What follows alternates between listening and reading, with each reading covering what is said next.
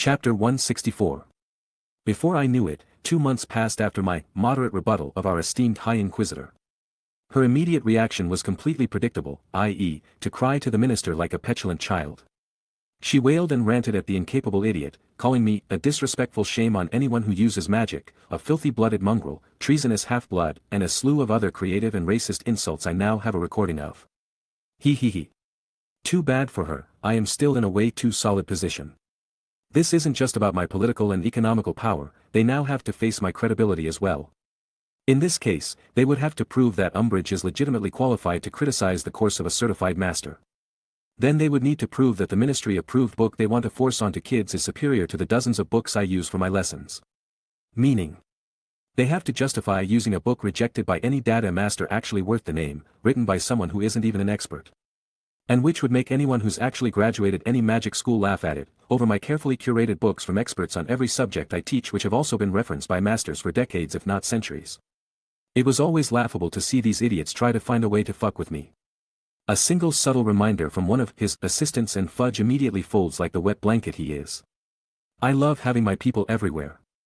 It did also help that my lessons were thought-provoking, practical and informative for the older students, while also being fun and interactive for the younger ones.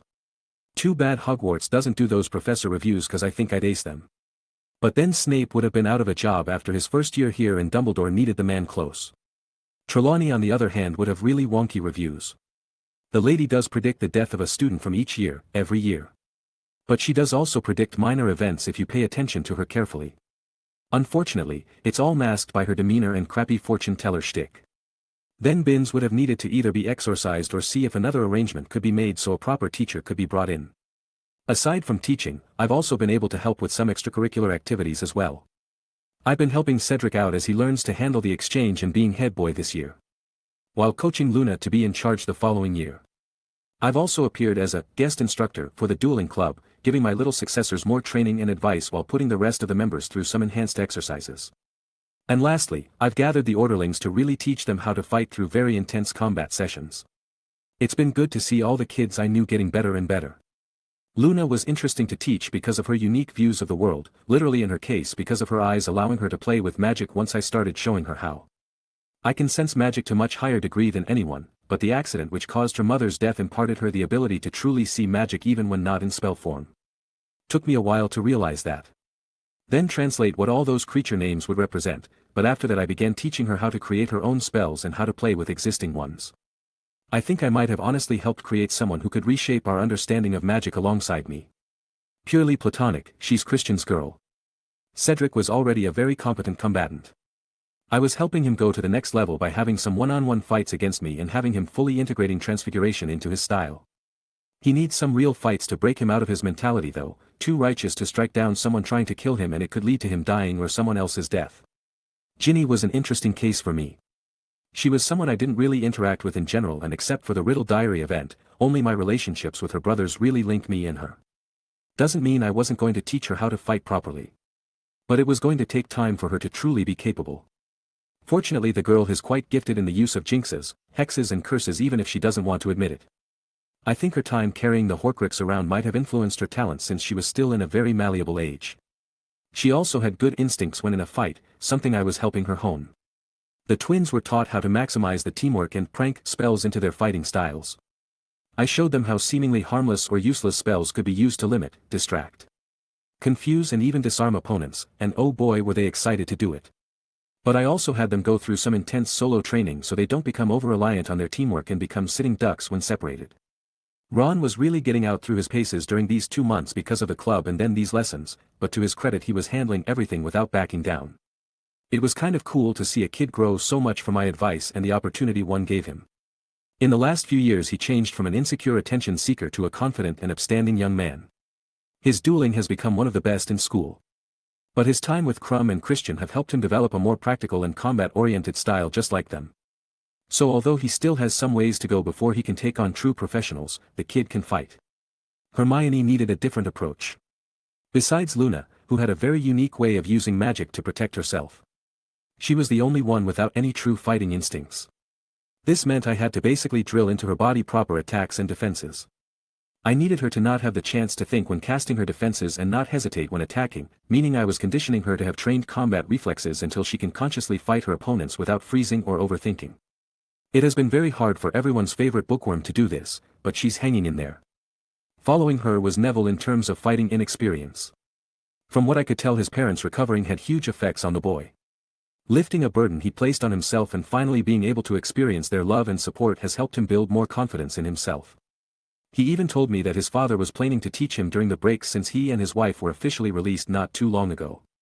Meanwhile, I was helping Neville develop a very solid base for him to build on and hammered basic but effective combinations into him. And finally, I had my honorary little brother, Harry James Potter. If I was being honest, he was the closest to my personal magic than everyone I've ever taught. Sure, I had Susan, James, Christian and Victoria learn them, but I had them branch out into what would perfectly suit themselves. Harry, however, took what I taught him and formed his style by making it all his. Then it became even more obvious after Lupin taught him the Patronus charm, making the kid at least capable of learning everything which didn't require a second-level magic core. So now Harry was probably considered one of the only actual users of white magic in the world. So with that and Sirius becoming very active in Harry's life, he's been becoming a very large threat to those who immerse themselves into the dark arts. What was interesting after these 2 months was that I apparently had to attend a bi-monthly teachers' meeting in the headmaster's office. I had completely forgotten about that being a thing.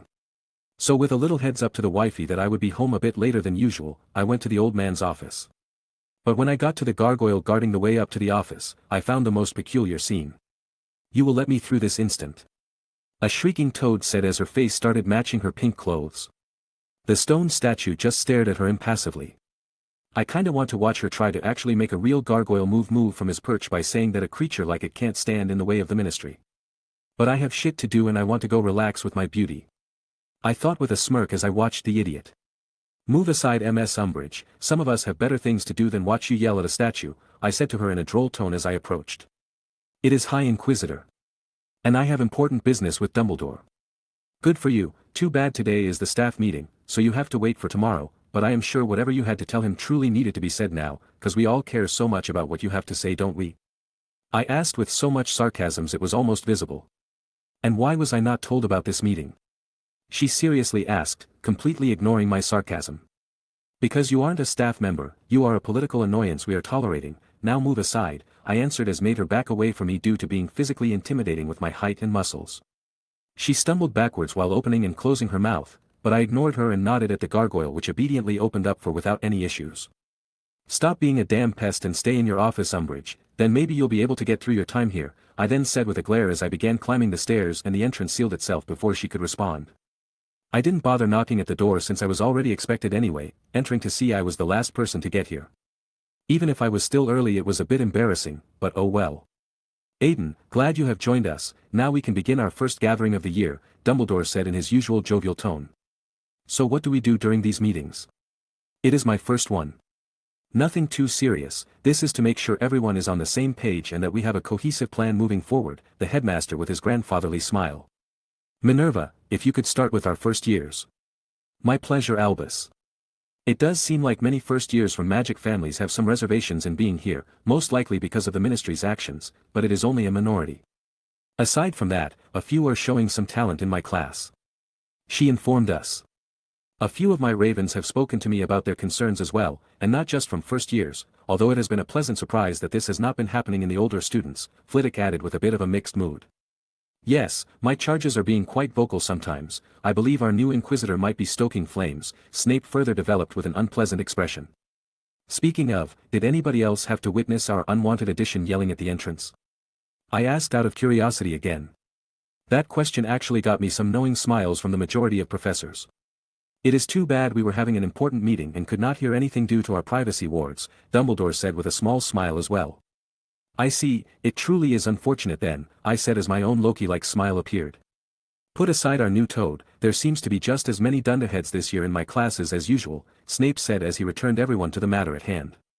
"Then maybe you should actually try teaching them, Snape. My classes are doing quite well as students are responding to some actual training pretty well, but I do have a lot of whiners from Slytherin House however," I said in a pointed manner. "I do not need a petulant child like you to tell me how to manage my charges," he nearly hissed at me. "Both of you calm down," McGonagall interrupted as she put her glare into action, making the both of us back down temporarily. I have been pleasantly surprised as to how solid the knowledge students have in my classes, our substitute professor said with a nervous smile.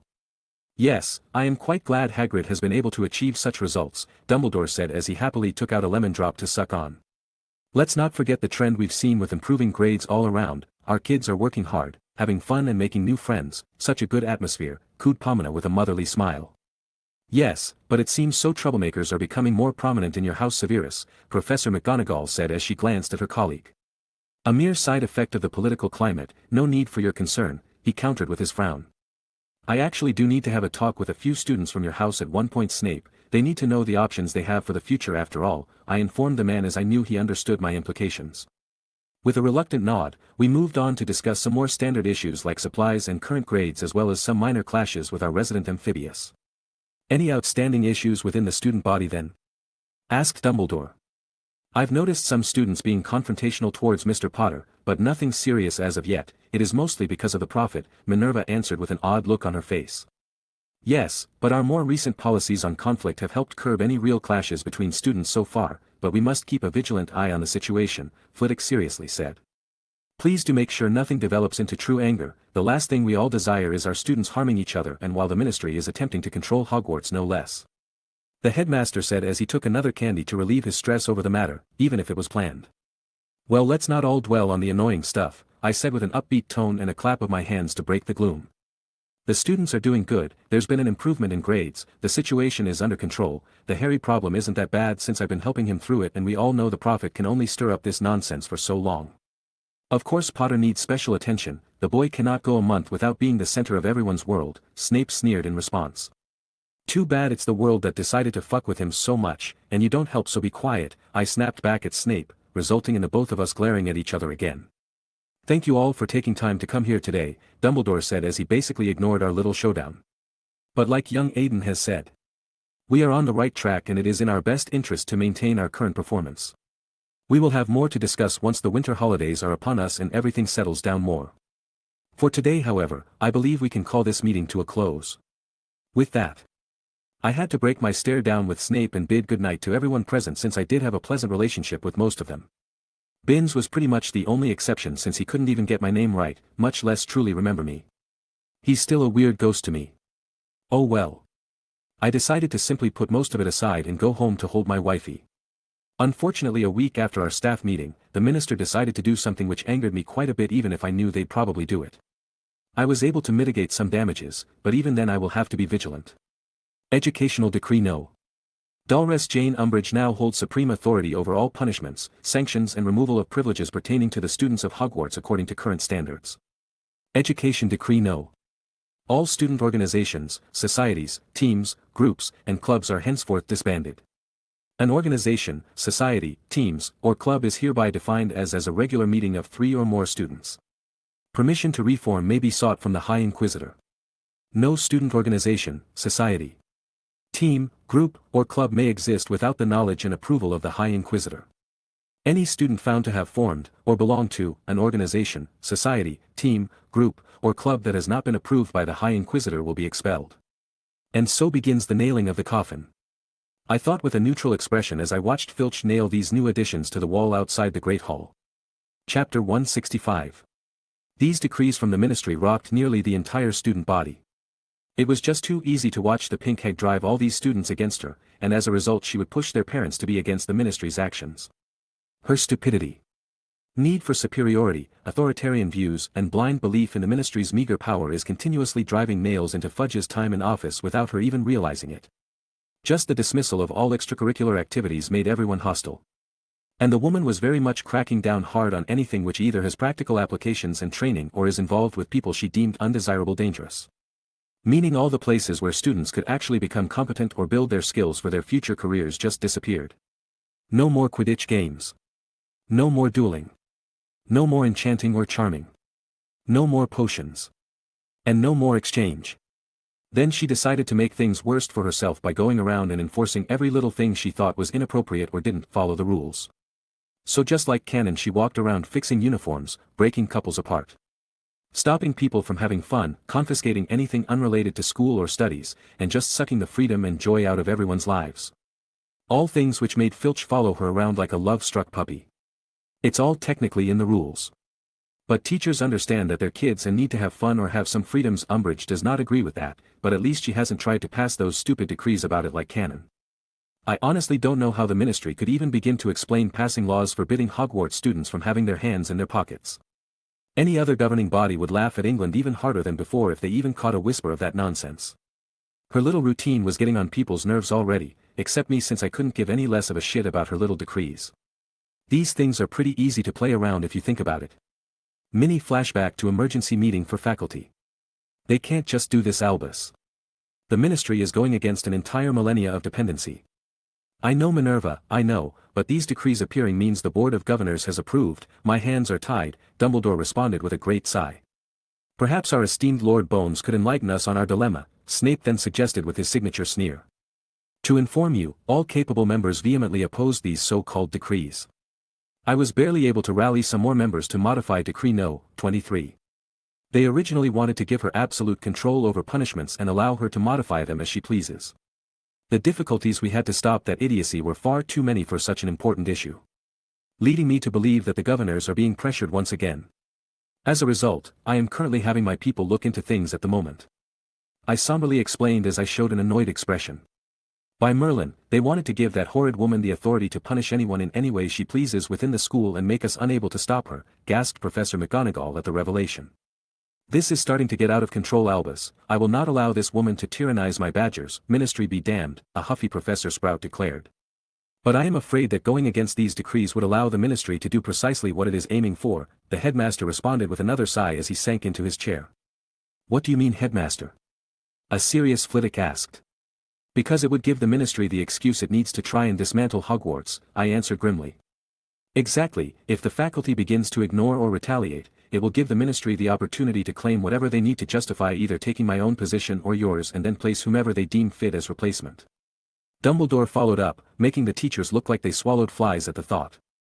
But we can't do nothing, Albus, that would be surrendering before we've fought, the deputy headmistress responded after a moment.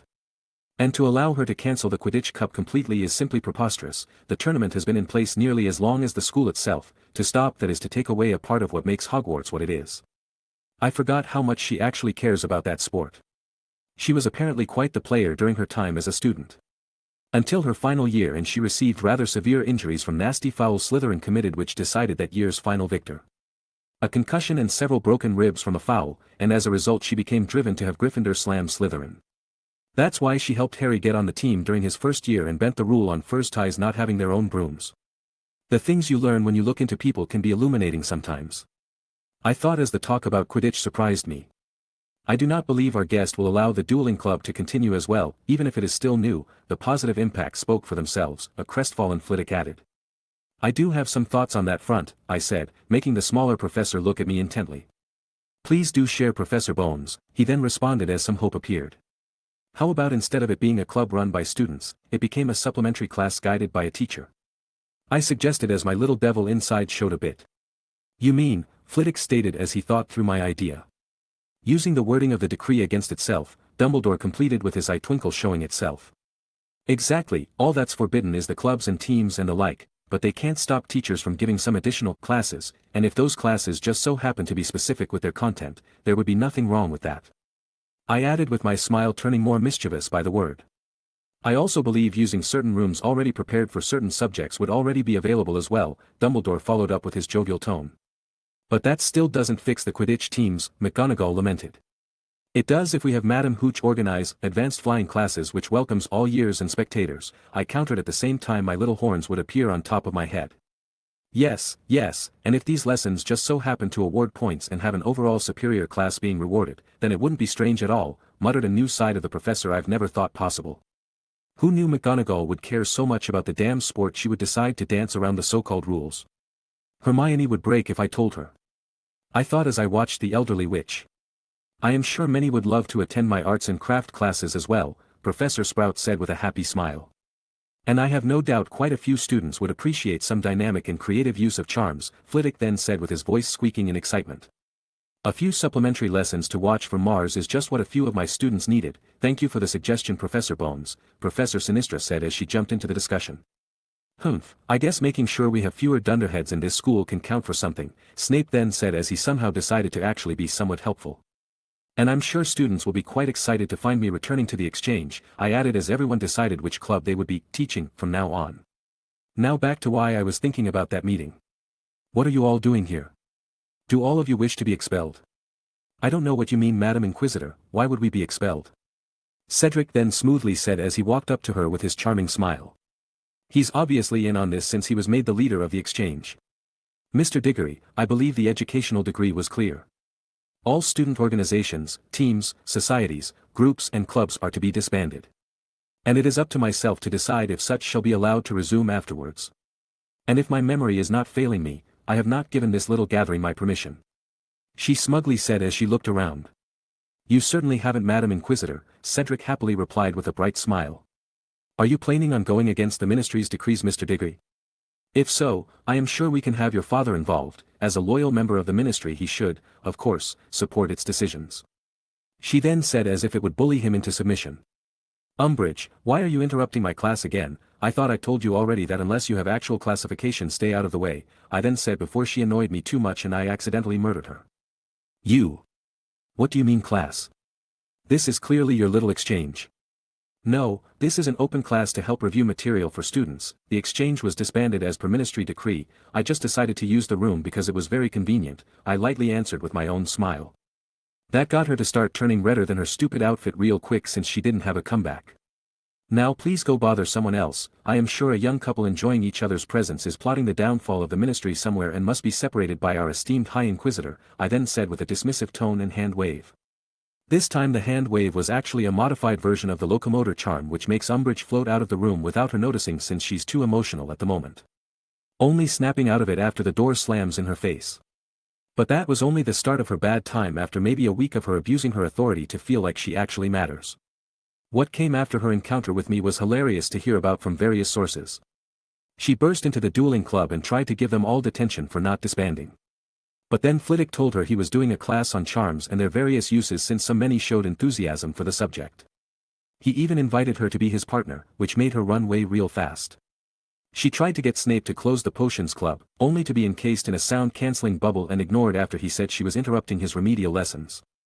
Her attempt to cancel the Gryffindor Quidditch practice resulted in McGonagall giving her a lecture on the benefits of the class while Hooch just took off with the team. Leading to Umbridge trying to escape Minerva while chasing after people flying away on foot and yelling stuff at the sky. Professor Sprout just gave the women some knitting needles and told her to join in for her lesson. With similar results when she tried to stop her other art-related clubs. I couldn't stop laughing at that last one and wished I could have gone down that route too, but I hate the Toad too much.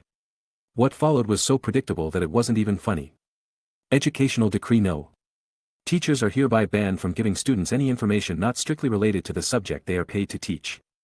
That was interesting to still see, but it was an attempt to do twice the damage with one decree. On one hand it theoretically stops teachers from doing anything beyond the classroom and on the other we can't talk about political happenings. In practice I got another round of smiles from the professors when I told them we were basically already doing that.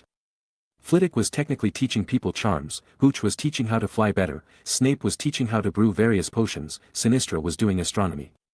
Professor Sprout just had to change her stuff a bit so that they mainly use plant material to make color pigment for paint or create a suitable fiber for knitting.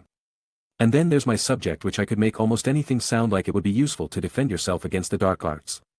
Charm. Here's how it can help. Transfiguration. That's how you use that spell to stop a curse. Potions. Ever use a botched boil cleansing potion to incapacitate someone? History. I can tell you the story of 4 Dark Lords, a few wars, the history of curses and then tell you how the underwear industry caused deaths to prepare you for the struggles ahead. So yeah, that decree became a joke to those with some form of lawyer in them. Loopholes are the best when it works to your advantage. It was during this time of faculty versus Inquisitode ministry, that something unexpected popped up. Aiden, we're really grateful for your teaching us how to fight, but do you think it's possible to add some people? Harry asked me after one of our training sessions with the Orderlings. Not to say no straight up, but why?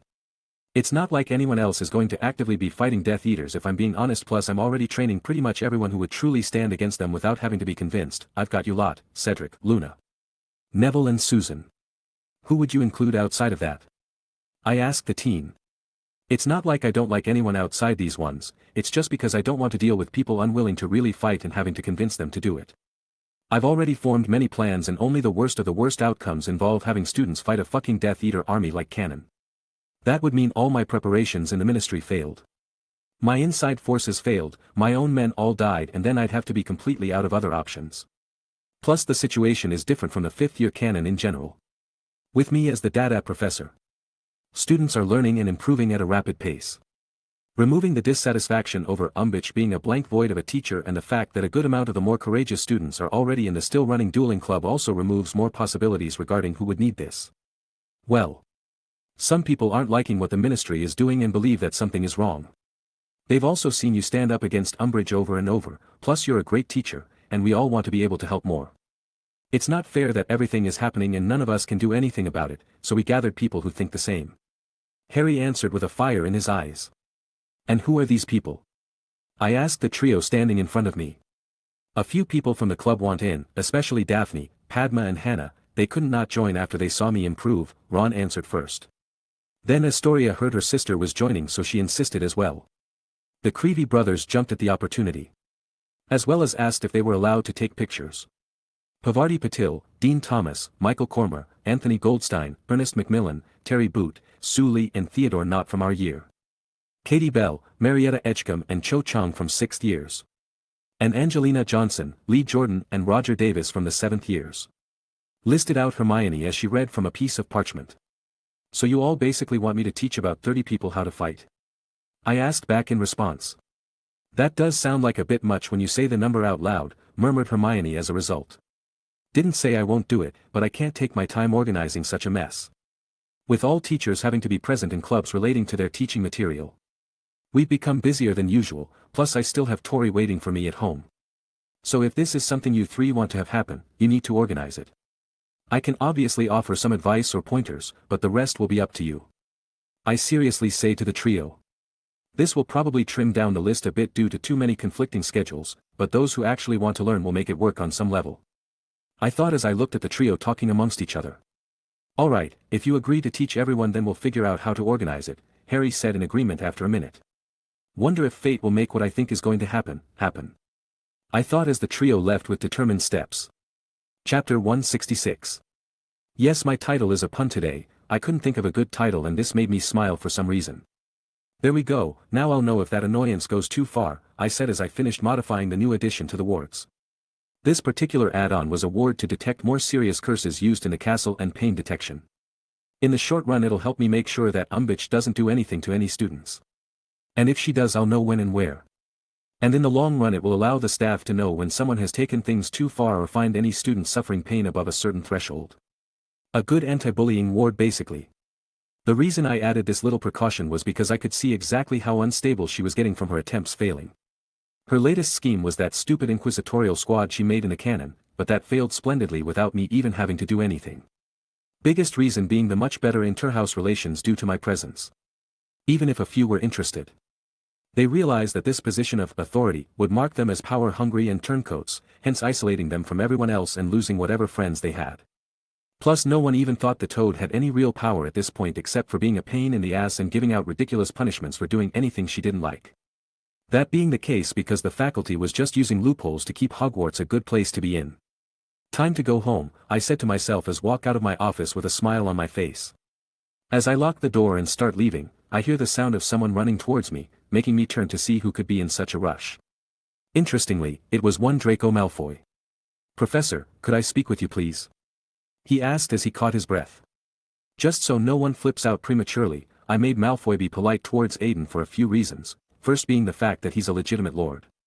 Slytherins respect him and are still very much trained by Victoria, he's not Harry or being humiliated so no daddy talk, and another upcoming reason. Certainly Mr. Malfoy, is this a quick matter or should this be discussed in my office? I responded with a polite smile.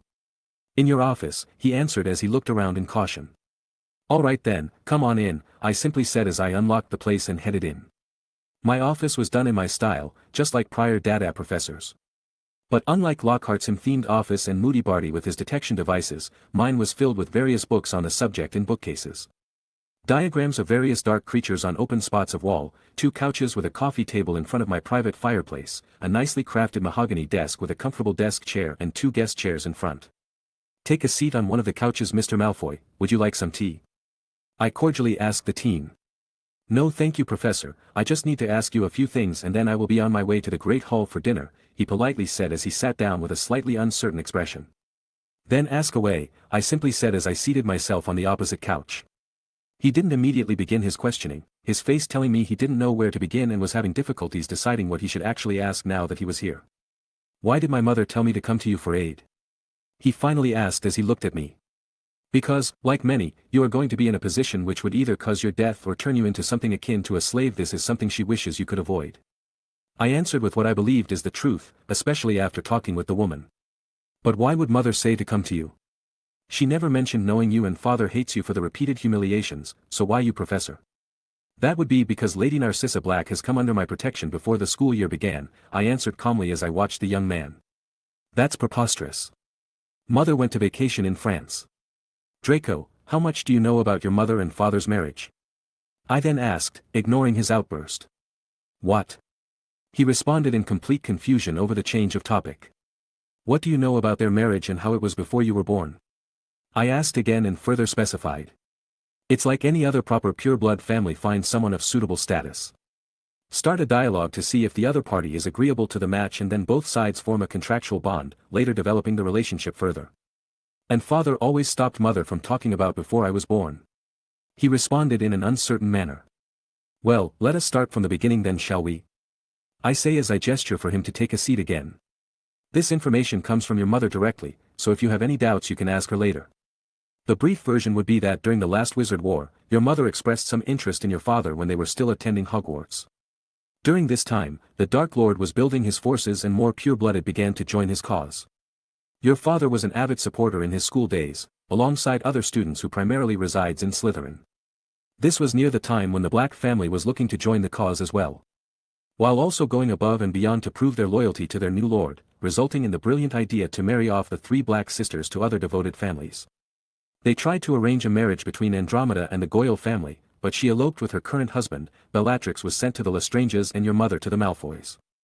Turns out your mother and Bellatrix should have followed Andromeda's example in the end though. I said as I began my explanation. You have to be joking. Mother should have followed the example of that blood traitor. She would never do that. Do you want to know the reason why she believes this now or are you going to leave? I asked with a raised eyebrow as I looked at the emotional teen. Draco looked at the door for a few moments, but ultimately decided to remain as he sat down. The reason she said this is because of how the contractual bond was made. Your mother and Bellatrix weren't wed using traditional wedding contracts between nobles. For them there was no way out. The contracts were basically rewritten servant contracts indicating that they must obey their husbands, they must create an heir obviously, they had to help increase the status of their new families, etc. For Bellatrix, this meant climbing the ranks of Death Eaters and making the Lestrange's status rise through their lord. Her success led to her becoming the hand of her lord, behaving as a fanatic and the ability to command the man she hated and married. Your mother supported your family financially and politically, developing the Malfoys to the position they now hold from your father's shadow. She avoided the Death Eater cause and built everything so well that even your father was able to walk a free man after everything he's done. I explained as Draco became thoughtful over the revelation. But that doesn't explain why mother left and wanted you to protect her, Professor. Even if she was bound by a contract, it doesn't mean she didn't love me or father, he said as he looked at me for an explanation. Let's begin with the fact that your mother only had some interest in the man before marrying him. That would have been a rough enough start for any 18-year-old. But then his actions began to sour the relationship even further. From what your mother told me, she was subjected to physical and magical punishments whenever your father decided or when she disobeyed. A display to show off his so-called strength power authority, she was forced to act however he wanted. All of her efforts were always portrayed as his achievements. And he never gave her any kind of love because your father is apparently a homosexual. All in all, it doesn't help a woman fall in love, does it? I laid out without any subtlety, leaving the poor guy with a very torn look on his face. My father never even loved her. Not even a little. His preference would have made that rather difficult, but even then he never treated her as a friend or confidant, only a servant or tool. I am sorry, Draco, I answered with some pity for the teen. Then what about me? Was everything she did for me fake? Did she even care or was it always because of that contract? Did she ever even love me? Your mother truly cares and loves you, Draco. She even wished to be more involved in your upbringing and childhood, but was forced to let Lucius do as he pleased. She even requested I take you under my protection as well, hoping you wouldn't become another servant for the Dark Lord and lived a happy life. I answered gently, making the young man's tense body and mind relax as I spoke. Then what about my father? He questioned. I honestly don't know, Draco. All I know is that your father is not a good man, and I honestly don't know if he was anything close to resembling a good father to you. I know you hold him in high esteem, but that is all. And your mother's words have made my opinion of the man sink even lower than it was before. I honestly answered again, making Draco shift to a very thoughtful expression. I let him digest everything I told him patiently. I may not have high hopes for the teen in front of me due to what I've observed during the last 4 years, but my efforts managed to turn Ron around, and I can't not give Draco the same chance. If I look at him objectively, Draco is quite a capable young man. Putting aside his blinding obsession with Harry. His grades are in the top 5 for his year, he's creative enough to manage to work around the Hogwarts wards and canon, he's skilled enough to fight Harry in their 6th year, and he later became a highly respected banker as an adult. So there should be hope. What should I do, Professor? I'm not strong enough to go against everything we stand for. My whole life, Father told me we were better and should rule as only purebloods could. I was raised to be his heir. But I've seen how some things are, and I'm scared. My father said it was an honor to serve the Dark Lord, but I can see how much he fears him. I heard the screams when he's angry, and even sometimes a body being taken out of the manor. I don't want to end up like that. Draco finally said, as he even unknowingly let slip that Voldemort resides in Malfoy Manor. It's perfectly normal to be scared, Draco. Most witches and wizards in this country can't even say his name due to the fear they still have of him. But if you do not want to be a part of what he represents, or even if you just don't want to live your life as a fearful servant, I will protect you too. I gently said to the scared teen. I could see the exact memory he was talking about when he talked about them. Draco was realizing what being a Death Eater truly entailed bit by bit, and his mother leaving seemed to have been a trigger alongside Voldemort choosing to hide in Malfoy Manor earlier than canon. But why? I thought you hated purebloods. Why would you help me? I know you never had a positive view of me, and Victoria certainly didn't either. I don't hate purebloods, Draco. If I did, I wouldn't be engaged and in love with one. What I hate are the ideals some believe in. I have no problem with someone being proud of their family's past and current achievements. It is completely understandable as certain families hold greater amounts of power than a random wizard with no backing. It is true that families which have been magical for a long time do have stronger magic cores and can develop certain gifts. I will not deny any of that. What I hate is suppressing others based on birth, actively killing and harming others because someone believes themselves better. Wanting power but not properly taking care of the responsibilities which come with it, and the constant hate such ideals spread. But if you believe that you want to change and don't want to follow in your father's footsteps, I'll be right there to help you or anyone else in the same situation. I said to him with a calm smile on my face. That seemed to have surprised him greatly. I think I need some time, Professor, and maybe a talk with Mother if possible, Draco said to me after thinking for a moment. I'll arrange for a secret meeting for the two of you. It'll happen during the holiday break, so try to think of an excuse for your father, I responded without skipping a beat. I'll do just that. I don't know what good it'll do, but I feel like I have to do this, he said as the teen stood up from the sofa with a heavy sigh this time. Just take your time and think everything through carefully, look back at what you were taught and look at everything with an objective eye. You'll find the answers you're looking for, Draco, I say to him with a peaceful smile. Thank you, Professor, for your time, Draco then before he started to walk to the door.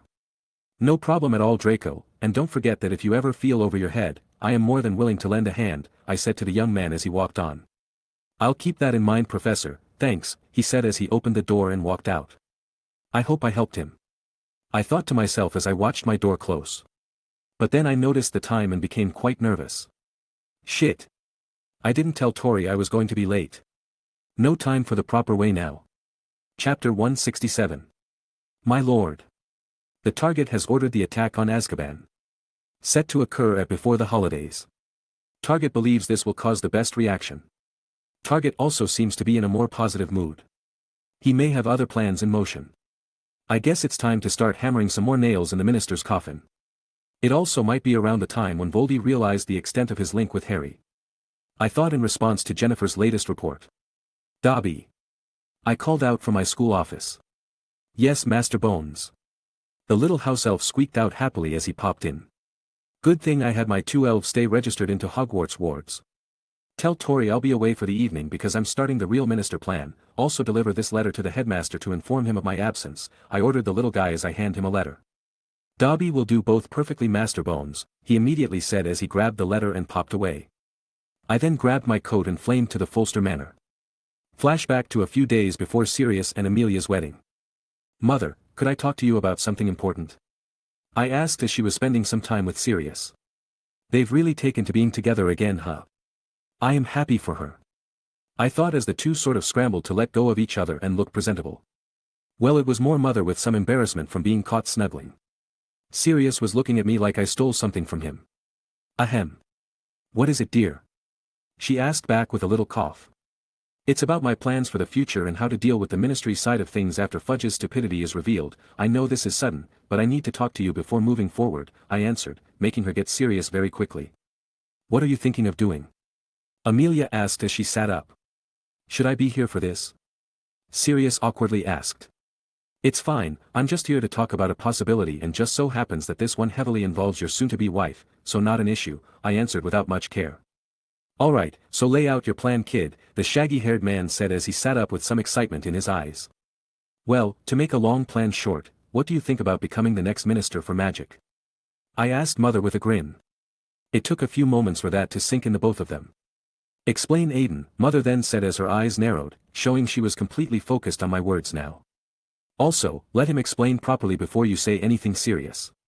It was funny to watch the man about to stand up and say something, only to sit down and shut his open mouth with only a few words. Especially someone like Sirius. Okay, so we all know that when everyone finds out he's back, it will completely destroy Fudge politically, he won't ever be able to hold any kind of important office after that, I started off, making the two nod at the inevitable outcome. And once he's out of office, we will need a new minister for magic. Now who do you think the people will want in power when the Dark Lord has returned? Someone with the ability to protect them, Mother answered after only a moment's thought. Exactly. And from that single criteria, we can guess who the most likely candidates would be. The first would be Dumbledore for obvious reasons, but he would never take the position. Second would either be you or Rufus Scrimgeour, because of your times as Aurors and leadership of said part of the ministry. And third would have been Crouch, but he was murdered during the tournament last year. So all in all, the two most likely candidates are you and Rufus. But you already have a huge advantage because of your status as the head of the DMLE and our funding of the Aurors in place of the ministry. I say with a quick breakdown of the candidates. Dear, be honest with me, did you plan for me to become the next minister? Mother asked as she looked at me. I would really prefer for you to hold the office. But I would never force it on you, the Auror thing is so we don't have completely under-equipped and vulnerable soldiers when the Dark Lord is done building his power. If you don't want to be the next minister then all you have to do is endorse someone else. I quickly said to not pressure Mother into thinking she has to be minister. Even if the kid did plan for it, so what? Didn't you always say you wanted to change the ministry for the better? What better way than to be a proper minister?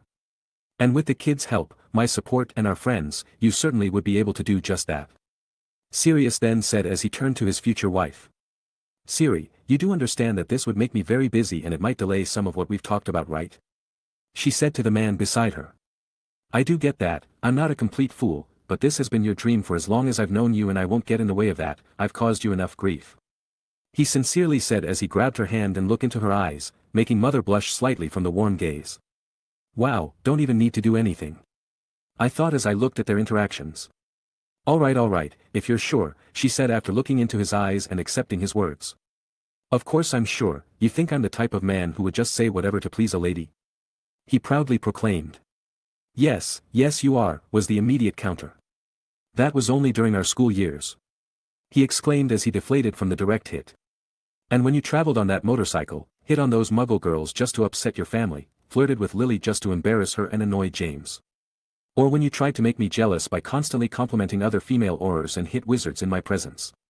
Mother then added on to form the killing blow. I just felt bad for him at this point. Apparently Mother agreed since she decided to let him off the hook. But as long as you keep those old habits aimed at me, I'll forgive you, she said with a small smile. Deal. He excitedly said and I could almost see his dog tail wagging behind him. I really hope you haven't given Tori that many tips, I said as a result of this little bit. Oh, only a few, girls have to stick together, Amelia responded with some mischief in her eyes. Well, damn, going to have to be careful then, I said with a small sigh. Foo-foo, was Mother's response to my future troubles she created. Anyway, so becoming minister, yay or nay? I said as I went back to the main topic. I'll do it, she answered with a determined look replacing the amused one. That makes things easier for later then, this won't be happening until the new year at least, so I suggest you enjoy yourselves and relax cause after that we will all get busy, I then said to the couple as I took my leave.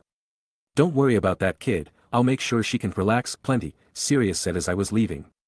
I didn't even need to turn around to know what look he had on his face and what he meant when he said that. End flashback. Am I doing too many of these? The reason I was thinking about this was simple, the invasion of Azkaban was a game changer. The most likely outcome is that Fudge blames Pettigrew for the act, just because he can't blame anyone else for it right now. There are no other notorious, known and currently free on the run Death Eaters right now, limiting his options. But there are far too many holes in that story, even more than when they blamed Sirius in the canon. For one, Sirius had actually been in Azkaban and escaped it. So he actually knew where the thing was. 2. Sirius is a very skilled and clever wizard. And 3. He was still being treated as the hand of the Dark Lord, giving him some kind of motive. Peter on the other hand is a very different story. He doesn't know where the damn prison is. That is something which is only known by a select few in the ministry, on top of that they are sworn to secrecy and you can only get there by portkey without being detected by either the wards or the Dementors. Pettigrew is not even close to being as skilled as Sirius. Peter is a survivor and has great instincts when it comes to that, but his other skills are lacking. And lastly, he is a betrayer and not a valued fanatic, as well as a coward, drastically reducing any reason why the man would be anywhere near Azkaban or even a single Dementor, much less all of them. This will be where the Herald will begin destabilizing Fudge's position. The breaking in of Azkaban and the lost control over every Dementor will do splendidly. Then we build on that by telling people what they have truly been trying to do at Hogwarts, add in some of the ridiculous number of scandals I can implicate the man and his supporters in. Cut him off from any financial support Lucius could offer thanks to Narcissa, and I'll be surprised if people won't want to have the man in Azkaban by the summer. And then Amelia Bones, head of the DMLE, highly respected for her impartiality and character, someone capable, trustworthy, well-known and supported by a vast number of righteous figures, will come in and take the reins. Dissenting voices, meaning all those assholes who would support the magic Nazis, have been steadily cleaned out in secret by myself and by the minister himself since he believed they were Dumbledore supporters. I already have most clean and open-minded Wisengamot members on my side, with a few meetings arranged with influential members of the more neutral families. And just a ton of blackmail and incriminating evidence on the bigot families. On top of that, I already have control of the most powerful companies in the country and maybe the continent since I'm the founder for all of them. Add Dumbledore's support, Harry's if needed, a proper aura force, and this will probably be on track for being the most unified the ministry has been in centuries. But the reason I was going to the Folster Manor this evening was to maybe obtain a useful enough employee today. So changing my appearance to the relatively good-looking Michael Folster, with neatly combed brown hair, forest green eyes, strong jaw and freshly shaven face, I sat down at my work desk and waited for my appointment to arrive as I sipped on the Earl Grey Scott had prepared for me. It didn't take long for me to feel my guest through the manor wards. "Scott, if you would," I simply said as I put down my cup. "Of course sir," he answered since he already knew what to do. After only a few minutes, a knock came from my office door. "Miss Skeeter sir," my aide informed me as I looked up from my tea. It seems that even though she tried to hide it, she has been impacted by her loss of employment. Less makeup, less flashy clothing, no overpowering perfume, lack of that arrogant confidence from before and more somber emotions. "Come in Ms. Skeeter, I am sure you are curious as to why I have asked for you, but before we begin I will offer you some refreshments, tea? Coffee? Any sort of juice or water?" I politely offer as the blonde woman looks at me rather nervously. "No, thank you," she said as she now had her focus on me. "Just to inform you, you are not in any kind of trouble. My aim today is to make you an offer for employment, your services for proper pay and a vow of secrecy. If you refuse, you may simply leave. If I wanted to harm you, there are far easier ways than to invite you into my home," I said to the woman with a calm smile. "Yes, well, one can't be too careful, it also isn't every day you get invited to meet the elusive Michael Folster," she replied with a bit of false bravado. "I just don't like dealing with all the political annoyances and suck-ups which come with a position like mine. I do what I do to help push our society ahead, not for the fame. Which is why I have Scott and my other associates take care of what needs direct interactions." I followed up as I gave her the official reason for Michael Folster's lack of exposure. "And why would someone like you want me? I'm not exactly an idealist, and I'm certainly not anywhere near as influential as your associates, especially now." Because you have certain skills which would help me achieve a few of my goals. If you did not, I would have simply left you where you were, I bluntly stated. What skills? If you hadn't noticed, I can't exactly write anything anymore. Your infiltration abilities, of course. Being a beetle is a great asset for what I have planned for you, I answered with a confident smile. How do you know that? She immediately asked as she became very nervous once again. Relax, Ms. Skeeter, I have no intention of having you visit Azkaban. Even if you decide to decline my offer, I shall still not say a word. I can even swear a vow should that put you at ease. But like I said, you aren't here to be forced into anything. I simply wish to offer you a job, I said in a calm and patient voice. Alright, then what's the job? She finally asked after feeling a bit more secured. As you might have guessed from me speaking of your infiltration skills, I want to hire you as an information gatherer. I need you to either find useful information on either selected targets or your own marks. This would mean finding out their true characters, shady dealings, their pasts, their troubles. Possible exploits, things which could prove advantageous in both a positive manner or negative. I explained carefully. I want her to understand that this isn't just so I can blackmail people. I also want to find out if I can help others or if some is doing wrong without my knowledge. I already do that through Sherry. But I don't have many true infiltrators, mostly due to our focus on getting informants and agents into useful places. And what's the pay? This is dangerous work and know it. The pay will be 20,000 G a year. You will be getting additional bonuses depending on the value of your information. With the possibility to gain additional bonuses if it proves to be more useful than initially thought. If you still desire to become a journalist, I will arrange for you to receive good information and help you create stimulating, truthful and accurate articles. There will also be some other services available as one of my people, but that is for if you agree. I explained straight up. Just out of curiosity, how much are those bonuses? She asked with a strained voice due to her barely containing herself. Depending on the value of the information, between maybe 100 to 50,000 G so far. If your information turns out to be wrong multiple times, however, you will be forced to pay a penalty or your contract may simply terminate it. I answered and gave her my warning before she gets any ideas. I wasn't sure she really heard my warning because I could almost see gold in her eyes. Where do I sign? She then yelled out as she stood up and slammed her hands on my desk.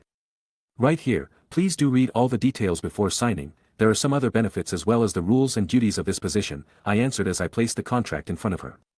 As excited as she was, Rita still knew better than to just sign a magically binding contract without reading it. No one wants to basically sign themselves into slavery without knowing after all. But my contracts are all legit. Well, I guess it's a pleasure working with you, Chief, she finally said as she signed her name and the contract took effect with a shining blue light. Welcome aboard Ms. Skeeter, here is your first priority, read this and learn it. After you're done, it will vanish, it cannot be copied and it will destroy itself should anyone else touch it. After that, you can begin working by reporting to one of the locations within this book. I explained as I handed her the book all my informants are currently using. Got it, Chief, anything else? She simply asked as she took it. That will be all, I hope this will be a mutually beneficial arrangement, Ms. Skeeter. Scott will see you out, I answered with a polite smile as my aide opened the door right on cue. Follow me, Ms. Skeeter, I shall be escorting you home if you so wish, the man politely offered as he began to do his job. No need for that, I'll just apparate, she responded. Then follow me, I shall guide you until we are outside the manor wards, he said with a wave of his arm, letting her pass in front of him as he held the office door, then closing it behind the both of them. Now I simply need her to start taking on the assignment we have for her and I can take out everyone in one fell swoop. I thought with an excited smile on my face. Chapter 168. Malfoy Manor. Jerry Greyback, you shall lead the assault, this is the portkey needed to reach Azkaban and return, it is time to prove yourself and demonstrate the skills many have praised. Voldemort said as he looked at all his followers and levitated an old-fashioned key a large metal key ring to his chosen subordinate. As you wish, my lord, the raven-haired female werewolf responded. What of the Dementors? I was under the impression that they would be coming under your banner. Have no fear, they know of your arrival and shall not interfere, the Dark Lord answered confidently. And why shouldn't he be? The creatures remembered him in the last war. They remembered all the souls they were able to feast upon and it was all too easy to promise the return of those times. Then I shall take my leave with your permission, she replied in a disciplined manner. Go and bring my lost followers home, it is time for them to receive their rewards for their loyalty, Voldemort said as he sent the woman off. With a bow towards the Dark Lord, the wild beauty took her leave. My lord, is it prudent to let a mercenary take on such a mission?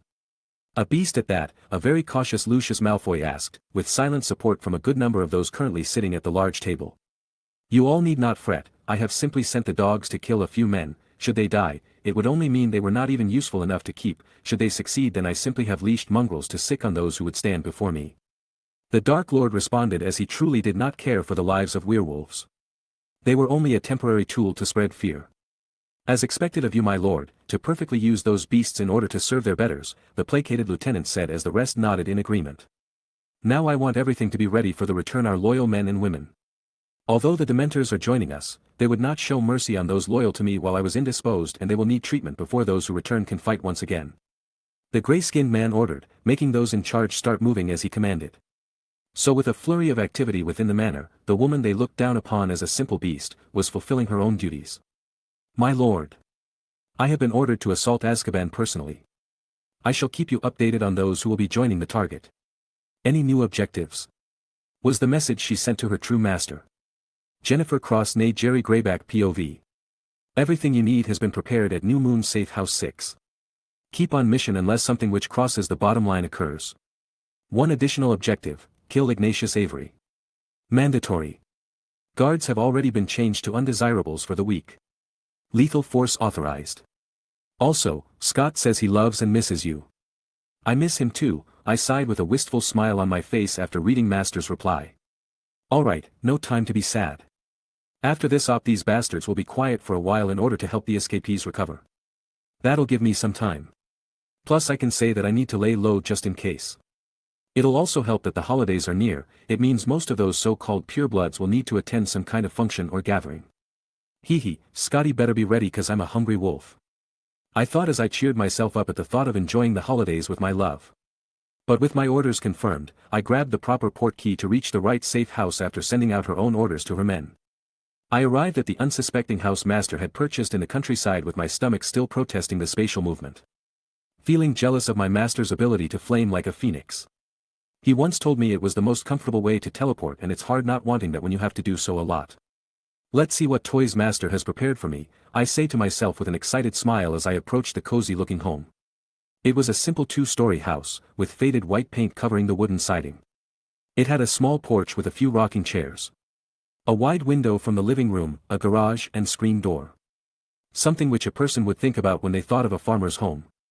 I approached the garage door instead of the main house door and activated a simple-looking ring on my right index finger.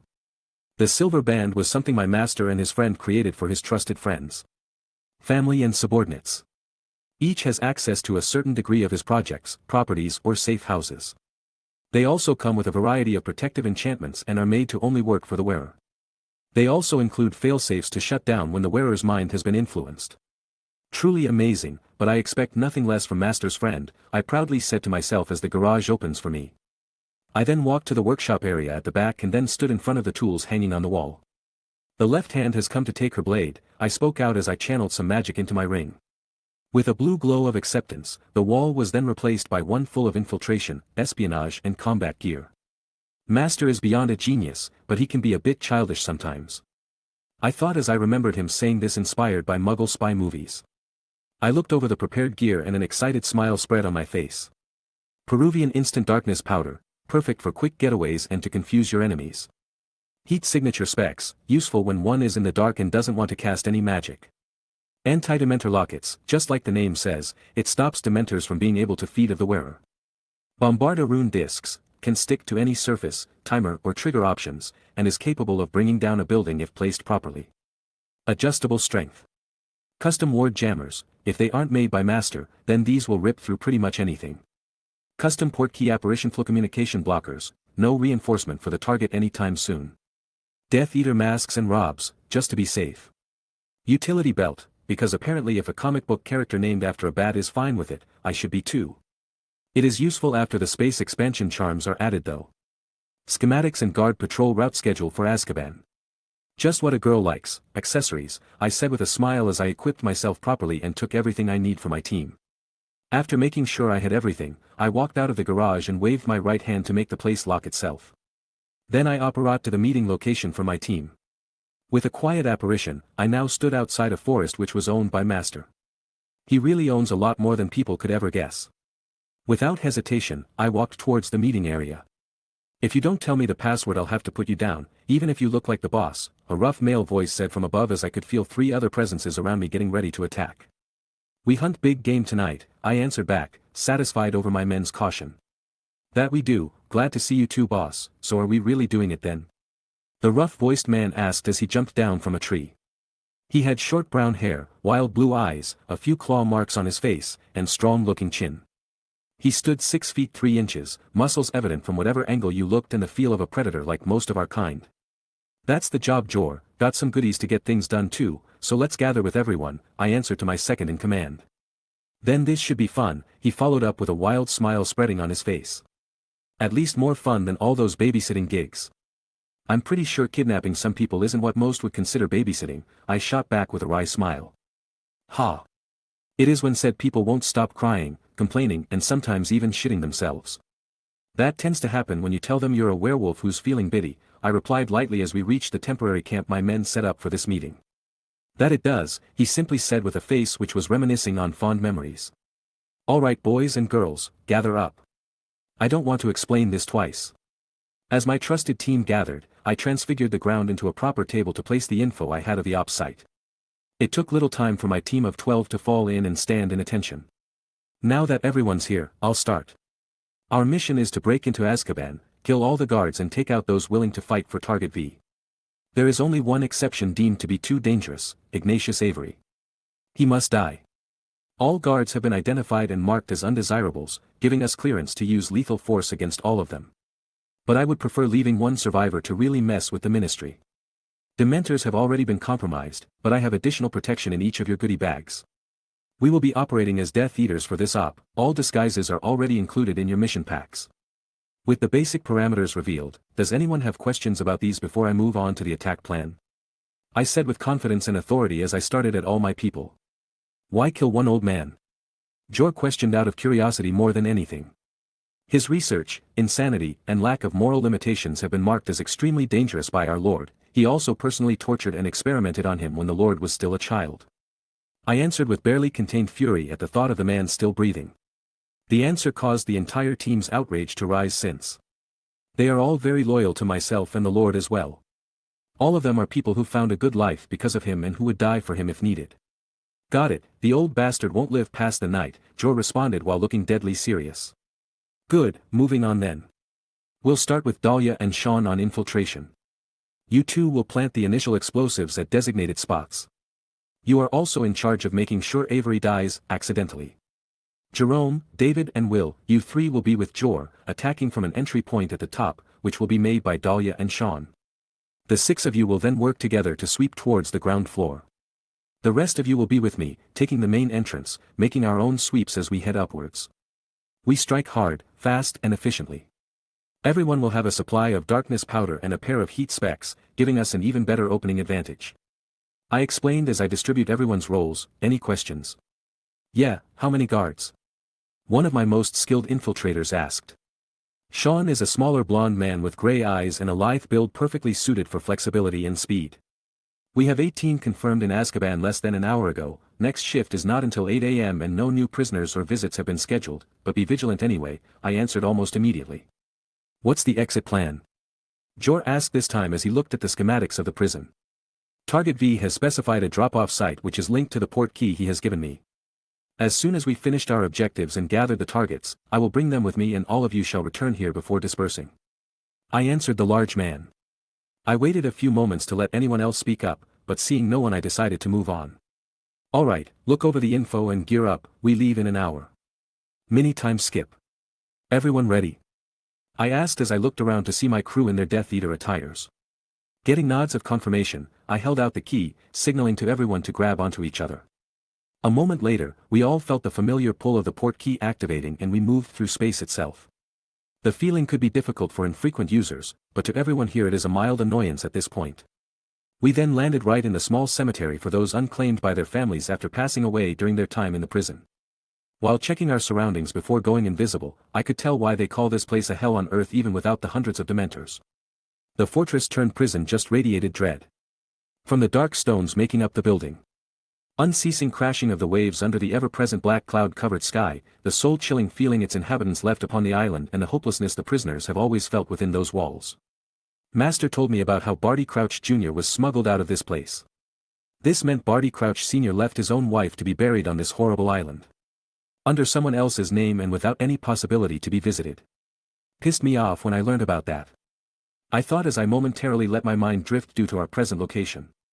You all know your roles, begin the operation, I declared emotionlessly as I focused on the mission. With saying a word they all knew what to do. Jor and his group took out their brooms and headed near the infiltration point. Sean and Dahlia immediately headed towards the entrance. Then my group split up in order to set up the ward jammers and teleport blockers around the island before regrouping near the entrance. 10 minutes later everyone was in position and awaiting the explosive sign to begin. And what a great sign it was. Just the explosion at the entrance left a massive hole in place of the heavily enchanted steel doors previously placed there. Plus the hole at the top and the darkness powder which was set to go off with the explosions. Resulting in massive amounts of black smoke pouring out of the two new openings. I didn't even speak, simply started sprinting towards the opening, my team following behind me as I expected. Running through the hole, I spotted 2 bodies with missing or partially torn off limbs, meaning only 16 guards were now known to be active. But I knew where to find more. I immediately turned down the left hallway and ran towards the restroom, knowing a few guards would undoubtedly be there. Before we even reached the place I could hear at least 3 different coughs coming from where the room was located. We finally spotted our targets, with 4 confirmed in the hallway itself as they tried to make their way to the exit. Without missing a beat, I quickly shot Master's combat version of the Severing Charm and decapitated the closest target. 2 spells were shot from my team, causing another's head to explode, and the third was vomited blood as his entrails were most likely exploding. This left only 1 guard who still didn't notice our presence nor his co-workers' deaths. But with a wave of my hand, a small knife flew out from my robe and went through his skull before returning no worse for wear. A gift from my master. With a quick sweep of the ground floor, only finding an unfortunate man caught with his pants down as he hurriedly tried to make his way out of the toilet, we then moved to clear the other floors. We found a pair who appeared to have been patrolling when all the explosions went off. I didn't even slow down as pierced one's heart with my blade and made the other's chest explode. Past another body which was caught in the opening fireworks. Then we made it to the middle of the towering prison. Reaching the guard post which was set to help either the ground or top floors should something happen, as well as monitor the middle floors. And it seemed the 3 stationed there understood what was going on and had made a defensive formation. Too bad for them this wasn't a duel and I had permission to kill all guards on sight. So I took out an explosive disc, set it to 13 of the usual power and ordered my team to take cover. I did the same. Threw the disc into the middle of the trio and just set it off, only giving them enough time for one last pain-filled scream as they died in pieces. We were about to continue on our way, but then Jor's group entered the room, meaning they had finished sweeping the top floors as well. So with a wave of my wand, I cleared out the already thinning smoke. Report, I ordered the group. 5 confirmed kills, no injuries or fatalities on our side, no unintended casualties noted nor any escapees. Target A was confirmed dead, we even have a present for the boss if needed, Jor answered immediately. Good, we have 13 confirmed kills from the ground to here, making the full 18. I want a full secondary sweep of the building to make sure we didn't miss anything, make sure to check for any useful information in either the records room. After that we will begin extracting the targets. I ordered, making my team take action immediately. After only 20 minutes since the beginning of our operation, we had full control over Azkaban and everything it contained. When then began to gather the imprisoned Death Eaters, past sympathizers, and possible recruits for transport. The total was 23 individuals. And boy was Bellatrix Lestrange even worse than I was warned. It was extremely difficult to stop myself from killing the insane bitch who caused my master so much suffering. But master said she was to be allowed to live for now. So I ignored the crazy cackling witch and focused on finishing my mission. So with another successful mission, I had all of these so-called people hold onto each other and activated the port key once again. Chapter 169. Ministry of Magic, Fudge POV, morning after the Azkaban raid. This can't be happening. Not now of all times. I thought as my mind failed to grasp what my secretary just told me. We need to lock down all information about this. We can't let the people know Azkaban has fallen and that we lost control over the Dementors. But sir, the news is already spreading throughout all the departments, it's impossible to stop it at this point, the visibly nervous woman informed me. Damn, what exactly are they saying? I asked in frustration, needing something to use in order to not lose my office. The biggest version is that, according to the inmates, Death Eaters raided Azkaban to take out all their convicted members and supporters, she answered as she looked at her notes. Not good. Not good at all. If people start thinking the Death Eaters are active again, then that means they'll link this to He Who Must Not Be Named, and then they'll start thinking Dumbledore was right about him being back. I can't let that happen. Not when I only need some more time for Dolores to remove him from Hogwarts. We just need one slip-up and I'll finally be rid of him. I can't let him gain support or I'm finished. I thought in a panic as I ran my hands through my thinning hair. But then a sudden event came back to me as I was trying to figure out a way through this mess. Emily, what is the status on the investigation of my assassination attempt and Peter Pettigrew? I suddenly asked the blonde secretary. I haven't heard anything new, sir. It seems like the Aurors haven't been able to find much on either of them, but the last mention of Pettigrew was when the boy who lived reported to have seen him with He Who Must Not Be Named at the end of the Triwizard Tournament. She informed me after looking through some documents on her clipboard. Then here's what I want the Prophet to write. Peter Pettigrew and his unknown accomplices have assaulted Azkaban, they've freed his master's former servants to take revenge on Harry Potter. There is to be no mentions of the Ministry losing control of the Dementors, is that clear? I ordered sternly, making sure to impart the seriousness of the situation. Yes, sir. She immediately responded. Good, now go inform the Prophet, this needs to be down as soon as possible, I said as I sent the woman away. I just need some more time to remove Dumbledore's influence. 6 months at most and then I can properly deal with everything after he is no longer undermining me. His supporters are being rooted out one by one, Dolores will be capable of taking away his last source of influence. And then I can start suppressing the Bones boy. He is becoming far too influential, just like his father was. I thought as I took out a bottle of fire whiskey and poured myself a glass. All I need is a bit more time, I said aloud as I took a drink. Emily Doreen, Minister for Magic Secretary, POV. The fool is acting almost exactly like Miss Holmes said the Lord predicted. What comes next will be grand. I thought as I left the minister's office and went ahead to execute the order which will seal his fate. Finally back to the MC POV. Assault on Azkaban and mass breakout by Peter Pettigrew and disguised accomplices. That was the Prophet's headline a day after I received a notice from Sherry Holmes regarding this development. He took all this time and effort just to put himself into check. I guess it's time for me to put him out of his misery and checkmate him. I thought with a smile as I read the day's paper. Going by that smile I'd say you're scheming again, I then heard Victoria say as she decided to sit on my lap. Her loose hair flowing down her back, wearing one of my white shirts with a little knot to make it more appealing and a pair of comfortable gray pajama shorts to show off her nice legs. Read for yourself, I simply replied as I passed the paper to her, wrap my arms around her waist and start giving her some soft kisses on her tender neck. Oh wow, he really did exactly like you said. Moan. So you're going to start the counter-narrative? Moan. She asked in between arousing little moans from me kissing one of her soft spots. Yeah, like I said before, he's going to be out of office by the end of the year, I answered as I softly spoke next to her ear and then gave her neck another kiss resulting in her shaking her nice toned ass on my own sensitive bits. Moan. You need to stop that or we are both going to be late for work, Mr. Tori lightly chastised, her voice almost making me want to continue just to hear it more. Tempting, especially with such a beauty on my lap, I whispered heatedly in her ear again as I make her squirm a bit. Down boy, today's the day I can finally bring mother out and I don't want to get teased to oblivion because she could tell we did something. Right, going to be living with the in-law for a while, how could I forget? I said with fake sadness, acting like the typical man dreading the visit. Yes, and she will be ordering around just for fun, she said as she played along. My poor peace and tranquility, I said as I made it look like I was crying in my arm. Poor hubby, how about a nice reward for your suffering after mother and I finish breaking my big bad dad? Would that make it better? She asked in a cooing voice. And what would that reward be? I asked in response with some curiosity. Well, after we finish dealing with dear old dad, we can finally have our wedding, she answered with a sly smile.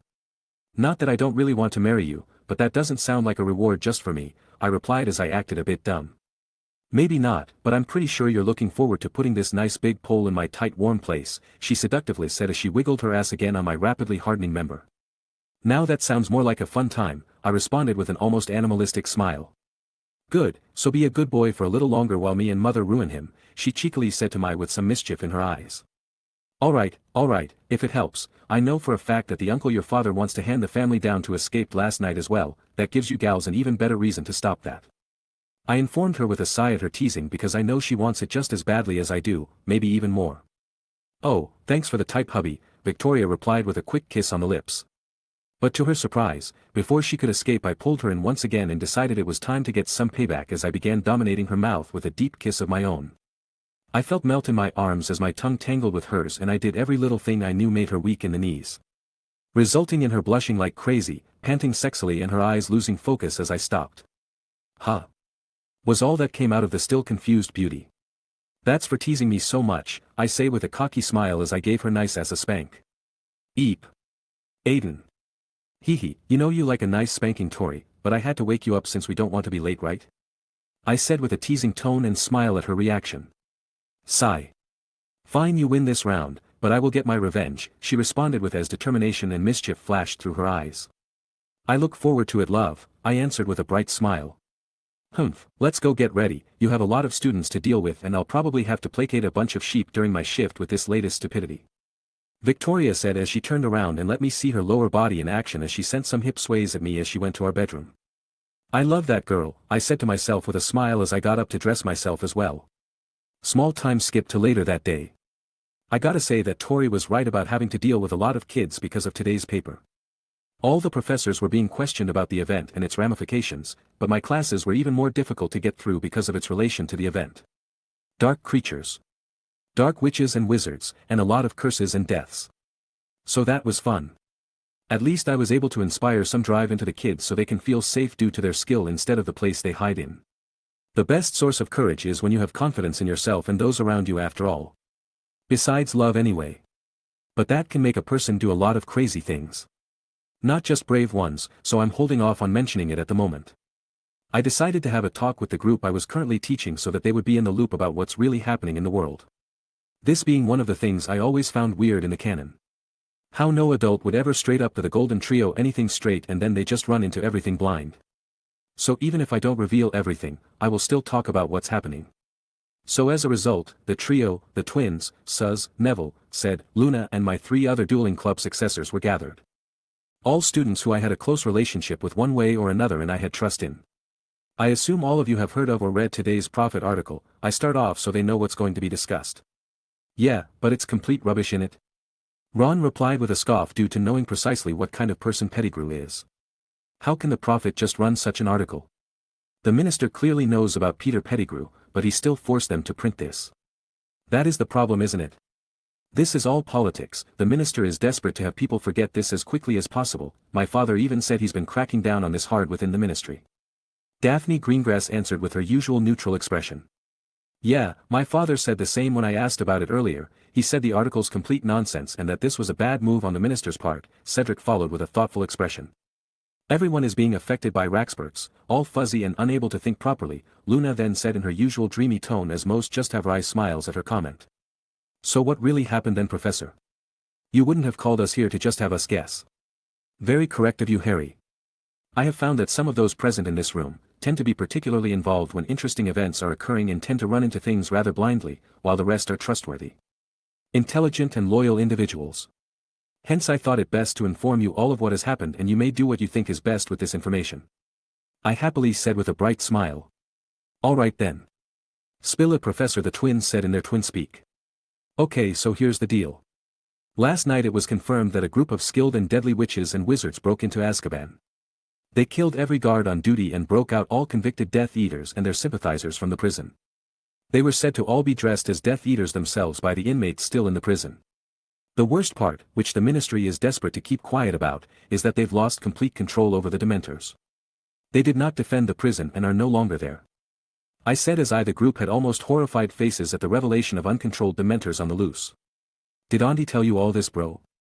Susan then asked with some emotions in her voice. Yeah, I confirmed it with her and my own sources. Azkaban has fallen, I gravely confirmed. So what can we do? Harry then asked with a fire in his eyes. You keep training and growing stronger. The lot of you are getting better every lesson and most adult wizards would regret trying to do anything to you. But this time they freed their best and most loyal from that hill hole. So I'm going to up the regimen a bit. Also, if you guys still want me to train that group of yours, I'll have to teach them the Patronus charm first and foremost to those who don't know it due to the Dementors. Aside from that, it just isn't the right time to shine yet, so try to have some patience, your times will come. I answered seriously as I looked at all of them. Although the information was shocking, I was proud to see all these people unwilling to step away from this.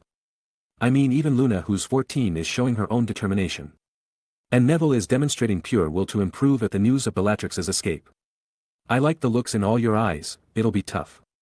But this is how you close the gap between those with more experience and power. By training your ass off. I'll hold a few more training sessions before the winter break, and then we can really start the hardcore training. But for today it'll be about the same as usual, since I need some time to figure out each of your training schedules. I proudly said to the gathering of teens in front of me, momentarily forgetting that I'm not that much older. What followed was an intense session where every member put in 120 compared to the usual. Even Luna left with some sweat coming off of her. But before they could all leave, I asked Harry to stay behind for a minute. "What's up, Aiden? Did I do something wrong during training?" "Not at all, I just want to ask if you have that book I gave you for Christmas back in your second year," I answered simply. "Yeah, I always make sure it's safe in my trunk." "Why?" Harry asked curiously. "Because I think it's time for you to learn how to cast magic using Parseltongue. You already know my spells, now it's time to give them an even bigger boost by turning them into parcel magic," I answered again, but with an excited grin this time. "Really? You think I'm actually ready?" "Yeah, I do. You know the spells and can even cast pretty much all of them silently and with fewer wand movements. All you're missing is raw power and experience, so I believe it's time," I responded with a reassuring look and encouraging tone. "Great. I'll start reading through it again to get ready. I won't let you down." Guess that book meant a lot more than I thought if he's that excited and already read through it a few times, I say to myself as I look to the open door. Time to go home and get used to living with the in-law then. Chapter 170.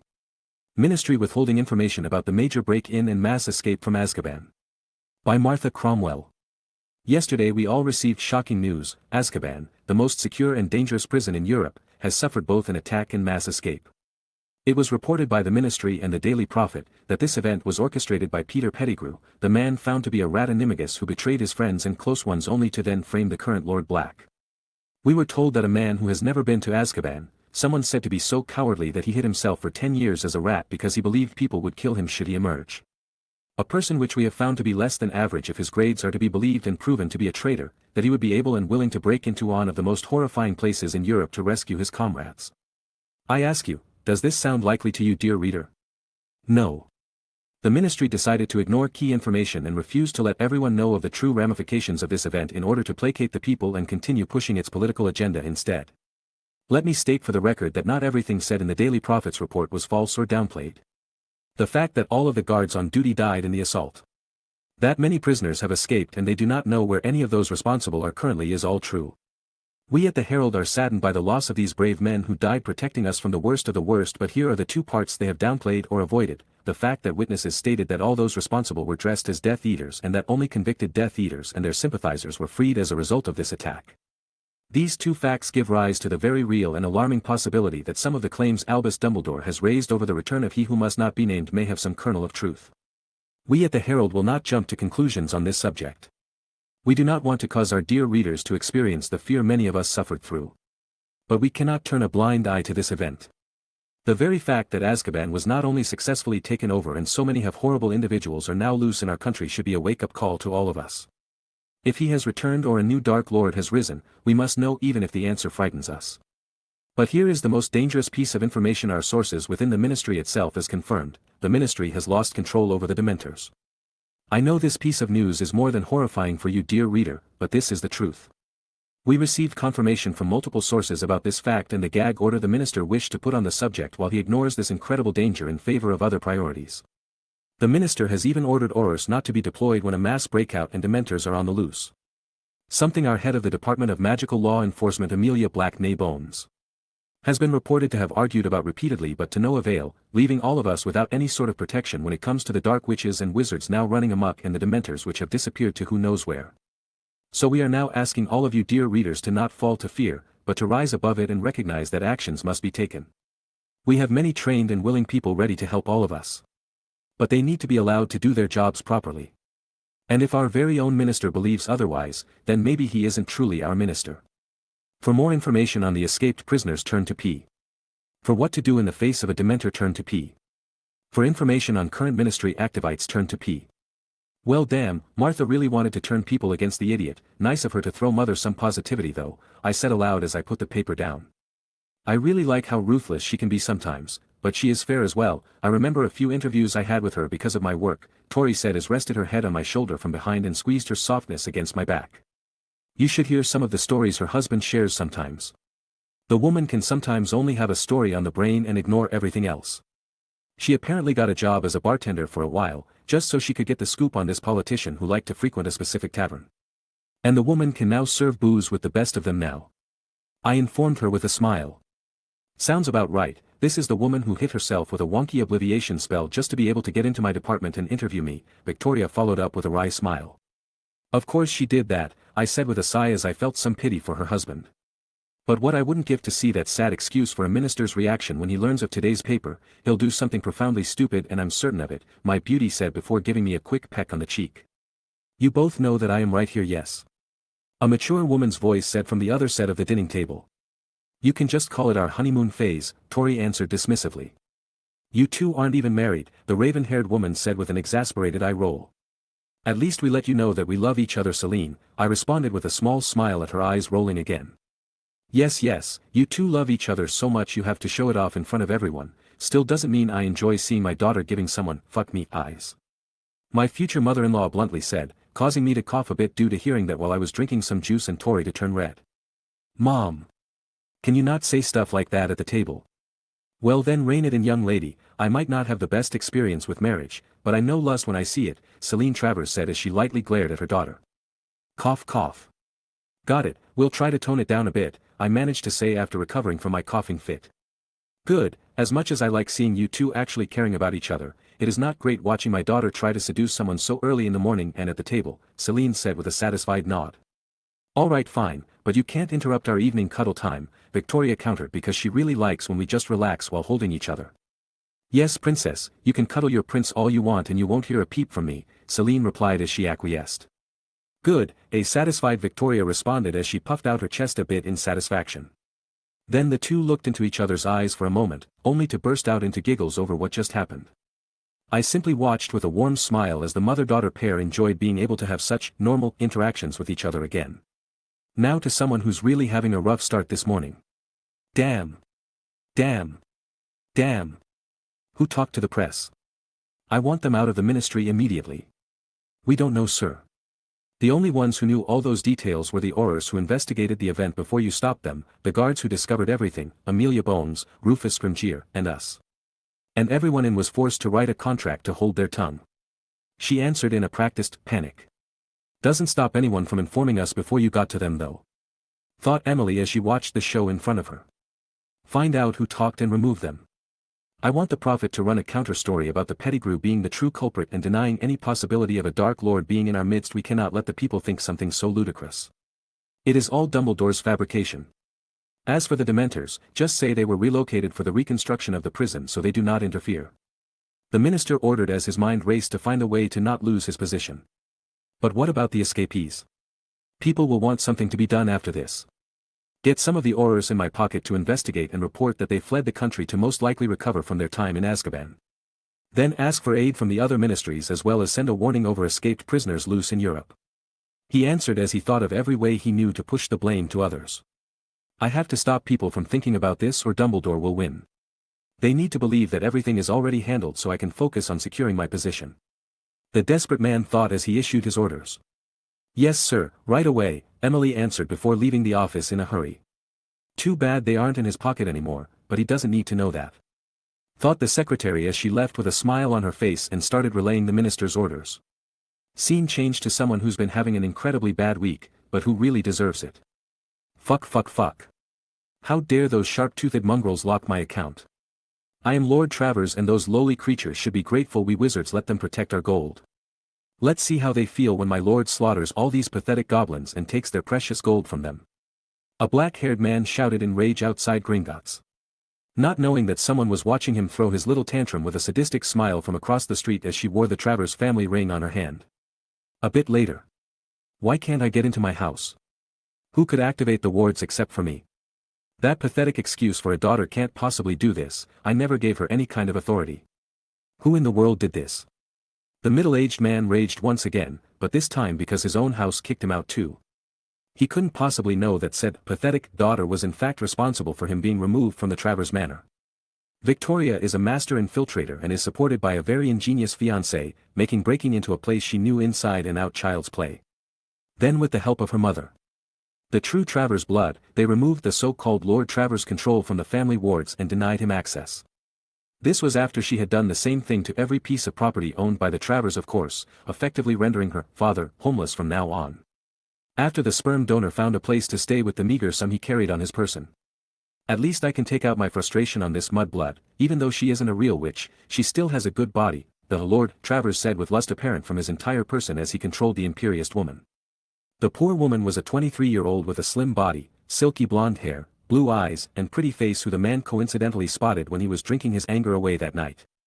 Now that we're here I can really start enjoying this, he said aloud as he sat on his room's bed and commanded the woman to strip for him.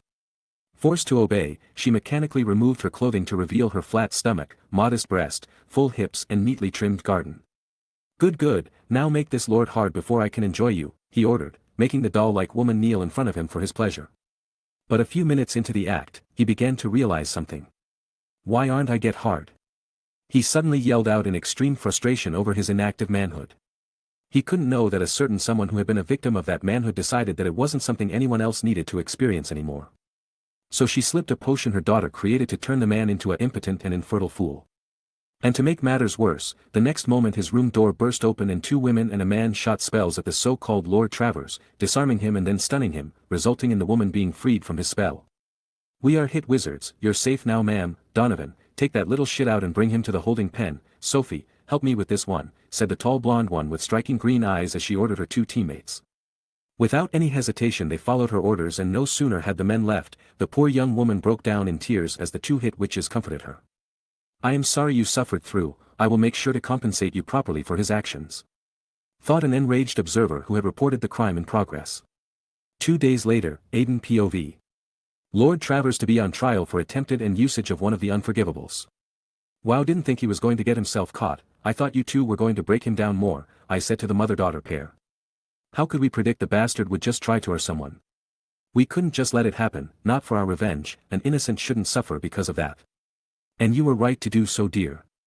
Although he has not suffered nearly enough, we still already took his lordship, money, properties and manhood from him already.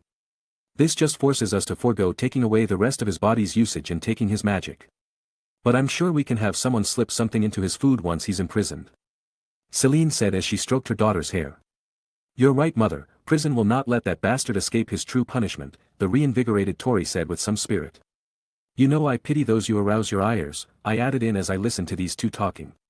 "No, you learned not to earn a woman's true fury," Celine responded with a smile that wasn't a smile. "I already knew that and never thought of earning either of your furies, but thanks for the reminder anyway. Besides that, do you 2 want any assistance for the trial or are you good?" I asked after reassuring my mother-in-law of my desire to make Tori happy. "It's okay dear, we have everything covered. The sperm donor will be in for one hell of a surprise when we appear though," Celine answered with a very sadistic smile on her face. "Plus we have way too much evidence and we already added the charges onto the trial, so on top of attempted R and using an unforgivable, the bastard will be judged for murder, attempted murder, arson, torture, usurpation of lordship, child abuse, embezzlement, a few counts of theft and some intimidation for good measure. He's going to be found guilty for sure, but we're not sure where he's going to be jailed and what his official punishment will be without the dementors available anymore," added Victoria with her own devil's smile. I'll have Oliver offer our holding facilities for the time being and I'm sure I can come up with an equally painful way to execute people besides the kiss later if you both want one," I said as I told them my thoughts. "We'll think about that after we're done destroying him," Celine replied with Tori nodding to show she thought the same. "Alright then, I'll leave you 2 to it, gotta head to work now," I said since the 2 had everything under control. "Have a good day at work," Tori said before giving me a chaste kiss on the lips. "I think I'll have a great day now," I replied with a happy smile. Chapter 171. "Well, I guess I've put this off long enough already. Let's cleanse Rowena's diadem," I declared to myself as I was relaxing during one of my rare free periods. I should probably have done this earlier or cared more, but I never needed the diadem itself. In fact, it remaining as a Horcrux helped me more to keep things close enough to canon at Hogwarts. The biggest reason for that thought is because the diadem is also what is powering the curse on the data position.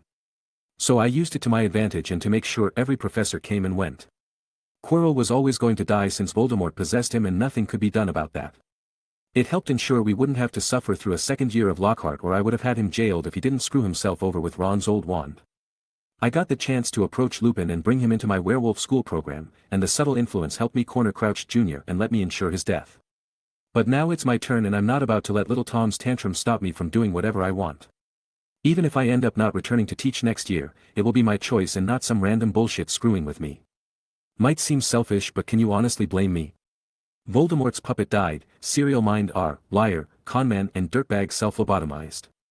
Werewolf teacher gets dream job and tons of benefits, an insane fanatic who helped murder my parents and kidnap me gets his soul sucked out. I think things work out quite well, all things considered. Everyone got what they deserved in my opinion.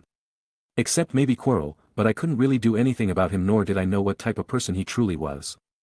I couldn't track every forest in Albania, my network was still in its growth phase, and Tom would have just found someone else to take over in the end. But now I have some free time. The power, the knowledge and all the stuff I need to kill a soul fragment. Plus it'll serve as good practice for when I'll help Harry deal with his own.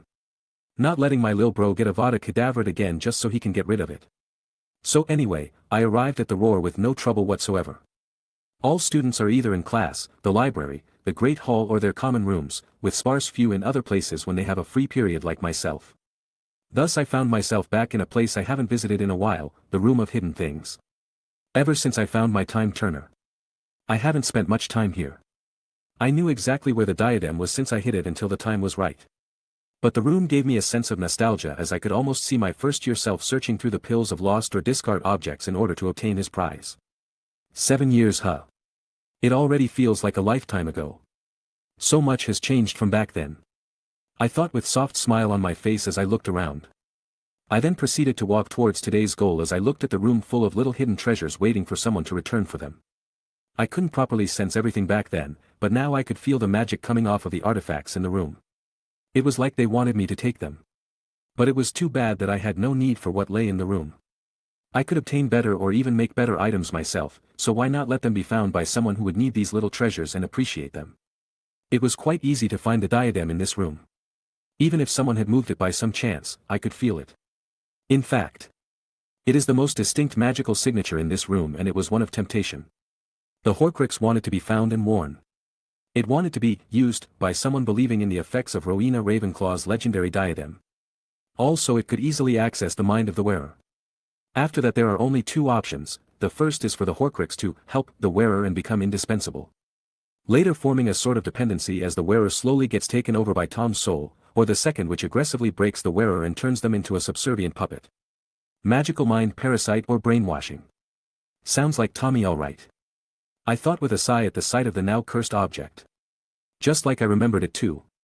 The beautifully cut oval sapphire which would rest on the wearer's forehead as twisting bands of enchanted silver supported it and wrapped around to form the elegant diadem bearing its original owner's colors and motto. Wit beyond measure is man's greatest treasure.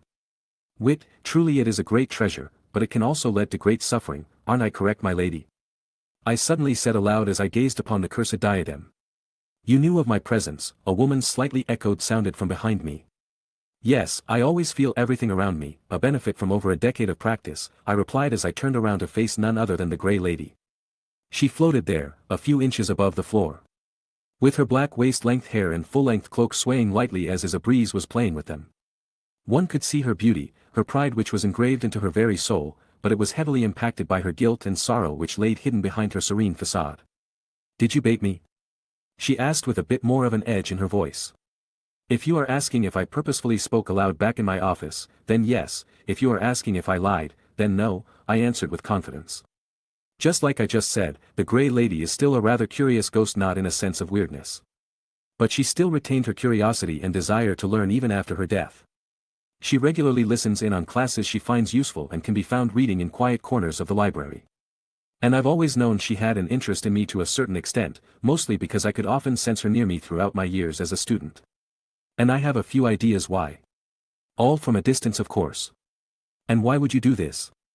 She asked with suspicion this time. Because I knew you would be near desperate for someone to fix such an important link to your mother, even if it holds bad memories, I answered, but in a softer tone of voice this time. How do you know about that? She asked in a freezing tone of voice as her hair seems to rise a bit in response to her emotions. I know the tales of all the ghosts in this castle, the past of the professors, the stories behind the paintings, the reasons behind the castle's enchantments and architecture. It is in my nature to want to know. I answered as the look in my eyes softened the more I looked at her, but the answer made her pause. That statement is actually true. Hogwarts itself is one of the things I have studied the most in this life. How the castle works, how it has partial sentience, every secret passage. Why Peeves is a thing, what defenses are in place and how the wards function. I know the place inside and out. But I'll never say I know all of its secrets, and I know I don't actually want to know all of them because then it would lose some of its wonder. Then prove it. You say you know my story and my past, so tell me, she demanded as she put up a strong front, but I could see the emotions in her eyes. Helena. You are not to blame for your mother's passing. You were a child raised to reach standards which were not your own and it slowly crushed you until you knew not how to escape from the pressure. This pressure slowly turned to resentment of its source, but that is normal. It is normal for humans to want to reject what causes them pain, and when a person becomes desperate to escape it, they act rashly. That is all you have done. You wanted to escape the expectations and pressure put on you by others to become someone else, with those around you ignoring the fact that no one can become another, they can only be themselves. And that is why I was saddened by your story, Helena. Because even you forgot that you were not just Rowena Ravenclaw's daughter in the end. I said softly to the woman who has lived in regret and guilt for almost a millennia. What do you know? You're just like her. You can do anything. You think you know everything. You think you know better than everyone. How could you possibly know how I felt? Because I can feel your pain, Helena. Because of my gifts I possess a form of empathy allowing me to feel the emotions of others, and ghosts as well apparently. And your story is one I think about often as well. If I am even able to have children anymore, I want to avoid having them living a life like yours as much as possible. I want them to be able to follow their dreams and hopefully lead happy lives, not try to become me. I gently answered, causing her to lose a lot of her hostility. You can feel my emotions? She asked in a surprised manner as her eyes widened. Yes, my lady, I softly answered with a nod and gentle eyes. Wait a moment, aren't engaged with your Slytherin friend? What do you mean, if I am even able to have children anymore? Shit, I let that slip by accident and she picked up on it. I haven't even brought it up to Tori yet. I thought as I mentally scolded myself for the blunder. I'll just say that there is always a price to pay for excellence, that is why it is never called perfection, I answered with a bit of a sad smile. A price to pay, Helena repeated softly as she took in my words so far. But as much as I enjoy having deeply emotional conversations, I should probably do what I came here to do in the first place, I suddenly declared as I recovered from my own emotions and noticed she was still mulling over her own. I then proceeded to clear the area around me with a wave of my hand, causing all the clutter to move aside and the floor to be cleaned. Gasp. Where is your wand? How could you do this level of magic without one? The Grey Lady suddenly asked as she noticed what I just did, and of course she did. She spent over 900 years in one of the best magic schools in the world, so she knows a thing or two. I became one with it. It was the only way which would allow me to keep progressing along my path as a wizard, hence we merged. I was almost certain the founders achieved the same thing. Was I wrong? I answered before asking her out of curiosity. Well, yes they did, but that's not the point. You're not even 20 yet. How in the world did you achieve something even Mother couldn't before she was 50? She asked in shock. Like I said before, excellence has a price, I answered with a bit of a self-derisive smile, resulting in her flinching a bit as a result. But then I put my attention back towards my task. I needed to test a few different methods and see if what I wanted to do to Harry was possible. So I was going to mess with Tom's soul a bit. The first thing I did was set up a magic barrier using the best containment runes I knew. In this case it was actually based on the Room of Requirements itself. The Roar has the most powerful runic enchantment I've ever seen, capable of self-expansion, modification, minor awareness, some legilomantic abilities, summoning programs, nearly indestructible from the inside and fully contains magic within the room. So I studied them in great detail and came up with different models based on my own runic binary language to suit various needs. In this case I wanted something to completely contain the soul piece should it try anything. It activates using a simple mental command from the creator and forms a cage which can shrink or expand on command, hence is perfect for the occasion. Now I can check all the defenses on the diadem and the link to the Dada curse. I already knew everything from Tom's memories back when I had my subscription to VTV, but I am not taking any chances when it comes to this level of the dark arts. Especially when it comes to something containing a piece of a soul. I don't want any unexpected mutations in the defenses as a result of its long life. But I was happy to see that the Horcrux was just as Tom remembered. Weaker than that actually. My guess is that powering such a curse like the Dada one, him actually dying once and having to survive as an incomplete soul for a decade put a lot of strain on his Horcruxes. The only way I could see them getting as dangerous as they were originally is to go down the diary route, meaning using the life force of someone constantly using or carrying a Horcrux. But with that step done, I can begin setting up my different methods today. My first is going to be about half of what I want to use on Harry. The reason I say half is because I can't test out the other half in this situation since it requires the person to be in Harry's situation and what I have is just a diadem. But I'll be testing a way to essentially isolate the soul from its connection to Harry and Tom. Then set up what is basically a seal to control the soul fragment to render it completely harmless without outside interference. This will be achieved using a specially created rune disk which will imprint temporary runes onto the diadem. I have a few different versions to test which has the best performance. The second test will be to see how much my white magic affects a Horcrux in general. I want to see the effects various spells have on possibly the darkest enchanted object in modern history. Hopefully I won't destroy it. But I'll start from minimal power just in case. I honestly think the thing will act like a shadowy symbiote from Marvel when this happens. And lastly I will be testing the effect of holy water on the thing. Of course I won't just dunk the diadem into a bucket of the stuff since I am certain that would cause the thing to disintegrate if the soul piece isn't removed beforehand. No. I'll be testing version levels of diluted holy water to see how strong its effects will be. And to do that instead of one bucket of holy water I have a dozen or so buckets out at the moment with different numbers of drops put into normal water. What is with those buckets? Why can't I be near them? Wait, you can't come near them or does it hurt you to be near them? I asked Bai to clarify something. It feels like I'm being pushed back, like I'm not allowed near them. It got worse and worse as you pulled out more buckets too, she answered while wearily gazing at the buckets filled with what looks like normal water. Fascinating, I didn't expect it to have ghost-repelling properties, maybe even ghost-trapping utility is used properly, should test the limits later with a volunteer. I muttered to myself as I started doing some hypothetical scenarios and mental calculations on the subject. Do not just ignore me. Tell what is in those buckets. I've never heard of anything capable of doing something like this before. It's an alchemical solution my fiancé and I created when we were trying various things. As a result of its effects we named it holy water.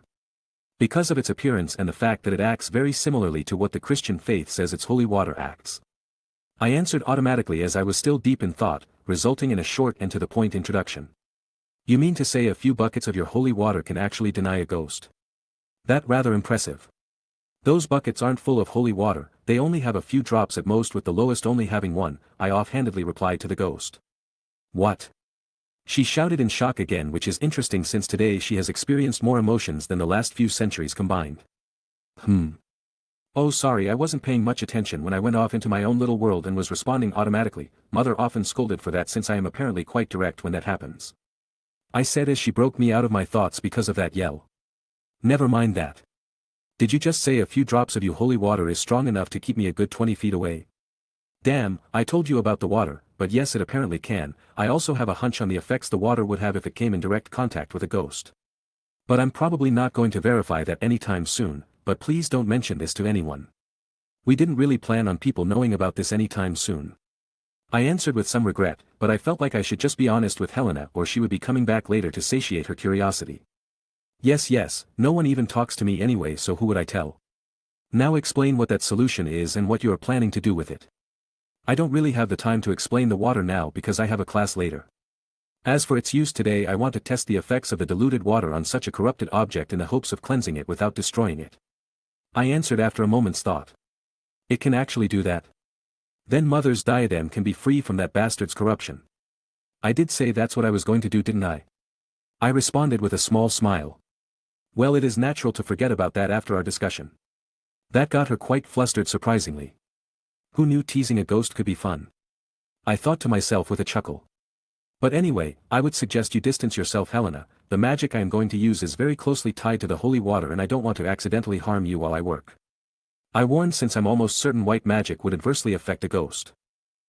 Yes, very well, I'll be over by that pill to make sure Mother's diadem does not get damaged, she responded with a bit of a delay, but she did as I asked.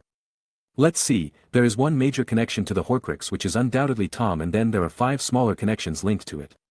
This means Tom already has Nagini as a Horcrux on top of the cup. Locker, Ring and Harry. I already ordered Jennifer to signal me if Tom feels any of what I'm about to do, so here goes nothing. I thought as I began my various tests. My first task went well from any angle I could look at it from. The moment my rune disc activated, all connections I could observe were severed, even the ones the diadem had to the school. Meaning this could actually break the Dada curse of its own.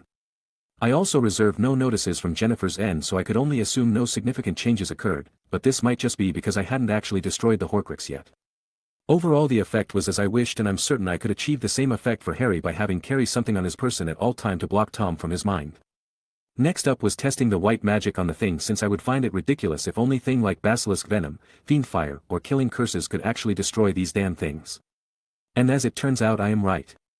These things couldn't handle a spell casted by something at the level of second core white magic without showing signs of stress. This was while I was being extremely careful and closely observing the soul inside the diadem. Meaning a second level core wizard giving his all could actually destroy a Horcrux of this level using white magic. On a side note, that soul piece was screaming like a little bitch when this was happening, and boy was that satisfying.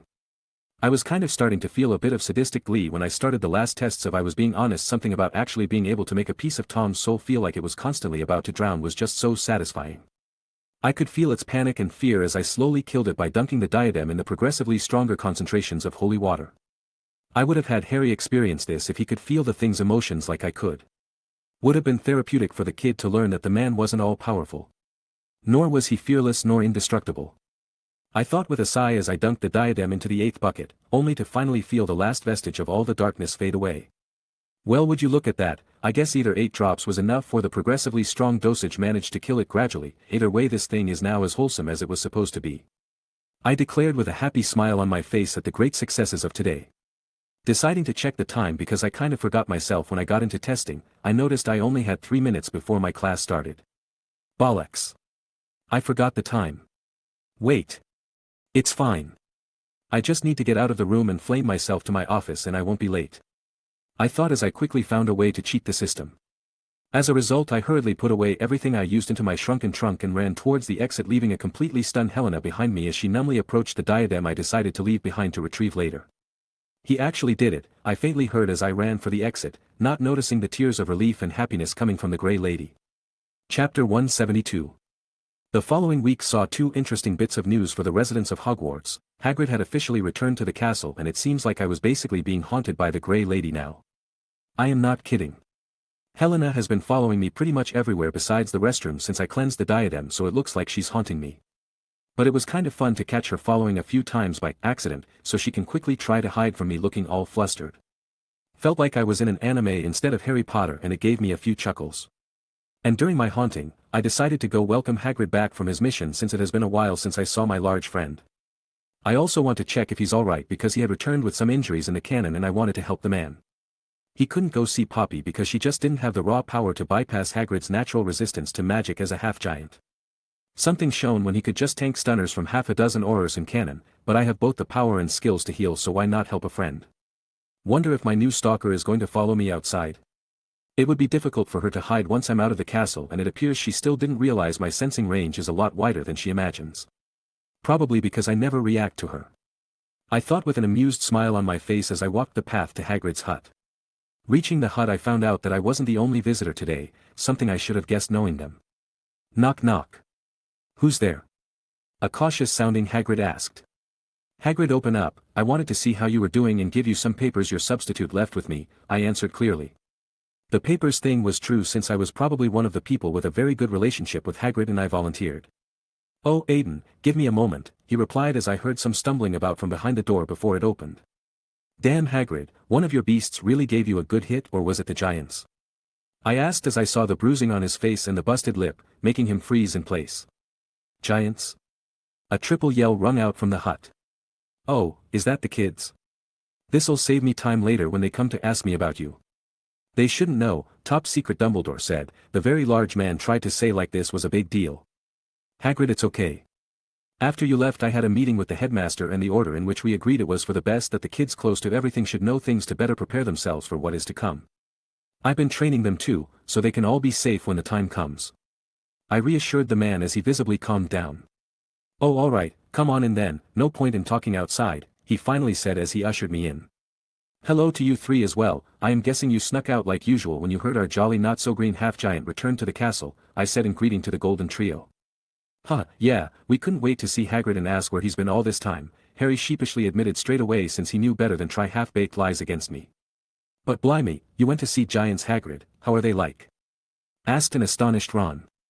I read that they are a rather barbarous race who tend to employ violence to solve all their problems. Goodness, is that what happened to you, Hagrid? Hermione followed up as she suddenly guessed at Hagrid's bruises. No, these are from something else, but ye are right, Hermione, giants do solve a lot using their clubs, Hagrid said as he looked thankful for the concern. Yes, giants are a race that tends to embrace their aggressive side. I am sure you three remember the troll back in your first year, yes? I asked, getting a small shiver from Hermione due to the slightly traumatizing event, but they all nod anyway. Well, although many wizards compare the two, the differences make giants far more dangerous than trolls. For one, giants can be 1.5 to 2 times bigger than trolls on average, with the great strength that comes with a being of that size. They are also much smarter than trolls, although not at normal human levels, and are capable of crafting their weapons, tools, clothing, and sometimes armor. And they also possess a natural resistance to magic comparable to dragons, thus making them a lot more dangerous. Then how do you take one of those big bastards down? Ah, no offense, Hagrid, Ron said as he digested the mini lesson. Well, if one is alone against a giant, then things like stunners and non-lethal spells are completely useless unless you have raw power like mine and Dumbledore. Your best beat would be conjuring weapons to shoot at vulnerable points. Creating a trap while buying time, transfigurating the ground to harm it or slow it down, but if you only need to escape it or distract it. One only needs a bit of showy magic to attract their attention or giving them something else to chase since they have very poor eyesight. The conjunctivitis curse can be rather useful against them as well now that I think about it. I answered in professor mode, to which they listened to with great interest and Hermione even bringing out a notebook from who knows where in order to write down what I just said. But why did you go to the giants, Hagrid? You even missed so much of the school year for it. I can answer for you if you aren't comfortable answering, I said as I gave the man an encouraging look. No, I can say it just fine, this stays between us though, Hagrid said as he declined my offer. He told about how giants followed Tom back in the First War and that Dumbledore wanted them to be at least neutral this time. But what followed was pretty much the canon, except McNair was already dead, so they sent some other Death Eater to convince the tribes in Minsk to join their cause. The Death Eaters succeeded like the original and Hagrid came back with his half-brother. He didn't tell the trio about that last part, but I knew for sure since I used my network to make sure he would be able to bring him in, secretly. I mean honestly. The only way he could have possibly achieved this in the original work was if Dumbledore somehow helped. It's not exactly easy to sneak a freaking giant into an island nation after all. But that did remind me to have my people pay extra attention to the points of entry even in the Muggle world. I want to know the moment a giant enters the country, cause those things aren't coming here through Floo, Apparition, or Portkey, so that pretty much leaves boats as the only way to get fully grown giants into England without anyone knowing. Once that explanation was done, the trio's curiosity was satisfied and I was able to convince them to at least leave for the night so they wouldn't get in nearly as much trouble if they simply got caught wandering. Since getting caught after curfew can be quite strict, especially with the toad around.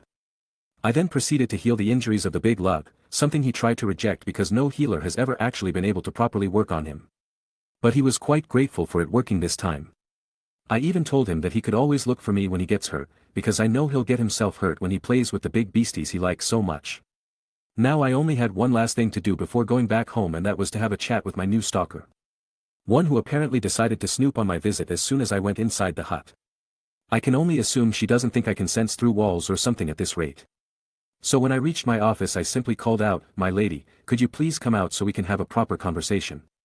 It took a few moments, but she came in through the door, meaning actually through the door without opening it. "How long have you known?" she cautiously asks as she maintained a calm demeanor. "Since you started the day after the diadem cleansing," I truthfully answered. And I kid you not, I actually saw a ghost change color that day due to embarrassment. Well, that is because, she struggled to answer through her emotions and thoughts going wild to try and find an excuse. "Helena, it does not bother me in the least. I actually found it somewhat cute that a lady such as yourself could act in such an innocent manner, but I would prefer to be able to talk with you instead of you simply following behind me," I said with a gentle smile as I did my best to calm the ghost in front of me. "I am sorry for displaying such improper behavior," she finally said as she did a small curtsy, showing her upbringing was still going strong. "Like I said, it wasn't a bother. I even have a new rumor about being haunted by you now, which gave me a laugh as well," I replied with a bit of a chuckle. "Nevertheless, I have not exactly shown much in the way of proper behavior since our last meeting, and I thought an apology was in order," she stubbornly said as kept her curtsy. "All right, I understand, apology accepted, Lady Helena, so can we now talk about why you have been following?" I asked as she finally returned to her neutral stance. Well, after you were successful in restoring Mother's diadem, I became curious as to what you were truly like. Even though I knew of you during your school years, I did not truly pay attention nor try to really learn more about you, thus I resolved myself to rectify that. I also said some rather harsh things to you in a heated moment and did not want to carelessly repeat past mistakes, hence I followed you. She answered eloquently as she basically apologized for what she said last time. I didn't mind that as well, you know. It wasn't even the first time someone told me something similar. My fiancé was quite antagonistic towards me before we became friends, I said with a smile as I remembered that day in the infirmary. She truly said something like that to your face and you are now planning to marry her? She asked in an incredulous manner. Why yes, she is a bright, passionate and determined witch capable of naming every bone in your body as she breaks them, and I wouldn't have her be any other way, I answered with a brilliant smile at the thought of my raven-haired beauty. Then it is too bad I was not able to properly meet her during her time in the castle. I am sure we would have much to discuss, she replied with a small smile. I'm sure I can arrange that if you both want to meet someday, but anyway, how goes your observation? I am curious as to what you've decided to think of me. Well, I do believe it was inappropriate to simply say you are like my mother. She answered with a bit of a sigh and some melancholy in her eyes. If you didn't know, my mother was not an affectionate or emotional woman. She was cold, calculating, she never told me she loved me. Never told me she liked me. Guess the Easter egg, she was systematic in everything she did, from learning, to teaching, to working and to life. She would explain everything at the level she believed you should be because that is where she was at the time and never cared much for what others thought. The only time she did something for others is when she and my uncles and aunt built Hogwarts to help teach future generations. Even then her reasoning was because she believed that this was the soundest methodology available from her calculations to make sure magic continues to improve. Not because she truly cared about children being hunted down and burnt at the stake. But you are not like her. You actually remind me more of Uncle Godric when you teach your classes, since he always believed that books can only do so much and that without training your body you were a sitting duck. But then you also reminded me of Auntie Helga when you try to help everyone equally and even treat the house elves well. All this even when you clearly have a mind-rivaling mother without the advantage of the diadem. All you were missing was some more cunning like Uncle Salazar, and I would have thought you were the spirit of Hogwarts come to life. That is high praise coming from you, my lady, but I can assure that I do have quite a bit of cunning and ambition. The ambition is actually help this country be a great place to live in for all races and standing, while also having Hogwarts truly become the best place to learn magic once again. While my cunning is to be used against my enemies and those who stand in my way. I replied with a bit of a savage smile on my face, making my guest quite surprised. Oh my, it does seem like I was mistaken about you not having any of Uncle Salazar in you, but I must ask, who do you consider your enemy? She seriously asked. Tom Riddle and his ilk. Their stupidity has been slowly rotting the very core of our society and it is time to prune them, I coldly answer as my eyes flash with power for a moment. Also, I do not blame you for the Horcrux. Although Tom's ideals are completely hopeless, he was nothing if not clever, manipulative and driven. He would have done anything to find your mother's diadem in order to fulfill his psychological need to feel superior to the founders. He even worked in a pawn shop for some time before he got his hands of Helga Hufflepuff's cup. He turned Auntie Helga's cup into one of those abominations. Helena hissed in anger at the revelation. And Salazar Slytherin's locket as well, I added in. He dares besmirch not only Mother's legacy but theirs as well, she said in a cold rage, showing just how pissed she was. Yes, luckily he was not able to get his hands on Godric Gryffindor's sword or he would have completed his twisted needs, I decided to say in order to placate her slightly.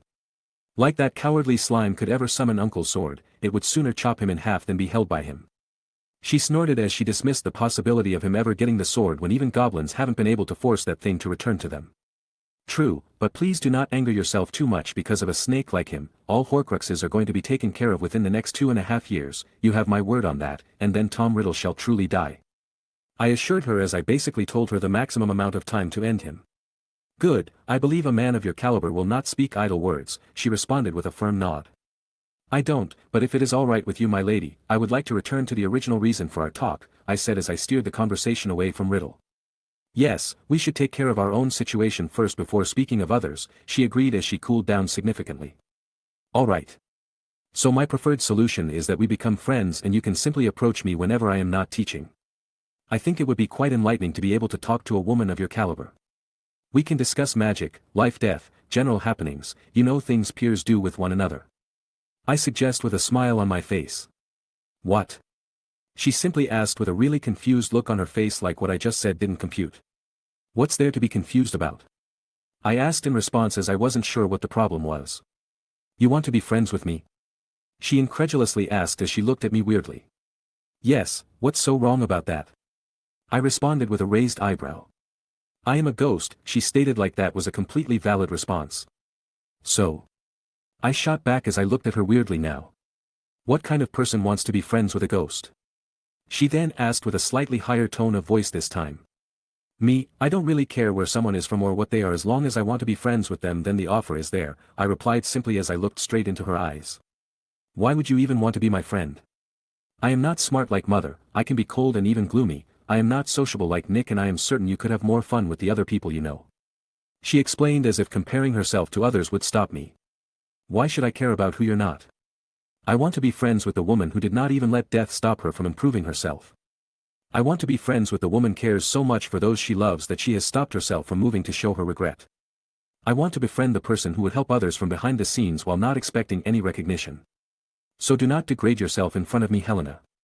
I asked you to be my friend because of who you are, that's all. I passionately countered as I pushed my point across so the woman can understand. Do not judge me. From my understanding of her character she should have a sort of inferiority complex, hence she doubts herself. So a very direct approach is needed. Are you sure? She asked with some warmth in her eyes. Yes, Helena, will you be my friend? I simply ask. I would be honored, she softly answered with a warm and gentle smile spreading on her face. Chapter 173.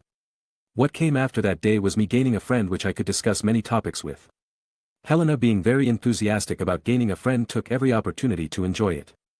This resulted in her being present for all my classes and watching me teach with a small smile on her face, while also taking notes in a notebook I gave her. Then when a class ends we can discuss freely. And I was not joking when I said Helena never stopped learning ever since she returned to Hogwarts. As a ghost I might be a master of modern magic. But she has had the time to learn things long forgotten by others. So we discussed old magic, interesting or important individuals as well as contemporary views on historical events of the last 1,000 years, and most prominently my dozens of little white magic projects. She gets really enthusiastic when we talk about my new stuff and also enjoys hearing about what my friends can do. What was somewhat unexpected was that I apparently felt warm to Helena. From what she described, she felt like she was next to a gentle flame slowly warming her up. This was fascinating to hear because ghosts typically feel the cold of being dead and can only almost experience past sensations, as was demonstrated during nearly headless Nick's Death Day celebration. So that led to a few tests and we found out that my azure flame could interact with spirits and souls. Hence why she could feel its heat. As a result, Helena was more determined than ever to stay near me since she could attain the warmth she lost long ago, even if it was sometimes unconsciously. So as a result of all this, I was now no longer said to be haunted by the Grey Lady. However, I've heard some strange murmurs from the female students saying my looks can even charm the dead before running away. And there seems to be an increase of girls getting really into amateurish looking books while either blushing or breathing heavily. Been a while since that happened. Wonder what those books are about, especially since I've never seen any guy with one. Whatever, it's never been important since it just looks like pleasure reading instead of anything useful. So time passed relatively peacefully as the holidays neared. I was enjoying teaching, the orderlings were getting better, the toad was suspiciously silent but I was keeping an eye on her. The ministry was still trying to put out the fire under its arse, and my time at home was fulfilling as I cherished each little moment with Victoria, even if her mother was still there to kill the mood sometimes. But then, only a few days away from the break, I felt a spell try to come through the wards I had set up for the house whilst Tori and I slept in our bed. I knew exactly what it was so I let it in, and a moment later an ethereal silver phoenix hovered in our bedroom. Aiden, I require your immediate assistance in my office, it's about Harry, my flu is open, Dumbledore's voice said from the Patronus. I'm going to spike that old man's lemon drops, a cranky voice murmured from besides me. He wouldn't do this if it wasn't a big deal, you go back to sleep love and I'll be back soon, I said to her as I gave her a kiss on the forehead. You better be, it's cold without you, she said in a slightly childish manner as she wrapped herself in blankets. Then I'll have to be extra quick, I responded with a whisper to her ear. Good, she simply said as she made herself comfortable again since she was losing her pillow, meaning me. I quickly put on a simple outfit of white t-shirt, jeans and sneakers. Then covered myself with a black wizard robe to stay warm. Walking to the fireplace I activated the flu setting, dismissed Dobby who appeared thinking I would need something, then flashed away to the headmaster's office. I walked out of the fireplace to find Dumbledore, Harry, Minerva and the Weasleys all looking at me. I then noticed Harry's emotions were in great turmoil at the moment. Harry, it'll be alright, whatever happened we will be able to help you, now can I know precisely what just happened? I opened with as I needed to look like I didn't know. It appears Arthur was found wounded in the ministry, it was his turn, Dumbledore answered seriously, just leaving enough information for someone who was in the know to understand. Obviously I knew about the event even if I wasn't sure it would still be the exact same as in canon. But I also warned the Order about Tom's interest with the prophecy, so they kept me informed about their plans while I fed them information to facilitate everything. Alright, that explains all the Weasleys, but why Harry and me? I asked this time as gave my bro a questioning look. I had a dream or a nightmare, I saw Mr. Weasley get attacked, like I was the one attacking him, but it wasn't with magic, it was like I was a beast, Harry answered as he struggled to put what he saw into words. Alright, so that gives validation to a few theories and kills a lot of them, but this isn't the first time, so why call me now headmaster? I know Harry has had these types of dreams before. You know what this means, Aiden, Harry needs to learn to protect himself and you are without a doubt the most qualified, Severus would be far too hard on him, answered the headmaster with a serious look on his face. But Aiden's already teaching me how to fight, how's learning more going to help me with this? A nervous Harry asked as he looked between Albus and I. Not self-defense, Harry, but a clemency, you need to learn to close your mind before it is too late, Dumbledore answered with a look of concern. I've tried, but Aiden said I wasn't in the right place to learn it properly, but why do I need to learn it now? What's happening to me? He asked, no almost pleaded to know. Harry, as you know, you and Voldemort have connection. Through your fates, your wands, and now even your blood. What the headmaster and I fear is that after his revival, this connection might have been strengthened. We believe that this is why you were able to see tonight's attack on Arthur Weasley. And the reason the headmaster believes it is urgent for you to learn occlumency is because when Voldemort realizes this new mental connection, he will try to take advantage of it. He is one of the strongest legilimens in the world and it would be easy for him to try and mess with you if you don't have any defenses. I explained as delicately as possible. I knew that if I was not careful, Harry would start seeing himself as dangerous or try to do something rash. Then what am I supposed to do? I tried every year to see if I could learn occlumency, but I could never get it right. How am I supposed to master it when I can't even do the first step? That's where I come in, Harry. I didn't want you to have to worry about this and I always believe in being prepared for every scenario, so I created this little beauty, I answered as I took out a necklace from pouch. The necklace was quite simple, so either gender would be comfortable wearing it. I just asked James to make me one so I could enchant it. Fully made from goblin silver, the silver chain held a smooth locket in which I decided to put a picture of Harry's parents. The thing was enchanted with mental shields. Soul Peace Containment, Poison Potion Detection and a 3-use shield capable of blocking the unforgivables before it needs to recharge. Perfect for a chosen one. A necklace? Harry confusedly asked as he looked at me weirdly. Don't look at me like that, I enchanted it myself and James made it. It is basically a Lord Ring on steroids. This thing can protect for mine from pretty much everything and it can shield you in case someone tries to harm you. It can also detect if someone spiked your food or drink and there's an additional surprise inside. I explained as I tossed the thing over to the team. He was caught off guard by the sudden projectile, but he caught it nonetheless and he apparently felt its effects because he already looked a bit better. It was supposed to be your Christmas gift, but things happen, I said with a shrug. A marvelous piece of enchantment, Aiden, you truly have a gift with runes as well, such a shame you did not feel a need to learn alchemy, Dumbledore said as he looked at the locket, undoubtedly sensing the magic imbued in it. Well, at least James is working on it while in France, I answered with a smile. Yes, young James had a particular interest in creating things, didn't he? I do hope Severus didn't make his time learning the art more difficult than necessary, alchemy needs some new blood after all.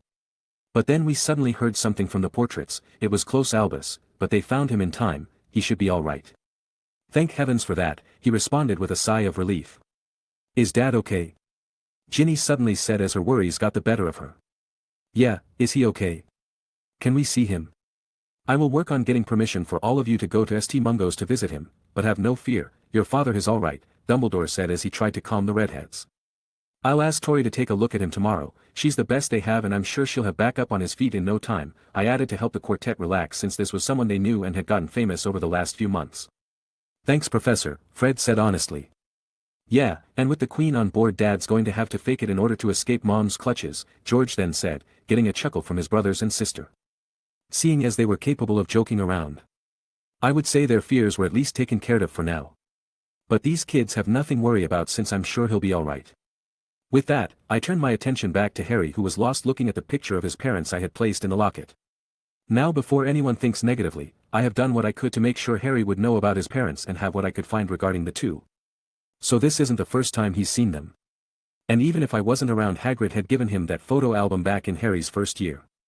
What was different this time was that the photo in that locket was one from when Harry was only a few days old.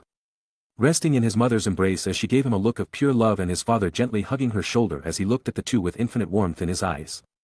It wasn't a moving picture, but it was the one I thought Harry needed with him the most. Feeling better? I asked with a soft smile on my face. Yeah, sorry I kinda lost focus there. That's alright, they'll protect you from now on, so make sure to keep them close to heart, I said as I saw him look back at the picture. You're wrong, they've always been protecting me, Harry said with a small smile making its way onto face. You're right, I simply said as I looked at my little brother. What happened following that was everyone returning to their rooms since nothing could be done at the moment. Harry put on the locket, Dumbledore made sure everything was in order. Minerva then led her lions back to their dorms, and I went back home to my girl in bed. The next few days might be a bit more stressful for the Weasleys, but overall everything would be okay. Chapter 174. With Harry's current dilemma taken care of, the few remaining days before the break were spent rather calmly. I had no doubt the brilliant idea of taking off the locket to try and see what Tom was up to would flash through the kid's head at one point. But at least he would be protected whenever he wanted to be. Harry was just too reckless sometimes, hoping to prove himself for various reasons. The other part of the incident was being taken care of as well. Victoria was quite willing to go see Arthur Weasley. After I explained why he was hurt and that it would be better for everyone's spirit if he could be there for Christmas at the very least. The injuries were dangerous, that is certain. The movie didn't really show the attack properly, but Nagini's fangs are truly deadly and have been enhanced through poison and curses, making healing her bites a nightmare for almost all healers. The wounds are incredibly difficult to close, causing continuous bleeding from the large puncture wounds, and the poison is quite easily able to kill a grown man. I am not actually entirely sure how they managed to have Arthur be able to be home for Christmas in the canon, but the liberal use of blood-replenishing potions had to be one of the reasons.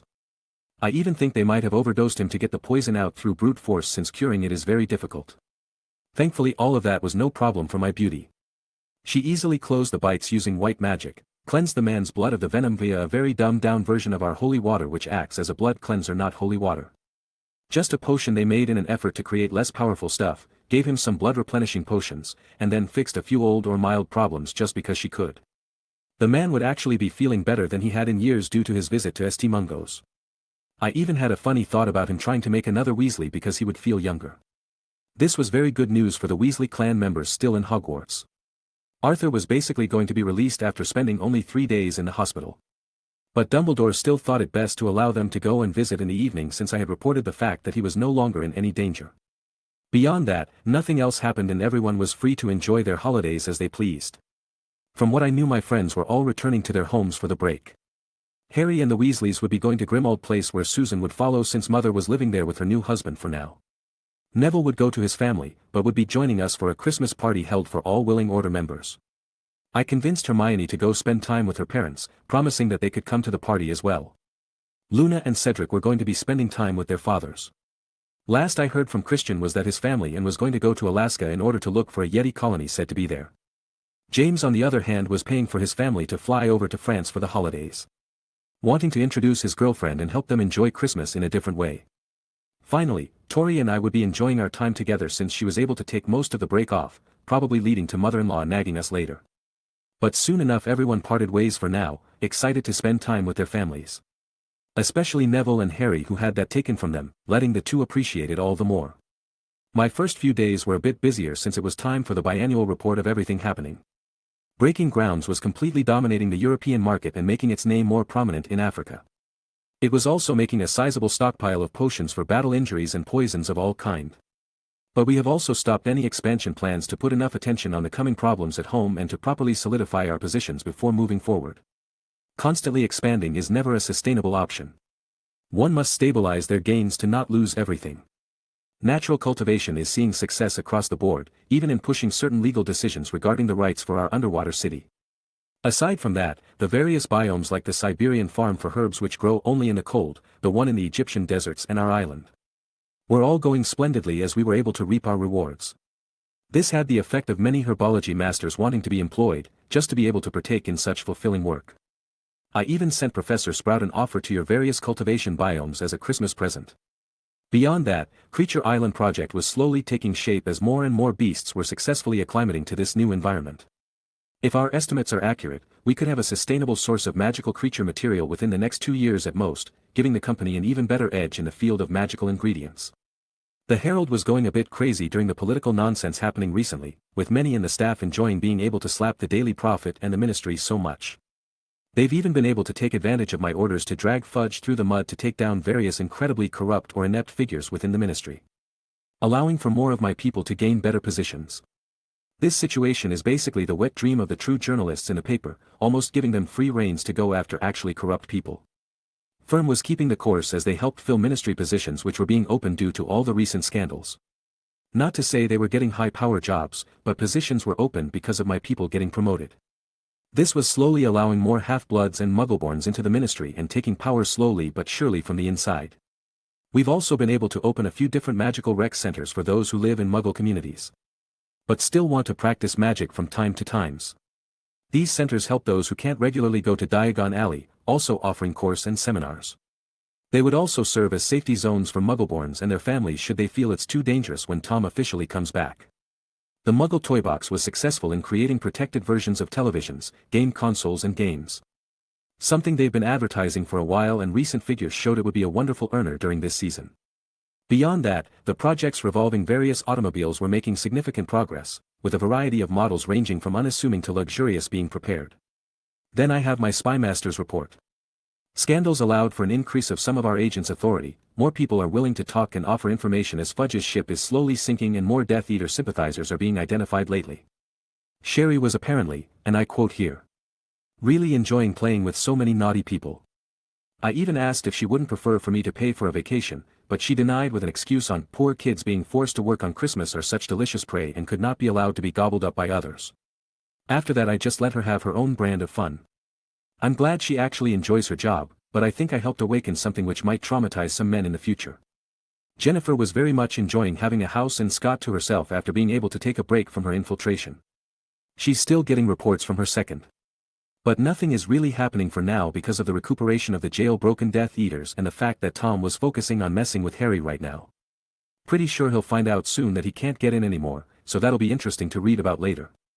Elaine was gaining increasing prestige within Mother's department, especially with the all-time high cohesion of the place. With the cleaning up and the prestige she and her team had, the Golden Wand is quickly becoming the person of choice for the next head of the hit wizards due to her skills, fame and reputation. My guess is that when Mother becomes the next minister, she might set up that promotion to support someone she likes and as a political maneuver which could help her gain the supporters of the Golden Wand. Then I have Fortress Protection still on high alert, just in case an unexpected or spontaneous attack occurs. I know Tom is not even close to ready for the war yet, but most of his people are either fanatical or desperate, so not waiting for thought-out moves from that group. Besides that, I have people patrolling every key area of our community under disguise or working undercover in shops after being recommended by firm. This is the beauty of having multiple influential partners working together. And I have my elite shadows protecting my important people such as Mother and Susan. My friends and their families, my key subordinates and colleagues, all without them knowing of course. It can be a bit boring for them, but that's a good thing in this line of work, plus we do alternate them so it's not a big deal.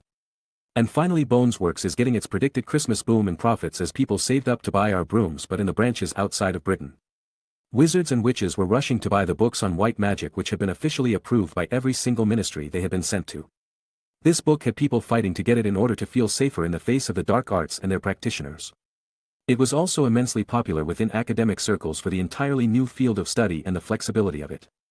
From herbology to transfiguration, white magic could be applied to all of it in order to form new magic unseen in this world before. The fervor also resulted in the name Aiden Bones resounding across the magical communities of the world again. As a whole, my fame, power and influence were growing across the entire magical world in a way no one had seen since the founders, Merlin, Flammel and Dumbledore after taking down Grindelwald. All that was left was for me to give a true show of power for the world to completely acknowledge me to be part of the greats. But that show was coming and my wonderful helpers were all gathering together to help me with it. Crack boom. A flash of light and then the sound of thunder resounded as it broke me out of that train of thought. Maybe I should tone down the sinister way of thinking for a while. I feel like that lightning was because of me and I'm not a goddamn cartoon villain. As I finished going through all of my reports. Anyway, after having dealt with all my business lord work for the break, I fully relaxed with my girl. Took her out on few dates. Went to some nice places, took her shopping and even managed to get her mom out of the house for the day by getting her a full spa treatment. Unfortunately for me, my mother-in-law saw through that and convinced Victoria that it would be great for them to have a mother-daughter day at said spa, leaving me alone for most of the day. Can't win them all. But I could at least make the most of it and enjoy playing with magic itself. Besides all of that, Christmas was a lot livelier than before. The main reason for that was Mother's marriage to Sirius. This meant she and Susan would obviously be spending Christmas at his place since the newlyweds moved in together. That also meant Harry would be there since he lives there too, then the Weasleys come as a bundle, add some other order members. Maybe Dumbledore, and that means Celine-in-law, Tori and I would now be partaking in a very active atmosphere. It was also kinda interesting when I thought about how many people Tori healed were going to be at the party. Arthur was the most direct and easy case, the Longbottoms were the first patients to go through her process. And then Celine would also be there. 4 people were joining a gathering which many thought they would not, for most of them they were told that it would never happen again too. Just proves that my girl is great. Arriving at Grimmauld Place wasn't hard at this point. But coming in was an interesting experience. The place was decorated extensively, with garland on the walls, a roof someone enchanted to make it snow, mistletoe above pretty much every doorway. A wonderfully decorated tree in the living room, some stockings above the fireplace. Some flying Santa ornaments having a dogfight I have no doubt the twins were involved with, and people talking or walking all over the place in festive outfits or jolly moods. I saw most of the men together with some fire whiskey as they laughed, the group involving Sirius, Lupin, Edward Tonks, Arthur, Bill, Charlie, Theodore Granger and Frank Longbottom. They were enjoying a men's-only gathering. The ladies were having their own private talk as Mother, Molly, Alice Longbottom, Felicia Granger, Tonks, Andromeda and now Celine and Victoria also went to join in. It seems that the house elves are the ones preparing the food this time instead of Molly. Good thing since I even sent Dobby and Winky to join Tilly and whichever other elf was already working just to make sure everything could be done on time. Not sure if Mother and Sirius actually kept Creature at this point. But I can feel the Horcrux in the house so I'm sure he's around. I then noticed the younger ones in their own group, talking about what they've been up to during the first few days of the break. Harry, Ron, Hermione, Neville, Susan and the twins were all having their own fun as they enjoyed the atmosphere. But since I was now a fully functional adult, I decided to join the gentlemen while we waited for the food. The conversation was light-hearted and interesting. Stories about things we all did during our school days, funny workplace stories. Good family moments and plain old male metaphorical dick measuring as we talked about our badass moments. Basically bragging, embarrassing and trying to show up one another. Typical guy behavior. What followed was a scrumptious and active feast as over 20 people gathered to the real dining room of the place, not that tiny table shown in the movie, and started to pass plates around as we filled our own. You could see everyone talking to each other as they ate in glee. Toasts were done in high spirits leading to wives glaring at their idiot husbands, others chowed down like food was going to be stolen from them. Gossip was being discussed by some of the women, laughter rang out from time to time, and all around you could see people smiling. It was a good meal which brought a warm smile to my own face. I still think I might prefer a quieter Christmas with my truly close and loved ones, but this was also nice. Reminded me of the big family get-togethers I had in my past life. Which gave me a moment of melancholy, but I moved past it as soon as I felt Tori's hand in mine. Another feeling which hit me was a small sense of disbelief as I looked at all the people I came to know and talked with, people who were only characters in books and movies before. And now I sat amongst them.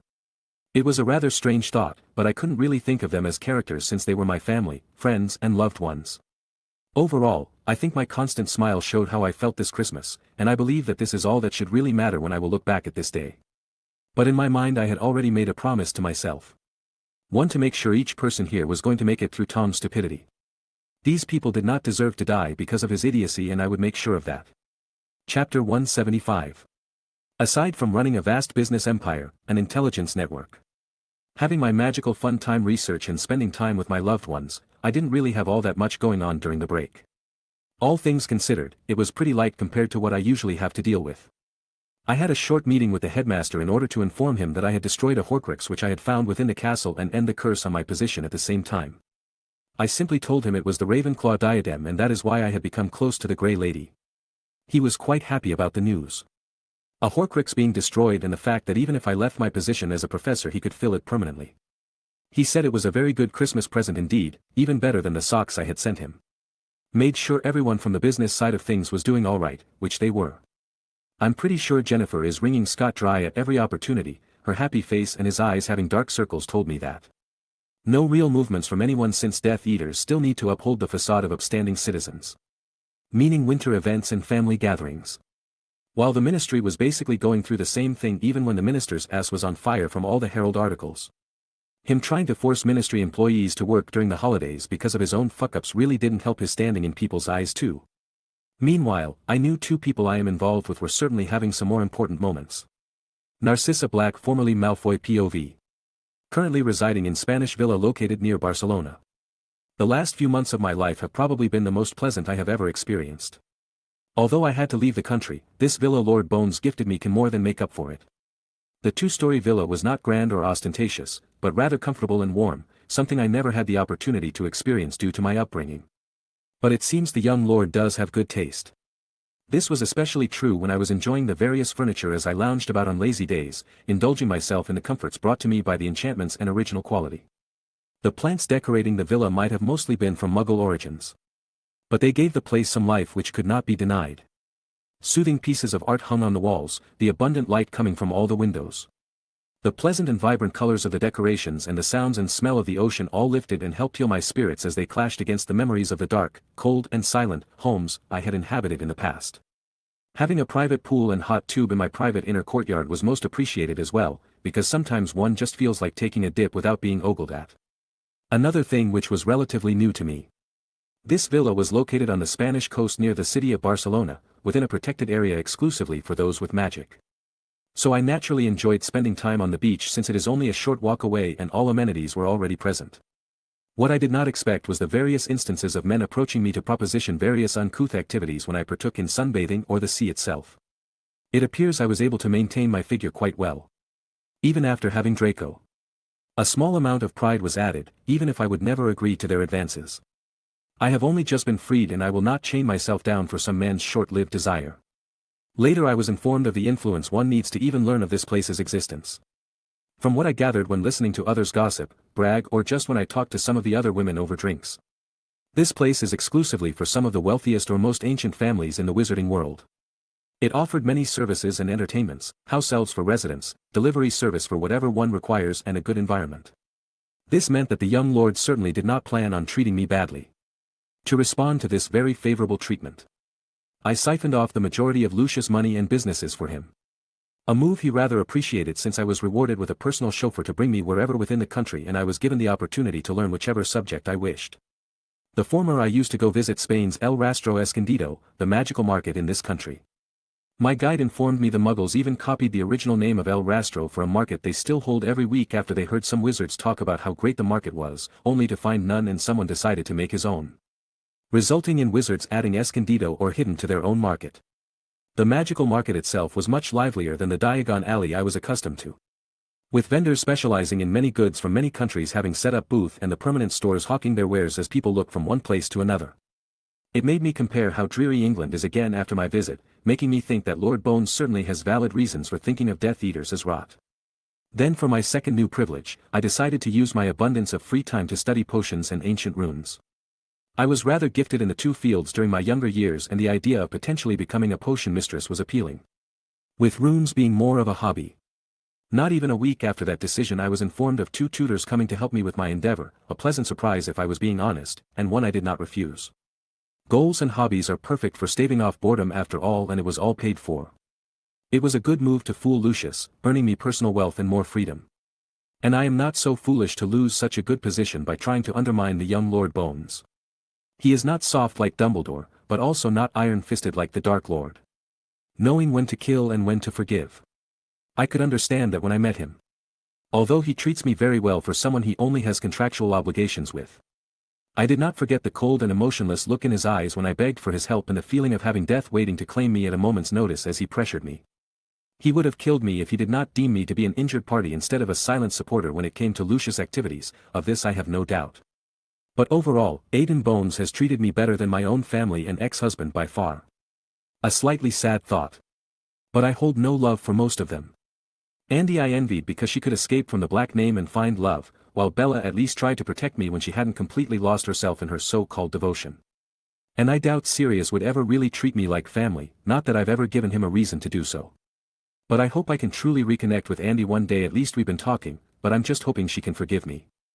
On the topic of family, I was informed of my own son's desire to see me and his impending arrival, something which brought me some hope in the matter of taking him away from Lucius. If I could help it, I would not have my child anywhere close to the Dark Lord, forced to act as a servant. Scared of dying whenever he is angered and only causing death wherever he goes. But his cowardly, Morgana-damned, two-faced, incapable, bitch of a father had thoroughly influenced him. But I won't give up on my child. I will do whatever I can to protect him, even if I hated the man who fathered him. Mistress Black, the guest scheduled for you has arrived, shall we let him in? A squeaky voice asked from behind me as I was brought out of my musing. There stood the house elf in charge of my care and well-being, Jose. Unlike the Malfoy elves or creature. Jose was well dressed in a button-up shirt and dress pants, had proper training as a servant and was capable of making appropriate decisions without explicit orders or punishment. He would probably feel insulted being compared to how Dobby was during his time under Lucius. Yes, Jose, bring him in please, I calmly answered, but I could feel some nervousness in my heart. I could not help it. This might be my best and only chance to change my child's fate away from being a slave in all but name. Only a few moments passed before Jose reappeared with my son by his side. My growing boy looked thinner than I remembered, his blonde hair a bit too long. Properly dressed in one of the black suits I had gotten him last summer, but I could see some usage on it, telling me no one was taking proper care of it. I could also see worry in his gray eyes as he was also anxious. Lucius cannot even properly take care of my son. The worthless flobberworm is probably too busy groveling before the Dark Lord to even care. I thought with fury and disgust as I looked at my baby boy. Draco, come here and let me take a proper look, I softly said as I beckoned him closer. As soon as he came within my range I began to look for any signs of Draco being hurt. Humph, that useless man cannot even make sure you're properly dressed. You also look hungry, so let's have Jose make some food for us. I already told him about all your favorites. I need to book you an appointment at the stylist and order some new outfits to be made for you. I muttered as I fussed over my son's neglected state. I'm fine, mother, I'm more worried about you. You left without saying much and haven't returned home in months, then you tell me Professor Bones is the only person who can help me, and he is protecting you for some reason. Draco said as he struggled a bit to get away from my fussing. I am well, dear, in fact this has probably been some of the best times of my life, the only thing which could make it perfect would be having you with me, I replied lovingly as I looked at my son. But why did you leave? Draco asked in an emotional tone. Sigh. It would only be fair to tell you everything properly. Come, let us talk over some tea, I simply said as I guided Draco to the pergola I used for my relaxation. Jose had already set up everything as I ordered previously. The tea I usually drank with Draco, his favorite sweets, a nice view and comfortable chairs. I think it was mostly for my own nerves that I prepared all this. I just didn't know how Draco would react and it scared me to think about losing my son. Only after we both sat down and tea was brewed did I decide to begin this talk. I know young Lord Bones has talked to you about my situation, ask whatever questions you have, son, I gently said as I put my teacup down. Is what the professor said true? Were you only with father because of a contract? Yes, I only married Lucius because of a contract, I calmly answered as I did my best not to let my own emotions show. Then is it true that the contract also made you father's servant? Draco followed up. Unfortunately it was so, I confirmed with a small nod. And am I simply part of that contract? My own son asked with great difficulty, almost making me hug him that very moment. You have to understand that even if Lucius and I did not love each other, we would still need to fulfill our roles and produce an heir. This is the basis of most pure-blood marriages, just as you were taught. The biggest problem is Lucius' own preferences, but the contract forced him to produce an heir with me. This resulted in him doing everything in his power to fulfill that clause in one try, even performing rituals and drinking potions. As a result you were born, but Lucius never even touched me again. I explained slowly as I did my best to not make my son break down. Is that why you left? Because father never loved you. If so, what about me? I love you more than anything, Draco, you are the reason why I had the desire to live through the pain I suffered under Lucius, without you I would have been broken a long time ago. I responded as tears started to form on my eyes at the sight of my son struggling so much. Leaving you behind when I left was one of the hardest things I have ever done, but I knew you would be safe for now. My only hope was that you would be able to break free from the shackles Lucius placed on you after seeing the truth of what the Dark Lord and his followers truly are, master and his slaves. Not allies working towards a noble goal, but a tyrant desiring power at all cost and those who have deluded themselves into thinking they are his generals. When in truth they are simply pawns. If that's what you believe, then why didn't you take me with you? Draco asked with doubt in his voice. Because of how much you believed in it all. How far gone your father had brought you into believing the pure-blood supremacy rhetoric. You were only starting to show more independent thoughts on the subject when you attended Hogwarts. But without seeing the truth for yourself, I knew you couldn't break the chains Lucius had made for you, so I left in the hope that it would help you break free. I answered as I got up to sit beside my son. I was relieved to see him not reject me as I sat down next to him. But what can I do about it? I saw what they do. People and father would disown me as soon as he heard about me leaving. I don't know what to do, mother. Talk to Lord Bones, Draco. I know he offered you sanctuary from everything if you desired it. I am also certain he would be willing to send you here to live with me. As for your father disowning you, I can assure you that you will not be missing out on much. I reassured Draco as I gave him a path. I know he brought you here, but can the professor really protect me from them? From him? And why wouldn't I be missing out if father disinherits me? On the latter, because I already have almost all of the Malfoy accounts, businesses and properties under my own name, leaving Lucius with an empty noble title. That means you will never have to worry about money. And on the former, you are still underestimating your teacher by a large margin. I seriously answered while holding my boy's hand to support him. How can that be? I know he's a prodigy, but how can he fight against the Dark Lord? Because he has already fought him to a standstill and come out of it without a single scratch. The Dark Lord does not believe he is a true threat, but that will be his downfall. All of them severely underestimate Aiden Bones. At the age of 18 he was able to almost casually fight against the Dark Lord. His business has ties throughout Europe, through multiple governments. Grants him an enormous revenue and displays his genius when they sell his products or books. His political influence grows every day as his fame, titles, and power help him gain more and more allies, all the while his own mother figure completely controls the DMLE and no one has ever heard of any kind of negative event regarding him. Do you know what this means? He has complete control over how he is viewed and no one actually sees him as a threat. Do you understand how terrifying that is? The Dark Lord only truly sees Dumbledore and Harry Potter as threats to him gaining power, while Lord Bones is only a minor threat which can be killed later. And Fudge believes he can easily sweep the young lord under the rug whenever he's done with Dumbledore. Meanwhile he has been doing who knows what from the shadows and no one is noticing any of it. That is how I know he can protect us. I have stood in front of the Dark Lord and Dumbledore, but only he gave me the feeling that he was unfathomable. I replied with all the seriousness I could muster. The look on Draco's face told me he finally understood just how absurd all of this truly is. He was most likely blinded by how the young lord acted while in school. Forgetting that even while he was heavily involved in the business and political worlds he never sustained even a blemish. This is not even mentioning the suspicion I have regarding a possible link between him and breaking grounds and natural cultivation.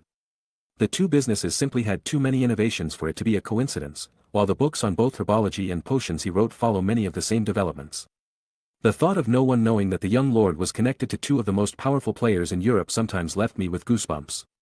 And then this new book I found in Bonesworks store branch here in Spain on so-called white magic. Just this book alone tells me he could most likely easily deal with the Dark Lord. If what you said is true, mother, then isn't he the most dangerous person to be around? Draco nervously asked as the gravity of what I said sunk in. Only for his enemies, his allies will prosper and those who remain neutral shall be untouched, this much I know for certain, and I have chosen to be an ally so that the both of us can live lives free of all our restraints. I softly said as I tried to soothe the fear I had given my son. Can I really just leave all of it? My son asked with some hope and hesitation as he looked at me. Of course, Draco. Even if you are no longer the heir of the Malfoy family, so what? You are a bright and talented young man. Capable of so much more than just following Lucius' shadow. And once you're free from all that pressure, I am sure you will be able to truly enjoy your life and not have to live the life of heir Malfoy. I answered with a gentle smile as I held his hand. It took a few minutes of thinking before Draco talked again, properly going through everything he learned and his options. Then can I stay with you for the rest of the break, mother? I really don't want to be in the manor anymore. Nothing would make me happier, Draco, I answered with a warm smile. We then spent some time finishing our tea and having some less serious conversation, enjoying catching up since I've been here. Oh, I can't wait to finally show the ladies my handsome son. They have been bragging about their children for weeks now, but we will have to get you cleaned up properly. Then I can introduce you to some lovely young ladies I had the pleasure of meeting during my stay. I am sure we can finally get you into a relationship. I said as I started planning the rest of the day in order to get my son to be as handsome as he should be. Mother. Draco said with red creeping on his face. Now don't you worry, dear, I will take care of everything, I replied with a happy smile as I dragged him into the house to prepare for some socializing. Chapter 176. In the last days of the break, I received a sincere thank you from Narcissa and confirmation regarding Draco declaring his intent to remain with his mother instead of following his father's stupidity. Her gratitude for regaining her son resulted in an offer to increase my influence and political clout in Spain. Something she said she was open to, but I told her there was no need. Instead, I asked her if she was willing to take charge in a new business venture I had thought about in the past, but hadn't really seriously committed myself to: magical spas. After explaining what a spa was, I could practically feel her willingness to make it a reality through her messages. Ms. Black was very optimistic about such facilities becoming very popular amongst the ladies and even began to plan on having the first one being made near her current community in order to test it on those accustomed to life's so-called finer things. It would take time, of course. Proper research on exactly what could be offered needed to be done. I would get the supplies and manpower, while Narcissa would be in charge of coordinating things and deciding what exactly was going to be happening. Having a woman in charge of something pretty much designed to attract women was appropriate to me, especially a cunning one like Narcissa who could get the best results possible once she applies herself. She would have free reins on this project, with me only helping when it comes to some of the treatments which could be offered using my vast knowledge regarding beasts, herbs and potions. This would also act as a sort of test to understand Narcissa's abilities better, but if she is truly interested in this opportunity, then I have little doubt she shall succeed. If I decide to keep Lucius alive beyond the coming battles for some reason, it would be hilarious to watch his reaction as his ex-wife returns to the country after taking pretty much everything from him.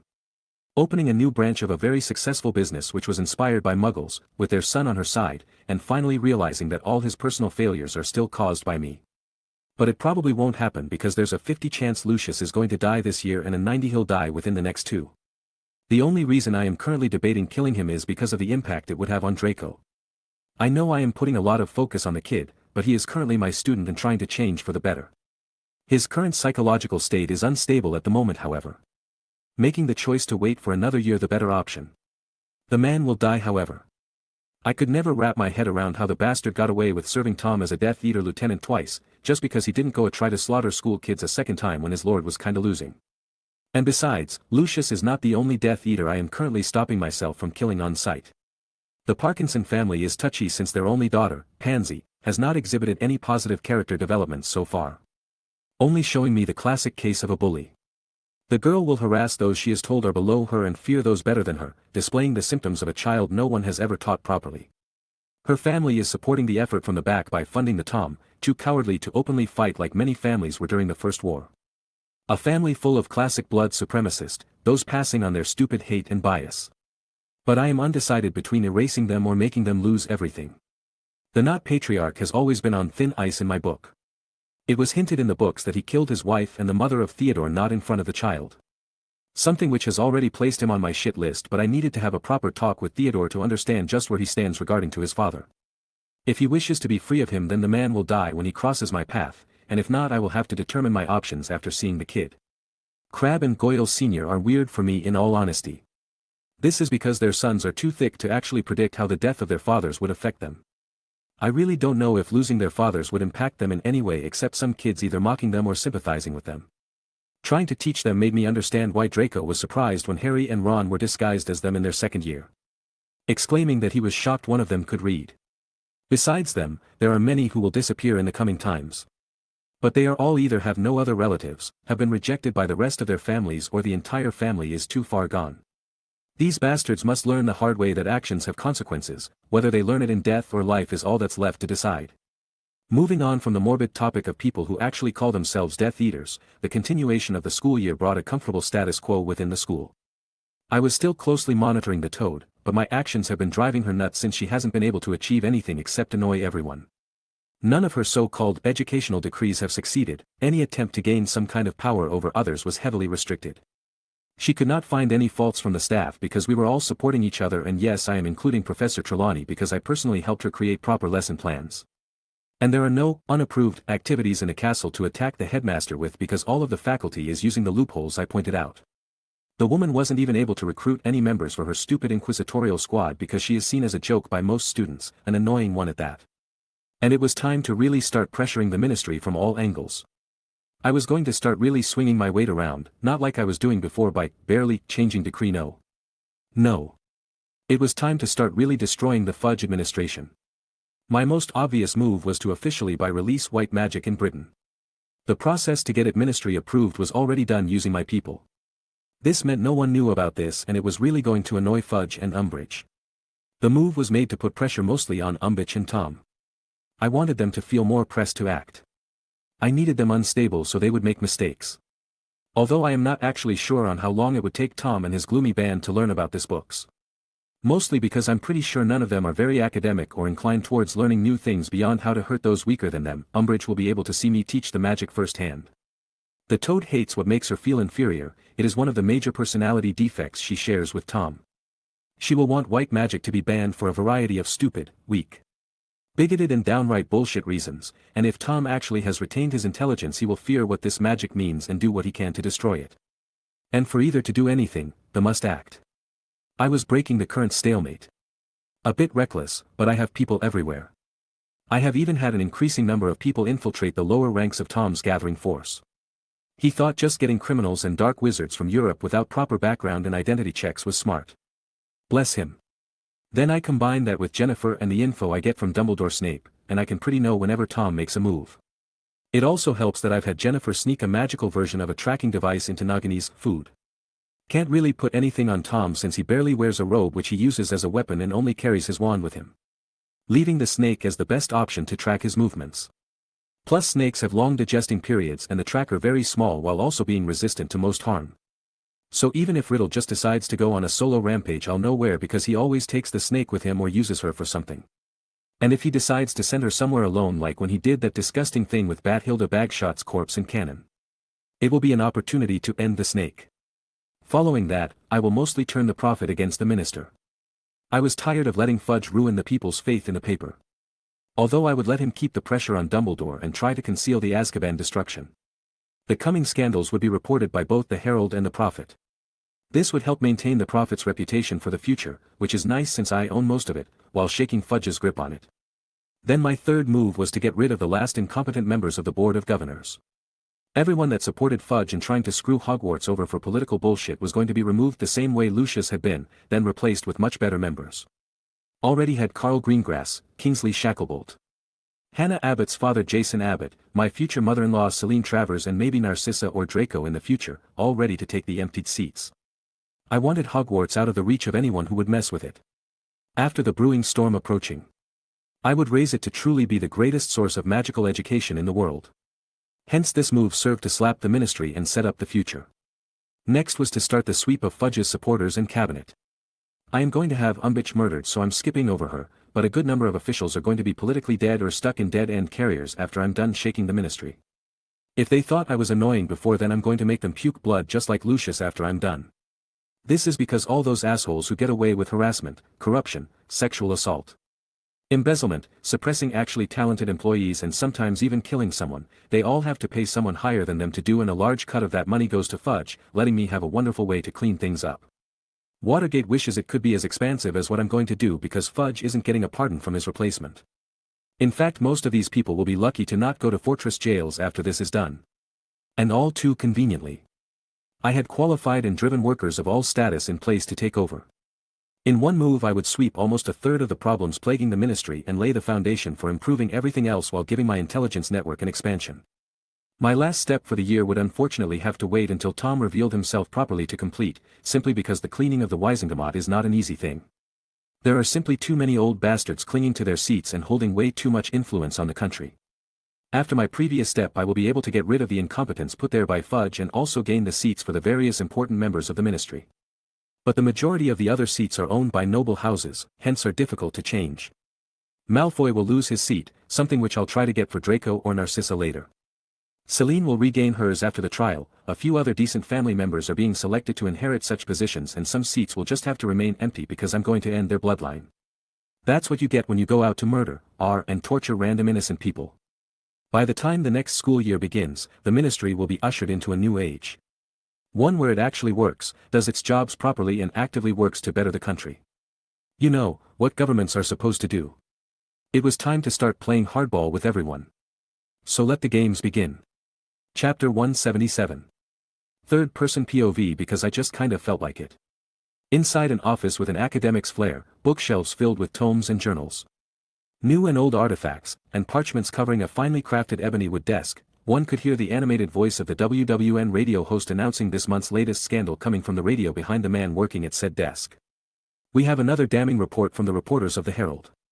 From the investigation and evidence submitted to the DMLE, Frederick Bulstrode, head of the Department for the Regulation and Control of Magical Creatures, has been charged of several crimes which have not only endangered the statute of secrecy and the lives of those living in this country, but also embezzlement, bribery and forgery to name a few.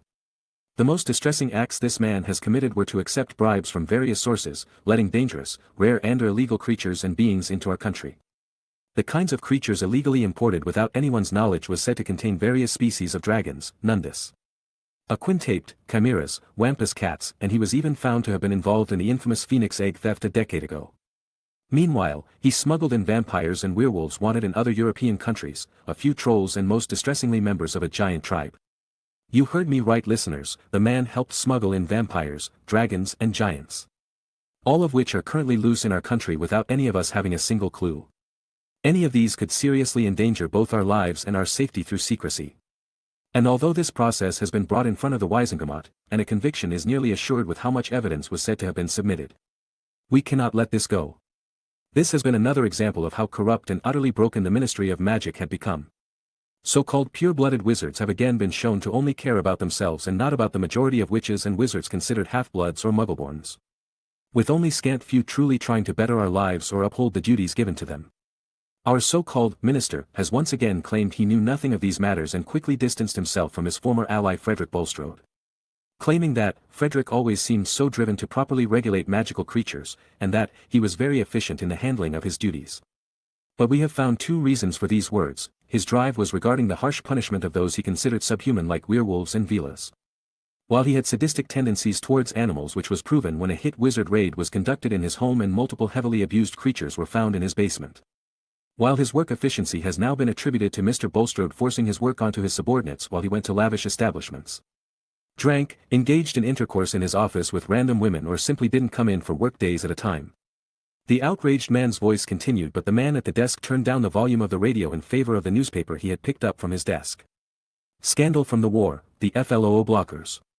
A large list of previously unknown names was released after an extensive investigation in various cold cases resting in the DMLE, which our aurors and hit wizards were forced to let rest because of the ever-increasing restrictions the department had placed on them from our very own minister. This list connects 23 current ministry employees who were found to have assisted he who must not be named's efforts in the war. These individuals actively disconnected registered homes from the FLU network when they were informed an attack was planned on said home. Their actions have been linked to 184 murders so far, as well as implicating the current vice head of the department itself. The Prophet article was put down and another paper was picked up. Hogwarts governors, embezzlement, bribery, and blackmail. Readers might remember that almost 2 years ago, nearly half of the Hogwarts Board of Governors was removed and heavily fined because of a scandal led by Lord Lucius Malfoy. Well, it would seem the minister himself felt the need to emulate his actions. Evidence was found that most members who were able to escape prosecution last time, were now involved in the minister's attempt to take control of the famously independent Hogwarts, due to the political war he is waging against Albus Dumbledore.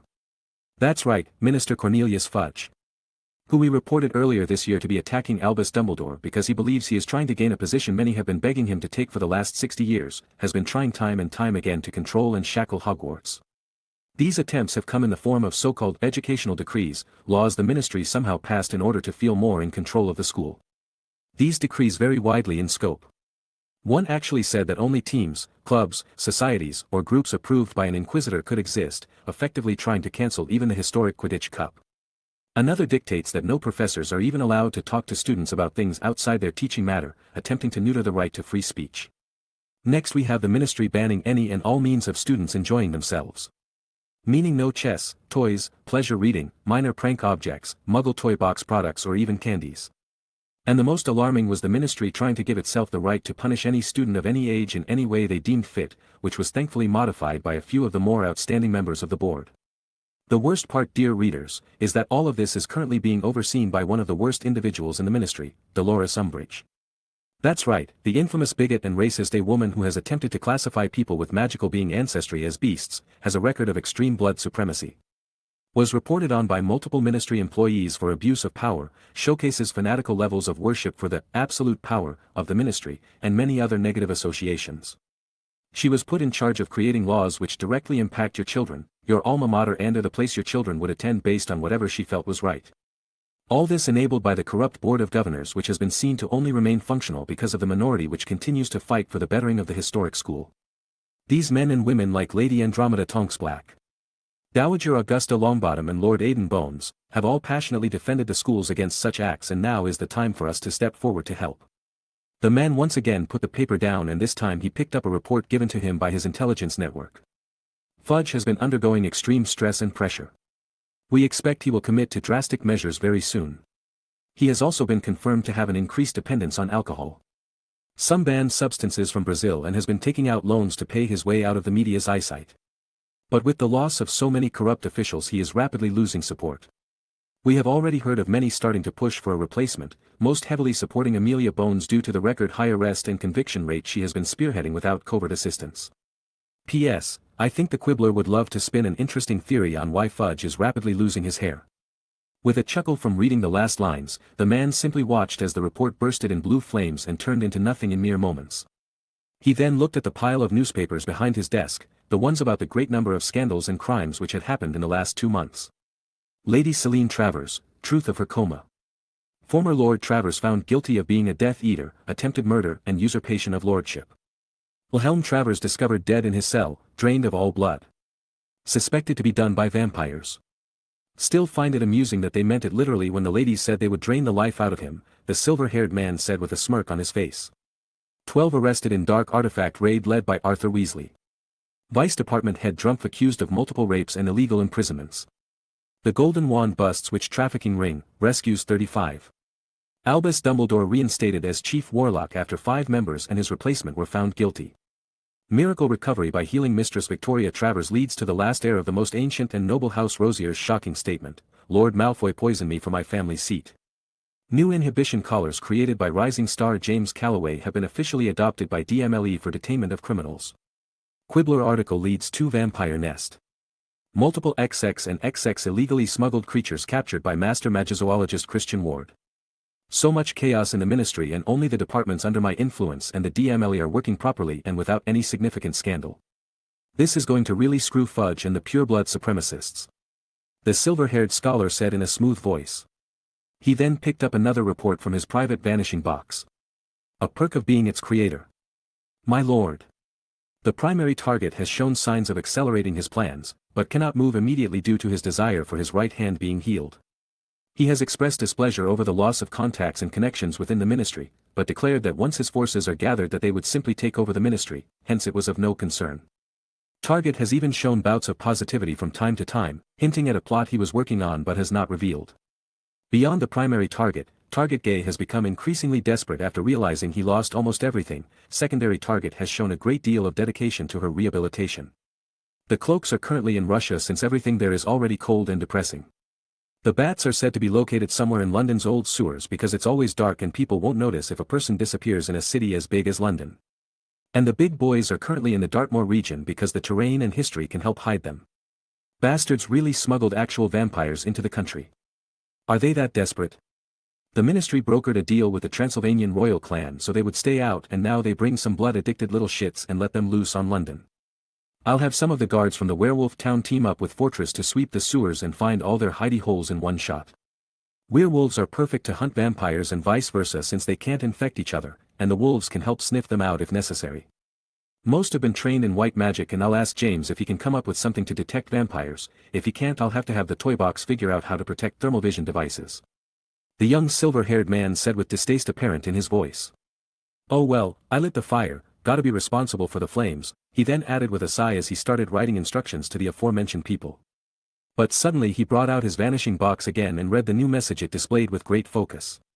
This was because it came in with the box indicating the message was urgent and important. I just received a report from my girl in Fudge's office. He gave the toad permission to use goddamn Veritasium on school kids. The incompetent bastard is that desperate. We have a copy of the order, but you can't let her do this, it might psychologically traumatize whoever drinks it. With that warning and the sudden alarm that the toad's office which just signaled that she had brought someone with her. A quick check of my version of the Marauders map and he finds the name Harry Potter next to the toads. The next moment the man bolted out of his office and ran. First-person POV like God intended. That fucking bitch. I am going to wreck her. I couldn't fucking flame myself near them because there were too many people around her office and I didn't want to burn or explode anyone by flaming there. I also don't know if she actually has the Veritaserum. In canon Snape just gave her some water and she couldn't tell the difference when she dumped the whole bottle in a cup of tea. But she might have not went to him this time around. Good thing I have the antidote on me at all times. I thought as I ran through the halls, ignoring anyone spotting me. How the hell did she even catch Harry so quick? I just received confirmation that Fudge gave her permission, so how did the kid get caught immediately after? I then thought in annoyance and astonishment at the bad luck needed for that to happen. The kid somehow came across Umbridge as soon as she's allowed to fuck with the minds of kids at the exact moment she can somehow punish I'm for something. In less than 2 minutes I made it to her abomination of an office, and I could hear her yelling. You will tell me. CRU, I heard the bitch yell through the door. Oh fuck no.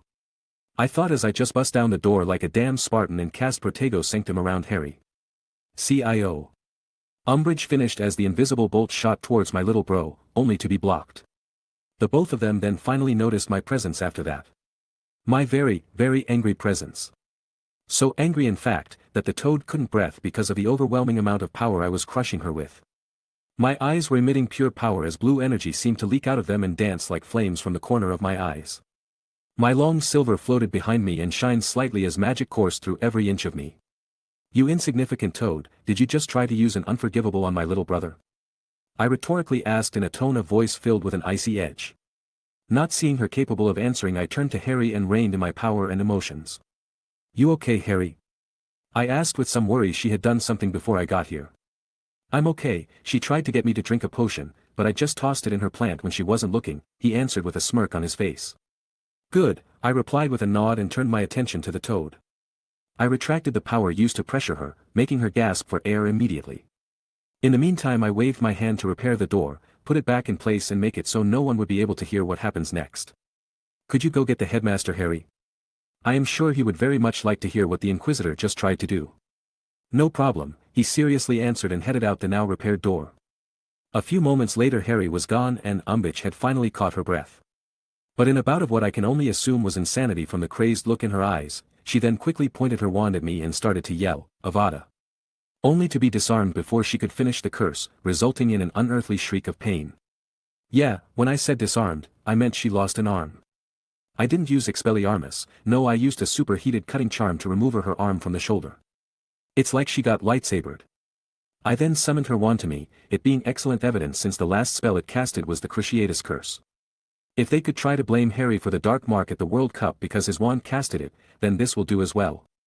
In the meantime, I was casted a silencing bubble over the bitch and undid the one around the entire office, then just watched as she rolled around clutching her stump and silently probably yelled out every insult or threat she could muster. Just to mess with her more I conjured some chains to tie her up and left her on the floor to glare at me with absolute fury. A few minutes later, Harry came back with our headmaster and his deputy. My goodness, Professor Bones, what have you done? McGonagall asks with a gasp as her complexion visibly whitens. I would like a proper explanation as to why you have dismembered Miss Umbridge Aiden, Albus supported as he focused on me for a proper answer. She tried to make Harry drink Veritaserum, which he nicely dodged, but when that didn't work she wanted to torture whatever information she desired out of him so she casted the Cruciatus Curse at him. I was on my way here and heard her yell out the first part, so I kicked the door down and shielded Harry. Then I immobilized her. After that I sent Harry to notify you headmaster, but after he was gone she seemed to become desperate enough to try and cast the killing curse at me, so I took her casting arm off and confiscated the wand. I calmly answered the elderly duo. This is very troubling indeed, but I assume you already have plans in place, you are not one to lose yourself in anger, you would use it for greater payback, Dumbledore responded as he looked at me for the reveal. This signaled the end of Fudge's time in office, he won't last another month, I said with absolute certainty. It would appear you have things under control then, I look forward to Amelia's time in office, she will make a wonderful minister, Dumbledore said with a slight smile as he turned around and took his leave. What? Aunt Amelia is going to become minister? Not hard to guess with all the shit happening lately, but don't worry she is very ready for it, I said to the kid, getting a slow nod. Well, then I guess I should prepare something to congratulate Amelia, first a wedding and now becoming a minister, quite a year for her, come along Mr. Potter, we shall go see Poppy to make sure nothing is wrong with you. Minerva said as she moved on from the now left-handed Umbridge and dragged Harry out. She worked in the DMLE and actively participated in the last war. The woman has seen worse than someone losing an arm. Hell, I'm half sure she's seen worse just teaching here. Just those apparition fuck-ups can really do some damage. Well, you annoying bitch of a toad, I am going to leave too. I have things to do which are much more important than you. Besides, the Aurors will be here for you in not too long, so you can just stay here, cool? I said to the muted, chained, wandless and one-armed woman on the floor. She tried to yell something, but yeah, muted. So I just blocked off her fireplace since it's connected to the FLU network and sealed the office completely so no one could help her get away. I then left to contact my mother. Chapter 178. The next day's headline brought almost complete hysteria to witches and wizards of the country. High Inquisitor casts unforgivable at Harry Potter. Yeah, that title alone was going to ruin a good amount of people's day. I cannot believe how brazen that harlot was. Who does she think she is? Trying to torture children and harm one loved by Hogwarts when within its walls. The woman has done many horrible things in the past. But you don't have to care about someone such as her. Helena, she is not worth it at all. Also, I have my doubts about her actually being able to harm me. She just doesn't have the power to cast a proper killing curse, and I am very resistant to dark magic. I said as I tried to placate my ghostly friend. Humph, she should be grateful you only took an arm from her. Hogwarts would have trapped her in its lost dungeons and make some of the armors pay her back. The still upset Helena grumbled as she started going down a rather dark option. Not to interrupt, but did you say Hogwarts would trap a person? Like, it would decide to do something and act on it? I thought you knew Hogwarts was semi-sentient. Yes, it has been my belief that the school holds some measure of sentience due to various evidence, but what you just said was very different from semi-sentience. That sounded like Hogwarts has the ability to make actual decisions. I explained as the unasked question behind that was told. Oh, that's where you are confused. Well, I guess the differences in how we define semi-sentience would be the problem here. How do you define it, Aiden? Helena said as she began her way of making me understand. This next part might be completely bull or trash to some, but this is what I'm going with. My understanding would be that it classifies a being without true conscious thought and actions, a thing operating based on instinctual actions or without a sense of self, I answered after giving some thought to the rather philosophical topic. In a sense you are correct, but it is also not complete. You see, Hogwarts acts based on the beliefs of both its creators and the school's values. Although in practice the castle mainly protects students, redirecting away from harm. Helping teachers stumble across bullying, a shortcut to class, or even a little punishment for bad students from time to time. You don't see it, but Hogwarts is always there. In your case, Hogwarts has shown to be very fond of you for many reasons, mostly your values and spirit. You have the best of the founders in you and uphold the values of the school, so when you were threatened within her halls she was, for lack of a better word, angered. That woman attacked a student and attempted to do the same to a person who perfectly represents this place's values, hence it would have retaliated in a manner deemed fit for the offender. The Grey Lady explained as she took on her scholarly demeanor. I see. So it is basically a programmed response with various sets of protocols based off of the set parameters. Who knew wizards had programmed things almost a millennia before Muggle could? I'm guessing Peeves is basically a kind of offshoot of the school's values due to the way students view their time here, giving birth to a purely mischievous spirit. While the room of requirements would be a sort of student help room governed by the castle itself. I said with a chuckle at the realization. I am not sure what those words mean, but you are correct about Peeves and the mother's room. The castle itself made them what they are today, hence one cannot remove them or permanently destroy them. Helena said as she dropped another little bomb on me today, but I'll just internalize that one. Glad I distracted her from Umbridge. I honestly don't care enough about her anymore. She served her purpose, now she can rot in jail and annoy everyone there with her vile views. I thought before beginning to explain advances in modern computing. The following days were pretty great at Hogwarts. With Umbridge gone and the minister being totally fucked right now, meaning everyone was basically just waiting for elections to be called, the school gained its peace once again. Teachers no longer had to be present at every extracurricular activity, students were free to be kids, teens, and young adults again without having to fear absurd punishments. The faculty gave a week of no homework to celebrate while a feast was organized just because we could, and everyone felt positive in general. The twins even used all those fireworks they had in cannon to give everyone a good show, and maybe do a little advertising for the shop they planned to open this summer. As an investor I was quite pleased with the business savviness on display. My extra class for orderlings and those with some brains guts were continuing, only with a lot less secrecy than before. I was technically working within my subject when doing these, but they were definitely what the Toad would have targeted before her arrest. So I had everyone keep quiet. And I have to say that they were shaping up quite well overall, with maybe about half being able to at least take one normal Death Eaters and the rest just being too young to have the power to do so. None of them will die quick though, that's for certain, and it's not like power is the only way to win, but they'll need to be smart and lucky. On the family side of things, well, there's no easy way to say this, but I haven't seen mother that pissed since Ignatius Avery's trial. Guy who experimented on him for people who forget stuff. The woman was going on a goddamn warpath against the toad and no one was going to stop her. Harry was legally her godson and she's been helping take care of him for 4 years now, so when she heard a person she and everyone hated tried to hurt him. Ooh boy. She was drafting up a proposal to make a freaking death cell like the Americans had, just so they could properly execute the bitch. Mother said that since the ministry won't be able to use dementors anymore, they might as well adopt another country's method. Sirius was just smiling and nodding during this bit, while also subtly using the Black family's wealth to help things along in order to support his wife. The fact that he was also really angry at the toad motivated his inner Slytherin a bit, that's for sure. Well, that was after the two of them came over to fuss over Harry for a while. The kid might have been embarrassed to no end, but I knew he was actually happy to have people caring so much. I decided to be petty as well and had my people send a notice to Mother about a rather nasty semi-sentient poison I had created with some masters from Breaking Grounds, which resembles the thing used in America. I am not exactly proud of that thing, but sometimes you just want to see how far you can go. Now, this wasn't the worst poison we had created, just the best one for the job. We actually made something which can dissolve goblin materials. A material said to be able to absorb anything to strengthen itself. But it was overkill and nothing could properly contain it without melting, so we stopped at that point and destroyed the research to avoid someone doing something stupid with the stuff. And then I helped lobby for the new death penalty and a revamped prison system at the same time. This was mostly because I wanted to either have Azkaban up and running without dementors instead of using all of Fortress jails. Simply because they weren't meant for long-term detainment and it paints a target on their backs. Plus it's the ministry's job to take care of this, not a private business. Meanwhile pretty much everyone was done with Fudge. His actions, general attitude and lack of abilities already put him in a wobbly position, but now he was just done. He would never hold any office again and would be extremely lucky to avoid even half the charges which were now being levied against him since he was linked to the majority of the scandals rocking the ministry. There was now officially a Wisengamot gathering called for the end of the week in order to officially dismiss him from the position of Minister for Magic and begin the election process. I was certain Mother would be the best candidate. Her track record, reputation, political platforms and her abilities all placed her as the best choice. The only people who could have threatened her would be Dumbledore, who doesn't want the office, the now deceased Crouch SR, and maybe me, but I don't want it either. It also helped that she would receive the backing of many members of the Wisengamot, with ministry officials and employees believing in her. The vast amounts of money both her husband and son have at their disposal, and the boost she gets from being the legal guardian of Harry Potter and having married someone now recognized as a war hero. Yeah, Minister Bones was going to happen, and if someone tries to stop that, they'll be dealing with me. This was actually something I was discussing with her at this moment since we were having a pleasant dinner.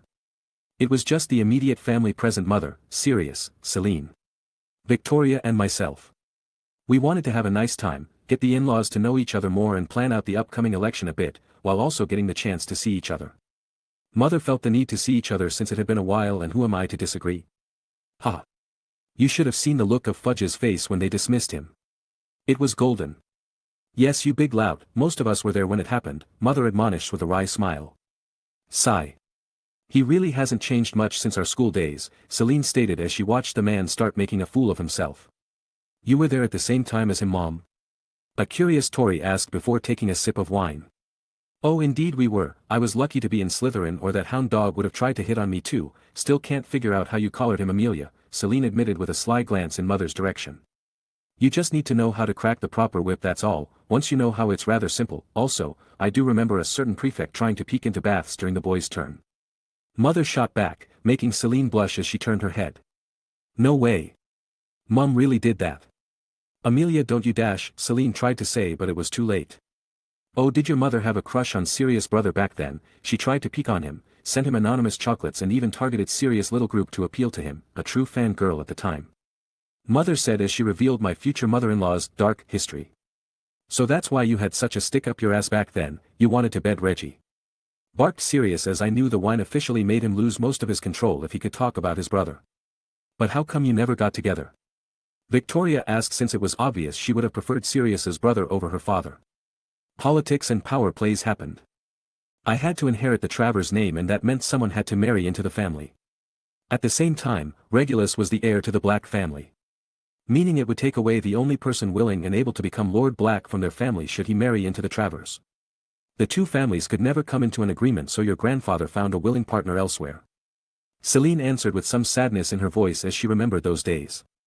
Sorry about that. If I hadn't run away, a lot of things could have been avoided, Sirius suddenly said in a drunk manner, probably thinking about a lot of his youthful mistakes. I don't blame you, Sirius. In the end I made the decision to stay and marry. At least one good thing came out of it, she responded as she looked lovingly at her daughter. Mom, the teary eyes, Tori said as she got up to hug her mother. As we watched the mother-daughter moment, one of my house elves suddenly popped in holding my vanishing box. Master Bones, the box is saying it's urgent, the still slightly gloomy Winky said as she handed it to me. Thank you for bringing this to me, Winky. Could you bring me a sobering potion for Sirius? I think it's about time for everyone to head home soon and I don't want anyone being drunk when operating. Yes, Master Bones, Winky will get the medicine for the loud dog, she responded as she popped out. Hey! What are you teaching your elf? Nothing, we just told her that if she ever finds a big black dog walking around the house, that it was you, everything else comes from your behavior, I teased as he looked ready to counter before Mother glared him into submission. With a chuckle I began to read the urgent message. Aiden, Voldemort has Sirius in the Ministry of Magic. Professor Dumbledore isn't here and I can't reach Sirius or Auntie. I can't just let this happen and I need your help to rescue him. The message from Harry said. So I'm guessing Tom moved up his plans since he knows things will be very different once Mother becomes minister. I thought after reading Harry's message. What does the message say, dear? Mother asked as she became curious over the matter of an urgent message. Well, it would seem Sirius is being tortured in the Ministry of Magic and Harry wants to rescue him, I answered with a little smirk. What? The confused members asked as most sobered up real quick. Who's the idiot that wrote that? I'm right here. Lucky for me, Winky popped in and gave me the sobering potion which I immediately stuffed down Sirius' throat to his displeasure. So while he got over having something gross forced down his throat, degenerates beware, I answered simply, your godson. Cough cough. Why would Harry? Cough. Think I'm being tortured? He asked as his faculties started returning to him.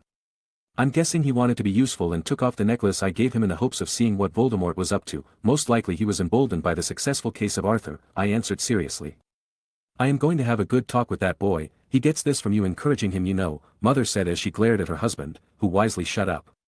While that was happening, I wrote back to Harry about the fact that Sirius was in front of me right now because we had been having dinner. Wait, what? Came back the stunned reply.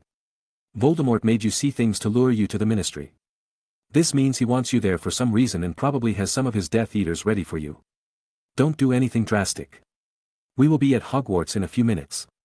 I wrote to him, hoping he won't just rush off for no reason. Alright everyone, we have a plot to counter and some Death Eaters to beat. So sober up and let's get to Hogwarts.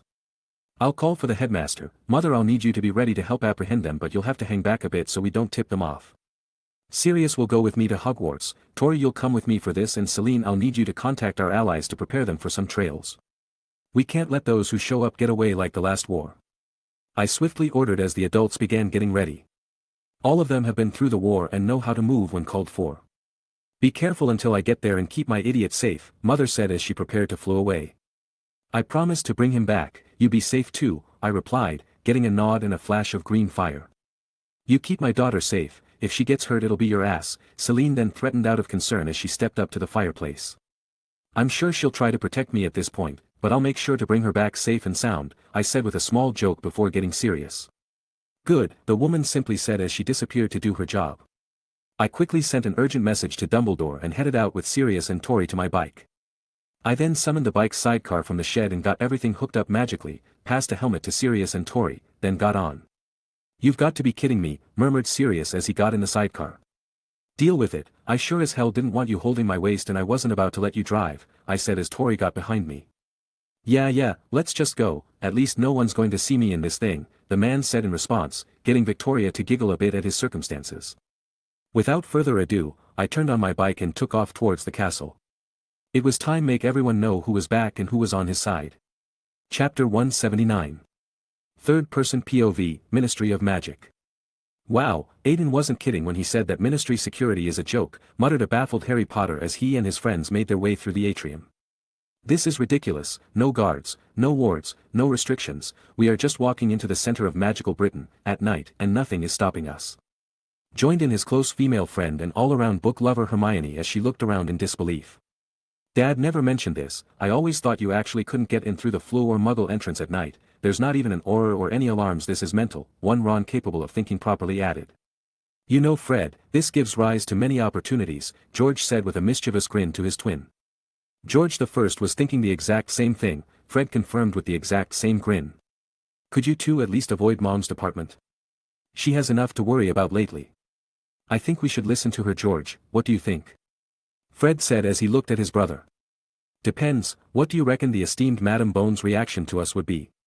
George asked back with a look of contemplation. I believe it would not be pretty. She does have a professor who is skilled in our art at her disposal after all, answered Fred thoughtfully. That just makes me more tempted, countered George with some excitement.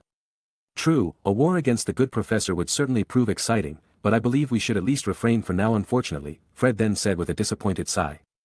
Yeah, just Moody would be difficult to escape from. If we mess up the professor's efforts to help the madam become minister, then I dread what he'll put us through. George agreed as both felt a slight shiver going through their spines at the thought. You two never let up, do you? Sighed Cedric Diggory as he looked at the two redheads. Of course not, great Lord Head Boy. Fred and George replied with a grin. I am having second thoughts regarding this group of ours, the cold voice of Daphne Greengrass said as she watched the twins plan to terrorize the ministry in the future. Oh come on Daph, even if they're goofy they can still cast some nasty spells, Susan replied as she grabbed her friend. Humph, that would inspire more confidence in me if our instructor stopped showing them how to prank their opponents while in combat, Daphne shot back as she slightly glared at the twins. Well that's what they're best at, but think about this as a chance to make yourself look better in front of your future brother-in-laws and you'll feel better. Was what Susan whispered into her good friend's ear, causing the Ice Queen to blush fiercely. What nonsense are you talking about? The flustered Daphne asked. Don't try that with me, we both know why you really made so much effort to join my bro's extra lessons and come with us today, Susan answered with a wide grin as she glanced towards a particular Weasley. I have no idea what you're talking about. I joined the professor's classes because it was the best opportunity to learn from the best and I wished to test myself by coming here, Daphne defended herself at the same time her ears turned red. What are you two talking about? We gotta hurry. Nothing. The supposed Ice Queen of Hogwarts answered as she hoped that he didn't hear anything.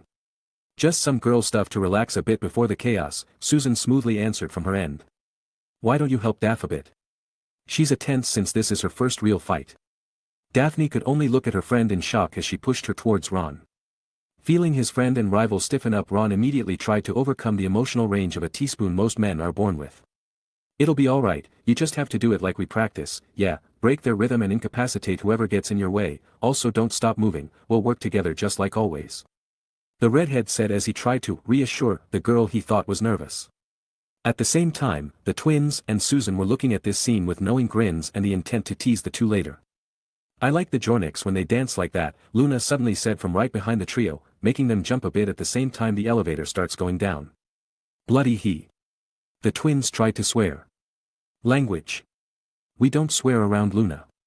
Like a lot of the older students who were acquainted with Christian, James, Victoria and Aiden, he too thought the girl should be kept as innocent as possible. Guys, I appreciate you all being here, but I think it's time to get serious, Harry then said as he got everyone to focus on the task at hand. Just in time for a ding to ring out and the elevator doors to reveal the glossy black tiling which was the Department of Mysteries. Let's get going, we need to find the Hall of Prophecy, that's where they should be waiting according to the professors and where what they want is, Hermione strictly laid out for all those present. Although they were young, each one of them had been taught by the person standing at the peak. With a few of them even receiving lessons for years now. Harry, Susan and Cedric were the best of their group. With the permission to fight even Lieutenant Death Eaters. Ron, Daphne and the twins could push back lieutenants at most while Hermione, Luna, Neville and Ginny were capable of taking on a normal Death Eaters or two at once. Keep in mind that this is due in large because of the white magic they were all taught. Without it they would be in a rather tough spot.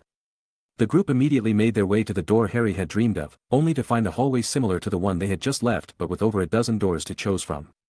If that wasn't enough. The hall began to rearrange itself, making the group unsure about where they even entered. So that's why Aiden insisted on me taking this compass, Harry exclaimed as he fished out a black compass from his pocket.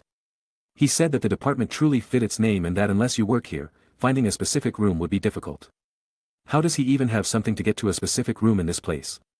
Questioned Hermione as she tried to see if anything made the compass special. No clue, he said something about having some people in the department, but he didn't explain anything beyond that, answered Harry as he looked at the arrow pointing him to a door on the right. It looks like James helped, I can see his fuzzlers on it, Luna happily said as she looked at magical device. Half the group gave Luna a surprised look for guessing who made it, which she completely ignores as she looks at a wall with some fascination, but then they began following the compass since it was the best solution to finding the right room.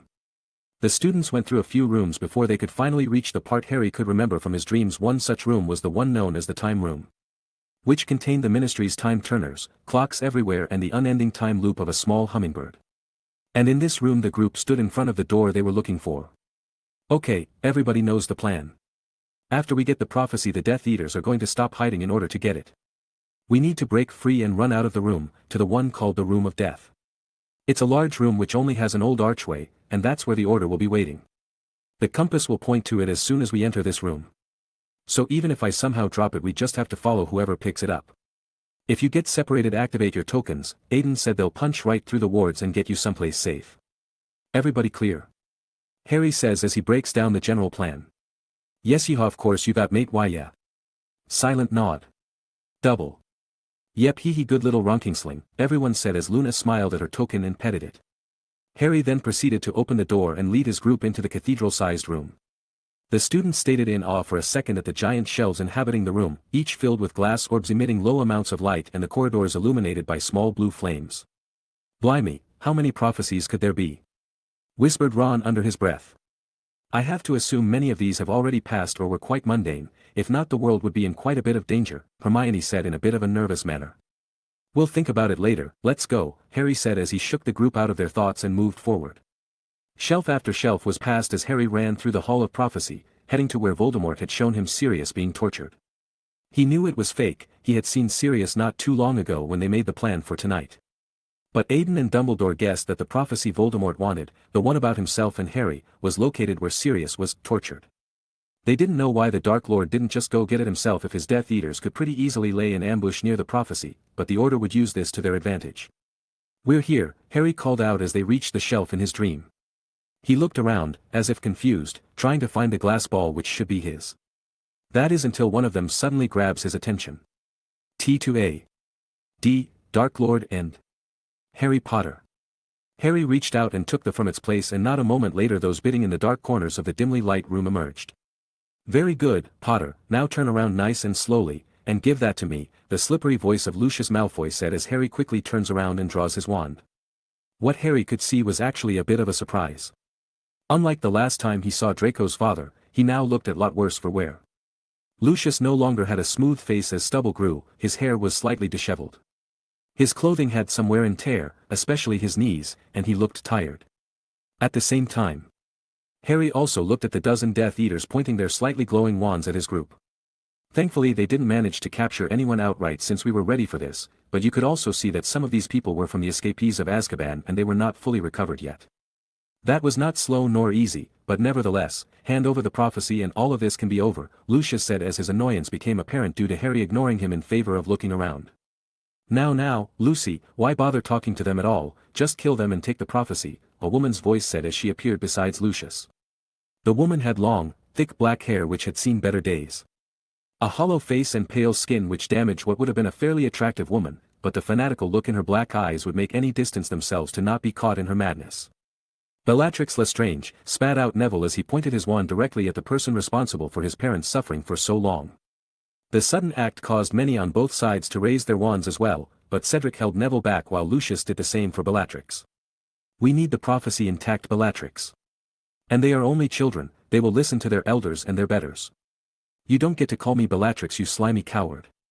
My sister and nephew are missing because of you, and it is not only the Dark Lord who is displeased about that. Be that as it may, we have a task to accomplish, Lucius responded as he moved away from the topic while subconsciously touching his dark mark. Yeah, well, I guess Voldemort will have to be disappointed, Harry said to the duo with a smirk. You dare say his name, you filthy half-blood.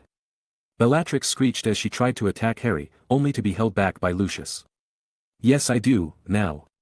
Harry replied as he gave a command, causing his group to throw small beads on the ground as they closed their eyes. As soon as all the beads hit the ground, they exploded into blinding lights and completely stunned the Death Eaters as pain assaulted their eyes. This was doubly effective since they had been waiting in near darkness for quite some time now, making their eyes accustomed to it. Let's go. Harry ordered as he and Cedric stunned Lucius and Bellatrix, who stood in the way of their exit point. The other Death Eaters would most likely revive them, but the thought of killing hadn't even made its way into their heads because of their inexperience and kind natures.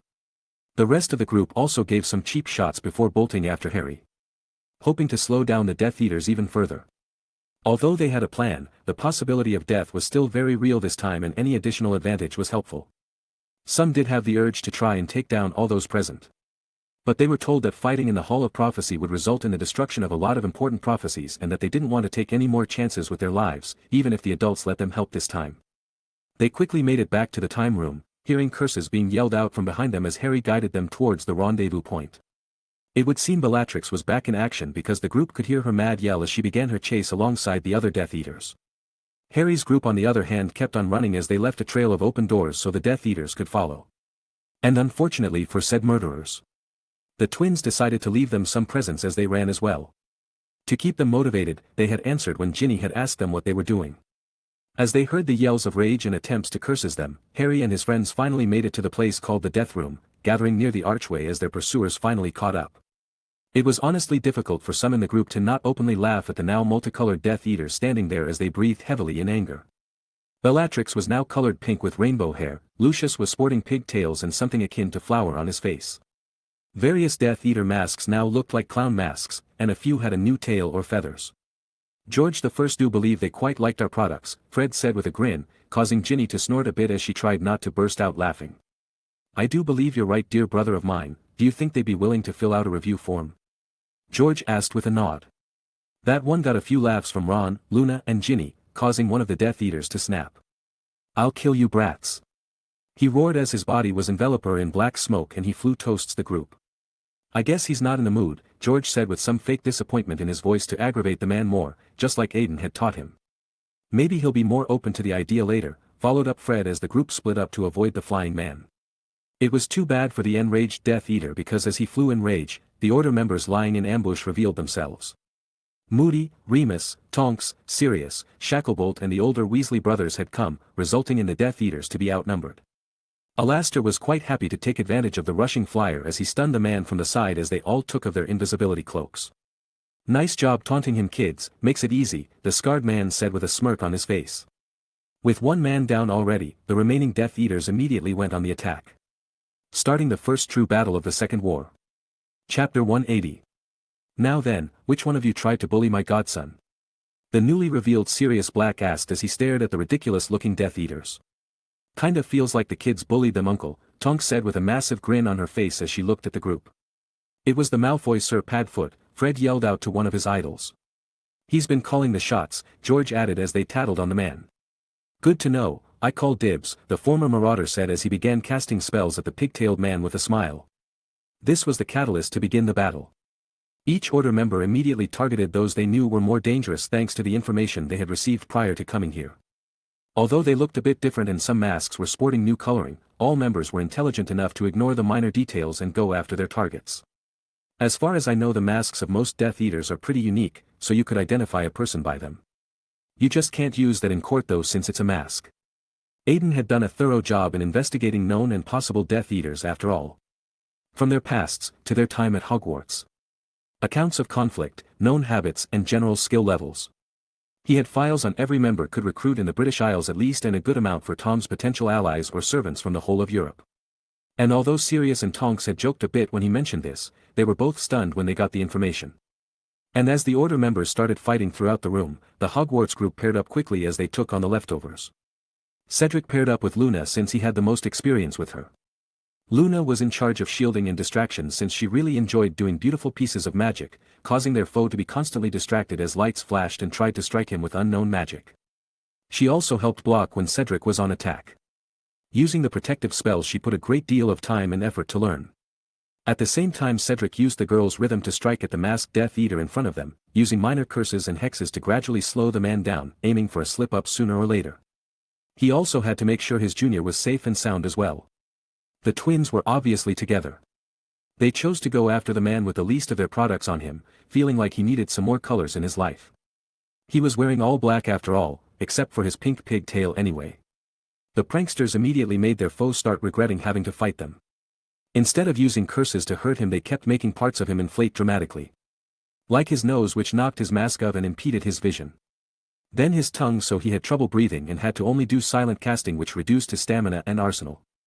Not even mentioning the anger he felt when his curse was blocked by a flock of colorful birds, which then turned his robes into a Jackson Pollock painting. Ginny and Hermione paired up because they frequently sparred against each other. They complemented each other well, since Ginny had a lot of fire in her and Hermione was much more conservative in her actions. So the youngest Weasley was heavily focusing on attacking, as she showed just why her Bat Boogie spell was so feared in Hogwarts. While Hermione displayed how a solid and systematic foundation can really protect someone, also not forgetting to throw in a curse or hex from time to time to stop their foe from believing she was harmless. Ron and Daphne began to lay a choreographed beat down on one poor Death Eater. The man couldn't even get a curse in, as he was perpetually stuck on defense against the two. The man was desperate. But any moment he thought he could counterattack was but a calculated pause by the two, as they almost beat him multiple times already. Ron was passionate in both his attacks and defenses, while Daphne was ruthless in her efforts to end the man in front of them. Susan got Neville since she actually helped him the most during training, giving hints and tricks she likes since they have some similar interests. The young Bones was probably the most relaxed amongst those present, simply because she knew she could wipe the floor with the Death Eater in front of her. Make no mistake though, she was not letting her guard down one bit. Something her brother had thoroughly ingrained into her, Susan was simply confident in herself. She also decided to let Neville get as much experience and confidence as possible from this confrontation, thinking it would help the guy to feel like he's growing after her bro and his parents taught him. As a result, the Death Eater was currently thinking he had the advantage, but the tide was slowly turning against him as Neville gains more experience. And lastly, Harry was now with Sirius near the archway as they fought against Lucius and his comrade. The godfather and godson duo were really putting the pressure on their chosen foes. Harry, having trained for a few years with Sirius, knew exactly what to do, and Sirius covered up for his charge's minor mistakes through experience and skill. Padfoot and Prongslit comboed their attacks as the four exchanged volleys of spells, the fight actually filling Sirius with pride as he saw his best friend's son cast spell after spell with him. Then Harry saw a chance as Sirius' attack left both opponents unstable. He quickly chained a Flipendo Expelliarmus Stupefy and completely incapacitated Lucius' helper as he barely blocked the first attack, lost his wand in the second and was knocked out with the third, leaving Lucius all alone against the duo. "Nice one, Harry." An ecstatic Sirius yelled out with pride as he attacked Malfoy with greater fervor to not lose out against his godson. Although Lucius had some experience and knew many dark arts his master had taught him, he was still too accustomed to punching down. He is a man who spent nearly his whole hitting those weaker than him, hurting the ones who couldn't even defend themselves. Killing those at his level or higher through group assaults or with his lord by his side. He was simply not able to keep up against someone experienced in one-on-many battles. A man who devoted himself to retraining so he could protect his wife and loved ones, a wizard who was even given help to two of the greatest wizards of the modern age. And so Lucius lost as he was disarmed and blasted away with a strong stunner. Sirius watched his angered face with glee as a man he hated was blasted away to unconsciousness. "Ha! We got them, pup." He could see that most Death Eaters were already down, with the rest about to join them as Order members and students ganged up on whoever was left. "Avada Kedavra!" A crazed voice Sirius recognized as his cousins shouted from his blind spot. "Sirius!" A desperate Harry yelled out as he watched the green bolt inch closer to his family again. "Can't have that, I promised Mother you would be back safe and sound," a calm and confident voice resounded as a blue flame erupted in the Unforgivable's path. The room then heard of the song of the large azure phoenix which appeared from the flame at the same time as a hand simply catches a curse which should kill any who come in contact with it. "I hope Yoda would be proud." As the phoenix circled the room and sang, giving those it saw as friends courage, the blue flames receded to reveal the silver-haired, blue-eyed and handsome Lord Aidan Bones in his full glory. First-person POV. "You know, I really hate how cheap this curse is," I said as only small green particles escaped my now open hand. "Aidan!"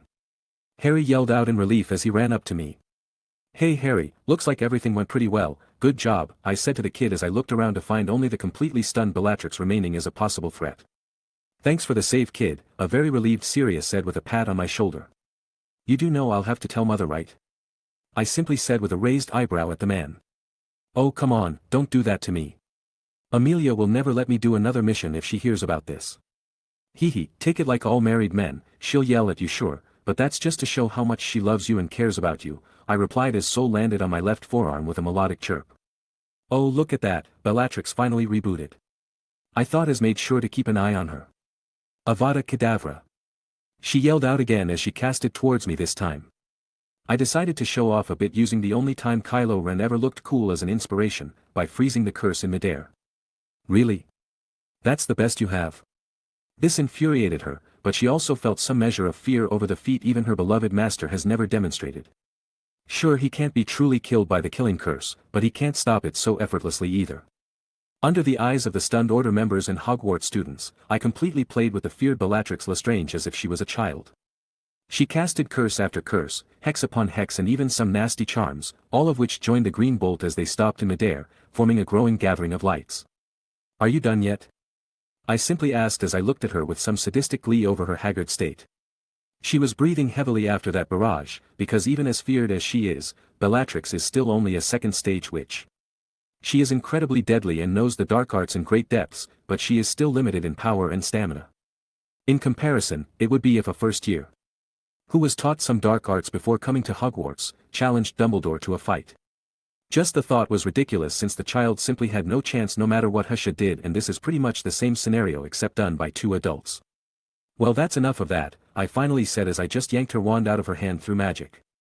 I also gathered all the loose wands lying around the room as a result of all the Death Eaters being defeated into one bunch and crack.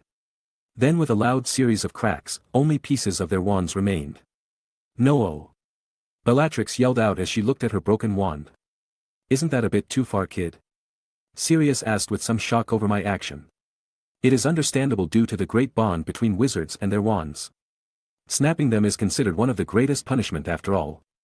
If you don't want to kill them, then that's your deal. But I will not let them simply keep something they've used to terrorize and murder others when they are the enemy, this way even if they get back up they will no longer be threats. I sharply answered back. I may have promised Dumbledore to not slaughter these animals without trial since these aren't war times yet, and he made several solid points on the demerits of such actions. But this doesn't stop me from at least punishing them in a non-lethal manner. And what better way to humiliate those so proud of being wizards than by breaking the very symbol of one? I thought with a cold smile. Aiden, Bellatrix is trying to run. Harry suddenly yelled out. She is good, using the time everyone was distracted by my actions to flee, but it doesn't matter, let's go, I replied calmly as signal for Harry to follow. I'm coming with, Sirius said as he saw us start to leave.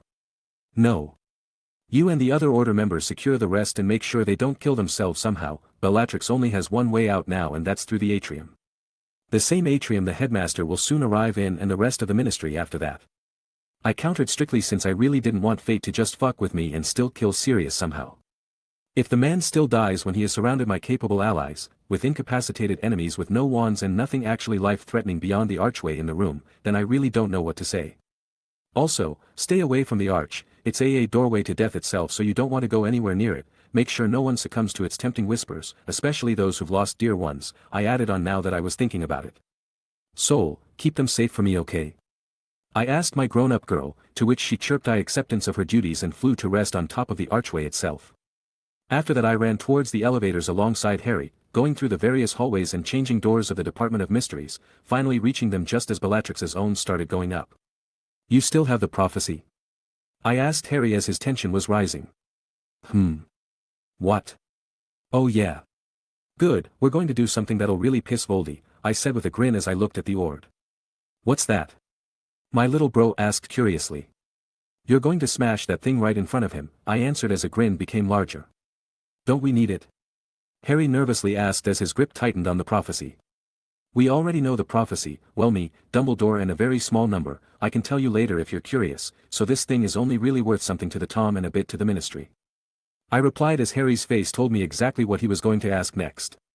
You knew and didn't tell me? He predictably asked.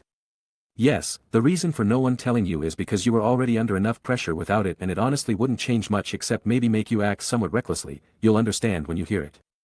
I answered seriously as I told my honest opinion on this matter. I truly believe that the major effects on Harry because of this prophecy have already happened.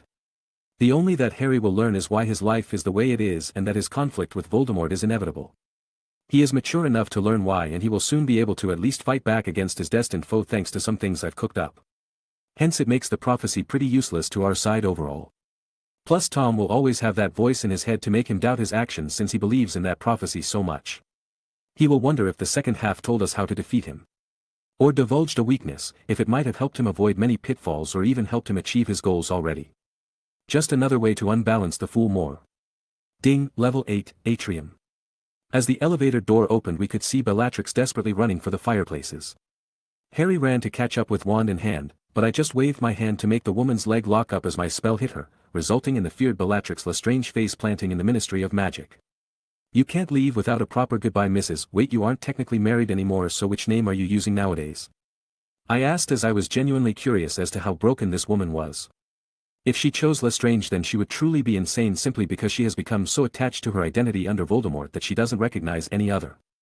On the other, if she says Black, then I have to see her as more dangerous because she still retains some of the cunning which she once was.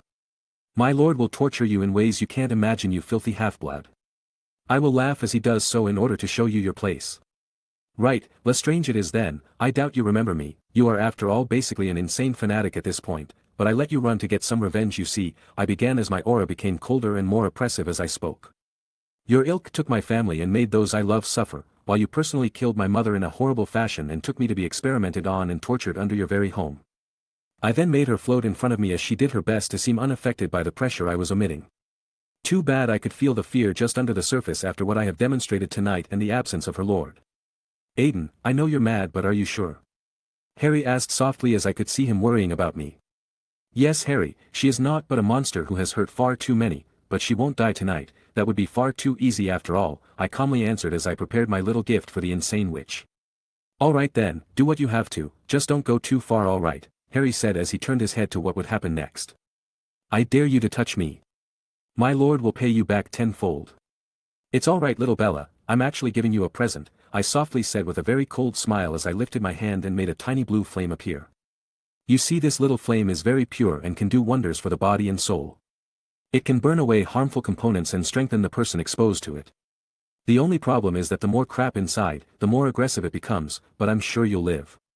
I then pushed the tiny flame towards Bellatrix as she begins to violently struggle in an effort to not be touched by the little flame her very soul was telling her to avoid. Too bad her panicked expression and trashing about in the air did not help her as the flame completely entered her body.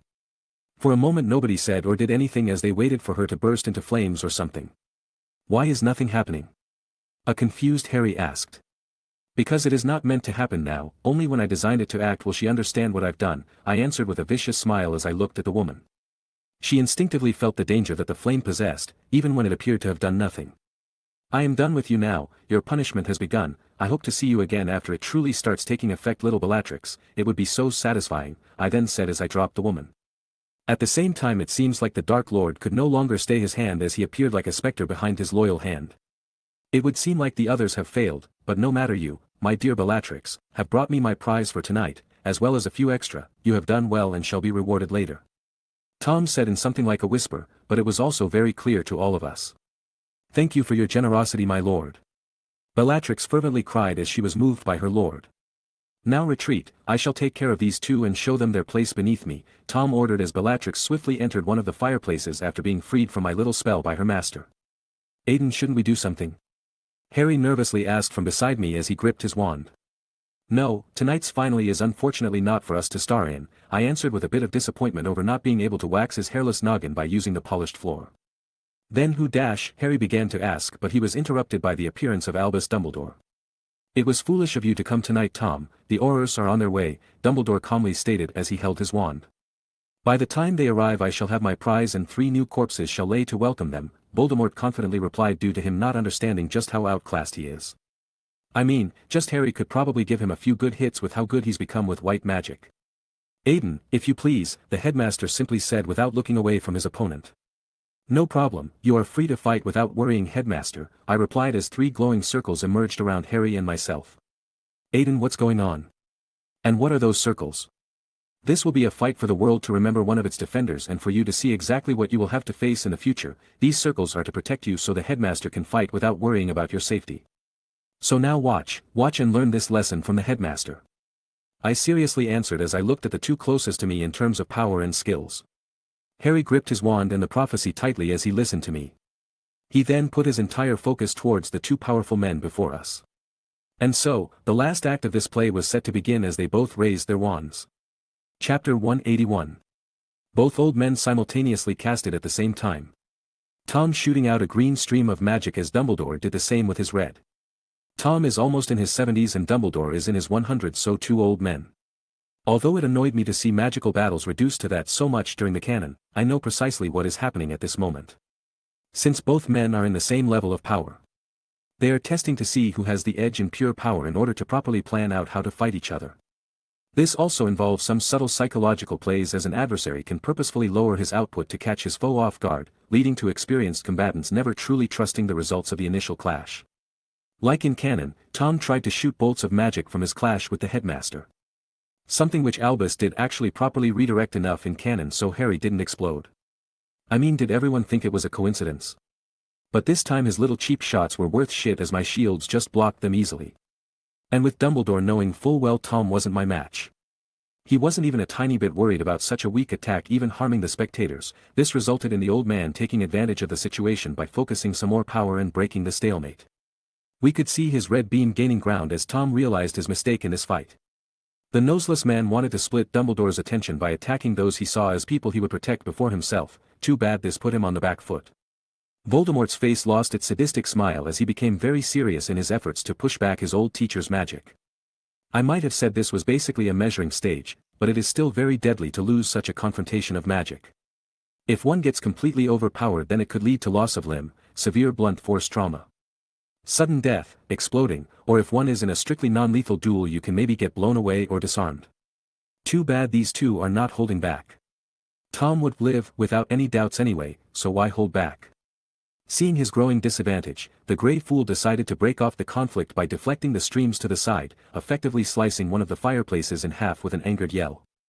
You could see the anger on his face because of the blow to his ego this is. He, the Dark Lord, lost in a direct confrontation against his only real threat besides Harry. So he was not a happy camper. With a flick of his bone-like wand, Tom levitated the debris from the fireplace and then transfigured them into spears which shot out towards Dumbledore, who did not just watch as he gathered the water from the racist fountain in the middle of the atrium in preparation. What was interesting was that the headmaster had changed the consistency of the water, making it like a gel, resulting in the spears losing their momentum to the point of harmlessness. During this moment, Tom animated part of the sculpture on the fountain to attack Albus from behind. So to defend himself, Dumbledore shot the liquid he controlled towards Tom as a wave. Then turned around and instead of destroying the sculpture or removing Tom's spell, he transfigured the thing's joints to make them completely solid again. As a result, he forced Voldemort to deal with his distraction and made the statue fall to the ground where it couldn't even move much anymore. These exchanges were a great show of high-level transfiguration and the applicabilities the field has in combat. Too bad it takes too much power to use it a lot in combat and require a lot of studying to bring it to the proper level to be useful. Harry was watching these exchanges very seriously so far. I've taught him a lot and trained him, but this is his first time seeing two powerful wizards really trying to beat each other, without being involved anyway. So now we watched as Tom's face became very cold over Dumbledore's continuous success in stopping him. Deciding to kick things up a notch, using some of those robe-based dark spells, sending a stream of darkness towards Dumbledore. I know the spell he's using from my time bumming off of Quirrell's subscription to VTV. It is quite a nasty bit of dark magic since it sucks the vitality of whatever it hits until only dust remains. The headmaster on the other hand used something which made me smile. The old man truly has a genius-level intellect to have learned my spells already and use them in battle. I thought as I watched the man use my variation of Lumos to form a shield against the darkness using the light. And the more power he pumped into it, the larger the range. Plus the spell isn't even difficult to cast since the power requirements are about the same as Lumos, just requiring more in the will and intelligence departments. This spell actually surprised the Dark Lord because he knew the power behind his own spell, and seeing repelled so easily with Dumbledore using a simple Lumos inwardly shocked him. But seeing his magic being pushed back, he decided to change his approach by gathering the remaining darkness and adding some additional power to create a shockwave which shattered the office windows employees had that oversaw the atrium. Unlike canon where he destabilized Dumbledore with that little move, this time he was already dealing with the falling shards of glass by changing it to sand as they fell through the blanket of magic he had spread over the area. During this exchange I noticed two things I deemed important. The first was that Tom had some burns on his hands and head, which I'm not sure he noticed or thought it was because of something else. This confirms my theories on white magic's effects on Tom's body. His mind, body and soul are all completely made of dark magic at this point, with his blood ritual to not die when he touches Harry anymore. His soul being completely mangled and tainted because of his Horcruxes, and him basically giving up every other form of magic besides transfiguration to master the dark arts further. As a result, it's like white magic became 4 times more effective on the asshole.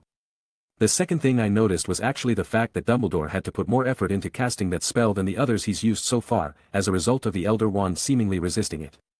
Now that was fascinating to feel once I noticed.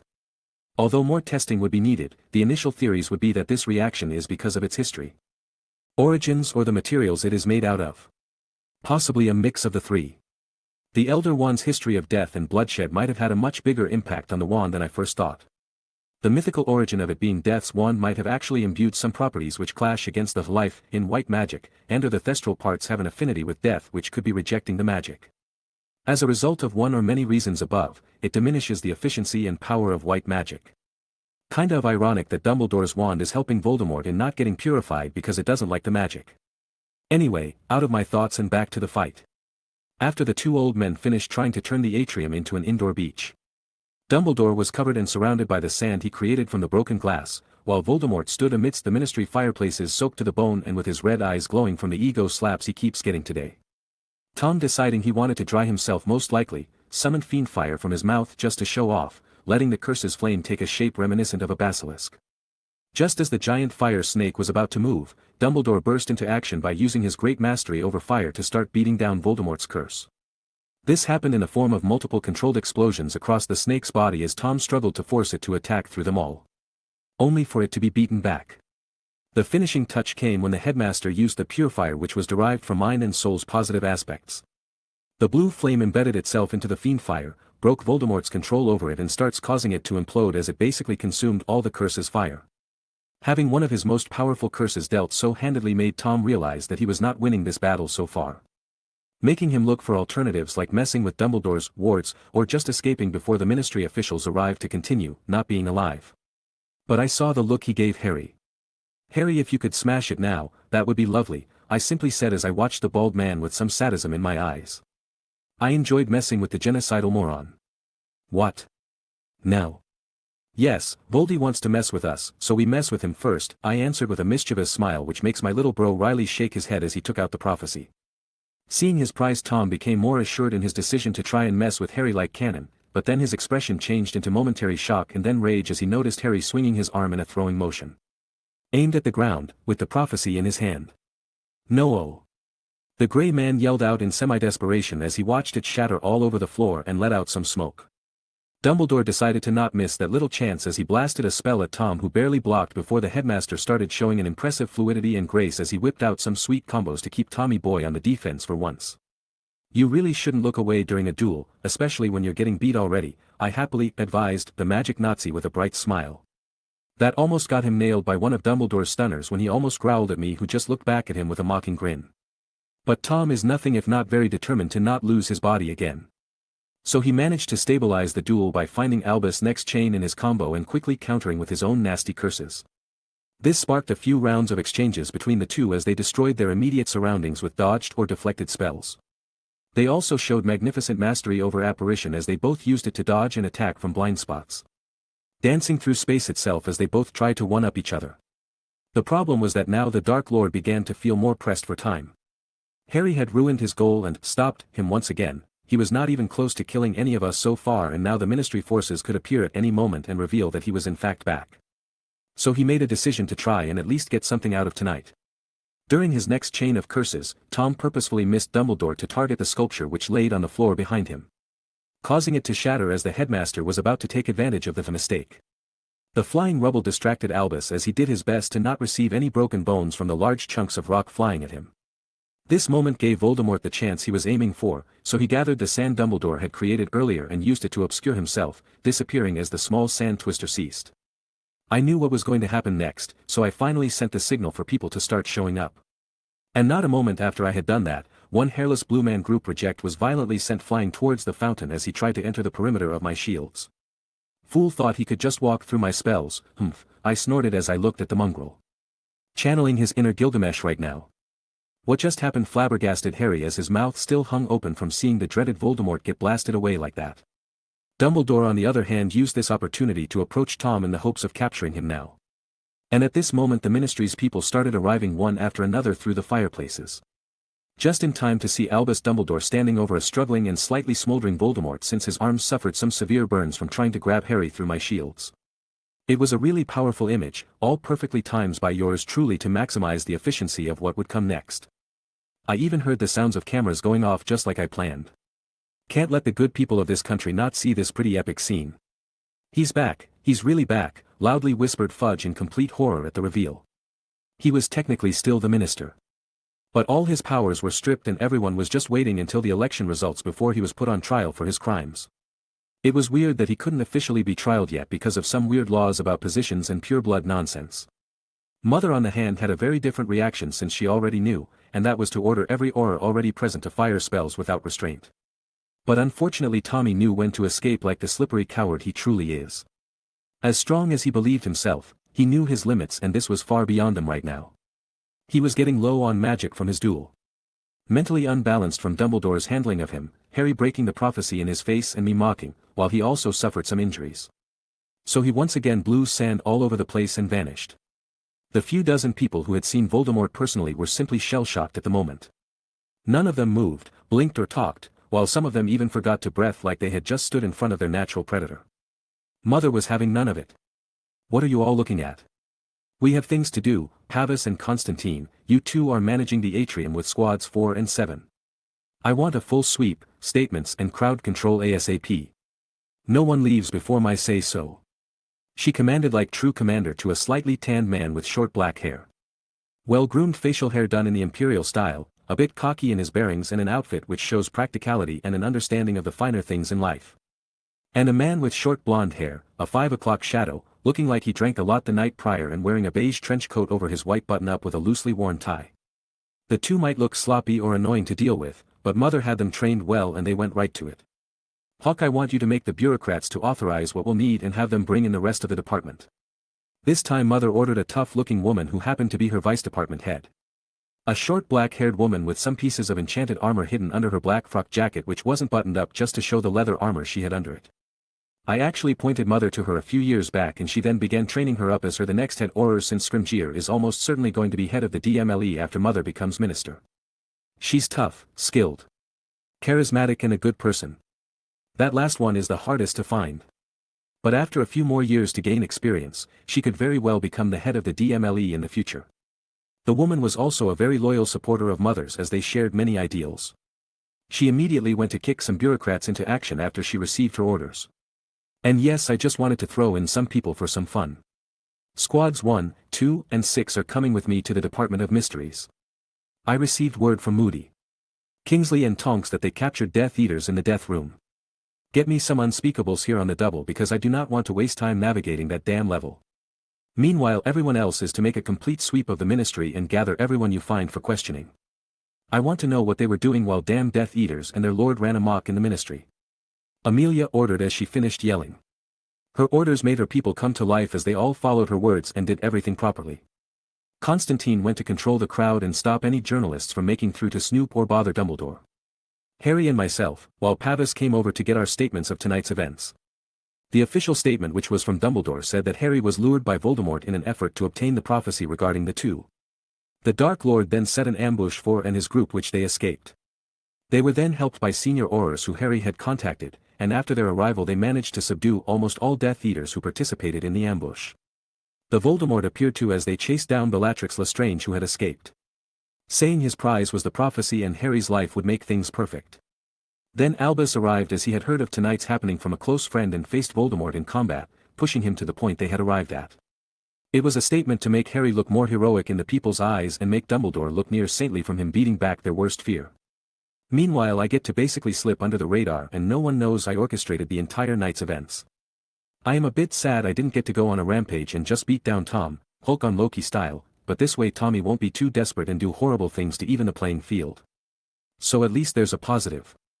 After our statement was done Dumbledore guided us to nearest fireplace as we ignored the very energetic press and we flew travel back to his office so we could get some rest without having to deal with hours of ministry stuff. I doubt Harry was going to get much sleep after tonight's events, but I had a hot fiancée waiting for me, laying in our bed and wearing close to nothing. So I just called Soul over through our bond and flamed away. I knew I was going to get a treat when I tell her how my plans are going to manipulate the entire country again. Making this a very pleasant way to end the battle of the Ministry in my opinion. Chapter 182. HEWHO must not be named has returned, Fudge's denial nearly dooms us all. Minister for Magic Amelia Black elected by landslide. 8 lords captured during the Battle of the Ministry. I know there's 12, but only 8 are actual lords, even if they don't have that much money. I mean technically Crabbe and Goyle Sr. should be lords. The rest are just pure bloods. Albus Dumbledore defeats the Dark Lord, but he manages to escape. The aftermath of what has officially been called the Battle of the Ministry has been far-reaching to say the least. The news that Voldemort was indeed back caused fear throughout the country. Thanks to my timing and preparations, however, much of the chaos which would have occurred due to his return was preemptively stopped. The image of Dumbledore standing at the ready as Voldemort laid at a fountain's feet looking defeated and wounded was a powerful one for the regular people. It brought hope and a feeling of safety even if they didn't know the whole truth. But that was the point this time. I wanted these people pacified during Mother's transition into her new position as minister. Giving her the time she needs to properly restructure and organize the completely shithole Fudge had made the ministry over the years by never fixing any of the systemic problems. Damages of the last war, or even by passing laws which didn't directly benefit purebloods and harm pretty much everyone else. And yes, Mother became the new minister for magic by a landslide. Not only is her reputation basically golden at this point. The fact that she was known to have actively fought against the Death Eaters during the last war and was said to still be capable of schooling most Aurors brought much comfort and respect. Then she gets Dumbledore's endorsement. Big reveal that she married a rich war hero even if he's still almost a big kid. Add the support of every department I had my people take over and the political group I formed, and you have the new Minister Black. And boy was Mother moving. With some sneaky advice from her beloved son, she realized that delaying the trials of the dozen Death Eaters captured, of which the majority just so happened to be seat-holding members of the Wisengamot, was going to help pass the urgent measures needed to have the planned reforms happen. Incidentally, she was quite on board with just letting Lucius and his band of bigots wait in jail like they weren't even worth the bother. It made them feel like they weren't even important enough to have urgent and high-profile trials put in place for them. After Tori explained that it was a psychological trick which drove people who saw themselves as important or better than others wild. Treat them like they are average prisoners of no importance and they'll rage for attention or special treatment. It's been working wonders against those high and mighty lords, that's for sure. Yeah, my girl is probably one of the leading psychologists in the world without muggles knowing about and wizards not even understanding the damage she could inflict or heal with that knowledge. It's one of the reasons I don't make my potion healing mistress upset. Even if it's not really directly dangerous for me. But she did make a great point to Mother about how to handle all of this, which was to stop making Tom and his band feel like they were important and what they were doing was meaningful. These people get emboldened by the attention and believe it will help others join their cause as they show their strength and success. Tori on the other hand was joining up to help Mother formulate speeches on the matter, reassuring the public and subtly lowering the standing of any Death Eater. I was so proud of her. The both of us also helped in other places, but Mother's time in office was set up to be the most productive and cohesive in the history of this country. I am not kidding about that. I really like being able to help her out like this, and I'm glad years of work and planning are going to start paying off for the country as a whole.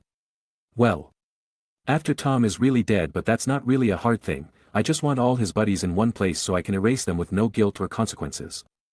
From what I heard of my uncle father-in-law, no Alabama nonsense, just serious being with his mother figure auntie. She has actually been quite happy even if she's been busier and the Voldy situation was ongoing. She knew quite a few of my plans for what was to come, had a very loving family which supported her the entire time, her dream was on track and she was pretty proactive in showing her thanks to Sirius, which served as a great de-stressor for her too. That last one I was both happy and mortified about. Other than that, Minister Black was doing what she believed would actually protect them all from deranged fools with too much dark magic in their brains and low IQs. Her first move was to actually fund the forces meant to protect the country, open up their recruitment, which saw a good number of students who had graduated from Hogwarts and participated in the dueling club appearing. Hired James, myself, some goblins and other experts to ward and enchant the shit out of the ministry so nonsense like that last battle does not happen again. And then initiated a few of my plans which I passed to her, as well as get Fortress Protection on board officially. Yeah. Tommy Boy and his bum buddies were not going to take over the ministry like cannon. They were going to fucking bleed for every inch, and that's if they weren't going to immediately run away to not get captured or killed by the reinforcements which would come after the ministry is attacked. I kind of want them to try, just so Mother and I can laugh at them when they're being pounded into the dirt. Our new and beloved minister also began to implement what was basically an evacuation process for families with Muggleborns or those who lived in Muggle communities, making the hidden town I created a semi-open secret. This was being handled methodically by trusted men and women only, as they did their best to make them understand what was going to happen and what this evacuation was. I kid you not when I say that the only true detriments to changing location was basically having to kinda move and not being able to have your neighborhood friends for some time. I set everything up so everyone would still be able to commute to work from the various magic rec centers I had built through Firm. We got all the British TV and phone networks properly hooked up. Everything kids and adults could really need, and various rules and protocols regarding seeing friends and family, since I honestly doubt Death Eaters do in-depth research before attacking someone who isn't known to be a powerful wizard. All they would have to do is move to fully furnished modern magic homes and agree to go through the security measures in place to stop infiltrators, then they are good to go and get some compensation for having to drop some of their lives. It's as perfect as we can make it while also placating human psychological annoyances, and even then we have backup plans for this. What can I say, I try to be thorough when I do things. Beyond the ministry, the battle also had a large effect on the students of Hogwarts. The impact of Voldemort being alive varied from student to student. This really depended on your parental situation for the most parts. Pure-blooded students from noble families or from at least 3 generations of magical blood were a lot less frightened but understood the impact of events more than others in general. There were even some kids showing positivity in the face of these events, telling me all I needed to know about how they were raised, but the fact that they were a small minority even in Slytherin made me feel better. Half-bloods were probably the most negatively impacted group. Due to the fact that one of their parents lived through the last war with their muggle or magical being lovers, something which was very dangerous for them at the time. These parents have probably told them some scary stories of those times before to explain some things or even turn Death Eaters into something like bogeymen. But at least the ministry's actions were making them feel better. And finally the Muggleborns. This group was kind of experiencing this from an outside perspective since they didn't really have anyone to truly make them understand the fear the last war engraved into this country. The smarter ones began to look things up to try and understand. Others just took their friends' or seniors' words for it, and others just didn't even take this seriously for the most part. But the majority knew that they were the ones Voldy and his idiots targeted as the source of their problems. That was enough to put most of them on their toes. On the whole though, a lot more students were taking my lessons seriously, and Professor Flitwick, myself and the dueling club presidents received many requests to expand the club by students, teachers and even our esteemed headmaster, so that was happening. Turns out unknown threats to their lives is what it takes to finally make some of these kids take learning magic seriously. It was about time. So we doubled recruitment and added another room under the club's name, resulting in the junior and senior sections for pre- and post-OWL members. There was also students who heard about the extra lessons I was putting the orderlings and friends through. A few were actually quite surprising. Mini flashback. Alright, so as you can see we have some new members today. These are people I've judged to be serious about training and learning how to survive and fight, so get along properly. I announced as a small group stood behind me, with some members feeling a bit awkward. They were Suli, a young and polite Asian teen from Harry's year but in Ravenclaw. Katie Bell, a gentle and kind Gryffindor 6th year off the Quidditch pitch, but can fly around with a passion on it. One Kuda Onishi, a rather talented and driven 4th year Hufflepuff Susan recommended. Part of my surprise as Theodore not approached me to learn under me, as well as wanting help to escape from his abusive Death Eater father. The prior was due to the last addition to the group, which was, "What's Malfoy doing here?" Harry and Ron both asked as they looked at the pale teen in outrage. I simply stood behind him and patted his shoulder with a reassuring smile to help him out. That is because Draco has made the very difficult decision to not follow his father anymore, wishing to grow as individual and improve himself. Both he and Theodore have come to me in order to not be forced into becoming Death Eaters like their fathers, so although I know you 4 have had a bad relationship so far, I ask that you at least give him a chance to let him change. I explained as I knew a lot of those present didn't have the greatest impression of Draco due to his past behavior. Something understandable. But he's Draco. Ron countered as he couldn't really put into words just how wrong it is for them to hear Draco not wanting to be a twit anymore. I know I have been spiteful and petty at times, but I've come to learn that many of the things I was taught were extreme and biased. I was so desperate to receive my father's approval that I did and said things I am no longer proud of, so I would like to apologize. The blonde teen said as he looked at the golden trio and took a deep breath to calm his nerves. I am sorry. The 3 of them just stopped in place as Draco Malfoy apologizing to a mudblood, blood traitor and his nemesis just didn't compute. I just chuckled in amusement at the sight. Did the junior snake just apologize to them? The twins asked as they were also blown away. I am happy that his Raxperts are going away, Luna said as she watched with a gentle smile. Me too, it might be hard, but apologizing can lift burdens we didn't even know we had, I said as I ruffled the girl's hair a bit, something she quite enjoyed. You know what? I'm glad you are no longer going to be a Prat Malfoy. Why yeah, sorry about that, he awkwardly said as he kept glancing at Daphne's little sister who stood beside her with a slight blush. Aiden, is this for real? Harry asked as he finished rebooting. Yes, Draco took the major step of distancing himself from his father after he himself realized that much of what he was taught had been oversold. He and his mother have come under my protection to be away from Voldemort's grasp and live the lives they wish to have. I answered seriously, trying to impart the courage Draco had to step away from something he now saw as wrong even if he lost the possibility of becoming a lord. His mother? Aunt Andy's sister. The one she said was like a doll when they grew up. I guess so. She was freed from what was basically a slave contract after I told Sirius about messing with Voldy's finances by cutting them off of the Black family money. After that she asked for help and she convinced me. She's been doing some really good work. She also wants to try and reconnect with Andromeda, so if you could help a bit in that regard it would be great. I informed him as I also try to reunite two sisters. Yeah sure, no problem, Harry replied in a bit of a daze from the new information. While I was explaining things to Harry, Hermione actually put on a stern look and approached Draco, which made him a bit nervous. I think it's because the last time that happened she punched him in the face. Are you being serious about changing? She asked as she stared directly into his eyes. Yes, he answered with some nervousness. And you won't be harassing others or bullying Muggleborns anymore? She asked this time as she narrowed her eyes slightly. Not after talking things out with Professor Bones, he made me understand a lot of things, he answered a bit more confidently this time. And did you really mean it when you said you were sorry? She asked as she kept looking right into Draco's eyes. Yes, I am sorry for what I did, he answered with some guilt for this one. Alright, apology accepted, Hermione then said with a pleased nod as backed away from a slightly baffled Draco. Mione, are you really going to forgive him that easily? Ron asked as he finally spoke again. He wants to change, Ron, just like you did, so if he wants to apologize sincerely and try to be better then I say we can at least accept it, she replied, causing the redhead to falter back a bit and think. Ron then approached Draco with his own serious look, making the chatter quiet down as everyone knew he had the highest chance of actually attacking Malfoy.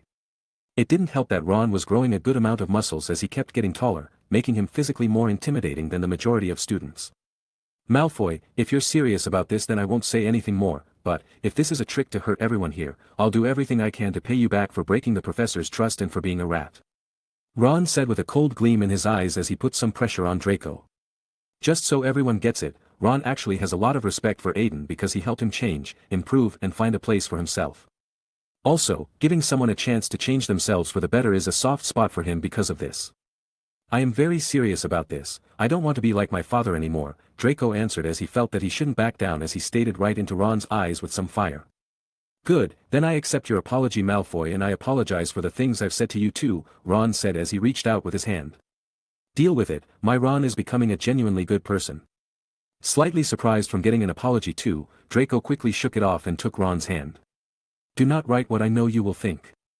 Thanks Weasley, I assure you that it won't be necessary for you to hunt me down, Draco replied with a confident voice as the two reconciled. End of flashback. So yeah. I'm teaching Draco how to fight better now. He was already pretty good for his age since his father hammered stuff into him so he wouldn't be a disgrace should he need to duel for his honor. Must have been the reason he could give Harry a hard time in 6th year's canon. But in general, Hogwarts was a lot tenser than usual. At least the large majority of students felt safe with the headmaster in charge since those pictures of him triumphant over Tom were really effective. Too bad it was nearing exam season and they were going to become progressively more nervous anyway, and even the headmaster couldn't help them with this one. Without good reason anyway since the man did cancel most exams after the Basilisk fiasco. Outside of official establishments, I was busy doing some personal stuff and some stuff to avoid having to deal with a second war. You know, just in case. If you're curious by what I mean by second war, well I'm talking about goblins. I don't know how they got hooped by the snake fucker in canon because those little guys can give the entire country a run for their money and still not truly lose. I mean the entire country too since all wizards teamed up during the last war in order to not get beaten and goblins still didn't suffer any big losses. Only having to sign some treaties more valuable in wizard eyes than goblin ones. My only guess was that Tom was in and out before the real goblin forces showed up or he would have been tortured for years after they broke his legs and wand for killing so many goblins and blemishing Gringotts' honor. Anyway back on topic. Since I have a good relationship with the Goblin Nation and even my friend is their king's disciple, I decided to preemptively stop any thoughts of striking wizards while they're down. This came in the form of extensive bartering and me sneakily offering alternative to screw over the assholes who are joining Tom of their own volition. So food and raw materials. Fun ways to mess with rich people who always look at them with disgust, a few brawls because any goblin deal making without blood is seen as insincere, and I secured peace for after the war. Felt good letting loose with my body instead of magic for once. The name Bones Crusher rang out in the arenas that weekend, I tell you. Victoria did roll her eyes when she saw what she called barbaric acts, but the wet panties don't lie. It was really hard to not go at it that day. But we promised our parents and her mom will not leave until we're married just to be sure. Really hard for a girl to stay in the mood when her mom is actually prepared to interrupt. At least our wedding is coming up soon. Which is the other thing keeping me busy. Yeah, Tori and I are finally getting married, and I actually dare Tom to try something because I will rip him and his fools to pieces, saying fuck the prophecy. As long as I keep him in his body it's all good, right? Harry can go Horcrux hunting and still kill him after that. The only thing holding me back from trying this is Destiny. But if she crosses me I will tell that bitch to fuck off. You know, 'cause Destiny's a bitch. Aside from that mental preparation, the wedding stuff was going pretty smoothly since I had a lot of it ready since Mother's ceremony.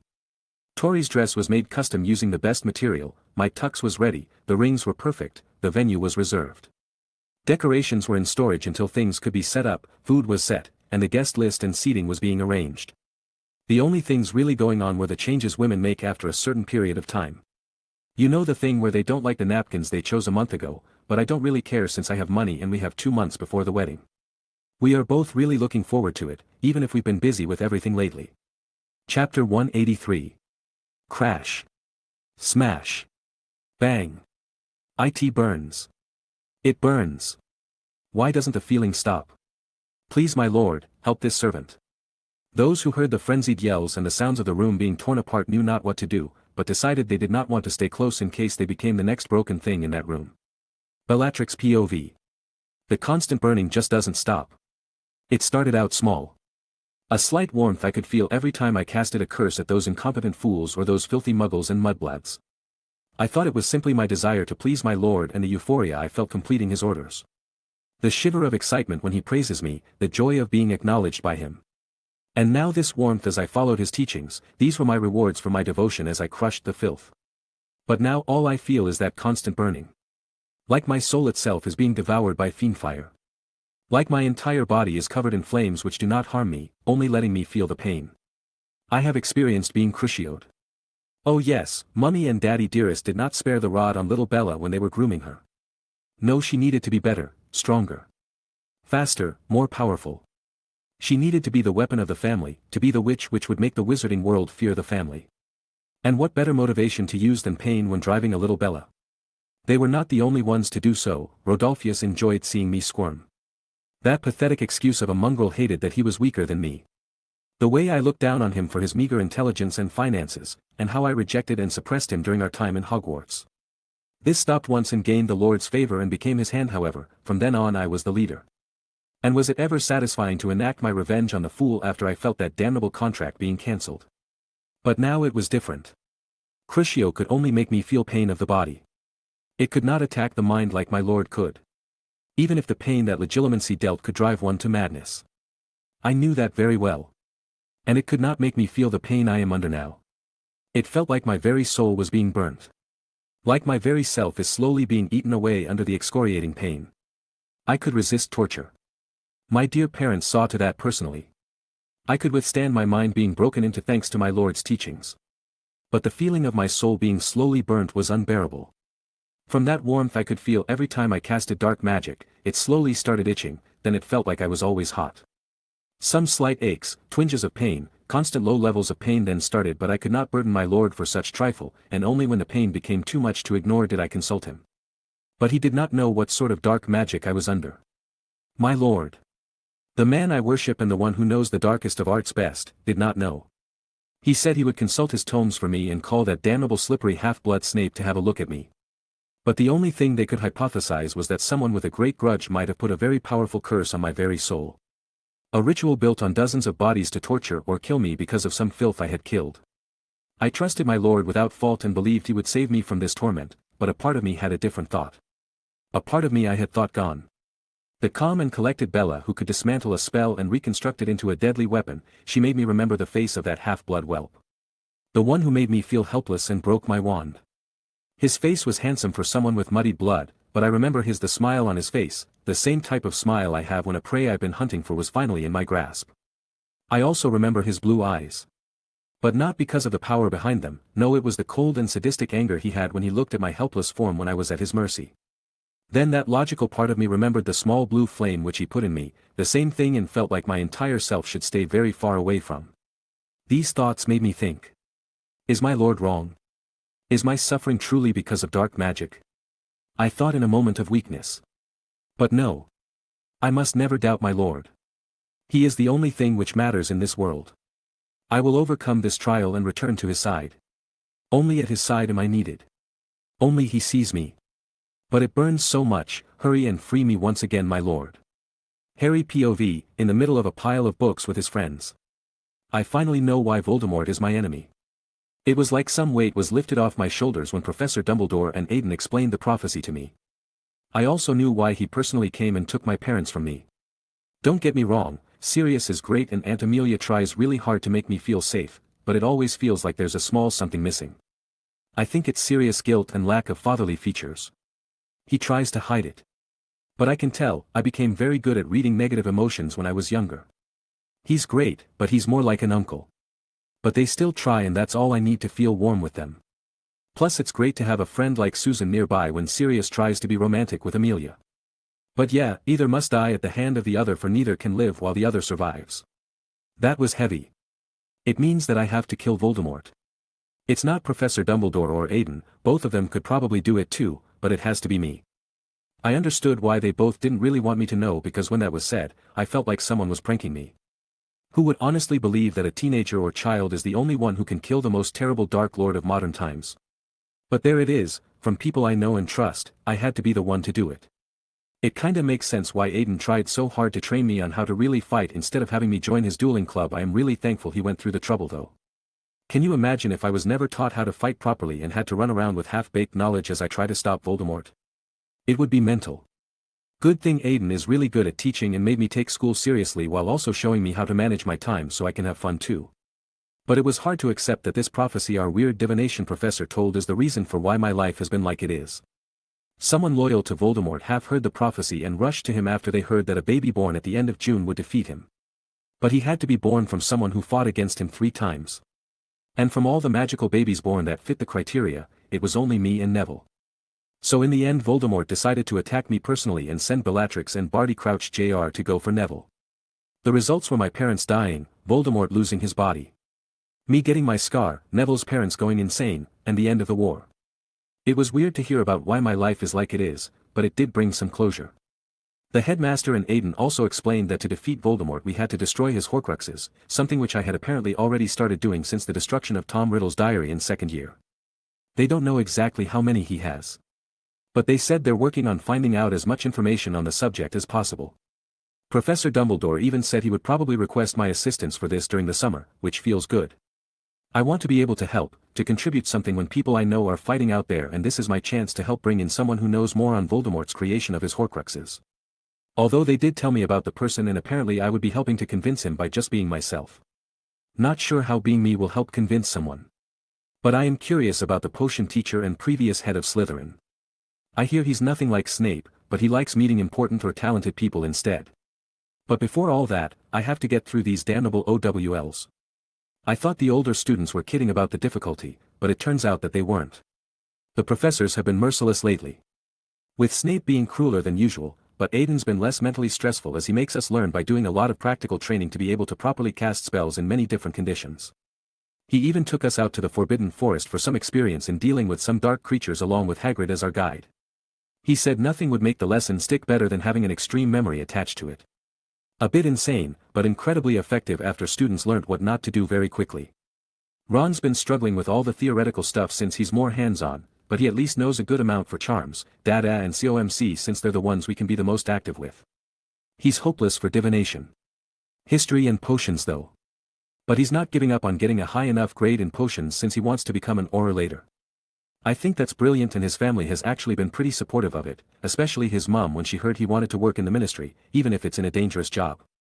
Hermione I think might have gone a bit mental with her studying. She keeps saying she will become the next to earn an O like Aiden and his friends. Something which I believe she might be able to do. But Aiden had a different opinion which both confused her and made her want to prove him wrong. Hermione actually asked him how she could get that grade, but he decided to answer it by telling her what he believes the grades represent. Troll T, completely hopeless. Dreadful D, you at least learned something. Poor P, you tried and could pass with some work. Acceptable A, good understanding of all material so far. Exceeds expectations E, great understanding of the subject, but could use polish. Outstanding O, you've perfectly learnt what can be expected of your level. Outstanding with distinction O, you're making the subject yours. Beyond outstanding O, you are beyond books and aren't bound by the views of others. Hermione had a hard time accepting the last two. I don't think she understands his hint that to get those kinds of grades you need to look at the magic beyond what the books say. Aiden actually thinks Luna has the best chances of getting an O in charms due to her unique views. If she studies up on the normal way to describe magic, that is. I would know, he's been teaching me about it since I was turning 12.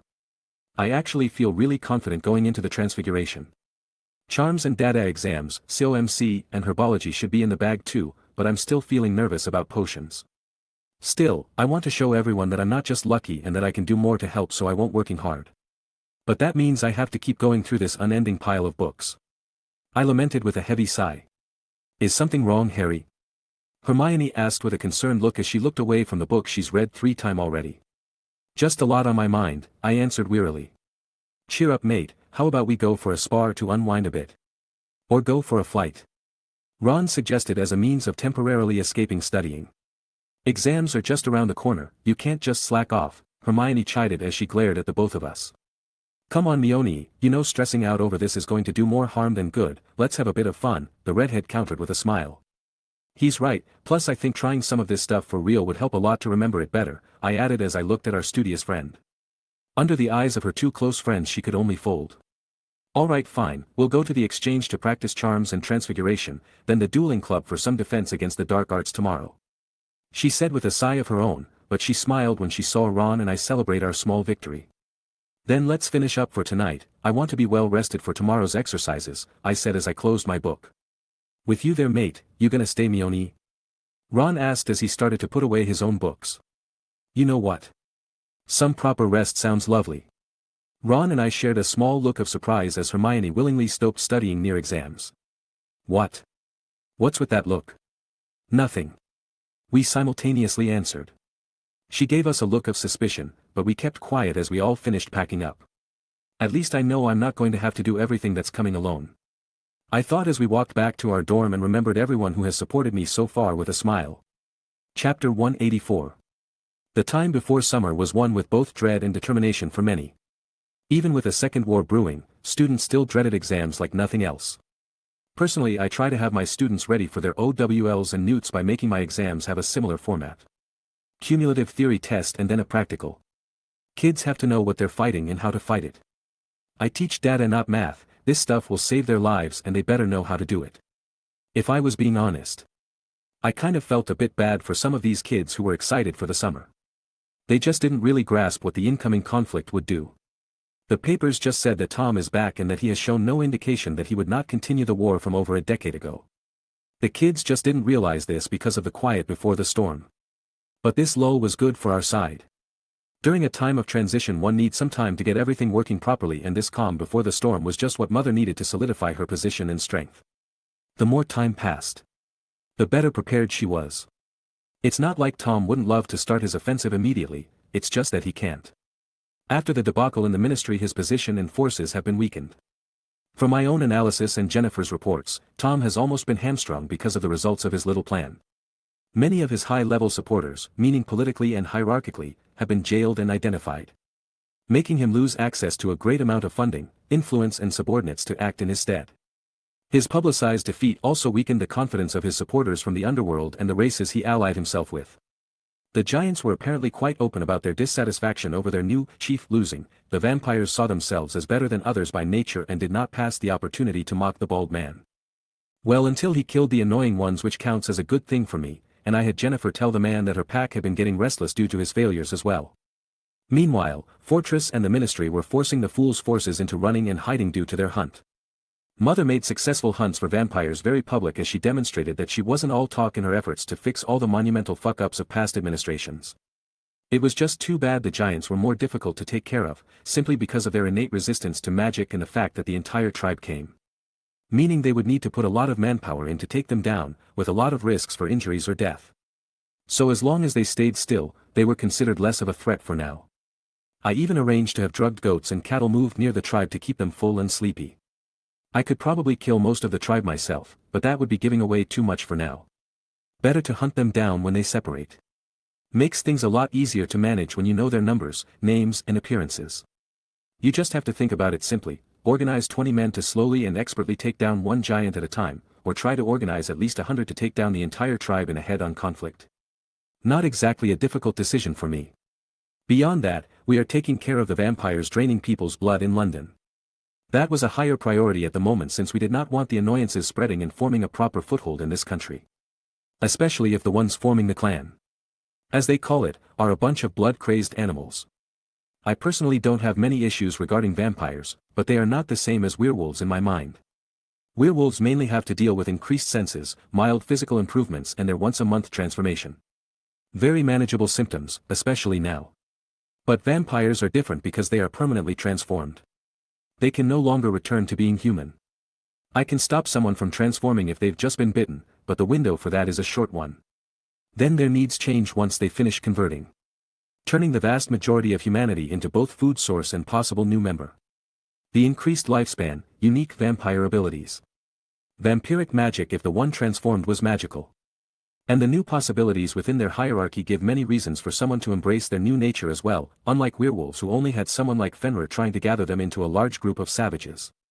But the problem ultimately lies in their culture and beliefs. I could easily create something like a blood potion from the Dawnguard DLC of Skyrim from my past life.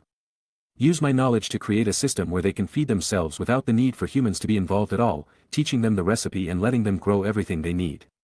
But this would be treated as me spitting on their history, and only those who would truly seek coexistence with beings they have been forced to view as food could agree to it. At best it forms a small rift that can be mended through civilized debates and practical demonstrations of benefits. And at worst I could be hunted down by every vampire who would be against it. Start a vampire civil war which could lead to the deaths of thousands of innocent bystanders and the drastic increase in sadistic behavior towards humans by the unwilling, or even the irreparable breaking of the magical world's secrecy. So yeah. Not really a great fan of dealing with vampires in general. Even less when it comes to those who are addicted to blood like it's cocaine and everyone around them is full of it and they can't stop you. Those little shits make me wish Blade was around. Good thing the clans were banned from coming to the British Isles a few centuries ago after one of their nobles slaughtered an entire pure-blood family because they tasted great and caused an all-out war. As a result, the royal clan had to intervene and agreed that just not going to the relatively small countries in the Isles was easier than having a powerful magic community being hostile to them. The ministry and royals brokered a peace treaty and no vampire has appeared in the UK since. Officially anyway. There's always one bold or reckless twit who's going to ignore the rules or think that this makes the place a perfect hiding spot if they fuck up. At least the royal clan disavowed the actions of those in the UK right now and even encouraged the culling of those they've deemed as insults to their prestige. There were other flowery and creative ways of them saying kill all the little shits who spat on the words of the royal any way you like. Some of which would make Shakespeare cry at his own lack of creativity in that department. Pretty good read if I was honest. Tori and I had a good laugh at some of what was written. And to prove they weren't just letting us clean up after their peoples breaking the treaty. Even if our Dark Lord convinced them, they are now monitoring anywhere vampires could use to reach the UK using muggle or magical means. But I think it's to find the undesirables in their midst more than upholding the treaty. It's a good excuse to get rid of those who sully the name of vampires. The reason I'm mentioning all this is that aside from the reforms and cleanup Mother has been engaging with, some minor wedding preparations and Hogwarts exams, nothing has really been happening. So the delicate situation involving a possible return of vampires to the UK has been my biggest concern lately. Although that worry has lessened significantly after the colorful letter from the royals, it is never good to let down your guard around centuries-old beings. Good thing Fortress has ample experience hunting vampires from their time in Bulgaria and my white magic kills them on contact. It makes things a lot easier to deal with. Also, some people found it weird that Aiden helps werewolves and not vampires. Well, this basically why. And there's not much info of HP vampires, so I made all this up. Small time skip to the end of the school year. This is going to be a busy summer. 50 chance of the war breaking out in the next 2 months. 80 chance of Voldemort freeing his lieutenants from their jails soon, and I'm sure that firm is going to be hit when he starts going at it. The place is simply too far against everything those idiots stand for. I thought with some annoyance over their self-destructive actions. Oh well, at least the year finished relatively quietly compared to the last few years. I sighed as finished putting away all my teaching equipment for the summer. I do agree with you there. Last year had that tournament which led to that manipulative bastard coming back. Year before that was the discovery of the real traitor of the Potters and an attempted assassination on the minister. Then there was that basilisk you killed and that blowhard lobotomizing himself. And finally a possessed professor tries to steal one of the most valuable magical artifacts in the world and ends up as powder. It has been quite tame in the castle this year by comparison. The only issue was that annoying toad, but you dealt with her. Helena said as she floated behind me as usual. Yeah, Harry's fate makes it hard to have an uneventful year, and the headmaster doesn't help when he basically taunts said fate into making things difficult, I replied with a wry smile as I looked at the floating woman. I do feel bad for the boy. Auntie Helga was a gifted seer and I've seen many driven desperate by the fates she foretold. His is a difficult one to come out the winner from. Well, if he didn't have someone who could even make Uncle Salazar approve of his cunning in his corner like you. She replied with some pity in her eyes for Harry and a smirk for me. Yes, yes, I am a schemer, better that than unprepared and defenseless, I helplessly with a shake of my head. It is good that you admit it. Now what is this big bad schemer going to do during the summer while he's away from the castle? My ghostly friend asked with a nod of satisfaction over my admission. Dealing with some nocturnal parasites, continuing the implementation of some preventative measures and probably playing around from behind the scenes. I've also got my wedding, so a good amount is happening in the next couple of months. I answered as I finished everything I needed to do before locking up my classrooms. Thank you for the invitation by the way, but won't it be odd for a ghost like myself to be present? Helena asked with some sadness and worry. Not for me, you are a good friend Helena and I would very much appreciate you being there, plus Tori already agreed, so no issues there, I answered with a smile as I looked at my ghostly friend. Thank you, but don't expect a present, she replied with some embarrassment as she looked away, trying to not look too happy. Cute reaction for a 1,000-year-old ghost, I thought with my smile turning into a teasing one. You just thought something rude didn't you? She then suddenly said as she turned and glared at me. Not at all, just happy that you're up for coming to the wedding, I even prepared something a ghost can enjoy, I answered as I just pumped all my focus into my occlumency, making myself look completely innocent. Fine, I look forward to it then, she simply answered as she stopped glaring at me intensely. With that said, I locked up my classroom and the both of us headed for the Great Hall to attend the end-of-the-year feast and graduation ceremony. It was interesting to think about the little changes my actions have caused, like Cedric being alive and graduating as the best of his year. The twins actually finishing their education and a good amount of the graduating class actually having jobs lined up. That last one is something I kind of forgot I helped happen. Because it isn't a result of my direct actions, but simply my subordinates expanding causing an improvement in the job market and Mother's administration opening a lot of opportunities within the ministry for good jobs for competent people. The ceremony itself was pretty much like my own, but with Dumbledore changing up his speech to address the situation on the horizon. It had a good amount of impact and I saw a fair amount of students thinking about what is to come. Fortunately the feast came afterwards to lighten up the mood and the merriment began. Graduates said their goodbyes to younger friends. I saw Angelina Johnson talking to Harry about his new position as Quidditch captain next year. The twins advertising for their shop which will open near the Muggle toy box and the firm office. Cedric giving Luna some advice for her exchange duties next year, and I even saw some 7th-year Slytherins talking to Draco about things which might be good. Right. I should contact Narcissa and see how that spa is coming along. I should also write a translation guide for Luna. People are going to be really confused when she uses her unique terminology to describe how magic works. I thought as I remembered 2 additional things to add to my to-do list. But all good things must come to an end. There were some tearful goodbyes, promises to keep in touch and some displays of bravery as individuals took this last chance to confess to their crushes. Helena laughed from behind me when half of them came and confessed to me. I felt bad rejecting them. But it's hard to believe they didn't know that I would do so. I mean, I am engaged and going to hold my wedding soon. It's not like a random underclassman I've barely interacted with is going to convince me to abandon the woman I love. But I'm pretty sure this is mostly so they can leave without any sort of regret instead of actually thinking they'll succeed. After that I saw the graduates off with the rest of the staff and went home as my first year as a professor ended. Chapter 185. So, I've been struggling to write lately.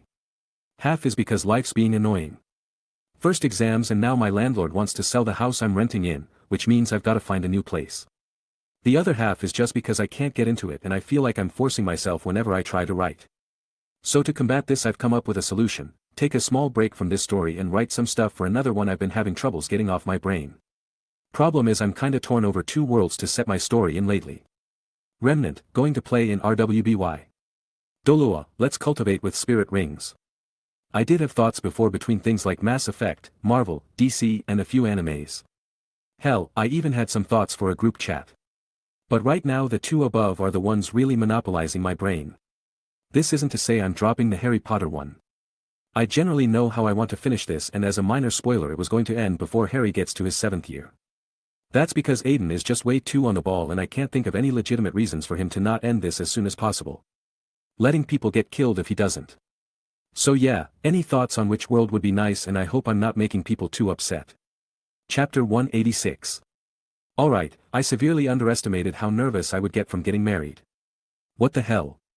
I am probably the greatest Eclumen and Legillaman alive and I'm still feeling it. Ha! Look at the kid go. We all know who was doing the exact same thing less than a year ago, Padfoot, replied Harry as he defended his bro. Oi! How can you take his side, Prongslet? It's not like the kid needs help to make snarky comebacks. Just ignore him, Aiden. Everything is beautifully set up, you arranged for so much security that it would be safer to attack the ministry instead of crashing the wedding, all guests are cleared. Everyone is happy for you too, and we know Victoria is just as excited for this as you are, it will all be fine.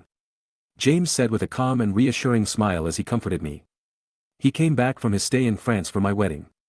Partially because his new lovely fiancée was able to drag him out of his workshop long enough for him to realize what day it was, but the serious reason was that he would never let himself miss the wedding of two of his best friends. Fleur was quite enamored with him from what I could tell of their interactions since they've arrived in the country. James had become a good and dependable man in his own right, a steady pillar which make most around him feel safe. His wavy blonde hair was above his shoulders, neatly trimmed before he came since his fiancée dragged him to a stylist. Clear blue eyes radiating compassion like always, but with sparks of passion striking across them from time to time. His now fully matured face displayed a fine-looking young man, but his muscled body slightly contradicted his peaceful vibe due to the fact that he was the biggest man in the room. That last bit is simply because of his blacksmithing building his muscles differently from myself and Christian. Not that I've ever noticed anything but heated looks from Fleur when it comes to those. So I am pretty sure it's working to my friend's advantage. That, and I'm sure this lucky bastard would just instantly incinerate anyone who tries to mess with today. Christian then said heartily as he repeatedly patted my shoulder.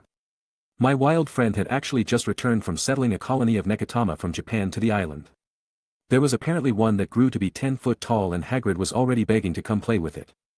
Christian also gifted an orphan Nikomata kitten to Luna, which she fell in love with. It is now always with her. Unlike James, however, Christian was turning more and more wild as time went and scars were gained. His black hair was cut short with fades on the sides, electric blue eyes still radiating energy like always. Roguish good looks given character from a few scars he had gained on the job, and instead of bulking up like James, he was becoming more streamlined as he gained the aura of a hunter or predator. You're right, everything's good, I just need to go out there and wait for her, I concurred as I took some deep breaths. Yes you do, agreed Christian as he started pushing me out of the waiting room we were in. And that's why it's time to go. Wait. I need to check if I'm missing anything. You didn't, you're all dressed up, your hair's fine, the rings are ready thanks to our saintly friend, and we are all good to go too, so quit your pussyfooting and get going. My friend said as he continued to push me forward until we reached the entrance to the altar. I had taken a lot of time to get everything for this place to be truly magical. The ceiling was not only enchanted with dazzling views of the cosmos, but had the constellations dancing and prancing amongst the stars. The walls were decorated with bioluminescent plants I had bred with Tori, a new breed developed with the help of white magic. Each capable of protecting a certain radius from contaminants, disease, poisons and dark magic. Incredibly useful and beautiful as they frequently changed colors. The altar itself was a beautifully crafted piece with symbols representing union and joining alongside the crests for both mine and Tori's families. This was a more traditional piece. But when one marries a woman who respects tradition as well as strives to improve them, you just acquiesce to these small things. The rest of the room was filled with our guest seats, which were not divided by family since neither of us have enough actual family to do so, and our social circles are pretty much the same beyond our jobs. It was set up only for friends and family, like mother's wedding, seeing as we both dislike useless frivolities and only want this day to be special. Those sanctuary blossoms you two made sure are something made, the place feels damn right holy with so many of them, Christian said as he gave me a small push forward to make me start walking to my position. It was an accident too, we wanted to make a special reagent to boost the effects of healing potions, but some of it got into the herb garden when we were picking ingredients and voile. I explained with a fond smile over how excited we were when that happened. Some of the best things in life can come from accidents, whether memories or success, we only know after they happen, James responded with his own smile. With that said, I took my position beside the altar as my groomsmen were beside me.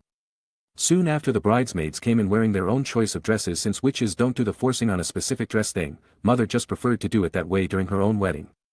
Mother was wearing an elegant black dress which contrasted her red-brown bones hair nicely, as well as showing off her well-maintained figure. I saw more than one heated exchange of looks between her and Sirius so far. Susan chose to don a shorter monochromatic dress which stopped at her knees. It was black above the waist and white bellow, sporting a floral accessory in the middle which popped against the dress. And Fleur, who was chosen as a bridesmaid because both Tori and I's best friends are male. Hence on my side, and because she would also have a close relationship with us should she actually marry James like they were planning to after she graduates. The half-vela was dressed in a light blue chiffon dress with decorative petals near her neckline, and on her waist she had also progressed significantly in her ability to control her heritage, having none of the guests entranced in her presence. The fourth bridesmaid was obviously Tori's mother, but since the both of them killed her father, she would be walking my bride down the aisle. A funny detail in all this is that the groomsmen will have to have one dance with the bridesmaid after mine and Tori's first one. So with Mother and Sirius and Fleur and James being together, Harry going with Susan, that left Christian to dance with Celine. I can't wait to see how that goes. The thought relaxed me as the guests began arriving. We had a good mix of people in today. A number of the faculty of Hogwarts was present, with all heads of house in attendance. Yes, that includes Snape.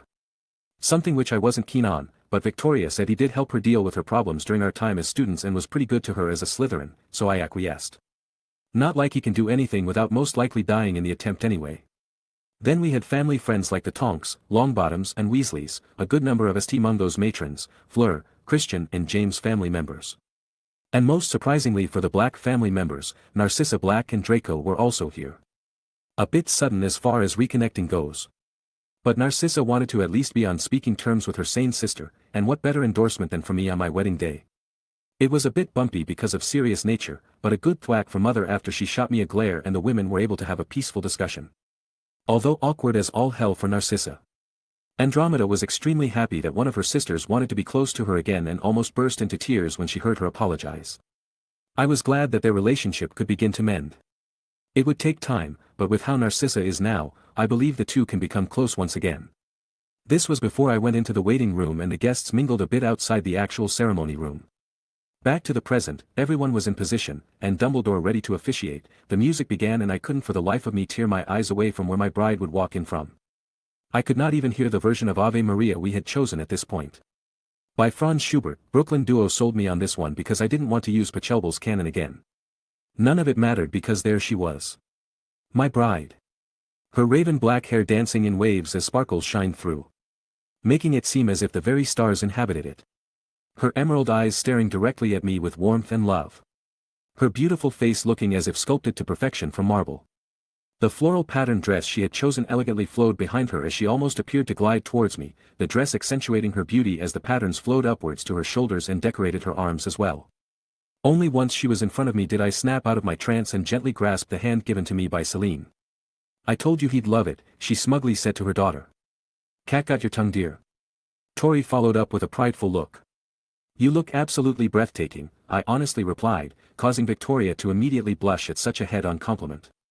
Thanks, you look dashing as well, she replied a bit shyly. Celine just smiled fondly and took her place amongst the bridesmaids as the both of us turned to face Dumbledore. Friends, family, close ones and guests, we are gathered here today to celebrate a wondrous union between two outstanding young people. Many of us here today have heard or witnessed the path that has led these two to this very day. From fellow students, to rivals, to friends, and finally to lovers. They stand together now, with hearts full of love and respect for one another, ready to truly bind themselves in the glorious union of marriage. It is precisely this celebration of love and unity which brings us the greatest reminder of the bounties life can bring all of us, love, friendship, camaraderie, and happiness. And so we gather to witness the vows these two will swear to another. To love, cherish and support each other through the good and bad times. To bless them so that they may pass through the vicissitudes of life smoothly. And to wish the lasting love they deserve. The headmaster emotionally said as he looked at those in the room. Now would the ring bearer come forth. He followed up as everyone turned to see a familiar sight for most guests today. Tilly has the ringsies again. The lovable little house elf said as she popped in wearing a little pink dress she made herself, holding a red pillow with our rings on them. Now, unlike the rings made for Mother's wedding, these are actually the least defensively enchanted equipment Tori and I would possess. We have things to defend us from the vast majority of threats already. So we thought to have these ones hold more romantic additions. They tell if the other wearer is in danger, you can share magical power, they passively help our bodies and can both guide and teleport the wearer to the other. Tori and I took each other's hand, looked into each other's eyes and waited for the next part. Now, do you, Aiden Bones, take Victoria Travers to be your wife? To love and support her in all she endeavors to achieve? To celebrate every success and comfort every loss? I do, I unwaveringly declared as I slid the silver and emerald ring onto her slender finger. And do you, Victoria Travers, take Aiden Bones to be your husband? To love and support him in this life? To care and help his path wherever it may take you both? I do, she resolutely answered as she placed the band on my ring finger. Shivers of happiness shooting through me as I heard her truly confirm it. Then by the power invested in me, I now declare you husband and wife, you may now kiss the bride, Dumbledore announced happily. And no sooner that he did both Tori and I almost crashed into each other due to our eagerness, attempting to both softly kiss each other while conveying the intense love we held for each other. It felt like time had just stopped for the both of us in that moment. The joy and elation I felt made this day all the more perfect as we released each other and looked at the person we had just married like it was the first time. I love you husband-wife. We spoke at the same time, making us chuckle. And only when we heard the applause and cheers did we remember the crowd which had just witnessed our little display. So with some embarrassment, we turned to our guest and raised our now joined ringed hands to showcase our new status as if a triumph. Let's get the party started then. I announced as I was feeling no end to my joy at this moment. Extra author note. Hello, this is to announce that my new FF are out, as you've no doubt noticed if you looked at this fanfics info page and looked at the other things I've written. I've got two things going on, which surprised me too. My first is a RWBYFF, White Tiger Roars in Remnant. I know a lot of people wanted Dolu Adalu, but I honestly couldn't think of any proper story beyond Born, Train, Awaken Spirit, Train, Kill Beast, Start Making Team, be better than Seven Devils. Dislike for pretty much all males surrounding Tang San, beat up people in Colosseum, get stronger, cultivation nonsense. Make some loving, beat up Seven Devils in tournament, Tang how when he bitches about it and Spirit Hall for being complete dickheads, then become a god. It's too standard and I don't feel motivated to pretty much do that. The first Olu Adalu is also the only one I found interesting when I read them, so it was my only choice too. So yeah, RWBY seemed like something I could play with more since I would have an end goal with a lot of freedom over how to get there. Some characters who aren't unlikable or complete twits, and I feel like I could actually make Remnant a better place. Plus I had actual ideas for this one, instead of just modifying what Tang San's story was and having my character do that. And this was a surprise to me too, but I started writing a Mass Effect fanfic. It's called Mass Effect, Project Hybrid. This was a mix of the Legendary Edition coming out, a teaser for a new game. Me reading SoMe FF and replaying the games. As a result I had this idea for the story and just ran with it. Posted it on Fanfiction. Net first and then here. I like being able to have my character interact with the ones from the game. It's OC, with Femshep and starting after she recruited Liera and before the Thorian or Rachni missions. Thanks for reading. Chapter 187. Aiden's home in Hogsmeade after the wedding. Not sure what POV. In a burst of blue flames, two young adults appeared. One was a gorgeous woman with raven black hair flowing down her back, striking emerald green eyes. Wearing a beautiful wedding dress which showed off her perfect body, while the other was an extremely handsome young man with long silver hair, almost glowing blue eyes, wearing a custom suit. A newly married couple. The two looked at each other for a moment before their eyes shone with hunger and passion, resulting in them nearly crashing against each other as they began heatedly making out. As only the sound of their competition to dominate their partner's mouth resounded in the empty house. The two not thinking about the little house elves doing their best to hide. They began to move towards the bedroom as the woman removed her man's suit jacket hurriedly. The response she received was to be picked up in one swift motion without their passionate exchange being broken. Letting the man rush them both towards their bedroom even faster as she wrapped her legs around his waist and redoubled her efforts with her tongue.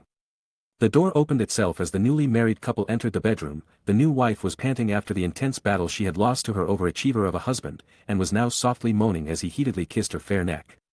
But the moment the man was about to lay his wife on the bed, a mischievous light flashed through her eyes as she used her well-trained body and skills to turn the two of them around, resulting in the man sitting on the bed as she straddled him with a victorious smile. First-person POV. Now what is my lovely wife planning?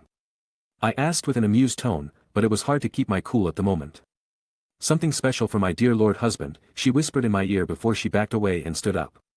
Before I could question her action, she waved her hand towards me and I could feel magic wash over me. Letting it take hold, everything covering my upper body and feet was removed, leaving me with only my pants on. A moment later she waved her hand over her dress, making it disappear, which slightly disappointed since I wanted to rip it off of her as soon as possible before taking her, but her enchanting form shut down any complaint. She looked at me pridefully as she succeeded in making me speechless. Her beautiful body almost on full display as only her white lingerie covered her naked form, but this only seemed to enhance her sensuality to me. What do you think, dear lord husband? She coyly asked. That was the best use of magic I've ever seen, I honestly answered as I took her form in. Time later. I'm already yours. Now and forever, I told her as I gently made her look me in the eyes. Now and forever, she replied in agreement as we kissed each other lovingly this time. Enjoying our time of pure love and care between us as we softly caressed each other. It was probably the most satisfying kiss of my life. Chapter 188. The days following my wedding were blissful and relaxing. It had been far too long since I spent time without taking care of my lordly duties, my business borderline Illuminati or Mafia empire, classes, or planning the grand finale. Just spending time with my new wife as we lazily enjoyed our time together, making love. Walking the beach near the private vacation house I bought on the southern coast of Italy, visiting old Muggle and magical sites, partaking the local culture as we wine and dined, and just enjoying ourselves with no hurry nor planning. This honeymoon of ours was probably the most relaxed and peaceful I've felt since I came to this world, even as the final act drew near. None of it mattered when I was with Tori. It was a refreshing change of pace for the both of us. Too bad it couldn't last more than 2 weeks, but duty called for us both.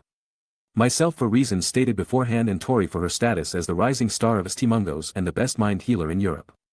We were busy people. And as predicted, a lot of work was still piled up upon our return, even after delegating as much as possible. Sigh, I am so going to stop running things after I kill Voldy and all his brown noses. I thought as I began going through the paperwork on my desk. Nothing much has changed for most of my businesses. Fortress protection was mostly on standby across the UK and Ireland, aiding in the vampire hunt and border patrols alongside ministry forces. These operations kept Oliver and Elaine quite busy for the time being. Oliver Gunn is the head of Fortress Protection and Elaine is the Golden Wand Hit Witch. The Herald was moving with fervor as they made many ministry officials who weren't already part of our people very careful during this time. No one wanted to be caught with their hand in the cookie jar, so to speak, or have some of the skeletons in their closets revealed. But they also broke down the reforms happening under Mother's orders as the ministry itself was undergoing massive and very much needed changes. Natural cultivation was expanding some of the farms they had already established in various extreme weathers and environments, while stabilizing both the creature and herb island projects. Christian and his family were doing great as they helped on both. And the mayor-people relations were still going strong as they begin to limit the numbers allowed to settle there, aiming to have new immigrants form villages and towns nearby instead. Breaking Grounds was still consolidating instead of expanding, making sure everything was solid while they produced the supplies in case a war beyond my plans occurs. Potions used for healing and poisons for killings were essential after all. But they were still receiving many submissions for improved potions and experts asking to join for the benefits across Europe and Africa. Firm was actually on high alert at the moment. I couldn't predict if that insane fool would suddenly decide to make an example of someone or something to strike fear in people after his defeat. And if he decides to do so, Firm was far too appealing a target. Especially since I couldn't tell if he would still order the abduction of Ollivander due to Tom not experiencing priori incantatum after his revival. But I had Mother give me permission to reinforce the wards and protections around Diagon Alley just in case. My spy mistress, Sherry Holmes, was subtly helping in the various hunts and sweeps for dangerous beasts smuggled and vampires smuggled into the country by feeding information to her agents, identifying rats, and doing her best to identify non-Death Eater Voldemort supporting families for us to target. Always glad to have her on my side, and I made sure to reward her lavishly for her efforts. The Muggle Toy Box was working with Weasley's Wizard Wheezes to make some new innovative products at the moment, creating some amusing cooperative works which wouldn't even break the statute of secrecy. They also developed a model of motorcycles based on my personal ride, which they believe could be manufactured on a larger scale within a year. But since the toy box was very much something Tom would target, it was on high alert and granted extra protection as well. Next was Bones Works, which saw a boom in sales because of my white magic finally making the rounds and people fearing Death Eaters. I didn't have much hope for the vast majority to learn anything beyond the most basic spells from that book. But at least it would be something. Haven't had much time to work on personal projects which I could actually sell lately, but that was for after the purge. And finally, the Muggleborn sanctuary was seeing good numbers gradually moving in after the announcement of Voldemort's return. The majority being adult Muggleborns and first or second generation Magicals with families. With some Magicals married with Magical being partners, but very few Muggles with magical children were taking the offer so far. That last one was something to rectify before unnecessary deaths happened. Going through all of that took 3 days due to my backlog, but I was finally done.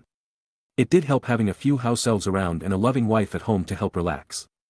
Interestingly enough, a few days after conquering my vast amounts of paperwork, I received an invitation from the headmaster for an important matter. A request to meet in his office and to clear my schedule for the day. I had a few guesses as to why, but I would wait until confirming with him. And so the next day I arrived at his office in a Muggle attire of white sneakers, blue jeans and white t-shirt. Not like I was obliged to wear robes when it wasn't the school year. "Ah, Aiden, thank you for coming," Dumbledore said with a smile as I entered. "No problem, headmaster, but what needed such meeting?" I asked as approached his active pensive. "I believe I have found the location of one of Tom's Horcruxes," he answered seriously as his expression hardened slightly due to the topic. "Where?" I simply asked, although I knew which of the remaining he would say.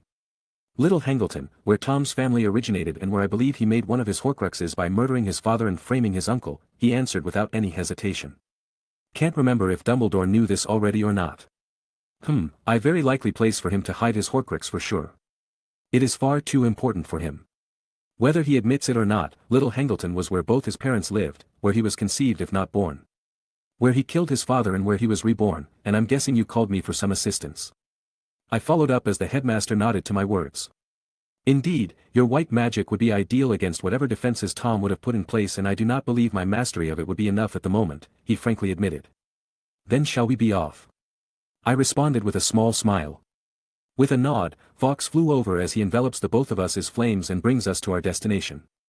It was my first time traveling using another Phoenix. I felt that Soul was much better, but I didn't want to bother her with this since she was enjoying herself in America right now, having some Thunderbirds trying to court her. Our goal lies in either the old Gaunt family shack or the old Riddle family manor, either would hold enough significance for Tom, the headmaster said as we appeared outside of the town, close to where I knew the Gaunt shack was. "Then I'm guessing we are to begin with the smaller target," I spoke as I made sure no one spotted our arrival. "Indeed, shall we?" the old man said as we began walking towards our goal. Now since it was the middle of the day, I casted 2 different notice me nots, one so people don't notice the old man was wearing pink wizard robes with golden embroidery, and the second so people won't notice that we are heading towards one of the 2 most infamous places in town. Something which Dumbledore obviously noticed, but cares not about. We walked towards a distinct area, filled tangled tree trunks growing to block almost any possible light for anything below them. The path leading to the shack suited the nature of those who had once lived within, as the lack of light and the overabundance of old trees caused this area to slowly die as no new life could grow. But then we reached the shack and I saw the end point of everything Voldemort preached about blood purity. The shack's walls were mossy and so many tiles had fallen off the roof that the rafters were visible in places. Nettles grew all around it, their tips reaching the windows, which were tiny and thick with grime. That kind of home and living condition is exactly what taking that blood nonsense so far would result in. Truly regretful that such an ancient line ended up in such conditions due to foolish beliefs, sighed the headmaster as we continued walking. And their progeny continues the senseless belief as he leads others down the path of self-destruction, I continued as we both agreed on the irony of Tom hating his origins but continuing its belief. The both of us felt traces of various wards and anti-muggle traps.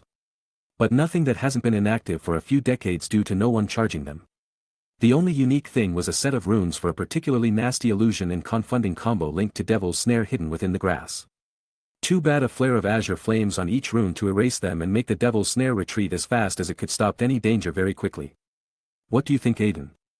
Dumbledore asked to see if my own senses felt something different from his, neither of us bothering with the defenses I broke apart since they were made for weaker wizards and muggles.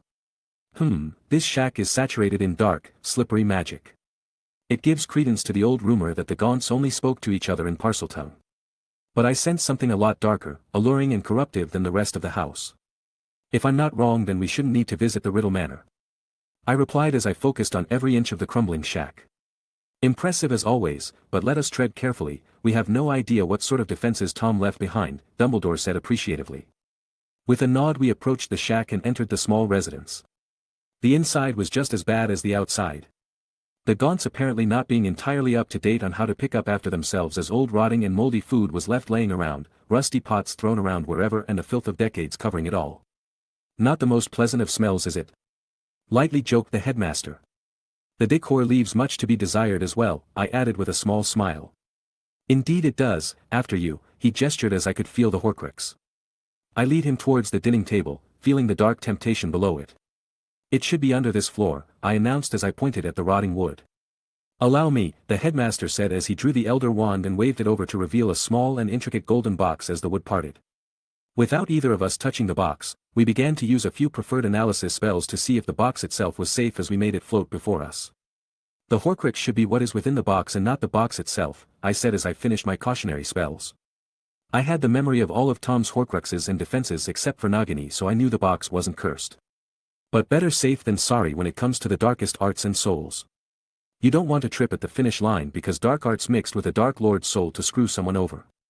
I concur, so let us see this Horcrux then, Dumbledore said with a wave of his wand to open the floating box to reveal an intricately crafted golden ring adorned with a black stone which held the Peveril coat of arms on its face. Or for those who believed in them, it held the second of the Deathly Hallows, the Resurrection Stone. It was funny to think that Voldemort never realized he held a Deathly Hallow due to his enormous fear of death and his efforts to conquer it. He had that ring during his later school days and even turned it into a Horcrux. But never realized the true treasure in it. It was unfortunate that Dumbledore recognized it however and that its power. The power to bring back what he desired the most, was such a temptation for him. This perfectly mixing with the true danger surrounding the ring, the compulsion to wear it and its extremely lethal curse. Headmaster! I loudly shouted with magic in my voice to snap the old man out of his trance as his hand was almost touching the ring with deep yearning in his eyes. Aiden? He responded in surprise as he quickly realized what he was doing and the dangers involved with the ring still being a Horcrux. My apologies, it would seem I truly cannot move on. The old man still looked at the stone full of sadness, desire, pain and hope. The one Hallow he truly desired to apologize to his sister. I know, but you must remember that the dead are in past and cannot return, do not become like the second brother, move forward and join her when it is time with peace in your heart, I consoled as I spoke softly to tired old man. But if it truly means that much, let me cleanse the Hallow and you can have it until the summer end. Thank you Aiden, Dumbledore sincerely said. I can't say I can understand his pain and temptation, I really can't. It would be wrong to rob him of this chance, even if it is a hollow one. The only people I might have considered calling with the stone would have been the parents of my body. To ask if my actions would have made them proud, but that was simply to ease my conscience about taking over this body. Beyond that, no one I actually cared for had died yet in this life, much less because of me or my actions. So letting the old man have his chance to at least alleviate one of his great regrets in life wasn't a big deal to me. And so I began the process I had planned before even going to the headmaster's office, Project Compass. An idea to use the smaller links between the fragmented souls to find the locations of the other Horcruxes by trapping one such fragment in a neat device I created. I might not be as good a craftsman as James, but I can enchant and work runes like no other. And to succeed this time, I set up the same runes I used for the diadem in order to contain and isolate the soul piece before strong-arming the thing out of the ring itself using my flame and keeping an escape route open towards what would feel like a perfect new protective shell for it.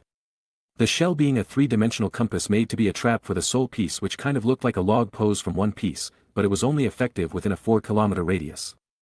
That's the most I could do with the thing, but nothing can block the signal and I knew that except for the snake only the locket and cup would remain after tonight. Meaning as long as me, Harry or Dumbledore had the thing while going to Diagon Alley or Grimmauld Place we were good. So overall it just serves as an excuse for why I knew exactly where the damn things are without revealing meta-knowledge. Plus the thing has a self-destruct after being done with it to get rid of the last soul fragment. So it was not a surprise when the ring itself started to melt from my flames that the fragments sought to escape. All fragments so far and from the movies and books did their best to live. Because they were cowards like their creator. Thus the soul willingly went into my trap as it activated and fully trapped it within its many layers. What did you do with that device Aiden? Questioned a curious Dumbledore. I thought that instead of destroying the soul immediately, I could use the link between them I discovered when I destroyed the other Horcrux to create a tracking device, I explained as I went through the functions of the 3D compass. Ingenious, but what of the ring and the stone? Asked the old man as he stared at the molten gold on the floor. I destroyed the ring because it wasn't important anymore and simply held the compulsion to wear it and an incredibly deadly curse for whomever falls to the compulsion. While the coat of arms was only a protective shell around the real resurrection stone, meaning it wasn't the Horcrux anyway. I explained as I opened my hand to reveal octahedron-shaped stone with the Deathly Hallows symbol within. Slightly altered from canon, explanation below. The headmaster held his breath as I handed the stone over to him, his eyes containing many flowing emotions as he gazed at the object of his desires. Thank you for this, Aiden, I shall make the most of this, Dumbledore said as he gently closed his hand around the stone, as if afraid he would break it. No problem, headmaster, now let's get out of this rotten place, I gently replied as I operated back to my home with my compass for a few tests, leaving the old man to follow my example as Fawkes brought him back to Hogwarts. Chapter 189. London, August 17, 1996, in what will now be formerly known as the Smashing Nightclub. As music still blared in the background, one could see a gruesome sight as they walked into the ruined interior of the popular club. Blood was splattered on the walls, pooled on the floor, and even reached the ceiling as mutilated bodies covered in bite marks were strewn haphazardly across the place with looks of complete horror for some and ecstasy for others. One could also see ash and burnt incomplete skeletons mixed into the scene.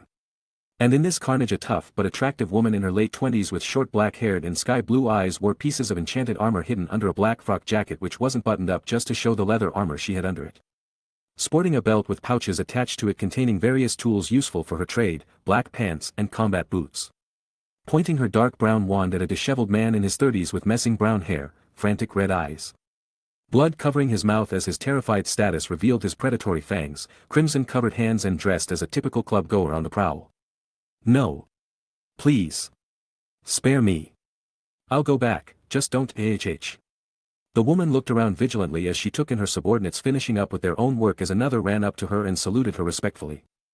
Ma'am, we've finished sweeping the building and taking care of the muggles we could save. We've also captured a few stragglers and some co-conspirators, the shaggy black-haired junior Auror reported. Good, send the blood-suckers to those royals, they'll probably do worse than we can, get some unspeakables to go through those muggle bastards who helped them. Then send the magicals to the fortress holding cells while I go report to the minister about the mission being officially finished after we sweep up the remnants. The black-haired woman ordered as she began to walk out of the club which had been turned into a vampire den. Think kind of Blade Vampire Club vibe after he's done with them, just less goth techno whatever vibe they had going. Yes ma'am. The man saluted quickly as he went to relay the orders, hearing the crack of apparition as he left. Ministry of Magic, Minister's office. Knock knock. Yes. Minister Amelia Bones said as she looked up from her rather extensive paperwork. It's Hawk, ma'am, answered the disciplined female voice from the other side of the door. Oh Marion, come in dear, Amelia replied with a small smile on her mildly stressed face, welcoming the short black-haired woman who had not even an hour ago slaughtered a few dozen vampires. You know, for someone who hated having to do so much desk work as head of the DMLE, being minister still seems like an odd choice, the younger woman teased lightly as she saw her mentor's pile of paper. Laugh it up while you can, Marion, you'll be joining in on my suffering soon enough, she shot back with a knowing look. Like they'll let a half-blood like me be head Auror, still don't know why you're pushing for it, even if I'm grateful for everything you've done for me ma'am, Hawk responded with a disdainful snort towards the Wizengamot. Because you remind me of not just myself, but who I wished I could be at your age Marion, you'd make a fantastic head Auror, of that I have no doubt, Amelia answered with a look of fondness in her eyes as she looked at her protégé. She could remember when her nephew brought her attention towards the girl years ago, when she was still a junior Auror. He noticed some workplace bullying and discrimination, as well as some ministry bigwigs trying to either suppress her or outright get rid of her due to her looking into things they found sensitive, and knowing how corrupt everything was then he decided to investigate her. To his and her surprise, Marion Hawk was a strong and upright young woman who did not back down from anything, with enough intelligence and wit to survive with her temperament. After some time, he recommended I take her in, alongside a few other promising talents, and train them up as the next generation of leading figures in the DMLE. One of the best decisions she had taken. Now the younger woman stood in front of her as one of the most effective and skilled Aurors she had. Especially after Moody retired, then decided to follow Dumbledore, and Shacklebolt was joining that order alongside her son's old schoolmate Nymphadora, only missing experience in the field to truly become a force to be reckoned with. Something Amelia made sure she was getting while Scrimgeour headed the DMLE. Well, they'd never consider Constantine since he would probably drink the entire budget away, but I'm pretty they'd pick that pretty boy Pavis over me, he's qualified to be a pure blood after all. Retorted Hawk as she thought of her two friends, one of which had tried to hit on her before getting hexed in the face.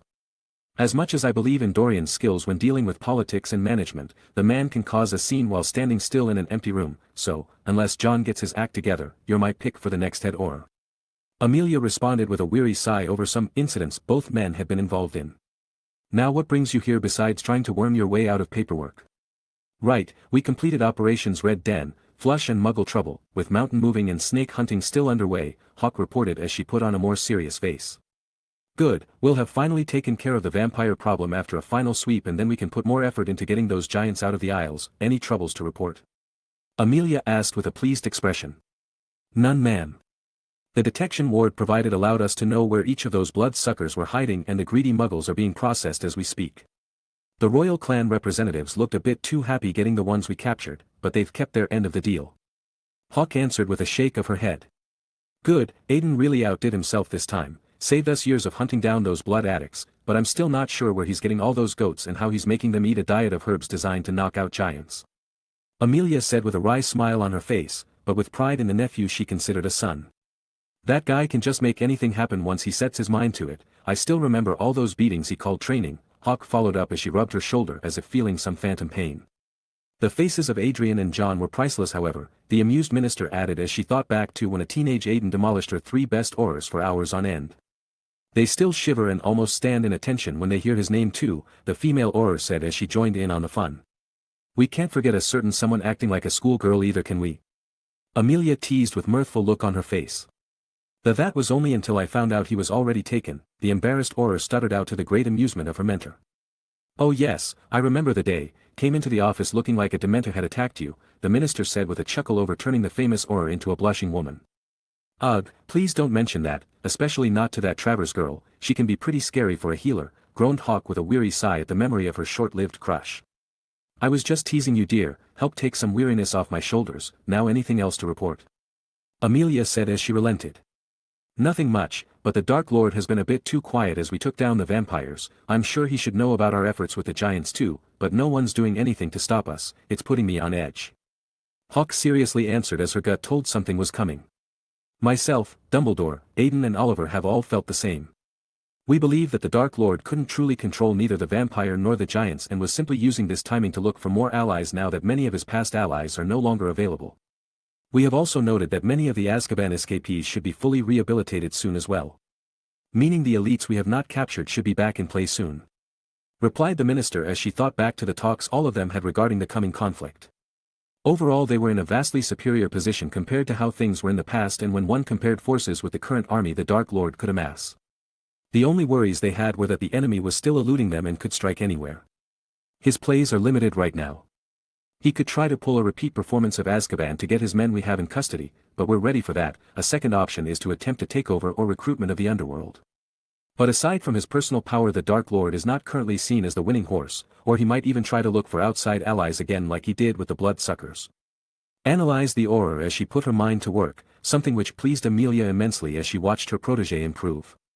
Our thoughts exactly. That's why we shall be deploying a few more detection measures Aiden developed with Dumbledore to detect any entry into the Isles via magic and increasing our monitoring of points of entry once the sweeps are finished. Explained Amelia with a nod. I'll go and coordinate with the hit wizards then. I want to have concrete plans, schedules and teams made before we finish with the post-op cleanup. I'm guessing you'll be speaking to the Muggle authorities about it. Hawk said as she readied for her departure. Yes. We will mention something along the line of possible IRA threats to cover everything up. Don't want the Muggle side to know a war is happening under their noses after all. I've already begun discussing plans with the royal family and the Prime Minister. The Minister for Magic confirmed with a nod. All right, stay safe Amelia, the younger woman said warmly before taking her leave. You as well dear, I know you're skilled, but don't lose your head out there, the older one replied softly as the two shared a look before they each went back to work. Malfoy Manor, Wiltshire, England. In the cold, dimly lit halls of the Malfoy ancestral manor. One could feel an oppressive force ever growing from the great dining room now occupied the Dark Lord and his now recuperated servants. Even if they were missing several key figures they had been unable to recover from their failed mission at the ministry a few months back. Even the most devoted insane supporter of the Dark Lord could not attend the meeting due to the strange curse she seemed to be under. Something which has infuriated the Dark Lord due to his inability to solve a problem caused by what is essentially a damnable child by his point of view. Tell me Jerry, why have you not returned with my loyal supporters? Questioned Voldemort as he looked at the female werewolf chieftain who had so far succeeded in fulfilling his every orders. My apologies my lord, but we cannot assault fortress protection with the few men I possess, and even should your full forces be used it would be far from worth the endeavor, we would lose far too many compared to those we would save. Answered the werewolf in a disciplined manner akin to a soldier. You filthy hound. The Dark Lord ordered results, not excuses. Silence, ordered Voldemort as he spared the yelling man but a single glance to quiet him like the child he is. Explain yourself. They are expecting us to attack and are far too prepared for it. The only reason we could take down Azkaban so easily before was due to your power over the Dementors, my lord, and the fact that no one had dared assault the prison before. Fortress Protections did not commit the same mistake and has nearly half their forces protecting their cells, with heavily warded and enchanted defenses. Direct contact with the Ministry, and no doubt Dumbledore would not sit still should we attempt to siege the prison. Without discovering some sort of hidden flaw or overwhelming force, it would be extremely difficult to break them out. Jerry explained as she made sure to praise and credit Voldemort for her past success. You need to please the child to curtail his temper tantrum after all. It would seem that a change of goals is in order. Voldemort said as he closed his red eyes and took a deep breath through his nostril slits. The Ministry must fall first, but for this we need more allies. All of you shall contact houses sympathetic to our glorious cause from outside while I speak to some supporters in other places. Once our numbers have grown again, we shall take over the Ministry to divide their forces and put Dumbledore and his ilk on the back foot, allowing us to free our captured allies and finally crush any opposing forces. Jerry, you shall search for more of your kind. The more, the better. You shall be what people fear when they dare besmirch my name. He ordered sternly. Although many have decided to become the pets of those blood traitors in the Bones family, I shall look for true werewolves outside the aisles with your permission, master, Jerry replied with venom in her voice. Granted, succeed and you can kill the Bones boy yourself, Voldemort said with a satisfied smirk as he gazed upon the grinning woman he considered nothing more than an attack dog. The rest of you have heard your duties, do not fail, the Dark Lord spoke as he made the rest of the inbreds follow his plan using only his oppressive magic. Seeing his servants do acquiesce to his orders pleased him as a vicious smile appeared on his reptilian face. Good, Severus shall oversee things while I am away, although he has a different mission than the rest of you, he knows what he must do. He simply left, allowing Jerry, whose true name had long since been changed to Jennifer, to contact her true master and inform him of the coming events not long after. How sad it must be for that fool to only have double agents left as the only capable people under him. She thought as she simply left the manor to appear to fulfill her lord's orders. Chapter 190. Dear Aidan. It would seem the creation of your compass has been more timely than I could have foreseen. We have discovered a new hidden hero as well as one of Tom's Horcruxes in Grimmauld Place itself, stolen from its original resting place by Sirius' deceased younger brother Regulus. Creature, whom I no doubt believe you know of. Had been tasked to destroy it, but had failed to do so until now, resulting in it being under our noses for so long. The destruction of said Horcrux coincidentally rendered the trails I was following obsolete due to it apparently having been replaced by a fake. I would still like your assistance in handling the info regarding said fake to preemptively curtail any future troubles. I would also ask for your presence at an important order meeting this evening to discuss a significant change in Tom's objectives and our responses. Yours, Albus. Writing a quick response to confirm receiving the letter and my willingness to attend said meeting, I handed over to Fawkes who had been enjoying the special treats made with soul and mind. Thanks for the delivery, here's the reply, I say to the Firebird as he nods his head before grabbing the letter with his beak and flaming away. So anything important? Tori asked from the couch. Another of Tom's Horcruxes has been taken out and I have an important meeting later, I simply answered my lovely wife. For Morgana's sake, how many of those things did that mad bastard make? The exasperated young woman asked incredulously. As far as I know, his snake, the Hufflepuff Cup and Harry are the last ones, so over halfway there, I casually answered as I sat down beside her. Well, 7 is a powerful number. But there's got to be a reason why even a bastard like Herpo the Foul, the dark wizard who created the way to make a Horcrux and first bred basilisks, didn't make more than one.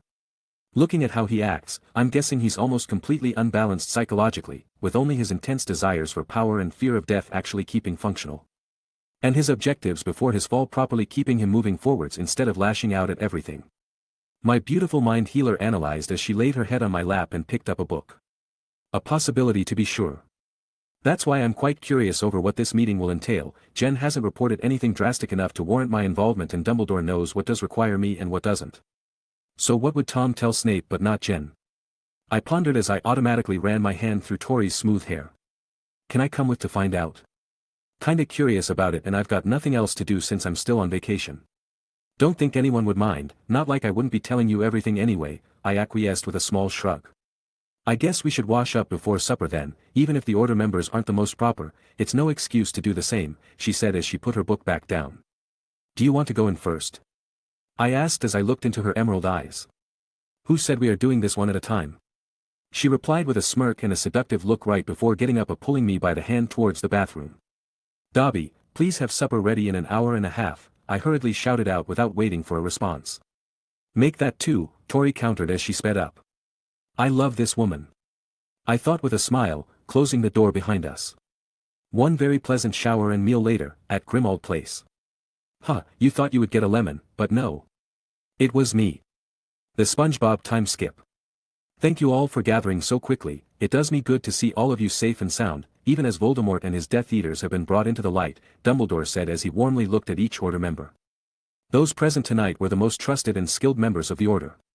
We had Moody, Shacklebolt, the Longbottom couple, the Weasley mother and father, Sirius and Remus, and flanking the headmaster were McGonagall and Snape. The rest were either too young, too easily influenced or fooled, too inexperienced or simply a bit too unreliable for this particular meeting apparently. This being one of the reasons why I couldn't see any of the younger generation like Harry and his friends. The younger Weasleys, Neville, Hagrid, members like Mundungus and Tonks. Thank you Albus, but I think I speak for all of us when I ask, why did you ask for us and why are Mr. Bones and Miss Travers here? The deputy headmistress responded as most Order members nodded in support. Aiden and Victoria have come at my request, to discuss an important turning point in this conflict against Voldemort, one Severus has informed me of, and the plan going forward. The old man calmly answered with a look in his eyes which differed from his usual one of a caring chess player with a hint of sadness depending on who he gazed upon, one more certain than I've seen him with. Oh. And what did Snape learn that could change the advantage we have right now? A few revelations before I answer your question serious. Voldemort has been dealt a critical blow thanks to the efforts of those in and outside this room. As a result, most of his most trusted followers are either in custody or indisposed, leaving him with 2 individuals to rely on to accomplish his plans. These 2 being one Jerry Greyback and Severus himself. Dumbledore said as most listened quite seriously, while myself and Tori already knew this and more. What happened to Bellatrix? Sirius seriously asked as the Longbottoms grasped each other's hands in support. I took care of her, she won't be a problem, I answered coldly, causing the man to turn his gaze towards me and nodding. That is actually something I wish to discuss with you this evening Aiden, the magic you used on Bellatrix, is it a curse or volatile? Dumbledore asked, which surprised me a bit since he hadn't asked about it before. The opposite actually, it's just that she's so taken by dark magic that it acts in a painful manner, the more she used, the worse it feels, why? I answered with a slight amount of apprehension. The Dark Lord has decided to impregnate Bellatrix and transfer the curse onto the child using a certain ritual he has found. He requested my assistance in acquiring the materials, but asking the source of the curse would be helpful. Answered Snape this time as my eyes widened and my mind began to contemplate and calculate the possible results, tuning out the minor chaos the announcement caused. Depending on the ritual it is feasible to transfer the target of the magic. Especially if it's to something so close to Bellatrix like her own child growing in her womb. The fire wouldn't actually harm the fetus but actually help it tremendously. But it might also make it part phoenix due to the properties of the flame and give it some form of familial bond with myself. On the other hand, it might cause an explosion if the ritual is too dark in nature, killing Bellatrix, the fetus and whoever might be near if the fire reacts badly. Shit. I can't believe Delphine Riddle might actually happen. Can't have an innocent take my punishment for its mother. I rapidly thought as Dumbledore calmed the Order members and Tori broke me out of my contemplation with a concerned look and squeeze of my hand. Well Aiden? Albus simply asked as he himself didn't know what I did to the witch. It could be done, the fetus would actually be helped if you succeed since it is a magic of purity and life, but it could also end explosively depending on what ritual is used, I answered before looking at Snape firmly. I'll send you rituals you could subtly reference to him which would work, shouldn't be hard if you say I boasted about it and how the Dark Lord was stupid for not figuring it out. The man only nodded in acceptance due to the both of us knowing how Tom viewed me, as well as both of us knowing that the other knew. Why bother? Bellatrix is insane and cruel, and any spawn of that bastard doesn't deserve the trouble. Muttered Sirius as he voiced the dark thought many present actually had, mostly because of the impact of Regula's true fate still affecting the man.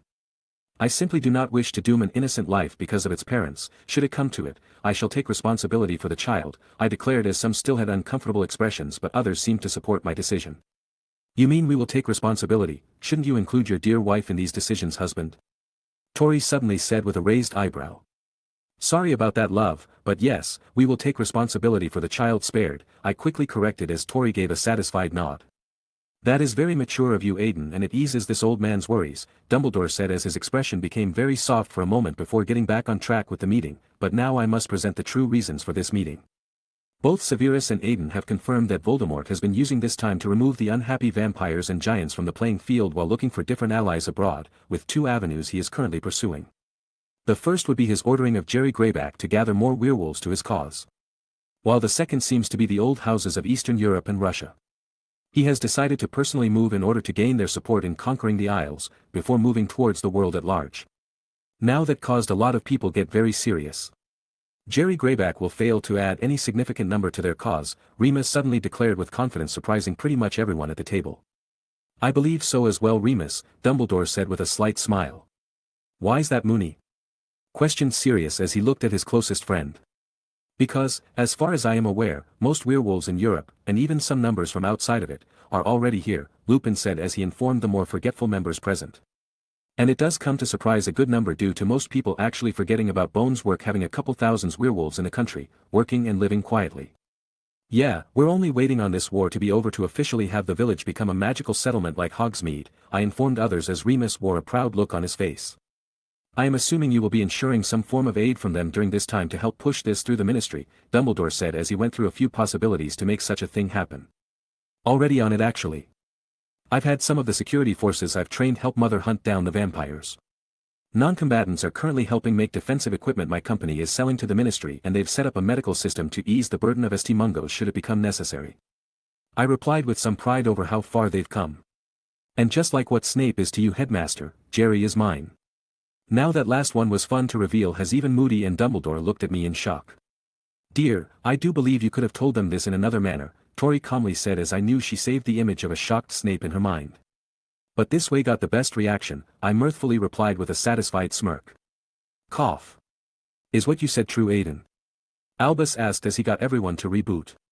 Yes, she's been my left hand for quite a few years now, I needed someone I knew the Dark Lord would want, so I had her be ready for it, I simply answered since no one knew about her and Scott or could link my alter ego to myself. Thinking about Michael Folster, I should decide if I'm just going to retire him or reveal that he is me. I'll procrastinate for now. I thought as I distracted myself for a moment. So you're telling that the Dark Lord's most useful free followers are both spies? Awkwardly asked Frank Longbottom in disbelief. Ha ha ha. That's my nephew. Chuckle. Always keeping your cards close to your chest, aren't you, Aiden? Dumbledore said in amusement at the situation as Remus tried to calm his friend. Just didn't want anyone to try to kill her for doing what I asked of her, she's under enough danger as it is, I've already told Mother about it as well, I said to everyone present. Why didn't she tell me then? Questioned Sirius as he heard his wife being mentioned. Because I didn't want you to blabber and I promised to give her the memory of your face when I revealed it, I answered with a smug smile on my face. Well, at least she'll be in a good mood later, he said rather understandingly. This makes me feel that my decision regarding the next piece of information Severus has brought to us is even more correct, Dumbledore said as he gathered everyone's attention towards himself. What is it, Albus? McGonagall asked with some apprehension. Voldemort has ordered Severus to assassinate me due to not having any student he could command to do so within Hogwarts, and I have decided to let him do so, the headmaster calmly revealed as even I felt shocked by the revelation. I couldn't even hear the others scrambling to talk. Admittedly, I never actually believed Dumbledore would be dying during this war. We have a near overwhelming advantage with 2 wizards capable of taking Tom on and more than half of the Horcruxes destroyed. There just wasn't any thought in my mind that Dumbledore would die after I made sure he wasn't cursed by the Gaunt Ring. But once I processed his revelation, I began to think in Dumbledore's way, like a chess player. And then it came to me. You want to expose him for checkmate, letting him take the queen thinking it was the king, I stated as I looked directly into Dumbledore's eyes. Yes. Without an amount of support which would throw all European magical communities into a war. Voldemort's only chance to turn his situation around resolves around taking Hogwarts and by extension gaining the younger generation as hostages. Explained Dumbledore to the others as they grew solemn. That doesn't explain why you would actually let him kill you, Albus, Moody gruffly said as many still hoped Dumbledore wasn't truly going to let himself be killed. It is the best option, Alastair, and I am ready to begin my next journey now that the next generation already has someone to take my place. Dumbledore replied as he looked at me meaningfully, making the Order members turn their attention towards me as well. The kid? Moody doubtfully questioned. Albus, I know Mr. Bones is far above his peers, but this? McGonagall added carefully. I don't blame either. Some present have seen a glimpse of my strength down in the chamber of death, but only Dumbledore knows where my true strength lies, and even then not its limits. Aiden has been my equal for some time and has surpassed me before he officially became a professor. We agreed that his plans to remain in my own shadow were for the greater good. Allowing Voldemort to believe his main threats were myself and Harry while he prepares for his return, seeing the results, I do believe it has been the correct decision. The headmaster explained. While some were still skeptical, they decided to trust the man. But let yourself be killed, Albus. You might have explained why you believe everything would be fine afterwards, but do you have to truly die at all? There are many reasons for my decision, most of which I cannot tell, but suffice to say I am simply tired and wish to give my end meaning, as it would finally enable the resolution of some of my biggest regrets in life. Admitted the old man as I saw the weariness in him flash through for a few moments. The atmosphere in the room was brought to an all-time low as they all digested the fact that the man they idolized for most of their lives is ready to die. I assume this won't be immediate and many affairs are to be set in order before you begin your next journey, headmaster, I said as I broke the somber silence hanging over everyone. Of course, we must first handle all the Horcruxes we can and then prepare properly for what is to come. I shall not simply die tomorrow, the man said in an almost jovial manner. Are you sure, Albus? Professor McGonagall softly asked one last time. Yes, Minerva, my time is coming soon and I wish to go by my own making, resolutely answered Dumbledore. Then what do you want us to do? Asked Sirius this time as he put on his game face. The children must be kept safe above all else. I would not have them put in harm's way needlessly. As such we will organize an ambush using information Severus, and now Miss Greyback, will give us regarding Voldemort's assault after my passing. Sirius, you and Aiden can organize everything through Amelia, while she and Aiden can properly bring in fortress protection for the faithful day. Frank, Alice, Molly and Arthur, I would like for the four of you and the rest of the order to be ready at any time to come after the holidays. You four will help the staff protect the children should things become dire or Death Eaters find their way into the castle. Meanwhile, Alastor and Kingsley, I would like you to support Rufus and Amelia's people. I am sorry for forcing out of retirement like this again, Alastor. Minerva, you and Severus will continue with your current duties. I will talk to the rest of our colleagues to prepare them for what is to come. And finally, Remus, please keep an eye out for any extremists which might come to disturb the werewolf community. Dumbledore ordered as he laid down everyone's role in the coming conflict, beside mine and Tori's independent actions anyway. I'll begin to set up traps at the entry points of the school, luckily the two major ones involve having to cross bridges, which will act as choke points thanks to Hogwarts' anti-apparition wards. We should take a look at the old defenses and wards to see how they'll hold up. Money and connections will not be a problem for this, I added as plans began brewing in my mind now that we are choosing the battlefield. That is very much appreciated, Aiden, the headmaster gratefully said with a nod. Molly and I will be ready. We'll talk to the boys about anything they could do to help in the meantime. I'm sure Fred and George would have more than a few ideas, Arthur announced as he held his wife's hand. Thank you, Arthur, I am sure the twins will have splendid ideas, Albus said, a small smile appearing on his face. Frank and I will not back away either. We will help Augusta keep the uninvolved governors in the dark regarding the fortifications you shall be giving Hogwarts. Alice Longbottom declared with some fire in her eyes as her husband had a wry smile on his face. I cannot thank you two enough for doing so even after all you have already done, Dumbledore responded to the couple. I guess making all those pansies their recruiting into proper orders will be better than retirement anyway. I'll just have Amelia give my paperwork to Tonks again, Moody said with smirk on his scarred face. I am certain she will come up with rather creative insults for that, replied the old man with a chuckle. I will go back as well and make sure to be ready at any time, Shacklebolt simply said in a stoic manner. Thank you, Kingsley, I hope nothing untoward happens until then, Dumbledore politely said in response. I'll look in the Black Vault to see if anything nasty can be used against those bastards. I may not like my family, but you can't deny that they have always been dangerous, Sirius resolutely announced.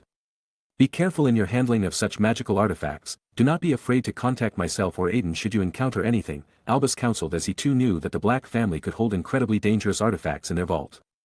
And I will keep an eye out for anything suspicious, not that I believe Mr. Bones doesn't already have plenty of people doing that, but one more couldn't hurt. Remus added as he knew, or at least guessed, I kept a very close eye on the largest gathering of magical werewolves on the world. One more I can certainly not hurt, agreed the man as he looked at the men and women ready to fight for the good of all before him warmly, mostly likely going through many memories of others who had stood before us for the same reasons. And just like that the meeting was over as the participants went home and began to prepare for the final battle. Chapter 191. The rest of the break before the school year was rather busy. I began organizing the supplies necessary to defend Hogwarts and contacted my friends to pitch in. They loved the castle as much as Tori and I, so they began looking into what they could to help out. A few days later, I received another letter stating that Sirius had, coincidentally, found the last unaccounted for Horcrux in the Black family vault. Dumbledore was able to guess that Bellatrix had most likely hidden it within the vault or her own before it was absorbed, as she would be a fitting holder of such an item if Lucius and Regulus were also chosen. Hence, now only Harry and the snake were left. What was rather surprising was that Dumbledore requested I cleanse Harry before school began. Originally I wanted to mostly keep to canon. Then wait until Harry was 17 to get the most benefits, as I used Tom's soul piece to help Harry grow stronger and gain some knowledge. But with the accelerated approach of the war, things would come to a head by the end of the school year. The trigger will undoubtedly be Dumbledore's death and Snape's betrayal. As such, I likely won't have the leeway to wait until next summer, or Harry might have to get Avada Kedavra. So it was time to break out my ritual site again. Skellig Island, ritual site. What are we doing here? Harry asked as he looked around the place I had created. Ever since I basically cleansed myself here, this entire island began to pulse with magic and life, with this site at the center, making it feel like a purer version of Hogwarts almost. We are here to cleanse one of Voldy's last Horcruxes, I answered as I continued to write the proper ritual into the stone. We found another one. When? A genuinely thrilled and curious Harry asked. Harry, Dumbledore softly called as the teen looked at his expression before feeling like something wasn't right. You are the Horcrux. I'm the what? The now malfunctioning Harry asked. You are the Horcrux Voldemort never meant to make, Harry, the headmaster gently repeated. But I see can't be, I am dash, the disbelieving Harry tried to say as he paled. To be precise, you aren't a true Horcrux, Harry, I intervened before my little bro became over-emotional or thought too much into things. He has a track record for doing that. Snape, Malfoy, Sirius, almost serious again. What? He simply replied as he focused on me. Horcruxes require a very complex and dark ritual to create, while also needing a properly prepared vessel for the soul piece. You fulfilled neither criteria, I explained as I finished up preparing my own ritual. What happened to you was a series of horrible coincidences which resulted in Tommy Boy's already extremely unstable and damaged soul to break off another piece unknowingly after the cold-blooded murder of your parents. Said piece was fully separated when his killing curse rebounded, due to your mother's magic, and destroyed his body. To survive, the soul piece went to the only place it could survive in instinctively. Which happened to be the cursed wound on a baby whose soul and magic would be too weak to reject it. Harry totally blanked out. This is indeed the best theory we have regarding your situation. Voldemort's soul clung to you, this is why you have a connection to him, why you can speak to snakes, why you can feel other Horcruxes near you. Dumbledore further clarified as we laid things bare for the kid. I think we might have said a bit too much, but it's better now than never. I thought as I looked at the black-haired teen lost in his thoughts. I wasn't expecting it to take 15 minutes for him to come out of it, but we did tell him some rather existential secrets, so it was reasonable. How long ago did you find out? Harry asked us both with a shaky voice. For me it was only a theory until not too long ago, Dumbledore admitted. I knew from the moment I set up the anti-dark wards around mine and Sirius houses. They rejected you as I had to make them blood-specific for you to come in, so I got curious, I answered him with my most reasonable response. Why didn't you tell me? Harry asked in a tone of betrayal. Because I wanted to wait until next year in order to let you get the most benefits from this, and I didn't want you to think you were somehow a monster because a series of coincidences left you marked, I told him as we entered a sort of standoff. What benefits? He asked with narrowed eyes. Doing this ritual will allow us to remove and destroy the soul while taking the magic and knowledge in it for you. You will a good amount of power, likely going through an early magical maturation, and receive much of Tom's knowledge. I'd be surprised if you didn't ace all your classes for the next 2 years after this. I informed him with a bit of pride. I don't want to know dark magic. Harry hurriedly responded as I almost felt like sighing. Don't be stupid. Knowing dark magic doesn't make you a dark wizard or the next Dark Lord. Hell, you want to be an Auror, so knowing this stuff will actually help you catch dark wizards and fight them a lot better since you know how they fight and what they can do. Plus, Tom doesn't only know the dark arts, he had the best marks in Hogwarts before I came around. I scolded the kid. That is true, Harry. I, myself, know a good deal of dark magic, even if I do not practice it. And I am sure Aiden has extensive knowledge on the subject as well, which has no doubt helped him develop his own white magic. Dumbledore supported as he did speak the truth. I mean, I got my knowledge from the same source Harry is about to get his. Except I think Harry will get more of a trial package than the full subscription to VTV I had back when Quirrell was possessed. Meaning more fragmented or limited pieces due to it only being a piece of his soul and the probable damages it has sustained from being in an improper vessel which is also alive and magical. Yeah, I studied all facets of magic really, it's just too fascinating to let myself be limited, so I learned even dark magic while being careful in my practice. It does mark a person after all, I followed up as Harry gaped at the two of us. Not exactly surprising.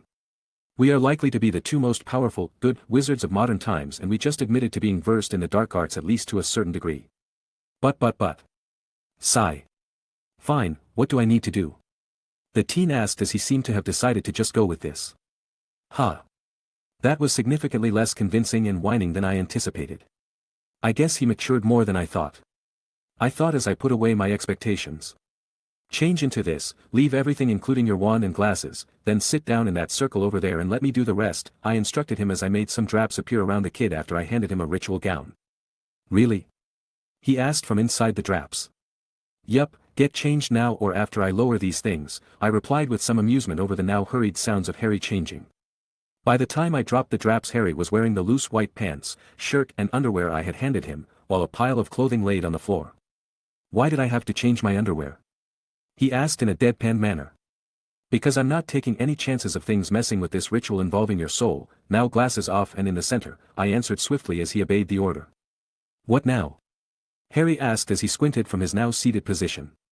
Now you stay there and brace yourself, this will not feel pleasant and I doubt the soul piece will go down without a fight, I told him in a serious manner as I could see some worry on his face. Worry not, Harry, you are safe with us here, Voldemort himself would not win, much less a piece of his soul, Dumbledore reassured, which did calm Harry down. Alright, let's begin, I declared as I clapped my hands and the intricate circles around Harry lit up in a bluish-white color. Harry was looking around with a bit on wonder while Dumbledore was gazing upon my work with the eyes of a scholar. That was until wisps of dark smoke began escaping from Harry's scar and he began to grunt and groan uncomfortably as more and more smoke came out. Bloody, gah. Harry yelled out as there was a sudden rapid release of black smoke from his forehead. It left Harry gasping from the strain as the mass of smoke disconnected from him. Howl. The smoke took shape of Tom's noseless face as it screamed out in defiance, only to be assaulted by the radiant light of my ritual. It tried to resist, to fight back, tried to escape, even return to Harry, but nothing worked as I refined everything it is into what I desired. And right now, I wanted to distill the strength and knowledge of Tom Riddle for Harry. Tom was way overdue on his rent anyway, so an eviction wasn't out of order since the only down payment he had made was Parseltongue. I thought with some amusement over the comparison. A few minutes passed and soon only a pure white smoke was left peacefully floating around Harry. I then gathered it all and started to slowly, but surely, channel it into the famous scar. This was a steady process as I gently helped ease Harry's magic core into evolving and placed the knowledge into his mind. The magic core required most of my attention since Harry didn't have the control I had when I underwent my rituals and couldn't properly manage the abundance of energy on his own. But I knew exactly what I was doing as I helped the core shape itself without any sort of lost energy, while helping it expand at a perfect pace. As for the knowledge, it would be stored in Harry's subconscious for now. This would essentially make it so Harry wouldn't technically be learning anything that Tom's knowledge contained, but relearning it, which is a lot easier and would improve Harry's learning speed a lot. But that would change should Harry become a capable enough Occlumen to organize his mind properly and absorb the knowledge as his. That last bit was a much more possible option for him now that he didn't have an open door to his mind and now had the subconscious experience and knowledge of Tom in this field. Although it was relatively easy for me, it still took over 3 hours of steady effort to properly get everything down right.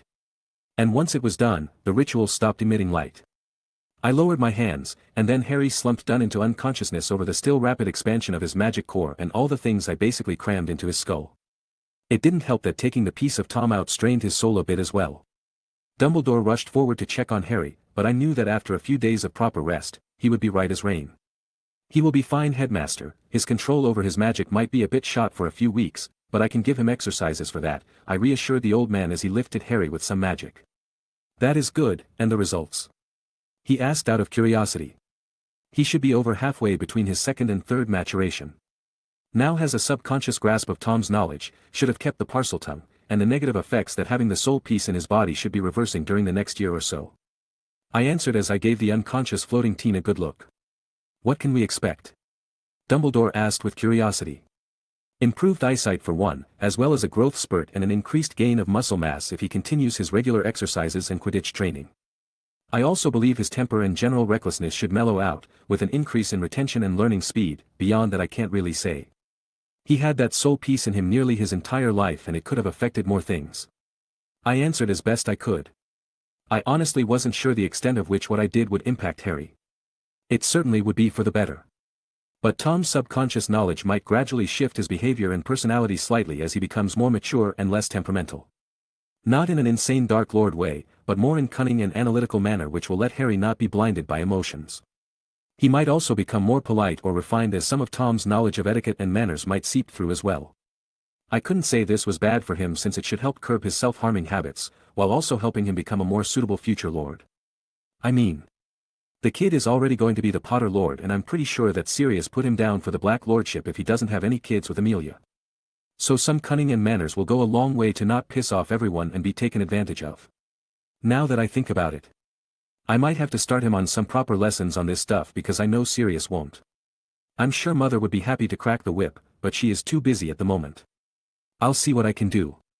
I thought for a moment as I realized that Harry was indeed almost of age. Oh well. For now I will focus on turning Hogwarts into a killing field and helping Harry recover properly. I also have to do my final check on my teaching material this year. Chapter 192. The last days of summer were tense for many, but they were also incredibly busy.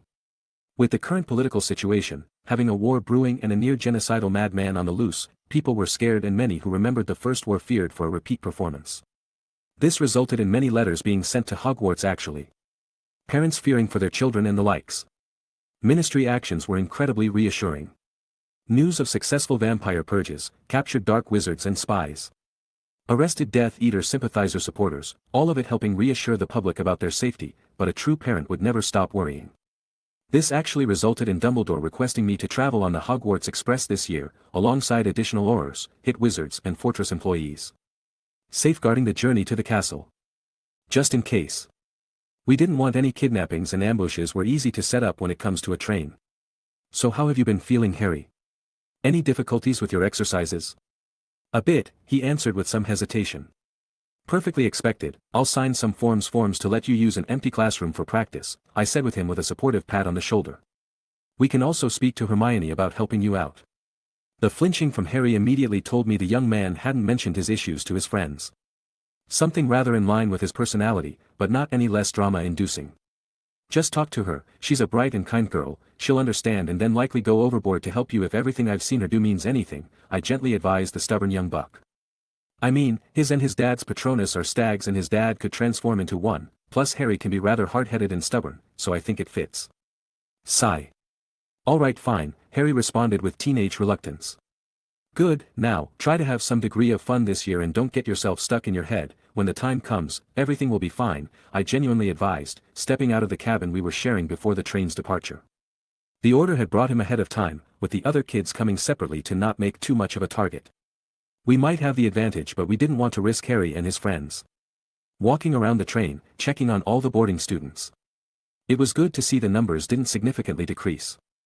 I made a lot of efforts to arrange every Hogwarts-aged witch or wizard's transport to King's Cross, allowing half-bloods and muggleborns in hiding to attend. Dumbledore's victory over Tom helped a lot to reassure parents about Hogwarts' safety. With the addition of a proper garrison in the school and in Hogsmeade bolstering our case tremendously. Regardless, it was odd that so many people were whispering when I passed by on patrol. Excuse me, Professor Bones? A hesitant female voice sounded from behind me. I turned around to see one Cho Chang with her friend, Marietta Edgecombe, looking a bit nervous. Yes, Miss Chang. I asked with curiosity at why I was stopped and the sudden silence around me. Are you still going to be teaching defense? The young woman asked with some hope under that hesitation. Indeed I am, I hope you've finished your summer homework, I answered her with a small smile as hurried voices began resounding around us. So that's what it was.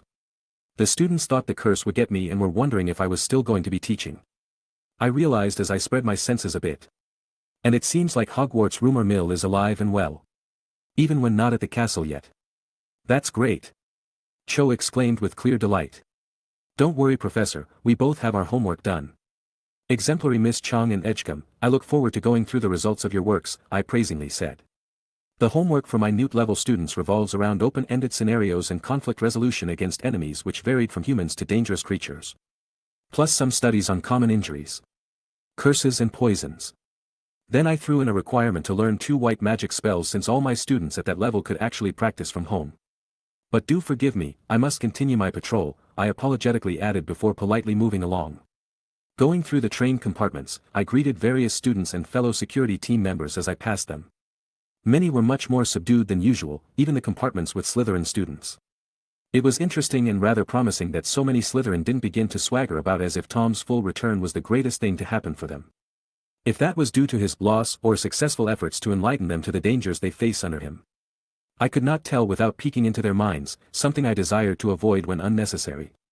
Draco seemed to be very well after spending his summer break with his mother. He's even got some color instead of being pasty from being stuck inside a gloomy mansion all day. Narcissa sent me various correspondences regarding her gratitude, but surprisingly refused my offer to have the young man transferred to Beauxbatons. Although very protective of her son, she thought having him aware and relatively near the conflict would help stomp out any remaining beliefs in pureblood supremacy. And more importantly, apparently, she was rather excited when she learned of a potential daughter-in-law when Draco let slip that he enjoyed spending time with one Astoria Greengrass. She didn't want to mess that up. I need to check on Tori about her progress to cure the young teen. She deserves a full life. I thought as I remembered her issue that my lovely Mediwitch wife said she was taking care of. But on a more serious note, she also believed he was safer near me and mine over a place she doesn't fully know and where there were no allies to help protect her son from possible attacks. If the Death Eaters could kill Igor Karkaroff, the headmaster of Durmstrang, then Draco wasn't particularly safe in Beauxbatons if Tom was determined enough to punish them for fleeing. Theodore Knott was in a bit of a familiar situation, but was directly under my protection instead of being jointly protected by a family member. He was with Draco as he calmly chatted with both Greengrass siblings. The two young men had cleanly cut themselves off from the remaining students firmly believing in the Death Eater cause, which, interestingly enough, I've heard caused Slytherin to form two factions. One centered around Draco and Daphne Greengrass, wanting to not plunge the already very low magical population and recuperating economy down the shithole because of a volatile maniac with too much power, and the other side still believing in the pure-blood utopia. Led by Pansy Parkinson and supported by Millicent Bulstrode, Crabe and Goyle. I was pleased to see the more intelligent members of the house were mainly siding against mass murder, even if just for profit's sake. It was easily visible to see who was siding with who considering they were either in separate cars or glaring from across each other. But no blows were traded at least. Not when the train had a professor and actual Aurors on board, ready to take down anyone who casts a spell anyway. And even better, there were no attacks during the trip. Arriving at Hogsmeade Station, I met up with the guard stationed here, learning that nothing happened here or along the path to Hogwarts either. The lake was protected by the giant squid and merpeople. So that was covered as well. But just to be extra sure, I would be going with Hagrid on the boats to protect the first years while the guards from the train would go on the Thestral-drawn carriages to add some additional protection along the way. "Hey there Hagrid, how's everything been going?" I asked the half-giant as we watched the students disembark and waited for the first years. "Fine, all things considered. Helped some folks find the best spots FO, wards and traps. Had to talk to Aragog about some things, and the centaurs cause they were none too pleased about people in the forest especially ministry folks." Hagrid answered with some fatigue. "You're doing good work helping us protect Hogwarts, but try to not push yourself too hard, you're still a professor after all," I said to him out of concern. I had known the big man for quite a few years. I didn't want him to get hurt or in trouble because he was doing too much. "Oh, don't you worry about me, I can take care of myself. Glad to see you back though, broke the curse and all," the bearded half-giant replied with more light-hearted tone. "That I did," I said with a small, confident smile as we continued to chat until Hagrid called out the exiting first years. It was rather nostalgic to see all those kids looking in awe and fear of Hagrid. But, damn it, I am not Lolicon. Why are little girls blushing at me? I inwardly wept as little girls shyly peeked at me with blushes. Right then. "Follow me and Professor Bones." Our little group walked over to the boats I had not thought I would actually ride on again in my life. Especially so soon. But today had a nice night and I looked forward to seeing Hogwarts like a first year again. For a boat. No more than 4. I would ride the last boat on my own while Hagrid takes the lead. "Alright, forward," he declared, causing the boats to lurch forward and begin their yearly journey. On the way I could hear students talking to each other, about possibilities, magic, hopes, fears, all until they witnessed Hogwarts in all its glory. The illuminated magical castle made even more breathtaking by its reflection in the lake. As beautiful as ever.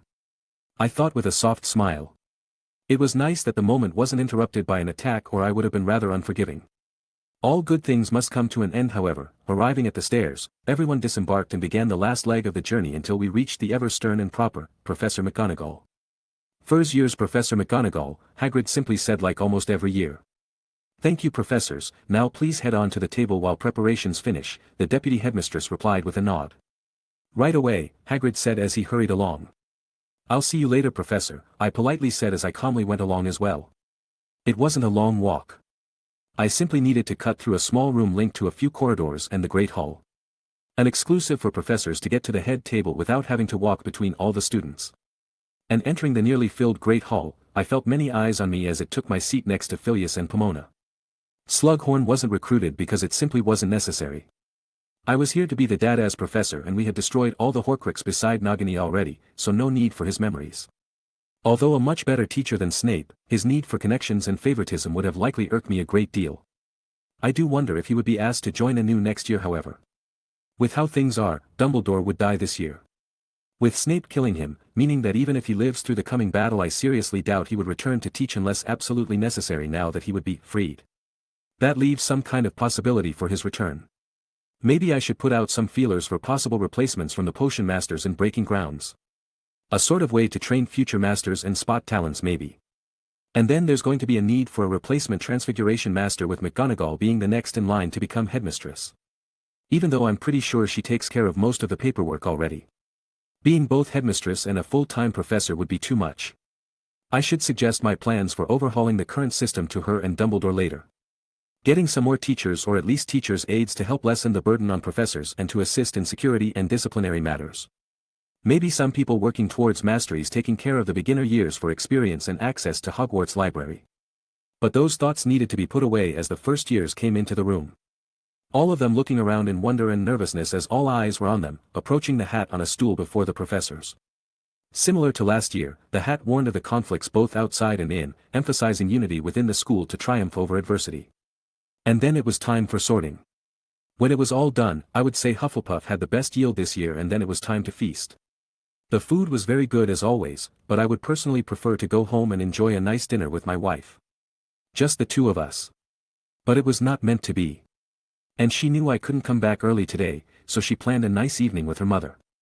So I just did my best to enjoy my lot by discussing things with the two heads of house beside me. Interesting conversations regardless of my feelings at the moment. And as the feast ended, the headmaster stepped up and made everything vanish. "Welcome one and all, to new and returning students. Now that we are all fed, I have a few announcements to make, before we all turn in for some well-deserved sleep," Albus said as his voice resounded clearly through the Great Hall. "First, I am very pleased to welcome back Professor Aidan Bones as our defense against the Dark Arts professor." Just as the man took a small pause, the Great Hall erupted his cheers and clapping to welcome me back and likely congratulate me for beating the curse. So I stood up and took a bow. "I see you are all as pleased as I," Dumbledore merrily said as he subtly calmed the room to continue his announcements. "Next, Mr. Filch has added all products from Weasley's Wizarding Wheezes to the banned list, which can be found near his office. On a more serious note, I must stress, this year more than any other, that, due to the current climate, all students are strictly prohibited from entering the Forbidden Forest, not just because of the natural dangers within, but so that none fall prey to the additional security measures in place. I must also warn that punishments for being outside of dormitories after curfew will be punished much more severely than previous years. This is for your own safety and so that we, the staff and the team of professionals from the ministry, can do our best to ensure your time here is minimally affected by the troubles brought forth by adults. And finally, before going to bed, I would like for everyone to learn that I am planning to retire from my position as headmaster once the most recent war is finished." That made a lot of people surprised and shocked as students immediately began asking for clarification and others were stuck in disbelief. So that's how he's going to prepare them for his departure. I thought as I looked at the old man calmly standing in front of the chaos he created. "Settle down please," Albus peacefully said, causing the students to immediately quiet. "As I was saying, I will be gradually handing down my position to our dear deputy headmistress, Professor Minerva McGonagall, over the course of the year, while I take on her duties as the Transfiguration professor for my retirement. Okay. Now I want to go see his lessons to gain some new insights." The man was said to be a Transfiguration prodigy, and even if I've surpassed him in power, his vast experience in the field would still be invaluable. I thought as I remained one of the only ones calmly sitting down. Even Professor McGonagall was caught off guard by everything. "I am so glad last year's events allowed for me to gradually relinquish my other duties. Now I will be able to enjoy my retirement doing exactly what I love," the old man jovially said with a happy smile. "Now, off to bed all of you, first years, please follow the prefects. And just like that, Albus Dumbledore sent waves with his rather casual announcements and last welcome speech. Extra author notes. Hi, been a while since I wrote for this one. Felt really weird writing this chapter. Like I'm not in the right flow, so I hope it wasn't bad. But anyway. Here it is. Dumbledore's way of preparing the world for his coming passing and how a competent ministry with a real defense force would handle the one day a year where nearly all magical children were vulnerable and how a wartime government would generally act during a time of crisis. I thought extra security and precautions would be obvious. Voldemort is currently out doing something else and just doesn't the forces to do something like making everyone in Europe enemy number one for trying to take the Hogwarts Express hostage while not in power. The return of a Dada professor for a second year should be a pretty big deal since it's pretty much the first time in decades, so I had a bit of fun with that. And I just felt like it would be in Dumbledore's style to drop bombs all casual like that. And that if he would be dying that year, having taken care of most of his regrets, he would spend time doing something he loved, teaching, while preparing Minerva. Not sure if I ever mentioned Dumbledore's head mugwump and ICW representative titles being taken away while he was Fudge's main focus the year before or that they were reinstated. But I think an Albus who was going to die would just pass them on instead of screwing things up in the future. Chapter 193. With the new year underway, a sense of normalcy was brought into the tension which had hung over the many students of Hogwarts. During the summer many had heard of raids, attacks and deaths on both sides of this renewed conflict Wizarding Britain had found itself in, making them mildly fearful. Now that they were amongst friends, with powerful teachers and within one of the most secure buildings in England, they relaxed. An interestingly positive side effect of the war has actually been the formation of quite a few friendships over the summer. This is mainly between Muggleborns and Half-Bloods who took the offer for sanctuary. Something which is breaking down house divisions. Except for the top echelon within the Slytherins. Most were rather demure and even spiteful at times when looked at due to their supposed to be glorious takeover by purebloods not doing so well. Vampires were gone, werewolves were not a true threat with Jennifer in place, giants essentially hunted down, dementors becoming a non-issue and their Dark Lord was defeated and went quiet for unknown reasons. Many of their parents were feeling the pressure from the ministry, and doubt began spreading about their beliefs. The problem with that was the unity of Slytherin. Older, stronger or more wealthy influential students bullied the others into a unified front against the other houses, imposing their beliefs and punishing anyone against them. Snape can't openly move against this due to his role.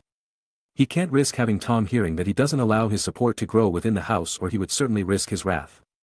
The good thing about this is that thanks to Draco's decision to renounce Tom Theodore Nott's support in joining Daphne Greengrass faction within Slytherin, the three have begun doing marvelous work in fixing the stupidity running amok in that house and protecting the younger kids as sixth years and prefects. Draco and Daphne are rather deserving of the title now, much better than last year when the teen was paired with Pansy.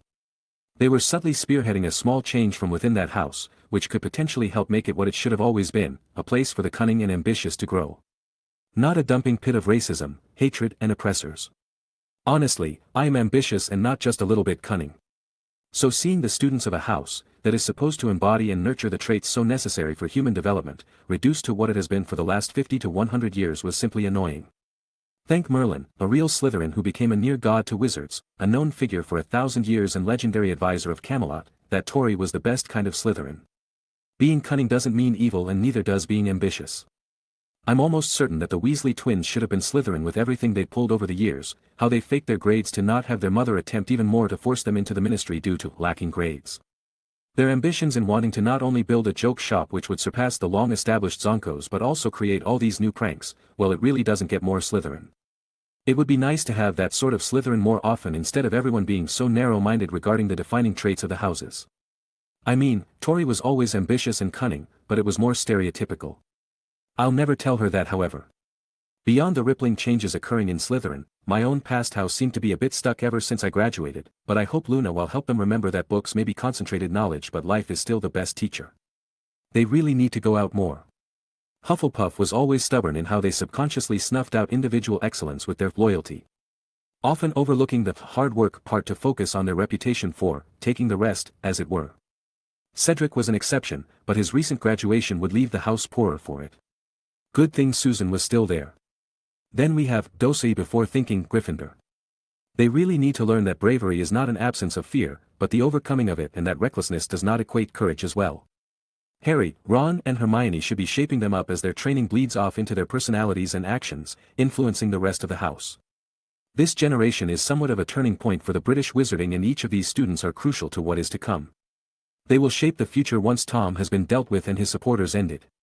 A future where a large number of old houses vanished, powerful bigots suddenly died. And the ministry already working to rectify old wrongs, all in time for this generation to choose its path. How this will affect Hogwarts and the British wizarding world will be rather interesting to observe. And when the time comes, I'll be able to sit back and watch it happen as I enjoy my life with my love and magic to keep me happy. Maybe stay as a professor to stay boredom and help kids grow. Sounds good. But for now, this new year was to begin. Thanks to my work last year, I received a fair number of new students for my class. Chief among them were members of the Fueling Club and those who become more aware of the dangers around them, especially in these sorts of time. This was the time we would be starting to work on how to handle the much darker and dangerous aspects of the magical, which was for now luckily getting easier thanks to the continued development of white magic I was personally teaching. Knowledge on dangerous beings, various undead, vampire society and centers of criminality and how to handle them were all more prominently featured. A strong emphasis on combat, not dueling, and silent casting was also present. The only challenges so far would be how the political climate was affecting the situation. The clear division in Slytherin not standing, some students in other houses believing in pure-blood ideologies and supporting Tom's actions, were showing growing signs of outright rejection of any authority beyond their parents' and tensions have been rising as a result.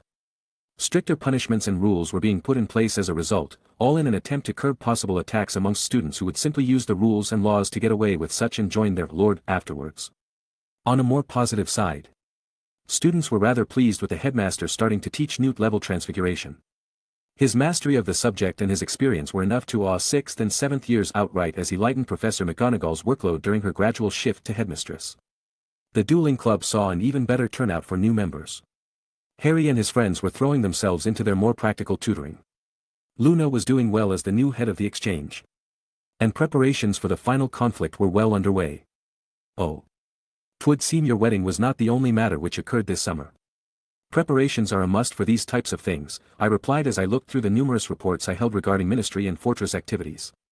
Everything being done in such secrecy slowed progress down drastically, but it assured Tom and his ilk would not hear of the coming trap. Even Snape was not privy to the information. Hogwarts has dealt with many would-be conquerors before, should the headmaster truly need it, the castle's defenses would likely be more than sufficient, Helena told me with an underlying pride. I know of some, but are Hogwarts' defenses so powerful? I questioned with pure interest. The current warding was a bit lackluster in my view. I could likely bring them down on my own. Do not be foolish in believing the everyday defenses to be all Hogwarts holds, she chastised with a grin. Her siege defenses are, without a doubt, unmatched to this day. The founders put enormous amounts of effort to create a binding system which would even hold against the combined efforts of beings much more powerful than Riddle and his filth. Even yourself would require extensive preparations, support and time to even breach some of them, much less destroy them all. This not counting the counter-defenses, hidden artillery, and automated defenders. There used to be more professors and regulations regarding 6th and 7th years participating in the defense of the castle, but I doubt modern sensibilities will permit such things which were required in the past. That surprised me. During the two possible original timelines, the final battle at Hogwarts was held in a very hurried manner to defend the castle against a Tom in full control of the ministry and possessing significant numbers while Professor McGonagall had just taken control of Hogwarts. It was fully possible that she was not aware of Hogwarts' full defensive capabilities and simply had not truly taken over of castle as its headmistress to allow for her to either know or activate the defenses. I will need to check with Dumbledore about these matters. It could help us significantly. Having Helena possible guiding us in this matter so as to not miss any advantage would be ideal as well. Now this is very interesting, does the headmaster know of these defenses and how to activate them? I asked the ghostly woman. He should be aware, everything was written down in a special book passed down from one headmaster mistress to the next, she confirmed with a nod. Would these defenses hamper port keys and flood travel? I asked as this might be an issue for the evacuation plan. There was no way we would allow students who hadn't completed their OWLs even have the option of staying, no matter what they had learnt. As such, we had multiple means of evacuating them ready. Special port keys permitted by the headmaster were one of them. It would work like the one set on the Triwizard Cup which brought Harry to the Little Hangleton Cemetery. Only directed to preordained safe zones and houses. Each student under 6th year would have one which would activate automatically if the headmaster or deputy headmistress ordered it. With older students holding ones which they could activate by themselves should they choose to or if it detected an emergency. This was the most efficient way we were organizing. As such, it would be imperative to know if the siege defenses would halt students from leaving. Not to my knowledge, port keys were invented after that era, as such there shouldn't be any specific defenses against them beyond the ones added later. Helena thoughtfully answered. The wards will stop anyone from coming in, including from the secret passages, but going out is not outright blocked. Mother and Uncle Salazar knew retreat might be the only option available someday and had no desire to see students trapped and awaiting death. Then we will need to run tests, the holidays will be a good time to do so, I noted as I acknowledged her answer. It will also allow for us to gain a proper grasp of the defenses and look for any signs that time might have created a weakness in them. The elves and Hogwarts itself would have maintained everything. Auntie Helga was always right regarding how little witches and wizards appreciated our most helpful friends, she said with small smile before her gaze became distant in memory. It was common for ghosts to be lost in their lives. They are, after all, sentient remains empowered by deep regrets which spurned their magic to form intangible shells to trap parts of their souls. Their memories are some of the only things which truly belongs to them anymore, as such it is both treasured and cursed. That's good. Do you think the centaurs would be open to helping clear the forest from dark creatures like acromantulas? I don't want to have such wild cards in play when trapping Tom and his forces. I asked her carefully as to not appear insensitive to her momentary loss of focus. They will not work with wizards, she answered with a regretful shake. Far too many insults have been given for them to do so, even if it would be in everyone's best interest. At best, I would suggest forming an agreement with your goblin friends, your people and the centaurs to tackle the issue simultaneously. It would lessen their worries if they could work alongside another non-human group. Sigh, after this war I'll have to at least help fix all these really stupid laws harming our relations with literally every other magical race in existence. I groaned in annoyance at how much British laws effectively help create more Dark Lords and followers of such. But for now I'll send out some messages and start negotiations. At least I know the centaurs respect the headmaster, so we have some leverage there. Hagrid will have to get over his spiders because this has gotten way out of hand. Aragog is dying this year anyway. Can't forget about Hogsmeade in all this either. Wouldn't want a dark creature stampede or Death Eater attack over there without any plans in place. Hiring others will spare your own manpower as well, professionals are the best when it comes to dark creatures and you are a wealthy lord, Helena suggested thoughtfully. True. I shouldn't limit myself with what I already have. Hiring experts from the colonies would save fortress and goblin lives. But I really hope we can work things out with the centaurs to at least have them temporarily move so we don't endanger them while clearing the forest, I agreed with a frown. The tribes in the forest were incredibly stubborn. I might need Christian to come down and help. He has experience with the tribes on our islands and may have advice for me. Hell. I might have to somehow bring in Centaur from over there to talk things out and maybe offer a new home amongst them. You worry too much, Aiden, not everything need be done so soon.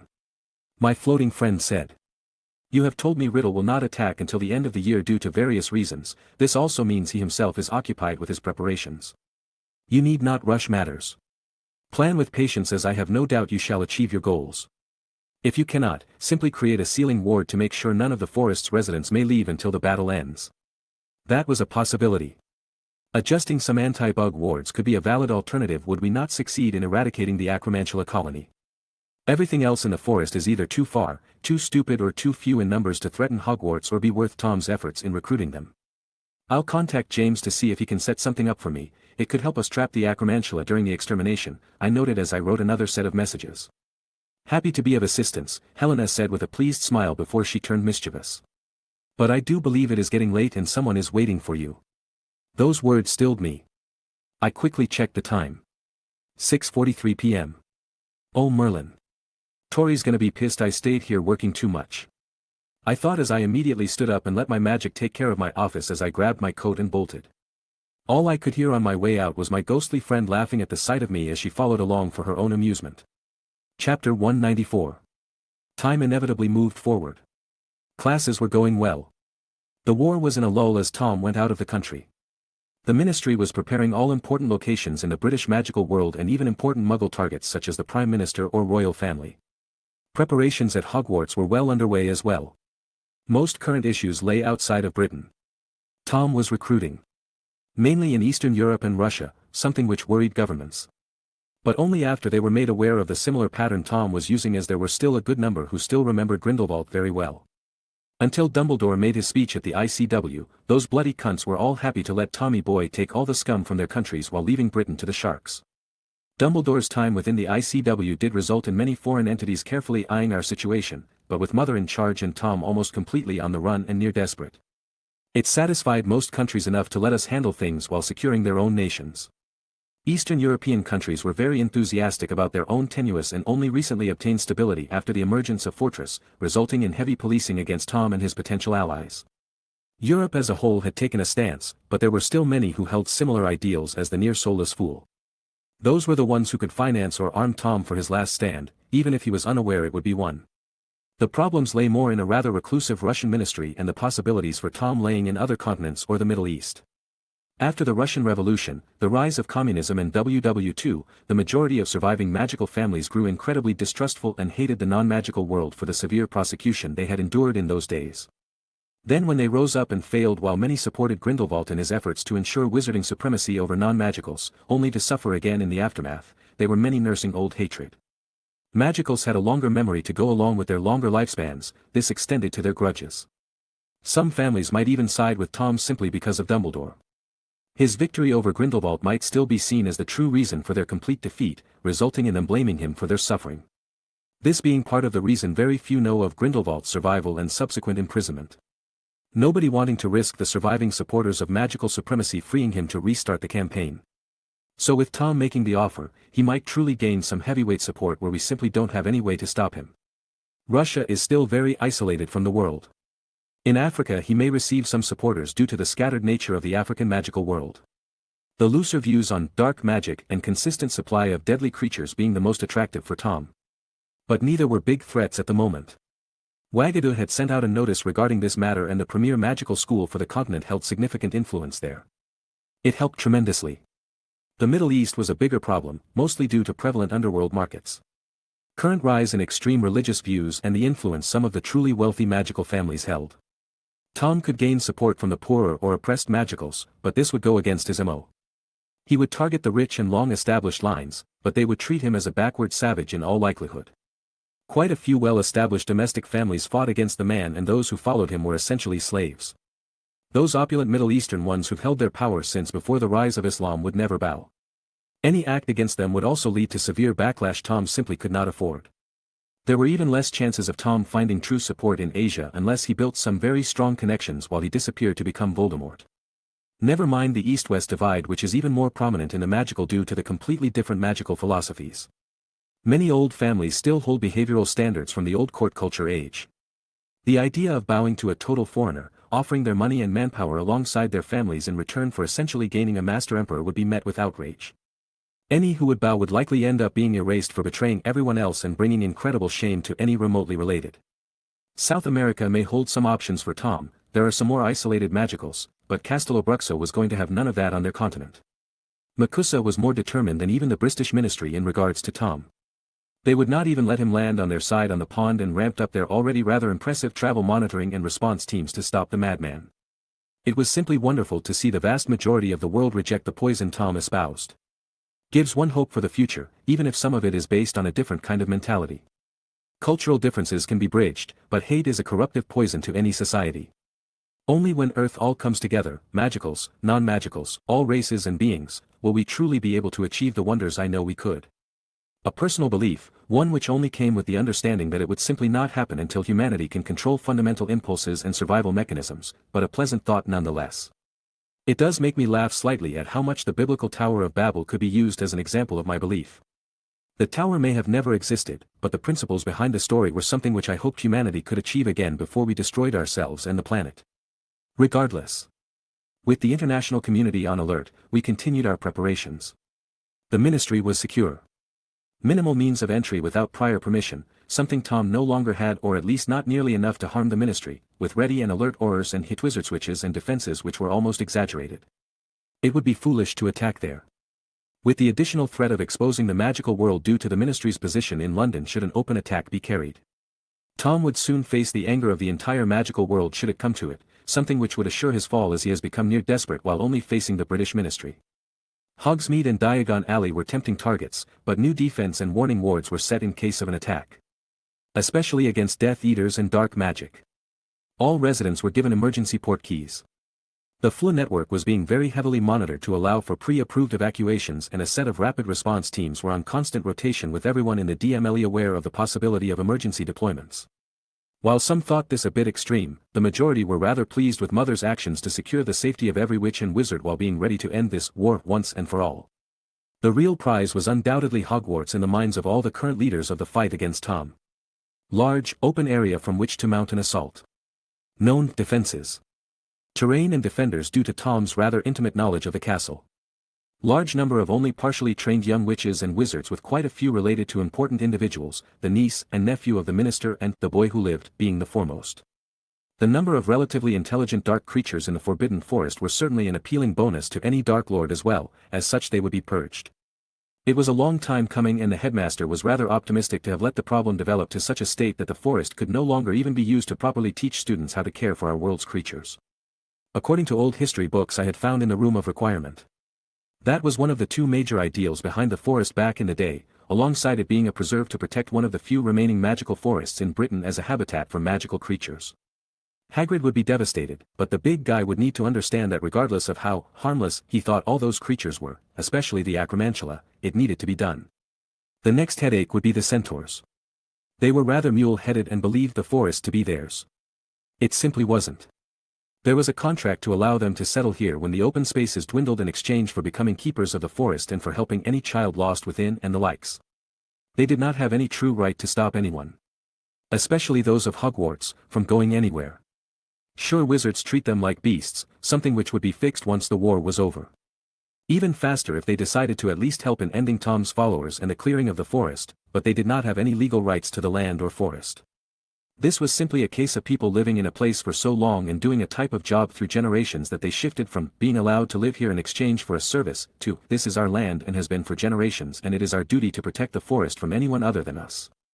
A surprisingly human shift.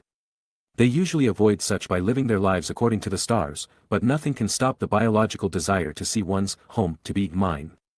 For now, the most interesting event in our preparations happened a day after the winter holidays began. There was an increase of students staying at the castle due to some fears regarding possible attacks. Although it wasn't a large increase thanks to all the security measures in place for individual families, it was still obvious that many were still nervous about the current lull.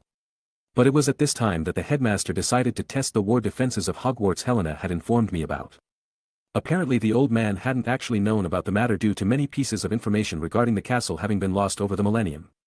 As such, he decided on a test over the holidays. "Hello, headmaster," Helena calmly greeted the man with a nod as she made her way into his office at the agreed-upon time. There was a look of longing, bittersweetness and wistfulness in her eyes as she looked around. "Hello, my dear lady," the headmaster politely replied. "Thanks for coming to rectify this matter, Helena. It should be of great help, especially if the elves maintain things like you said," I warmly said to my ghostly friend. "I have already discussed the matter with the elves, and I am only doing as I should for the protection of Hogwarts," she answered with a silvery blush. "Still weak to praise," I briefly thought with some slight amusement. "And we appreciate it nonetheless, my lady," Dumbledore smoothly said with his usual disarming grandfather smile. This way, she quickly replied to end her embarrassment, leading us to a well-made painting of Hogwarts at night, from the same angle one sees while undergoing their first crossing on the boats. A hidden passage. How fascinating to discover new things about one's place of work even after 50 years. "And now, tickle the dragon," Helena directed as she pointed to the school emblem surrounded by a sleeping dragon at the bottom of the well-carved frame. "Wow, I love how they made the school motto a hint regarding the war defenses," I chuckled. "Mother enjoyed her layered hints," Helena said with a wistful smile. "Allow me," Dumbledore simply offered as he tickled the dragon. In response, the dragon glared at being woken up, roared with a bit of fire, then the wall painting swung open to reveal a carved dragon head with iridescent eyes. It was at least enchanted to be animated, if not sentient according to its movements and the way it seemed to judge us. "Hath a foe risen forth anew, Helena?" the dragon head questioned. "Yes, although not an immediate threat, the defenses have not been used for too long and needed to be verified before the coming battle," she solemnly answered. "Thine woes are for naught, every moment strengthens Hogwarts," the dragon proudly replied. "Ah, but we need to understand if our own additions would interfere and if Hogwarts' defenses will hamper our efforts to keep the children safe," the headmaster informed the head. "Thou art prudent," the dragon noted with a pleased nod. Witness the might of Hogwarts. Its eyes glowed brightly as the entire castle seemed to shudder for a moment before things began changing. I could feel the intense magic at work. How the very walls began surging with power around us. I do believe we should go out to both reassure students and survey the defenses, I commented with almost a sigh in my voice due to how pleasant it felt for me to be surrounded by so much magic. All of it seemingly at my fingertips. Headmaster, thou shalt need to stay, an exchange of words is needed betwixt us, the dragonhead seriously spoke. Then I believe I shall leave the analysis of our newly rediscovered defensive capabilities to your capable hands, Aiden, Dumbledore said with a nod. Understood, I answered as flashed outside. High above Hogwarts, using my own flight capabilities to observe the changes. From an initial overview, I could see a new set of walls surrounding the castle proper, each with ballistae and some catapults at evenly spaced points. The back entrance was completely sealed and the front now sported a very durable set of gates before the official entrance of the castle. Ward-wise, the new wall erected an incredibly powerful set focusing exclusively of the castle proper. The standard wards still held and covered the entirety of the lands, but the defensive wards were focused solely on Hogwarts. From what I could feel, no entry above or below ground was possible. But one could leave. I could attempt to overpower them for weeks and it would simply be pointless due to how powerful the wards were and the fact that it was very efficiently using the power of 3 ley lines Hogwarts was built on to support everything. After an up-close inspection, I saw how magic was weaved into every stone initially but evolved after centuries working as a whole in such a powerful construct. Now each part strengthened the whole, and even if one managed to damage the wards, they would also need to break the wall in order to prevent the wards from being swiftly repaired. It would be a very frustrating thing to attack. The wall was almost sentient, or possibly controllable by the headmaster or from an apparently aware Hogwarts, with an attacked section's magic being aided by unoccupied ones. A possible danger. But likely more for powerful attacks at the level only few are capable of. Most wouldn't even be able to properly chip the stone of these walls, especially between the deadly artillery and likely defenders manning the walls, raining spell fire down on invaders. From what I could see, none of the defenses would affect the welcoming gifts, but they did mean we would require any forces which aimed to be helping the defense from the castle to already be in it if every means of entry, including the ones following the construction of Hogwarts, was blocked. I could already feel that apparition wouldn't work, portkeys likely being the same. But the Flu network might be a possibility, and I do believe I could Phoenix Flash within, even if I might need a little boost from Soul. Some things to test with Dumbledore.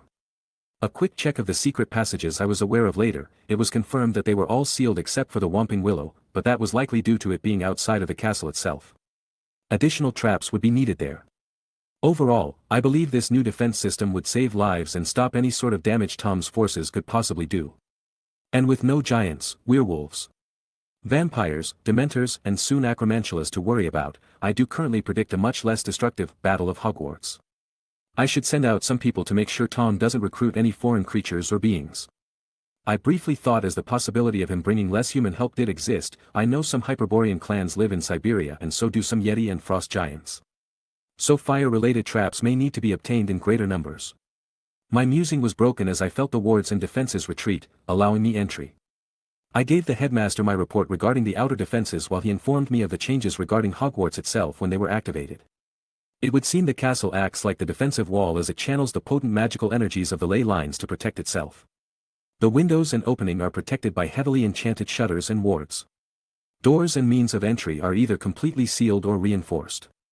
The castle itself will shift to aid defenders to either avoid danger, reach parts quicker, or even so aid may reach those needing it.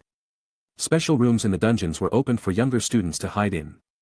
The infirmary was expanded and wartime supplies became available. The standard golem soldiers were fully activated, being faster and tougher than the currently used method. And many other smaller powers were awarded to the headmaster, with the most important being a power boost as long as he is defending the school and its students during an assault. I did note the need to prepare many additional healers to be on site for the conflict. Madame Pomfrey will likely need more than herself, but we can always hope it won't be necessary. Overall, it was going to be a nice aid to our pre-existing plans, and some slight shifts needed to be made in order to already have the people we would need inside the castle before the battle happens, but so far that was about it. We need to run a few tests with all the ballistae and catapults, alongside the flu and whatnot, but we would be ready. My last thoughts for that day were, I wonder if I could have James to make some special bolts and boulders. Maybe the Weasley twins could make some creative ammunitions too. Chapter 195. The holidays were nice if somewhat tense at times due to the somewhat wartime. Mother's work as Minister of Magic took a lot of her time and was stressful, but she was still holding a rock-solid position, and Sirius was fantastic in helping her relax and enjoy life. It made for a rather interesting situation as a large black dog ran around with a glowing red nose, Christmas hat, bells, and essentially farting snowflakes. That last one was Harry's payback for embarrassing him via a set of succubus magazines with centerfolds with some similarities to the unattached witches in Harry's life. Sirius was so proud of him for that little bit of charm work.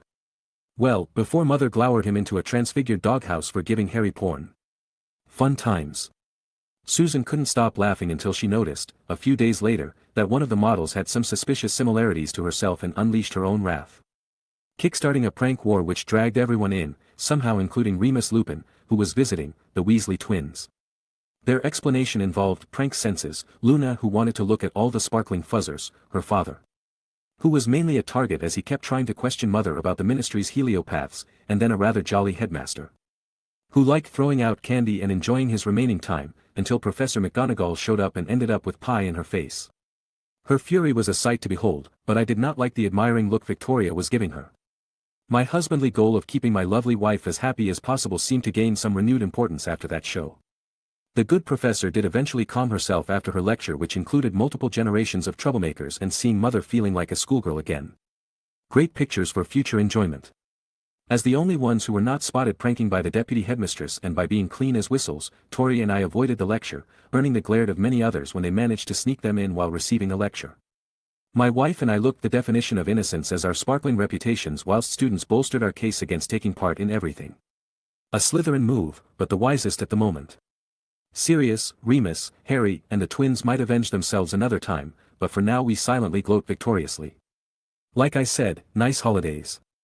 The timely retreat back to our own home did wonders for avoiding immediate retribution and enjoying the remainder of our time in peace.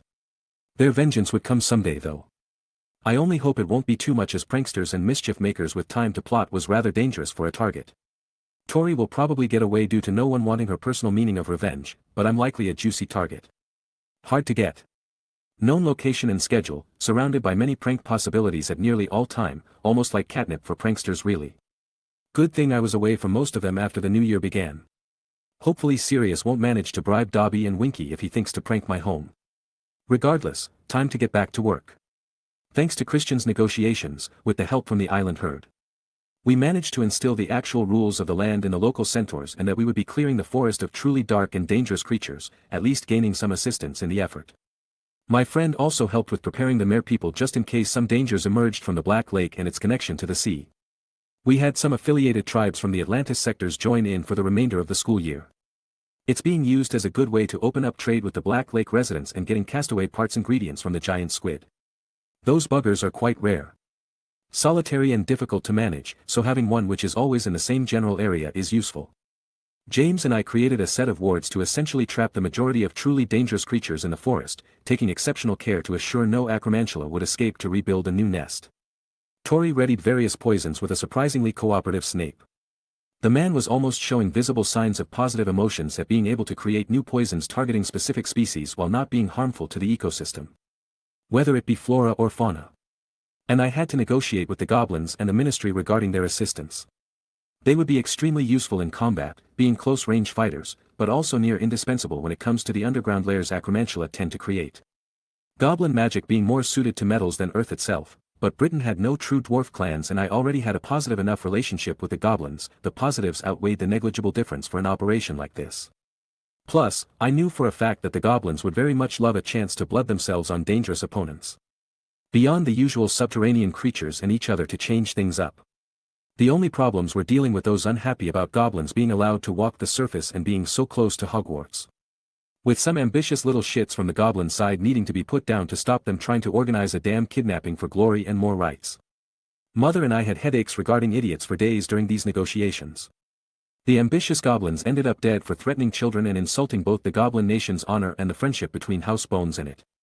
While the wizarding bigots suggested that anyone who objected was to be the ones to replace the goblin manpower, match the predicted results of having them and pay for it. Blood and gold really do run most civilizations. But at least that solved the problem of having Dire Claw and his company joining the forest cleaning. They're a fairly green company, used as an opportunity for younger goblins to gain experience. Learn the weapons best suited for them and to decide if being a full-time warrior was for them. But Direclaw and his direct subordinates were old hands who had trained thousands over the decades and knew how to run a tight ship and make the best use of their inexperienced men. On the wizard side of things, I had Oliver send in those with the most experience with dark creatures from Fortress. Eastern Europe is a right mess by all accounts. Or it was before Fortress came in and at least stabilized the region. You see, Eastern Europe has always been more untamed than the majority of the continent. Forest filled with primordial magic and tainted by many archaic and sometimes downright gruesome magics, the non-magical side being in a constant state of chaos, corruption, war and overall poverty bleeding through to the magical one. Things became worse when large numbers of dangerous and intelligent beings began using the lack of strong government to establish themselves in the region. This resulted in packs of werewolves, covens of vampires, gathering of trolls, herds of bicorn, some wild dragons, roaming giants and all manners of less than pleasant beings. So the people there either had to get good at dealing with it all or move die. They chose the former, and until Fortress showed up to organize and train everyone, it had been a losing battle. Now though, Fortress had some of the most knowledgeable and experienced dark creatures beings, experts and hunters in the world as a result of hands-on experience, formal training and specialized educations and support. A good number even went to obtain masteries in magical creatures and defense against the dark arts to further improve. It truly amazes me sometimes that my actions helped create such organizations and filled me with pride to continue observing them all climbing to new heights. Pioneers of the potion, herbology and care for magical creature fields, the biggest names in security, protection and news, subtle control of a magical government, and powerful voices for rights of various marginalized and even hated groups. Then add my creation for a new field of magic into the mix and you have a group capable of shaking nations with its influence. And all of it is coming together to help this country enter a new era. For tonight, however, we had business to conduct. With me in the operations room, borrowed office of the exchange from Luna, were the leading members of our team beside the centaurs. From the ministry we had Senior Aura Hawk, Aura Rosier and the Golden Wand. They would lead official ministry forces from the DMLE and Department of Magical Creatures while acting as witnesses. Fortress sent out their top creature experts in the form of one Roman Drakov, a gruff man with a square jaw, black hair and beard, intense brown eyes, and imposing physique, and the pack leader for the tracker team of werewolves, Gabriel Ramos, a Spanish man with a charming face if one ignores the evident scarring, well-coiffed brown hair, dark blue eyes and an athletic build. Then we had Dire Claw and his second-in-command Grip Steel, both heavily armored and armed in goblin steel, carrying heavy shields and pole arms with swords as secondary weapons at their waists. Beside me were James, Christian and Tori. Christian came in to do a final sweep with his team to see how the forest would be affected after the operation, note any creatures and help the ministry team. James was going to be with me on the ward, control and ritual, helping make sure nothing escapes and we can cleanse the forest back to its proper state. And Tori was going to be the lead field medic alongside her team from St. Mungos. My company will come from the northern mountains, Direclaw plainly stated without any way to fight it. That's fine, the centaurs are taking care of the eastern depths and the plains, that means we'll take the south, Hawk said with a nod of acknowledgement as they looked down at the map of the Forbidden Forest. That leaves the west to us, Roman grunted with crossed arms. And our team shall ensure to at least secure everyone's lives and the future prosperity of these lands, I declared. Then shall we all be off, gentlemen? Gabriel asked with a confident smile not commonly seen of most werewolves until a few years ago before he turned his eyes to Tori. Ladies? Keep it in your pants or I'll neuter you, she coldly glared in response to his suggestive voice. Not the best decision to try that on a married lady and in-law to the minister there, Wolfie, Elaine teased as the man gulped at the threat. Ha ha, indeed. He nervously answered. I'll go ahead first then. And with that, he activated his port key to his starting location. My apologies for the idiot Lord Bones, he gets randy at the worst times, Roman said in his deep voice and joined him with a quick bow. Snort. I'll go to my tent, Tori declared as she too left. Gentlemen, I bowed out as I activated my chain to the ritual location. The location I had designated was actually the approximate center of the Forbidden Forest. It had taken Christian a few days to reach it and help prepare the site, but we were ready. This would be a rather different ritual than most. You see, back in the older days, many belief systems had proper sanctification rituals inspired by true magical purification ones. These were used to cleanse individuals from tainted magics and influences, helping practitioners to maintain clean minds, bodies and spirits depending on the ritual used. Back when magicals weren't all content sheep and cowards who attempt to remove or ban everything they neither want to understand or learn. The study of magics considered dark were prevalent as magic itself was researched, resulting in the need for people to clean residues from themselves or, in extreme cases, from some kind of explosive or corrosive fallout which tainted buildings and lands. Now, these practices fell out of use as conflicts erupted between magicals, between countries and religions, but I managed to recreate and improve some, adding them to my new system of magic. This particular ritual was designed with the goal of purifying land, magic and life on a large scale. It requires a powerful source of positive magic, in this case the centuries of pure developing magic seeped into Hogwarts. Of untainted life, myself and soul's flames, and a clear sky to oversee the land, being the cloudless full moon whose gentle rays will help wash away what it sees. Of course various markings, supporting pillars and ingredients are involved, but the prior three are the biggest and most important. If this wasn't happening at Hogwarts, or somewhere else with great and innocent magical strength, and I wasn't an extremely powerful wizard with a super phoenix for a familiar, then there would be no chance to purify so much land in one go. Things are going well, James said as he stood beside me. Both of us could feel the general ongoings within the wards we controlled to help protect everyone. I hope this'll help those arses in the Wisengamot take goblins and centaurs more seriously after this, our relations with both are terrible. Christian commented as he gazed out into the forest, spotting flashes of magic and hearing roars of creatures. It won't be any time soon, but this is a good start, I answered with a shake of my head. Wizards simply aren't ready to unlearn their supposed superiority yet, reforming our current education system would be an ideal place to start. Sounding like a true professor, Christian teased with a grin. Not a difficult thing to do in my position, I smirked in response. But would it truly work? James asked with some hope. We had all been in close contact with various magical races, but James would be the closest to two of them being together with one and a student of another. Myself am essentially a symbol of hope for werewolves while Christian is closer to the races more on the wild side like merepeople and centaurs. Fixing the magical world's views and laws on this matter is something we feel rather strongly about. In time, I answered with a sigh. We obviously can have laws passed to help the situation, but it doesn't mean the general population's established views will change. Werewolves are still considered extremely dangerous even after everything I've done. Merepeople and centaurs are going to be seen as savages. Goblins as subservient. Money-grubbing barbarians. House elves as a lower life form which needs to obey and submit to any order. You need to change those views from the root, and that simply takes time and exposure to reveal lies and misconceptions. You know Dumbledore is going to have some serious competition in the whole leader of the light shtick if you keep saying stuff like that, Christian said with a raised eyebrow. I prefer to think of myself as grey, I replied dismissively. Everything needs to be balanced, not too much darkness, not too much light. I can agree, he assented with a nod. In nature death is likely the most intrinsic fuel for life, something lives too long and it chokes out new life, just like a mighty tree dominates a hill alone. Just as the perfect blade must be balanced or alchemical creations measured, James added as we all looked at life in various ways due to our paths. We'll get there someday, I declared with certainty. But for now, I believe we should do our jobs, things are starting to get dangerous. I've got it, James said as he manipulated the wards and emergency port keys more actively. I'll head out with my sweepers to make sure nothing escaped or was missed, Christian acknowledged with a nod before disapparating. It took 6 hours of constant fighting within the forest, with dozens of magicals, close to 200 goblins and just over 100 centaurs to finally reach the desired results. By the time all teams and members were accounted for, alive, dead or injured, and the sweepers declared everything cleared, it was nearing 10 p.m. We had many wounded, and unfortunately more than a simple handful of dead. A good 24 goblins and 8 magicals were lost. We do not know about the centaurs. Unfortunate, but necessary, and a long time coming.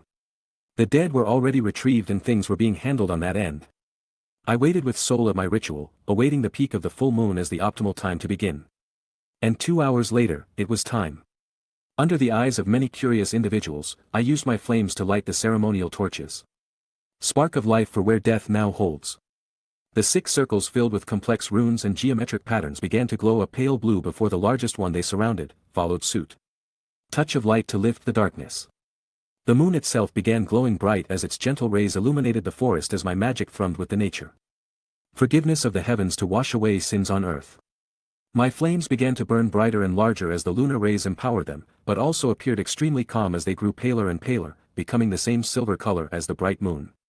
And magic for magic to renew its wonders. My final words activated the vast reserves of magic Hogwarts held, allowing me to channel and match the power gifted by the moon as soul helped me control everything, guiding the immense but gentle tide. And with both hands, I prayed as the silver flames rushed forward with the aid of the magic flowing through me. Spreading all around as it chased the darkness, smothered the taint and breathed new life and magic into everything from the blades of grass to the greatest trees. And using one of the oldest hand signs in existence, prayer, we became as instruments for magic and life itself. It was a remarkable experience. I truly don't know how long my prayer lasted, but once I felt magic settle, my flames wither and the moon's energy dim, I looked up to find the surrounding forest glimmering in as the magic-infused plants glowing soft silver, blue and green lights. A feeling of calm and peace washed over me as I felt in tune with everything, my exhaustion nearly forgotten as the forest seemingly welcomed and thanked me. I love magic, I thought with a satisfied smile. Chapter 196. The cleansing of the Forbidden Forest became something of a major event, contemporarily and historically speaking.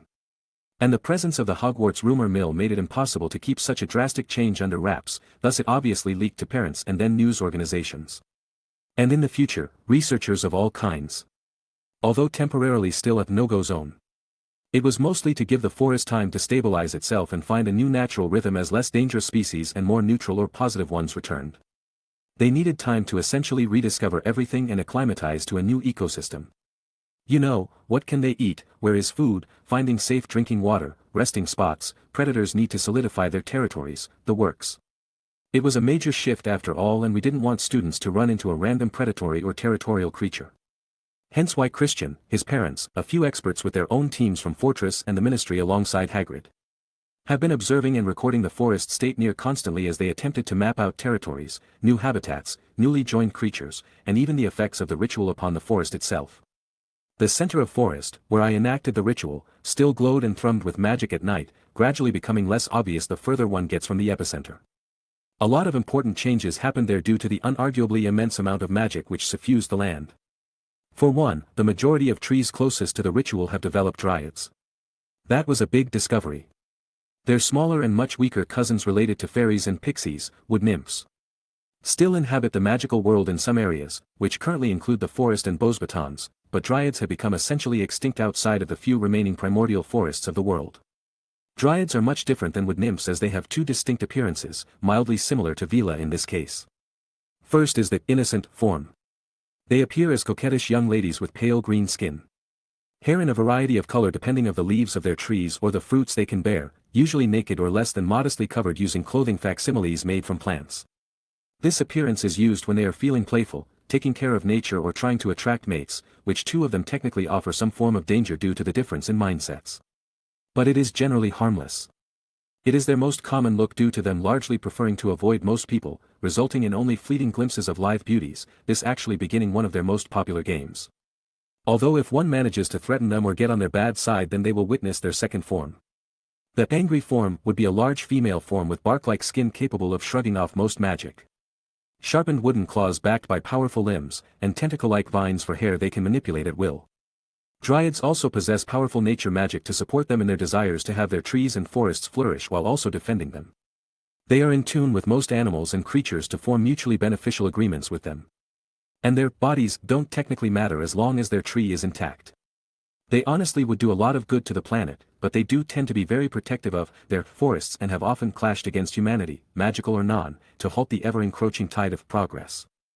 I find humanity's lack of long-term perspective distasteful.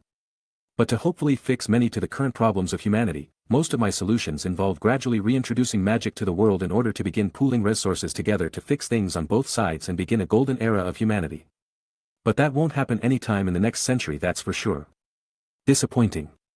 But I'll focus on the problems in the magical world first, then worry about the non-magical one. For now though, I would say the return of the Dryads is a wonderful thing for the British magical world, and for the forest they will help renew the magic of the land and keep it thriving as best they can.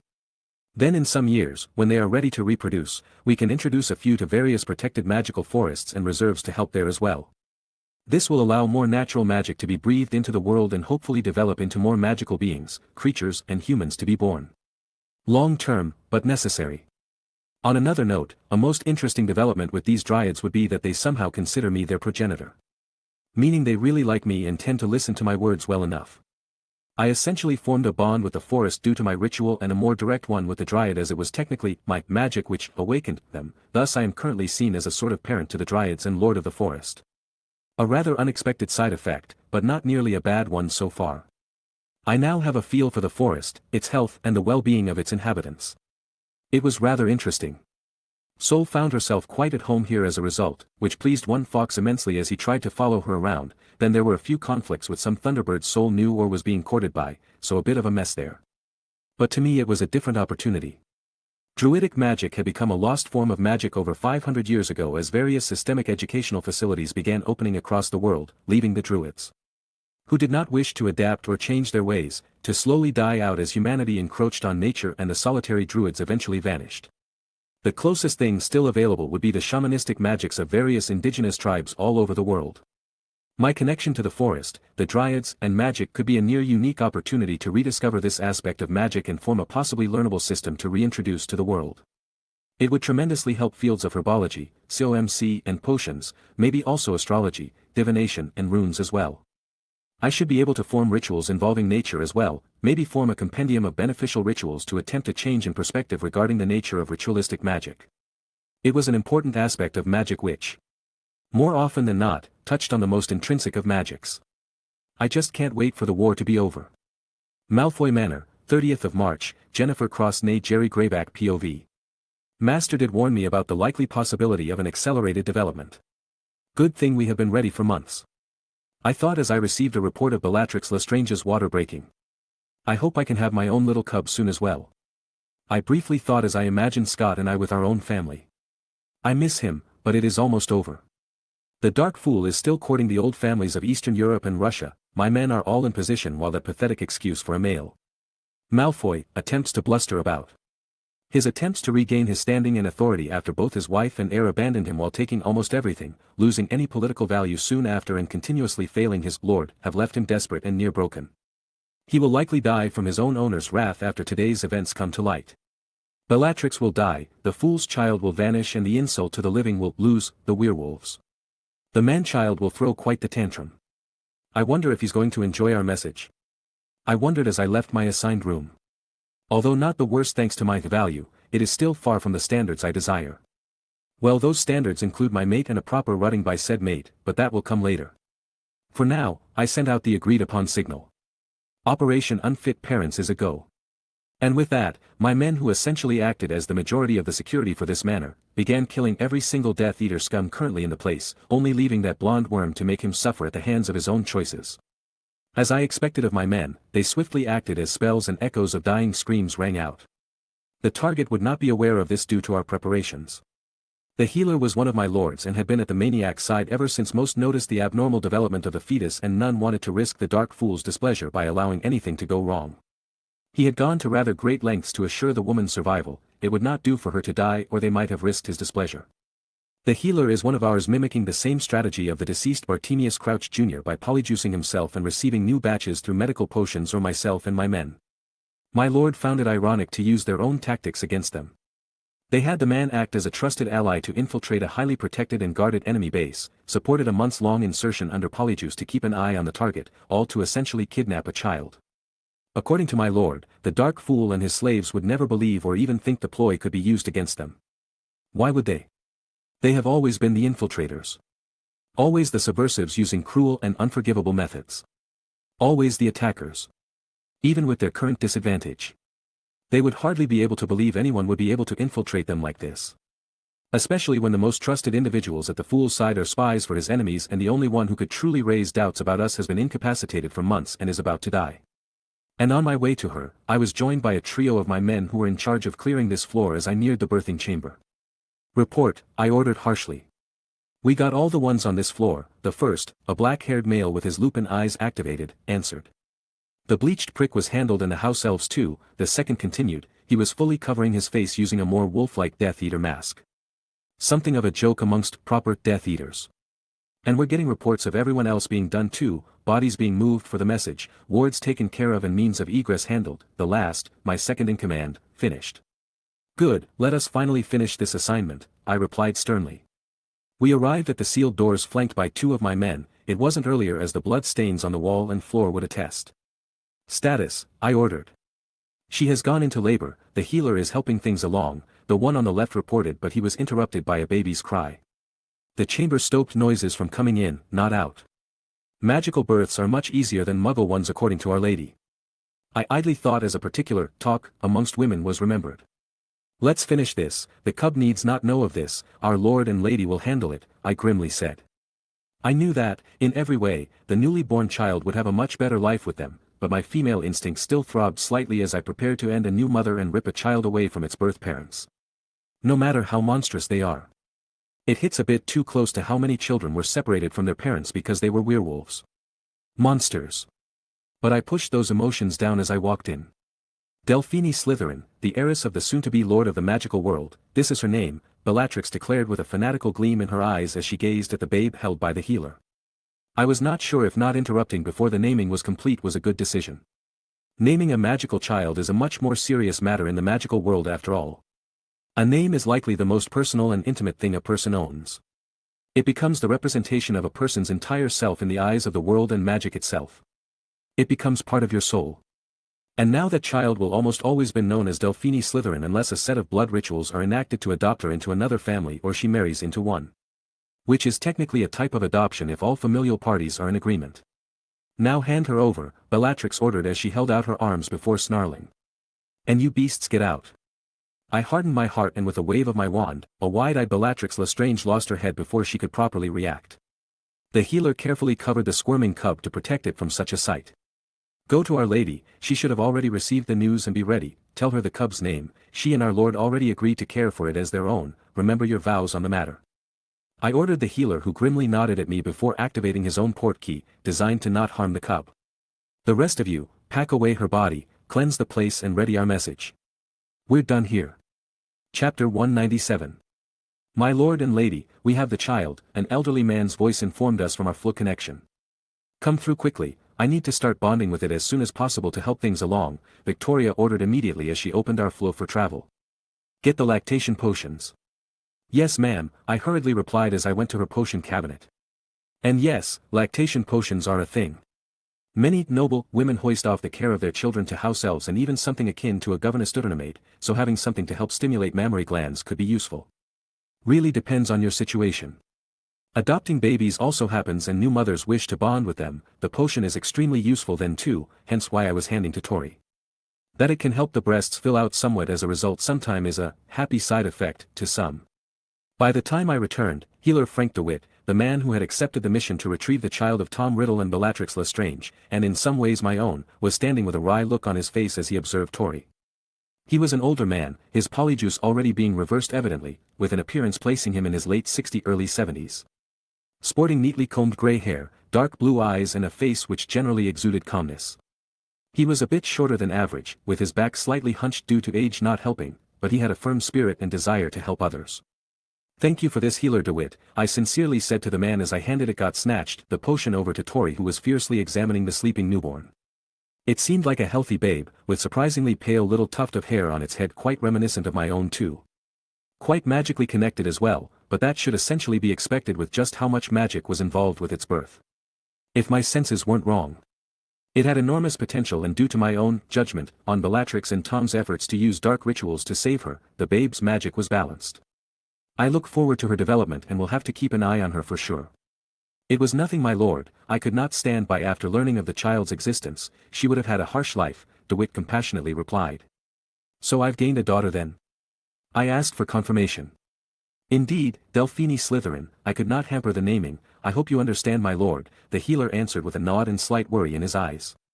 Of course, I comforted the older man. My wife is the epitome of Slytherin and my little brother is a Parselmouth, meanwhile I have the Lord and Lady Black as family, the child will be accepted no matter what gifts she holds and her parents. You have no idea how much that relieves this old man's worries my lord, DeWitt sighed with a small smile. Then I guess congratulations are in order and I truly hope the child and yourselves will find happiness with each other. We will do everything we can, I seriously promised the man as we shook hands. Then I will leave you both to bond with her, her birth may not have a pleasant reason nor completion, but I sincerely hope her life will be a good one, DeWitt said as we bid each other farewell and he took his leave. I turned my eyes over to my lovely wife, who had already begun to nurse and coo over the newborn. It was both sweet and amusing to see my usually proud and strong wife fussing over the child. How is she, love? I asked her softly to not disturb the now nursing child. Healthy, with all things considered I was expecting some deformities, inborn illnesses or more immediate disabilities, but my scans showed nothing of the sort, she answered in almost a whisper, without taking her eyes off the child. You've heard her name? I followed up to clarify. Yes. She simply answered with a small frown she usually had when thinking. The Delphini aspect will be fine if we simply say we used the black family traditions to nod towards Amelia's marriage. Meanwhile we can perform the necessary rituals to adopt her into our bloodline soon to have her gain the name Bones for now. Should she choose to change it later, then it will be her choice between Bones, Travers, Lestrange, Black, Slytherin and even maybe Riddle if she truly desires it. In the eyes of magic, I am already akin to a parent or maybe godfather due to my role in her conception and the subsequent magic which allowed for her healthy birth. I informed Tori to help her think of the proper course we shall discuss later.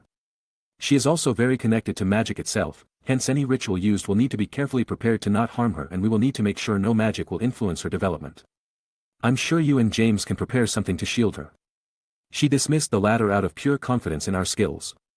Meanwhile I will be preparing everything myself for her development and the ritual. You will check my work and once everything is done, we will be introducing our new daughter to everyone. Her having a similar hair to you will certainly be useful, but I checked her pupillary response and noticed her eyes being a rather unique silver as well. Likely an effect from her black ancestry. Sirius will likely know about whose child this is due to that magical tapestry, so we should warn him in advance. He'll understand what we did, his experiences growing up should garner us his support. I told her with some small worry over the judgment my family might hold over this matter. I hope Sirius, Andromeda, and Narcissa do not hold the death of their sister cousin against me too much. The woman was insane and any child raised near anyone she would have desired would be twisted beyond humanity. I am certain they will want to be somewhat involved in this new niece of theirs however. Then she should do the rituals soon, the earlier we do it the less it will harm the child anyway, Tori firmly replied.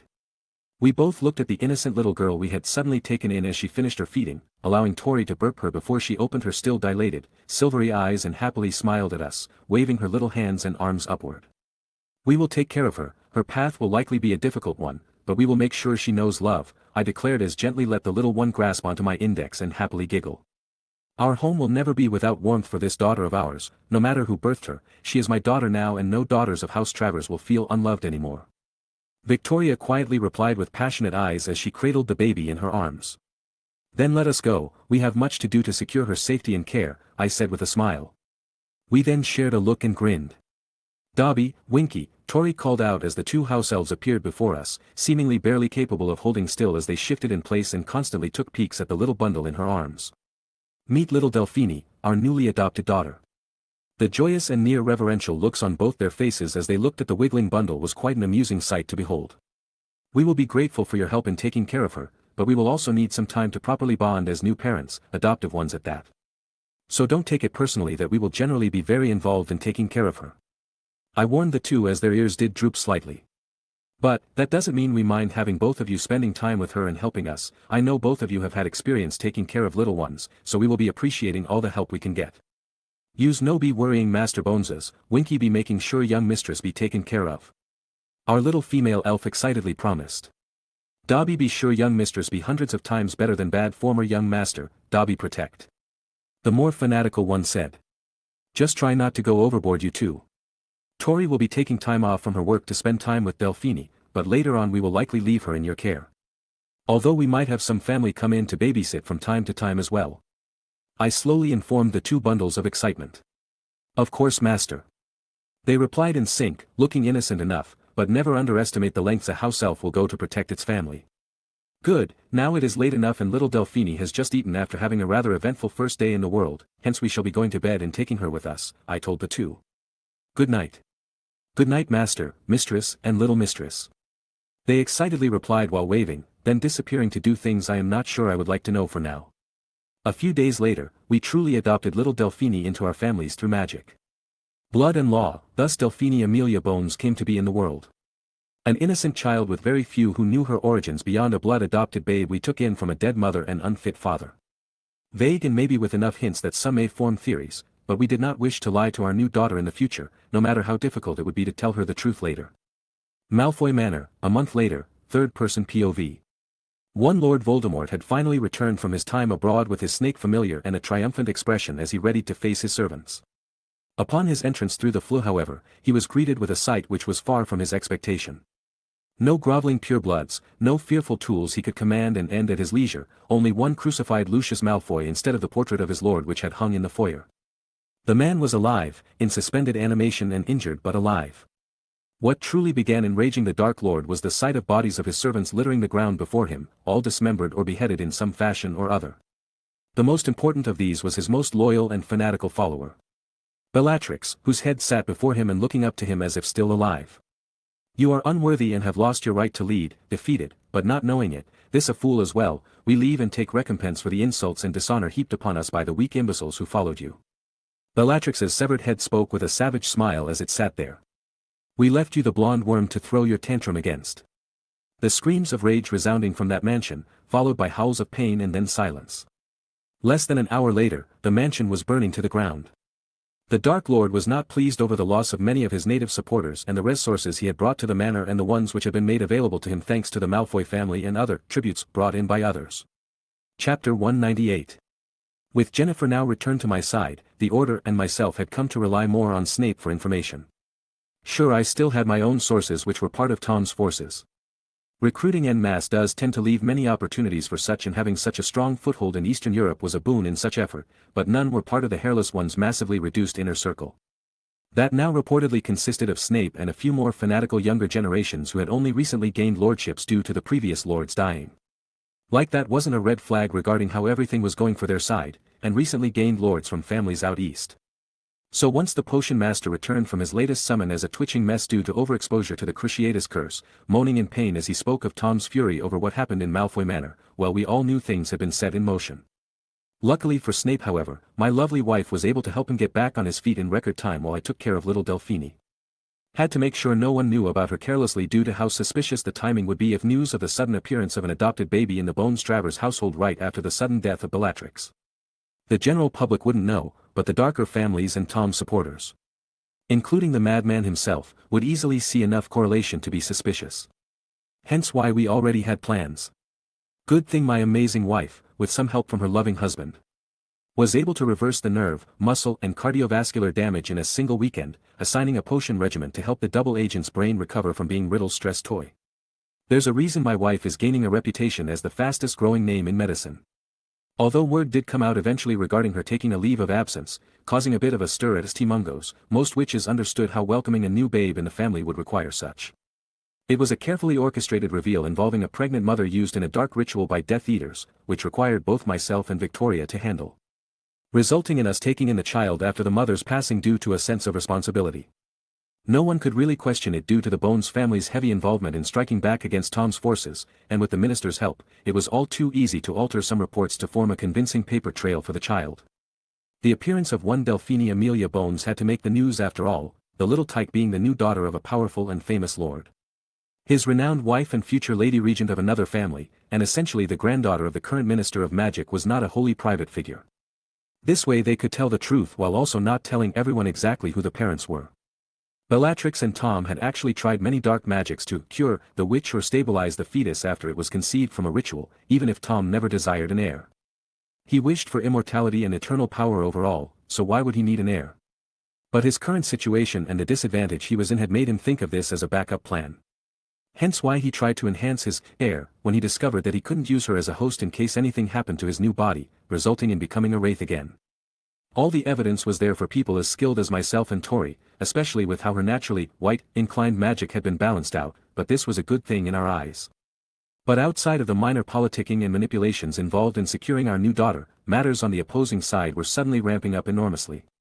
Even after his unfortunate proximity to a deranged man while he was throwing a tantrum, Snape was still Tom's most trusted and seasoned follower.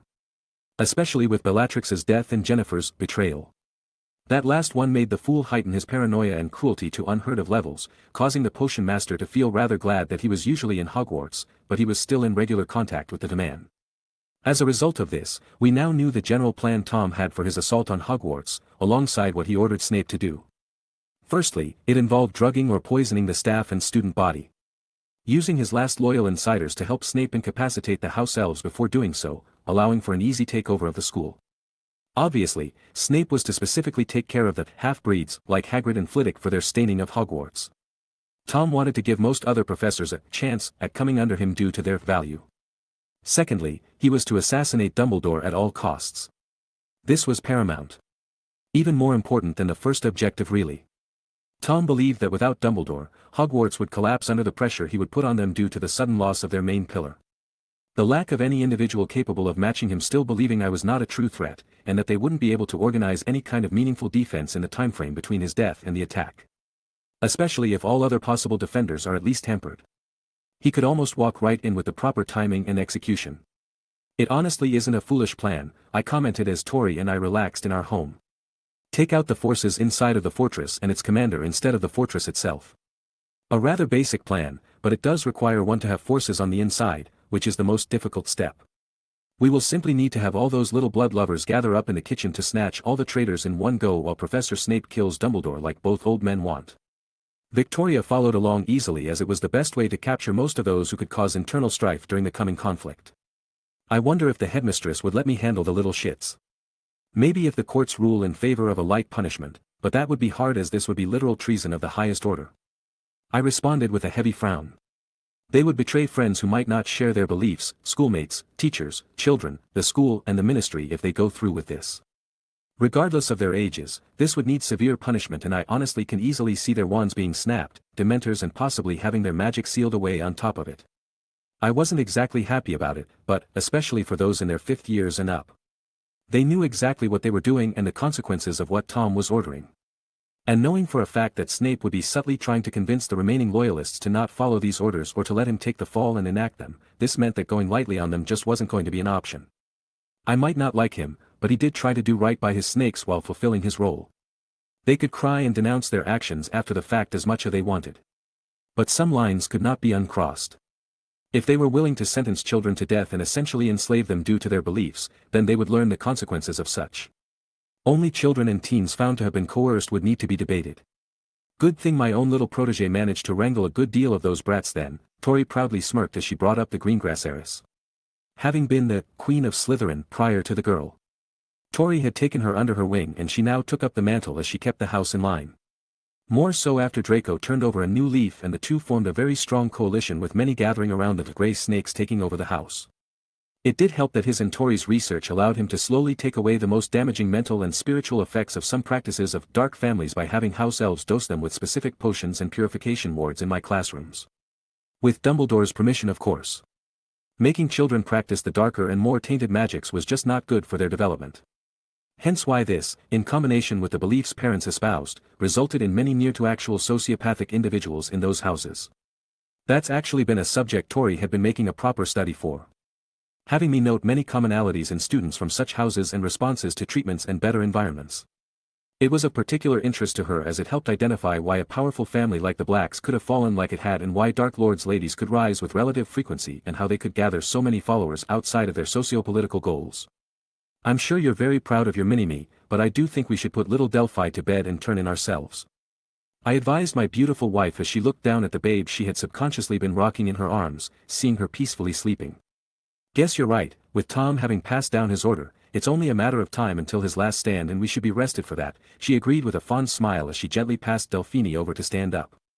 We then proceeded to head to our bedroom, placing our little girl in her crib alongside a slew of monitoring and protective spells before turning in for the night. 2 weeks later, Astronomy Tower.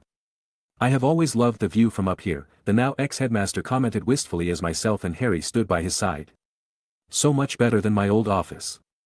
Having officially passed down his position to Headmistress McGonagall, he looked rather carefree even while knowing his time was coming. It is nice, but I personally prefer the heart of the forest nowadays, I responded with a personal opinion. Yes, I could see why that would be the case, he nodded in understanding.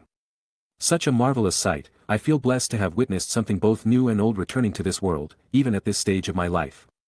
I think I prefer the sight when I'm flying from the Black Lake, especially after sunset, Harry shyly revealed. Another magical sight I truly wish every child who passed through these halls cherishes. Dumbledore found that to be a good choice as well. This castle truly is one full of wonders. I simply hope I was able to positively impact it during my tenure here. Even if people dispute it, you still have impacted the lives of thousands of young wizards and witches, and I think that's more than enough to be proud of, I stated as we looked out at the setting sun. Indeed it is, he warmly smiled as he drew his wand. But now, as for why I have brought you both here. Harry, if you would please, disarm me. What? The completely baffled teen responded. I need you to disarm me, my boy, as I believe this wand of mine truly belongs to you. Albus enjoyed the confusion out of light mischief. But that doesn't make sense. Harry said as he thought wands didn't work that way.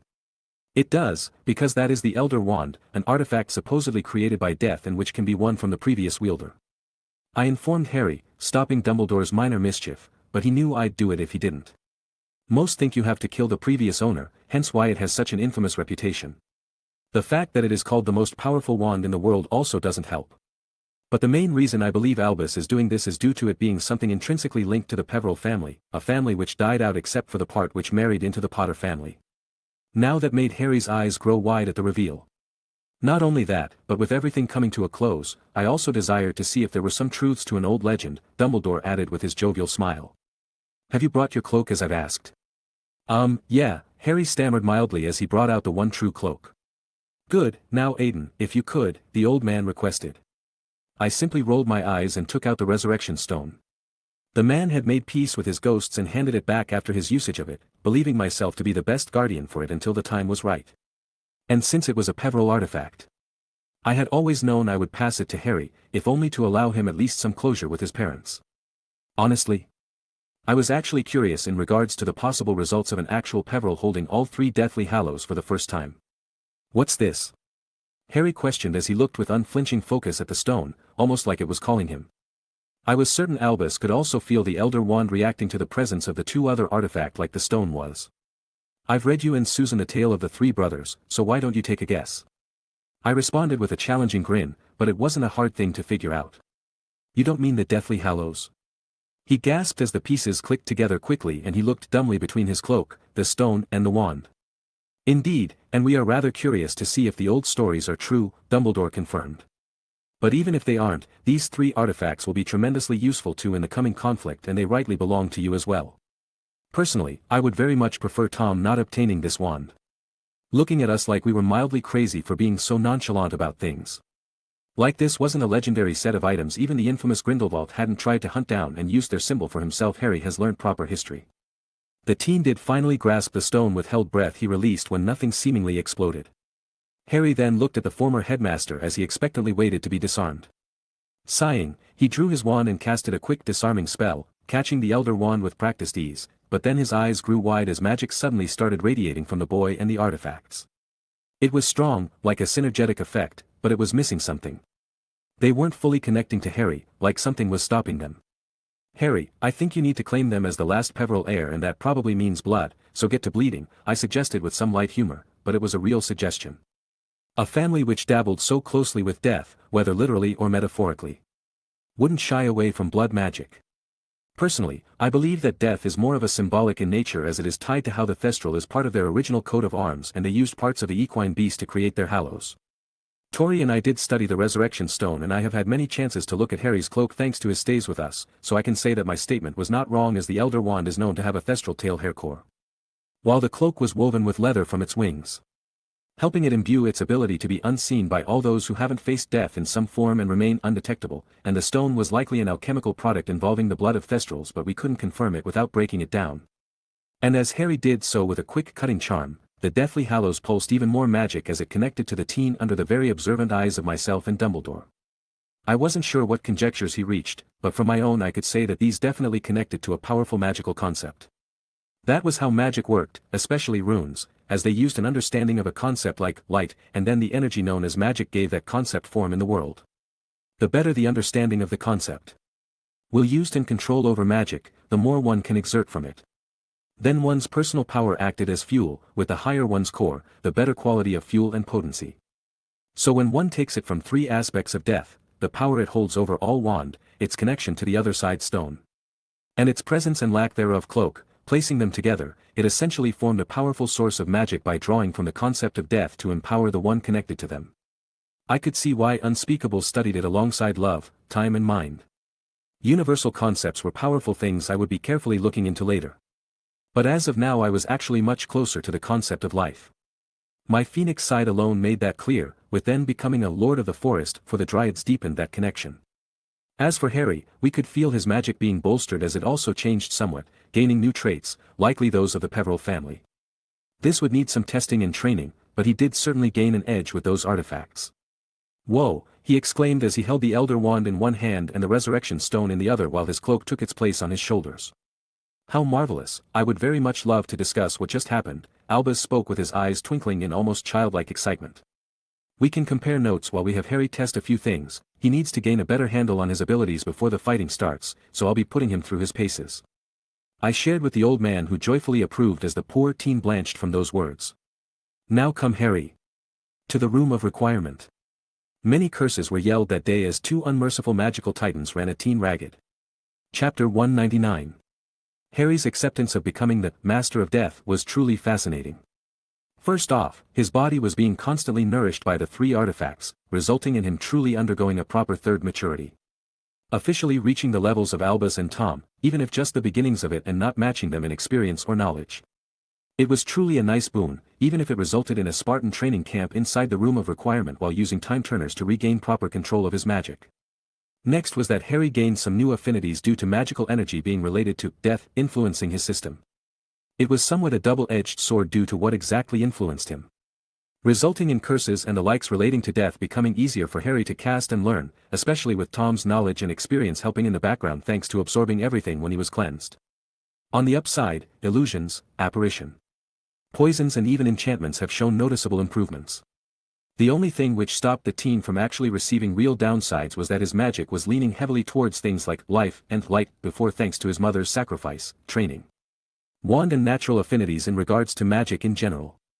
Hence why the Patroneus charm was something he could excel in originally and why he wasn't too affected by the possible negative repercussions of his childhood, the semi-Horcrux and dark magic being used on him. Now the real annoyance was that the Elder Wand really wasn't a fan of my white magic. Like when Dumbledore tried to use it when fighting Tom. The results were underpowered and even somewhat harmful to the wand itself due to just how incompatible the magic was with the core and death. So to counter this, we had to get creative. Thus, while Harry was undergoing his Spartan boot camp, he was being taught a whole new way of dueling, dual wielding. With Harry as he was, and due to his age and lack of experience and knowledge, no matter what kind of edge he gained to help him catch up, he was still behind Tom and Albus, with white magic being his only absolute advantage against the former. But the Elder Wand was not working with him on this. So we decided to have him keep his Phoenix Core Wand for his main while using the Elder as support. Mainly for incredibly powerful shields, support spells and off-handed attacks. A difficult feat, but it wasn't like Harry hadn't received training to use a wand with his left hand before. It being stupid to think one's main arm would never be indisposed since it is a fantastic tactic to use against others, he just needed to get used to alternating where his magic would flow and find a proper combat rhythm. Now, this wasn't the first time someone attempted the feat of dual-wielding wands. Many duelists, lords, dark or otherwise, academics and unspeakables, or their counterparts, have tried to do so in the past. Hell, wand makers were also very curious, as more than one wand can match a person, so why can't they use 2 at once? The main reason lies in the semi-sentient nature of wands. Essentially, they don't like to share, even if they can tolerate someone having backups. From what we could tell, a petal-bounded Elder Wand seemed to be the only exception simply due to its ephemeral nature. It doesn't care about other wands as long as it is used by its bounded wielder, so it can act as both main or side wand, while Harry's original wand basically acts as the alpha, even if it is technically weaker. Fascinating stuff, which we even brought Ollivander in for his expertise, after a series of oaths which he was almost begging to take, as the man looked like he gained the energy of an 8-year-old when he understood what was going on. Overall, a very productive time for the often severely beaten teen, as he was unknowingly a true terror to face on the battlefield due to his unique style, which allowed him to be both aggressive and defensive. Especially once he gained more experience. I dare say that once Harry matured some more, he may become the deadliest wand combatant to ever live.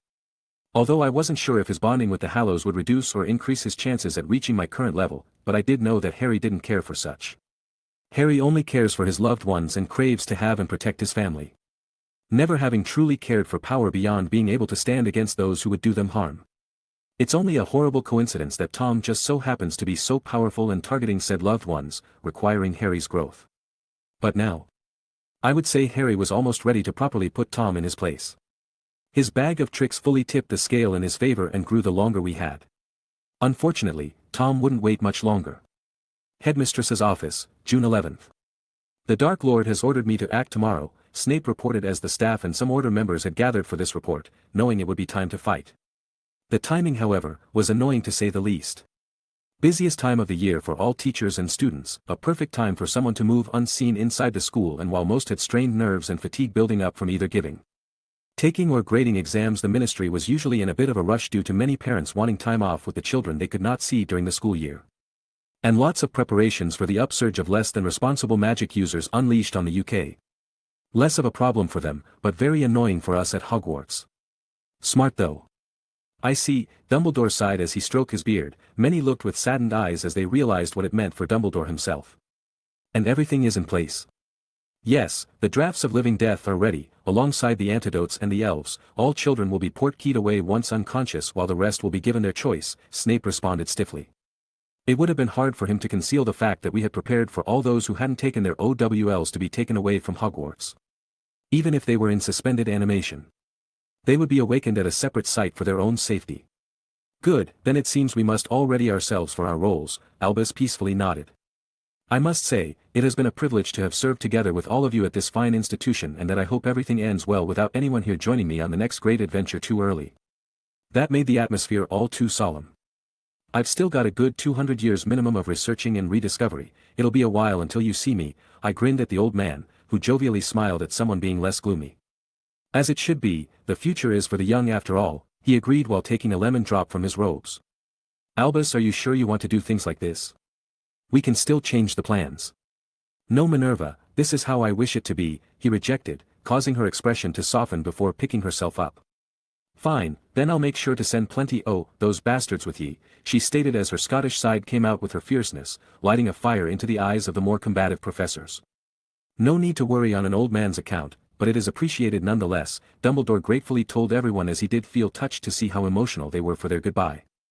With the revelation of the coming battle being set, the meeting was adjourned.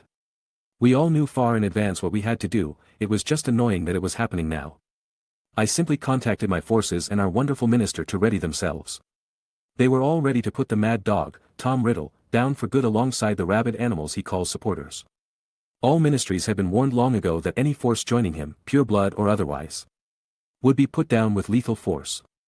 Meaning they had no grounds to pursue Britain for any families suddenly becoming extinct during the coming conflict, as the ICW certified Dark Lord Voldemort as an international terrorist and danger to the statute of secrecy, making anyone assisting him guilty of treason on top of the crimes they would commit, removing any sort of legal protections. And with what I had planned, they will realize all too late that they should have stayed in their own countries. The next day, Great Hall, dinner hours. You know, Aiden, I must say that I am quite pleased with my final day, Dumbledore said as he enthusiastically continued eating every single one of his favorite desserts and sweets. I even managed to say goodbye to Gellert this morning and apologize to Aberforth about everything, making some level of peace with my only family. A good day to die. Better than most get, I agreed, as too few get to resolve the many regrets they can build up in life. My last hope is that Severus doesn't make my death too painful or disfiguring. I'm hoping to leave behind a pretty corpse, you know, he jested while enjoying some sorbet. Or maybe ghost if the situation somehow occurs. I did wear my favorite constellation robes today just in case. Morbid joke, but amusing nonetheless. Thunk. Thunk clatter. Ah, there goes the first few, I noted as students started passing out, much to the confusion and worry of those around them as more and more joined the unconscious. Then I must hurry, I still want to know what card I will get from my chocolate frog, he muttered under my amused gaze and McGonagall's baffled one as she heard his words. The man was going to die soon and he wanted to get a trading card. Priorities. He was doing it too. To think of all days, today I would find the last card missing from my collection, Dumbledore revealed with a pleased smile as he passed it over to me. Would you please head to my office later and place it in my collection book? It'll be the only remaining slot available. Sure, I shrugged as I looked down at the card out of curiosity. Albus Perceval Wulfric Brian Dumbledore. Avada Kedavra. Snape suddenly called out, striking Dumbledore with the green light before shooting the dark mark at the Great Hall's sky and flying out of the window dramatically before the staff could react, and the conscious students began to scream. Chapter 200. Quiet. Headmistress McGonagall ordered as she reined in her sadness at the corpse of her longtime friend and mentor. I was positioning like he had simply gone to sleep in his chair. At least he got what he wanted, a pretty corpse. Even his beard was still immaculate. Fawkes did show up a moment later, singing his mournful tune as he flew around the Great Hall, aiding to sober up the panicking students before Sol came to join and console the poor bird. He would have flamed in front of that attack if Dumbledore hadn't requested him not to, resulting in a minor argument between man and bird for a while until Fawkes understood that the man wanted to die at this point. He was more than ready. The poor phoenix just needed some time. Teachers, begin war preparations and handle the students, the woman swiftly ordered. The time to mourn would be after they dealt with Tom, just like how Dumbledore wanted with his death. Professor Bones, you will be coming with me to my office, she then said, earning me a raised eyebrow as this was a deviation in the general plan. I simply nodded. Tickled dragon. The headmistress shouted, causing the vast majority of students to disappear due to their port keys, surprising many and worrying a good deal in Slytherin as some had looked rather smug due to Albus' assassination. But now they worried that they had been taken hostage from my surface sweeps of their minds. Following after her, I gestured to Fawkes to take Albus' corpse away as we left, hearing the bird do so as the other professors began explaining the situation to the remaining older students. Honestly though, for a decent number in Slytherin this was going to essentially be a way to preemptively stop them from causing any harm to others, as Tori had gotten me to actually drug a few known Tom loyalists with some bruise I wasn't going to question, so they can have them by the balls. Headmistress, I am slightly confused as to why you've pulled me aside, I said as we walked out the great hall with a clipped pace. Albus requested a few things from me when I took over as headmistress for the coming conflict, knowing that we would need every advantage that we could gain to protect this school and the remaining children. She spoke with a hard edge as she was currently suppressing her grief. One of these was in relation to the wartime wards and the powers they grant the headmaster mistress. Sounds like the man to make some additional plans, I responded after a moment's thought. It was completely in his nature to make plans outside of what he told me. Yes it does, McGonagall smirked slightly as we reached her office. Now this particular plan was made so that we could strengthen Hogwarts' most powerful defender. After all, there are more reasons as to why no one has ever conquered Hogwarts in 1,000 years beyond its wards. According to our Grey Lady and the dragon representing the ward defenses, Hogwarts empowers its head. Usually because we are the strongest, most skilled or knowledgeable wizards in the school, allowing us to match possibly stronger foes with the power granted by the ley lines. It is why we swear oaths and even bind our blood to Hogwarts, allowing us our benefits and control within the school. Impressed whistling. Neat stuff, I honestly complimented as it was a fascinating use of the power thrumming through Hogwarts. Quite, but right now, her most powerful defender is not myself, but you Professor Bones, she simply stated, which did form an easily solved puzzle. Now that sounds like it would be overkill, headmistress, I chuckled at the thought of me being empowered by Hogwarts' 3 ley lines. Might not even need our other preparations. If you are willing of course, the headmistress softly spoke as we both knew what I would need to do with this power and the burdens which would come with them. You will be sworn in as Hogwarts Guardian. Something not done since a Dark Lady Blight tried to take Hogwarts through her magical plagues in the 1400s, requiring us to call a French witch for aid as that era's guardian due to her near miraculous healing abilities countering her. That would explain the event being conveniently left out of many history books. Had to call a French woman. I found that little tidbit rather amusing as McGonagall rolled her eyes. Let me guess, she was Muggleborn too. Conveniently, it doesn't say, but no family name was mentioned either, so given the times it is a fair assumption. She nodded easily as she apparently either didn't know what I was hinting at or the woman I was thinking of just wasn't as big a deal in the magical world. Regardless, are you willing to take up the mantle of Hogwarts Guardian until this crisis is over? I'd be delighted, I answered with a savage grin. McGonagall was mirroring as she knew very well what I had planned before, but now I was going to go biblical of Tom's forces and she couldn't wait for some payback. Former Malfoy Manor. After the death of Lucius, the head of House Malfoy became Draco. The boy never having been fully removed from the house and only removed as heir initially, but it went to him regardless due to being the only Malfoy anyway. The team basically abandoned the dreary manor filled with now many unpleasant memories, leaving it for Tom and his ilk to enjoy while he and his mother basked in the warmer climates of Spain and enjoyed their ancestral lands in France while he wasn't at Hogwarts. Tom had them taken it over and proceeded to completely bring down all previous defenses and remade the manor into his personal fortress. Made incredibly deadly to assault or infiltrate due to his severely increased paranoia. Something the loss of most of his Horcrux certainly didn't help. One of the upsides was that his followers had enough house elves to maintain the manor pristinely, making it at least secure and worthy of him. An important aspect now that he had to control himself in order to keep his new allies. He couldn't act as he did against his branded followers because it would instantly turn many important houses against him, something which would in turn further increase the hardships he would face in his crusade. Severus, is it done? Voldemort asked his last truly faithful follower. Yes, my lord, the potion master bowed without a hint of emotion. The old fool is dead. Killed while eating sweets in front of all who supported him, like the senile man deserved. The rest should be of no trouble with the draft of living death inside them. Unfortunately, I could not poison or kill the other professors. "That is no concern, Severus, you have done your duties well and shall be rewarded once we take Hogwarts." The Dark Lord sinisterly smiled at the news.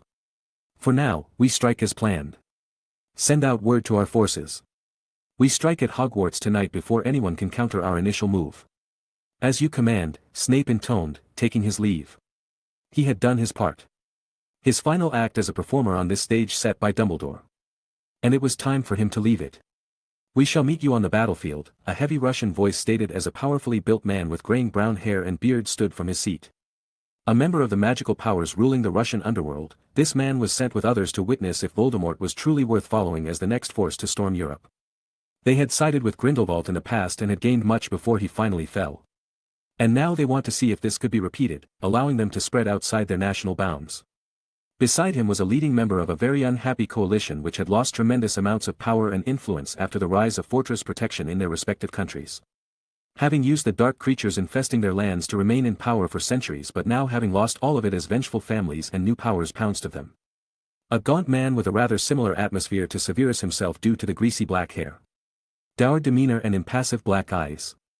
Although he underestimating was foolish, he was spiteful and very knowledgeable in terms of natural potions and murders. Even going so far as to have a team of trained vampires he enjoys sicking on victims for his enjoyment. Voldemort took a risk taking him in after the tensions he built up with the ruling vampire clans, but they were too useful to pass up. Looking at the two departing, he frowned as he did not feel in control of those two groups. Not nearly as much as he would like, since they had an annoying level of autonomy and the former could be very dangerous if crossed, even with his confidence in the measures he put in place to secure his life. With the loss of his most dedicated and capable servants, his rage was truly legendary once he discovered Bellatrix's death, even after he made so many efforts to ensure his survival from the curse she had been suffering. He had to rely on such people to bolster his forces. He needed time to train the lackluster youngsters amongst his people after all, but he did not have the time to spare right now, hence why he had to do so. But soon, he would have access to all the fresh talents he needed now that Dumbledore was out of the way. He simply needed to kill Harry Potter and any who would still try and stand in his way. Scotland, outside of Hogwarts wards, June 12, 8 p.m. "All forces are ready, Lord Voldemort," a man reported as he stood, looking down upon his alma mater alongside his precious snake. Behind him stood those he had gathered to his cause, with over 230 magicals under his command. He could say that this was lacking for a full takeover of the British Isles. But once he took Hogwarts, things would fall in place swiftly. He just needed to regain his momentum so others would finally see that he, Lord Voldemort, was to be feared again. That he was strong. And with Dumbledore gone, that he was unstoppable. He might not have the vampires, giants and werewolves on his side like he had planned, losing much of the vanguard he would have preferred to use, but he would be victorious. "Good, wait for my command before beginning our bombardment," the Dark Lord ordered as he brought his wand up to his throat, an unsaid spell taking effect as he began to speak once more. "Hogwarts, I have come for you." Chapter 201. Hogwarts Great Hall. "Are you all ready?" Harry asked his friends who had been part of Aidan's training and still remained at Hogwarts. "You got it, mate. We'll show them we mean business if they come anywhere close to the school. I am simply pleased to see the staff is not going to naively believe those fools in my house would not stab us in the back and actually prepared something for them." Daphne Greengrass smirked at the memory of those who stood against her being easily subdued by the staff and guards no one had actually known were there. Beside Luna, who happily greeted them and started sharing treats she saved from dinner, but not many count Luna simply because one can never know exactly what she really knows. But it truly had been a surprise to the rest of them. After the very sudden death of their former headmaster by Severus Snape, and the sudden unconsciousness and subsequent disappearance of most fifth years and down, the older students were ready to just completely panic until their new headmistress quieted them before urgently taking her leave with the youngest professor. The other staff members then smoothly explained that this was the headmaster's wish in order to end the Dark Lord's reign once and for all. That Hogwarts was soon to be a battlefield and that all younger students were evacuated, while older students could stay and aid in the Hogwarts inner defenses alongside Ministry forces. A decent number of the graduating Slytherins were obviously nervous as they realized that Hogwarts was far from caught off guard and that this was a trap Dumbledore had willingly used his own death to set. Meaning that he was that confident in the defeat of Voldemort that he let himself die. They wanted to leave. But when 24 Aurors suddenly appeared from under invisibility cloaks and dropped them so they could be taken into protective custody, well, that cut off any hopes for Tom Riddle to be forewarned. Most didn't want anything to do with fighting against Death Eaters and Voldemort, but Harry and his friends, alongside a good number of dueling club members, decided to stay. Harry knew he couldn't leave regardless due to his own role in the coming fight, Aiden having readied him in regards to being the one who would fight Tom Riddle while everyone else would both support and defend him. The prophecy just said they couldn't live while the other survived. Not that Harry had to kill the man alone. They just had to make sure everyone else only acted as support due to no one outside of Aiden having the power to step into the coming fight without becoming a burden for Harry more than a boon. Regardless, as soon as the Slytherin, and other possible traitors, were taken care of by the Aurors, more forces suddenly started coming into the castle, fully armed and ready. Members of the Order of the Phoenix soon followed suit. Bringing the equipment each prepared for Harry and his team, no one wanting kids to run around the battlefield in their school uniforms or casual clothes. That was just stupid when you knew a fight was going to happen. Apparently, much to the bemusement of Harry and his close friends. Molly had not been pleased with her children, Harry basically included regardless of what anyone said, all being involved in this, and instantly started trying to convince both Ron and Ginny to not stay in the castle. Almost started a fight really, especially with how this wasn't the first time. She had only recently relented, hence why they could talk together. Harry, do you have your map with you? Hermione asked with a thoughtful look. Yeah, always have it.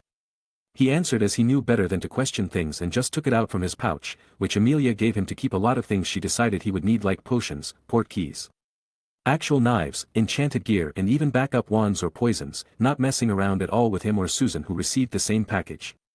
Opening it with its handy password. The group soon found themselves shocked at the actual number of people rushing through the castle as they readied for the coming siege. There are to be at least 150 just inside the castle, and Harry knew that a lot more were going to be coming from outside to trap Tom's forces. This wasn't counting the 30 or so students and staff who stayed behind too. How they get so many in without anyone noticing? Ron asked ponderously. Probably before they sealed the secret passages properly, or by hiding them in the unused parts or the castle, maybe on the grounds or Quidditch pitch too. The school is so massive that there are just far too many places to conceal people. Especially professionals being aided by the staff and headmistress. Hermione broke down many possibilities. Interesting fact, the roar can connect to hogsheads, Susan hinted with an innocent smile, causing that to click easily. That's smart, Padma Patil, whose twin had actually been amongst those leaving due to how weak she was in anything outside fashion, divination and astronomy, admitted.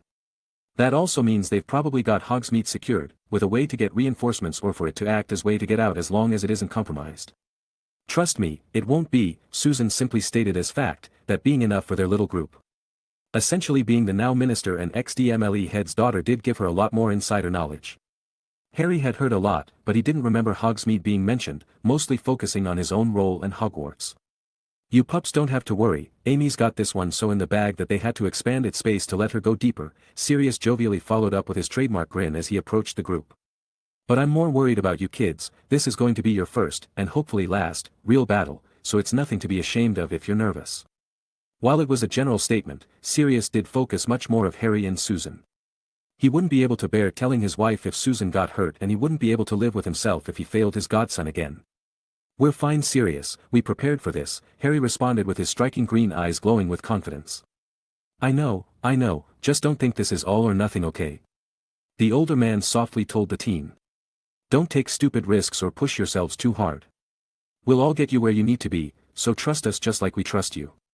And even if we somehow all fail to keep that noseless bastard here, we'll find a way. This isn't all on you after all. Pretty much everyone here has some skin in this game. I got it, Sirius, Harry murmured as he still wasn't completely used to having an adult there to worry and care for him. Thanks. It's what we're here for, the dog father grinned lovingly and he rubbed the classic Potter messy hair energetically, earning noises of protests he ignored. Now, you kids get some rest, cause depending on how things go this battle may take a while. Don't think I'd be able to sleep even if I wanted to, Harry admitted as he could feel so many emotions rumbling through alongside bursts of both dread and excitement over finally being free of his persistent foe. I was thinking maybe you could have one of these lovely ladies help you relax, the older man wiggled his eyebrows suggestively as he managed to get the teenagers blushing. I am fine. Harry hurriedly looked away, avoiding meeting the eyes of any female. I'm gonna want some grand pups one day, so try and pick someone soon. Sirius barked as Harry went for his wand, intent on hexing the man as he ran away in good humor, having succeeded in getting them all less tense. I swear I'm going to hex him into a pink puppy. The teen growled at losing his chance at payback for being embarrassed. Giggle. I'm sure Auntie's going to be more than happy to help you do so, Susan supported as the man could be a menace with his pranks and he needed some humbling. Luckily, Sirius' plan worked as it allowed the teens to relax somewhat, giving their tensed minds a reprieve before the battle while the adults readied everything else. Soon enough, word came down that enemy forces were appearing at the second likeliest location at the same time as behind the castles. The likeliest had been a head-on assault, which was incredibly probable due to Tom's arrogance and now belief in his victory being certain with Dumbledore dead and everyone else incapacitated or a burden. With the second choice being his looking down for the nearest hill to the east of the castle and Great Lake to make himself feel superior. Opinions of Tom were not high after basically analyzing his behavior and tactics in the last war, mainly because they were fear and terror tactics, not real battles. He always came in after his men took down most opposition. If he made the first move, it was pretty much always to bring down defenses so his forces could move in on unsuspecting targets. He always traps and ambushes weaker opponents on top of having superior numbers. These were basically his only methods of attack, as he avoids any kind of direct confrontation out of fear of losing outright or having the illusion of his invincibility broken. Because that illusion of absolute power was the only thing truly keeping his side together. Sure, they might infiltrate some places, which isn't that hard when your followers are high-ranking members of the government. But that has always been how Voldemort operated. He's always been a coward who hid being his power, going so far as to create so many Horcruxes just to feel safe. That's actually why they've been so secretive and haven't activated the war defenses. They needed to lure the man in before springing the trap or he would flee, hence why Dumbledore's death fully set the bait that is Hogwarts. "Hogwarts, I have come for you," a voice hissed all around, causing everyone to momentarily freeze before their expressions hardened and they silently headed towards their assigned positions to reconceal themselves. Only a few squads had been officially assigned to Hogwarts and reported to the man, so they couldn't reveal themselves to the enemy yet. "For those still awake, I offer you a chance. Surrender and I shall be merciful. Every drop of magical blood spilled is a waste. I do not wish to harm the future as well. As for those who would join my righteous cause, give me Harry Potter and you shall be greatly rewarded." While many were both outraged and some amused, some still felt fear at the hissing voice surrounding them all regardless. "A very kind offer," a much more upbeat voice responded, uplifting the atmosphere before it turned serious. "Here's my counter-offer, kill yourself so we don't have to bother. You are a coward, you would not even face his equals in power, choosing to stab them in the back like the cowardly rat you are. Worth less than the mud you claim runs through the veins of so many better than you. As for the rest of you, I give you all this one chance. Leave.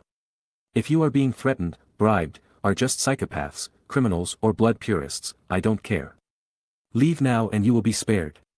Stay and you shall be shown no mercy as accessories to a man declared an international terrorist and threat to the statute of secrecy by the ICW. This is your first and final warning because Hogwarts stands ready to beat you down as it has dozens of other Dark Lord's ladies in the past." The only answer this response received was of an enraged howl before the Dark Lord's spell was broken. Outside of Hogwarts wards. Hiss. Send the ward breakers and begin bombarding. An outraged Voldemort ordered, causing one man to run to the nearby troops and the other to use his flight trick to reach the secondary forces at the back. They would bring down the wards and then he would show them why they should fear him. They will learn to not earn his wrath. Chapter 202. "It's just too easy to enrage him," I commented, finished with responding and then breaking that annoying spell of Tom's. I mean, he only made it a mix of whispering and hissing for dramatic effects and it was annoying. Like a constant buzzing in your ear. Sigh. "You are no longer a student, Professor Bones, must you keep antagonizing those you dislike in such a manner?" The headmistress questioned as she knew very well my style when it came to those who annoyed me. She had been present for all the years I aggravated Snape with my homework and had witnessed past conflicts against Tom, both Horcrux and otherwise through memories, so it wasn't exactly news to her. "Didn't swear or call him names, that's as much as I'm giving up against that cockroach," I smiled in a manner far too similar to Sirius for her comfort as she gave me the McGonagall glare. I just ignored that. Regardless, she let it go, it would seem they have begun moving as predicted. I must admit, I am rather looking forward to being able to enjoy the torment Messrs. Weasley and Weasley can inflict on others without having to be responsible for it. "That'll be a bit later, we do need to lure our rat in before we can snap the trap down," I replied as the standard Hogwarts wards were simply the second layer of bait. Tom's tactics were still to send his men in and then come to gloat, torture, or kill a few people in a dramatic way to make himself look fierce or powerful in front of his minions. A coward through and through really, so one needed to reel him in. "Do be careful, Mr. Bones," the headmistress requested with a much softer tone. "I have lost far too many students to the man and do not wish for my most extraordinary to join that list." "Understood, ma'am," I respectfully responded as I went down. As big a coward as Tom was, he was also an egotistical sociopath turned singularly deranged with delusions of godhood due to his immortality. He literally could not turn down a direct challenge to his name from a noteworthy foe simply because it would go against everything he believes about himself and cause fractures to spread anew within his forces regarding his strength. This was especially so when he had just had Dumbledore assassinated and most of the school potioned instead of actually defeating them. Making many think that Tom truly had been afraid of the man, even more so after his last defeat. So I will play on his. I had already heavily slighted him multiple times, whether directly from his time as a parasite, or in the cemetery after the third task of the Triwizard Tournament, or last year in the Ministry of Magic, or indirectly from obtaining a position he had been denied, being part of Harry's close ones or creating white magic. Now I just needed to goad him into a duel. Hence why he would be going to the main courtyard in front of the school, where the man's cannon counterpart died. Our forces were already positioned and hidden there to kill all the forces Tom would bring with him. He wouldn't go anywhere without people to witness his glory or serve as meat serve, turning it into a killing field. And even if Professor McGonagall had been told of my strength, she had never witnessed it, thus her worrying. Heck, Tori was feeling rather miffed about my plan herself, but she also had complete faith in my capabilities. Just needed to make sure I didn't take any stupid hits and earn "I told you so's" later. Passing by the still rushing witches and wizards all around, I was feeling rather calm as I headed to the grand finale of this stage I had orchestrated. A decade of preparations to wipe Britain's slate clean and form the proper foundations for a magical renaissance, and it would all come to fruition tonight. Walking out to the courtyard, I looked up at the starry night sky being illuminated by the flashing of hundreds of spells clashing against Hogwarts wards. Taking in the magic swirling in the air with a deep breath as I began channeling it, drawing from the castle and forest in preparation for what would come next. "Professor, are you okay?" A young woman's voice I could identify as Hermione's asked as their group approached, including a somewhat worried Harry and Susan. "I am well, more than that actually. I am positively excited," I answered as the absolutely mind-boggling amounts of magic I could feel at the moment was mildly intoxicating. Soon we will be free from all this darkness and hate, and on top of that I'm going to probably perform the grandest feat of magic since Merlin. A good day if there were any. But don't tell Tori about that, she'll twist my words by bringing up our marriage or any day I'm with her really. That got some amused grins out of the teens. "You'll be okay though, right?" Susan asked with hopeful eyes.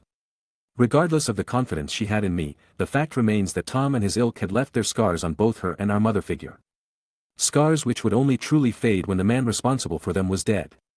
Hell, even I felt somewhat irked that I hadn't personally killed Bellatrix after what she had done to my birth parents, but I could be satisfied with causing her intense pain for months on end and ordering her death.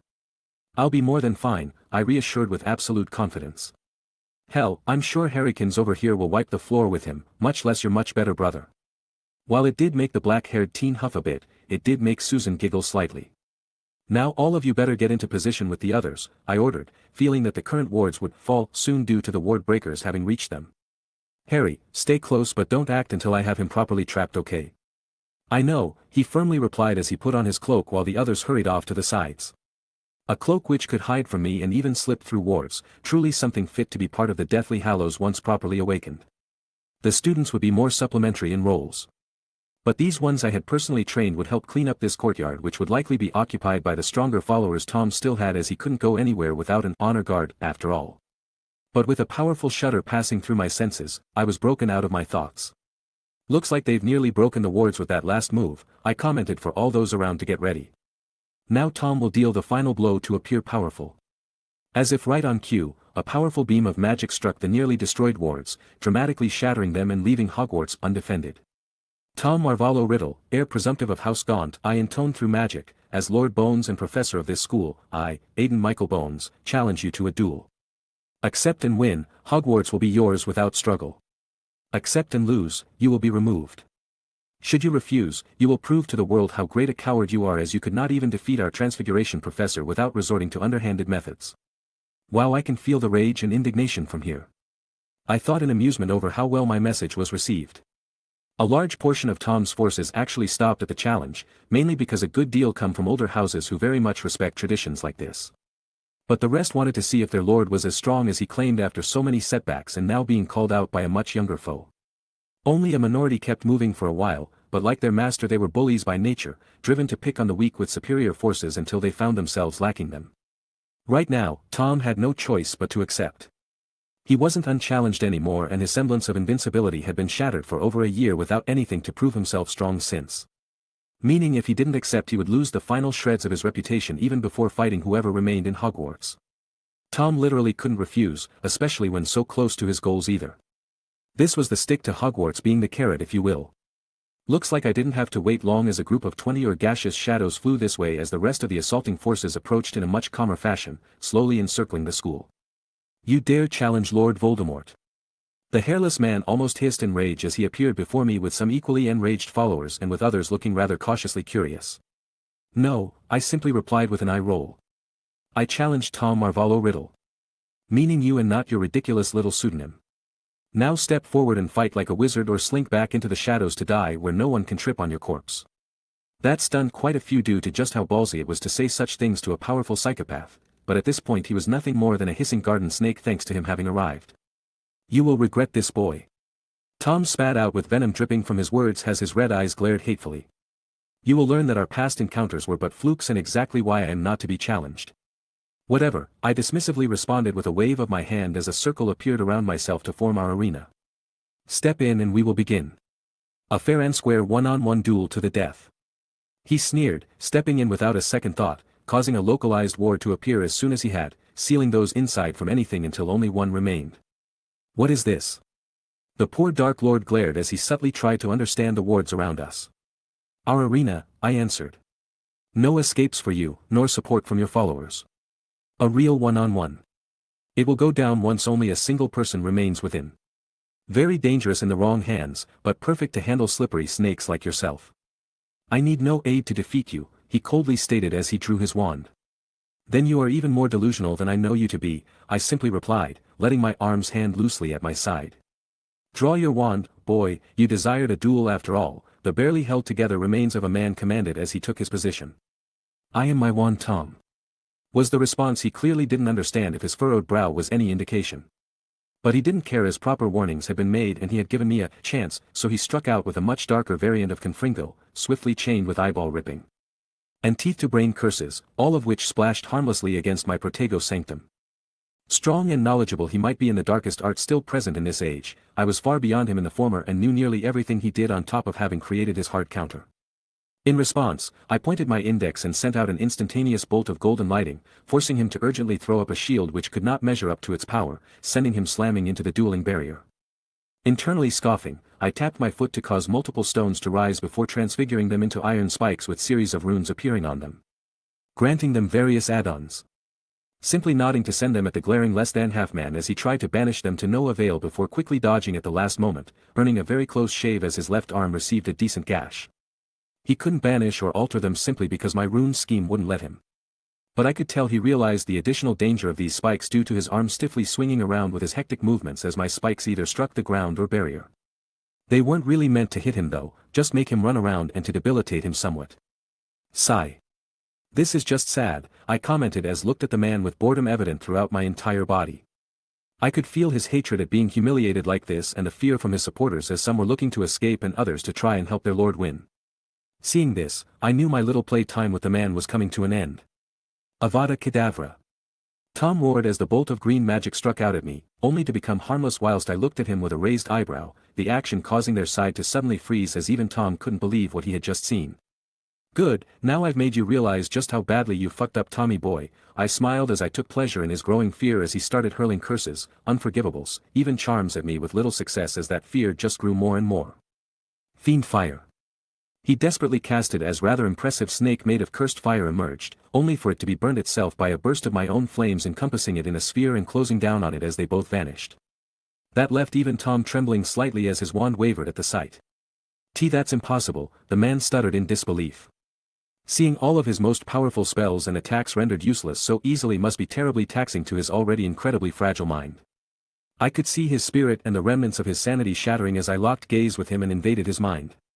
My part's done, I suddenly smirked. A blue flames erupted around the courtyard at the same time as another ward covered everything else and Hogwarts rumbled as it shifted to its wartime state. What? Tom asked as he couldn't understand what was happening around him, with Harry suddenly revealing himself causing his fear to grow, suddenly checking if his snake was still with his people and feeling mildly relieved that it was the case. He didn't fully grasp that he had just been cut off from his forces because he couldn't see the new walls beyond this courtyard or the massive wards they came with. He was just stuck there trying to comprehend the sudden changes around him. Well Tom, I'm sure we both know who won our little duel already, so I'll be leaving things to my second here. I patted Harry's shoulder as he gave the man responsible for so many of the horrible things which happened to him a predatory grin while palming his two wands. And in case you didn't realize it yet, it's a trap. Chapter 203. Ministry of Magic, War Room. Inside was a gathering of the British Isles' highest magical military officials, surrounding an interactive map of their upcoming battleground.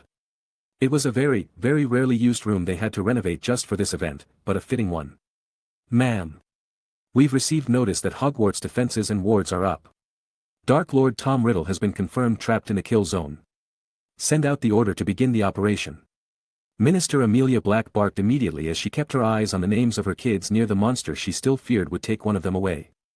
Her last remaining family was far too close to the monster for her tastes, but she wasn't going to stand by this time.